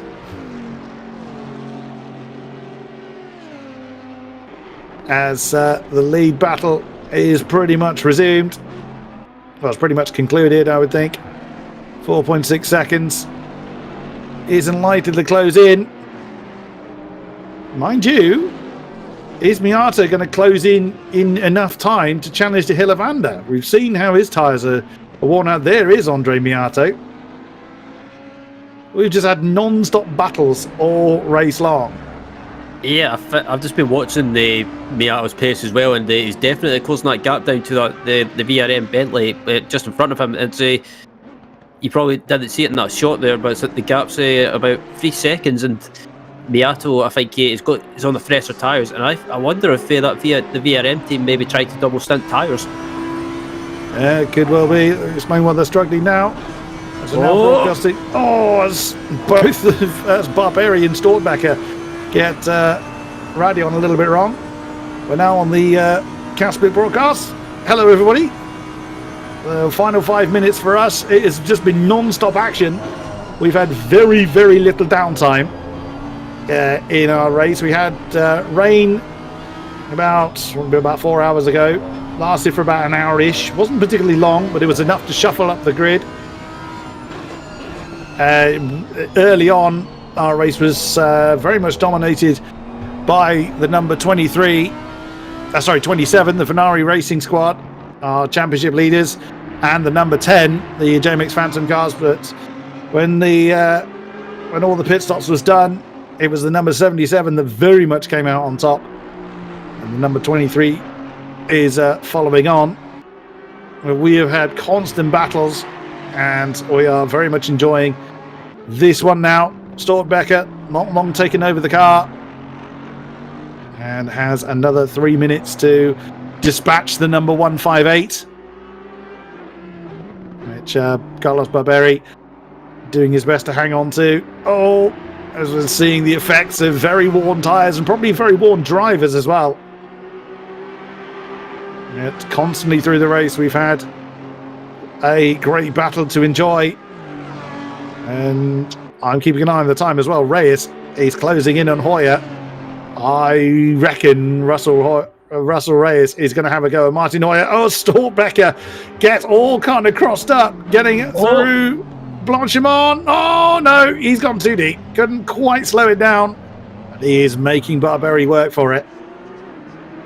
Yeah, I admire the effort trying to pull that move off, but that's the thing. We've tried to make a move on the outside into that chicane. You've got to require the other driver to leave you some room and also try and be fully alongside for the second part of that chicane. But it looks like Stortbecker just wasn't able to pull that move off and just ran wide on the entry, didn't get slowed down enough. But yeah, I have to say Barberi as well is not willing to let him go, and it's plenty of battles going on everywhere as we come to pretty much the final 1 minute rather and 25 seconds. And I have to say, Chris, there was a point in the race, probably the final couple of hours, where it did settle down, but as we get to probably around about the final 5 or 10 minutes, it's just been action non-stop. Well, it didn't settle down to a huge amount. There was battles looming, but yeah, exactly as you say, in this last, I'd say probably half an hour, the last battles have really come alive. There's Nicholas Gross. Juknovikas has definitely backed off. He knows he's not going to be able to close in enough. 4.7 seconds with less than a minute to go. And our race leader, Tim Rule, is coming through Blanchimont now. He's not got enough gap to just let off the gas. There's Timu Poidki in the number 11, up into 5th place now for the Gripax engineering car. They were challenging for podium positions early on. So Tim Rule's just going to beat the flag to start our final lap here in the rival split. And in the background, you just saw Tadas Juknovikas, but it's not going to be close enough. Not unless either Tim runs out of fuel or makes an almighty mistake. It's going to take some strange happening going on, as Tim Rule has a completely clear track ahead of him. He's got no back markers anywhere near it, unlike this lot. So here we've got Barberi, Storbecker, and then, oh my goodness me, that's Hoyer. And then, very shortly, there's Reyes. Oh, and Storbecker has cut across the track. He's going to have to give the position back to Barberi, which he doesn't seem particularly keen to do. Yeah, especially when you've got Hoyer in the Honda and two hot. He's got. Oh, it's getting a little bit desperate. Oh no, Barberi gives. Oh my goodness me, gives Storbecker a big old punch in the face. But now the two Hondas are going to be arguing, or they're potentially going to be arguing. The timer is out. We're on our final lap. Oh, Reyes has got to deal with Barberi, which he has now done, but that has pretty much killed Reyes' opportunity to claim 6th from Hoyer. Michael Hoyer will be very happy about that, I would think. Probably breathing a sigh of relief as well. Yeah, very much so. Russell Reyes could still get close enough to Michael Hoyer to attack. So these are the two battles we've got. They're for completely different ends of the different parts of the tower. One battle for 6th, the other battle for 14th. Two Hondas fighting for one battle, and an Aston and Audi fighting in the other. Oh, Storbecker again, getting very close to the Aston. I think that's another car that's got absolutely no tyres left. Yeah, I think the tyres on the Aston are pretty much gone now, and I think as the leader comes up to the line, Chris. Your winner for round number 4 here for the rival split is Tim Rule for the number 77 squad. The Light Speed by MC Schaumburg team has taken the top spot. Tadas Juknovikas for Rapid Esports takes the 2nd spot. Hamling has taken 4th. Polke takes 5th. Miato's already taken 13th. Russell Reyes, can he banzai the inside of Michael Hoyer? He's so close. Can he do it? He had the fastest lap for a while. Juknovikas stole that one a little while ago. No, he thinks about it. He's not going to be able to do it on the outside of the chicane. Nice defensive maneuver from Michael Hoyer.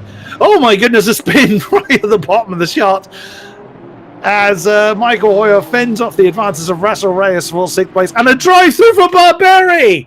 Oh no! Oh no! Which gets turned into a time penalty. That was because of what we've just seen.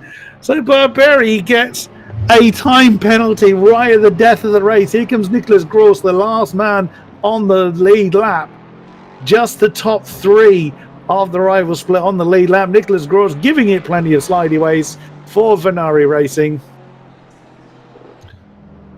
So thank you very much to those in the cash split that has been watching us. We very much thank you for your company. We leave you in the very capable hands of our Junior and Lewis to see out the cash split race.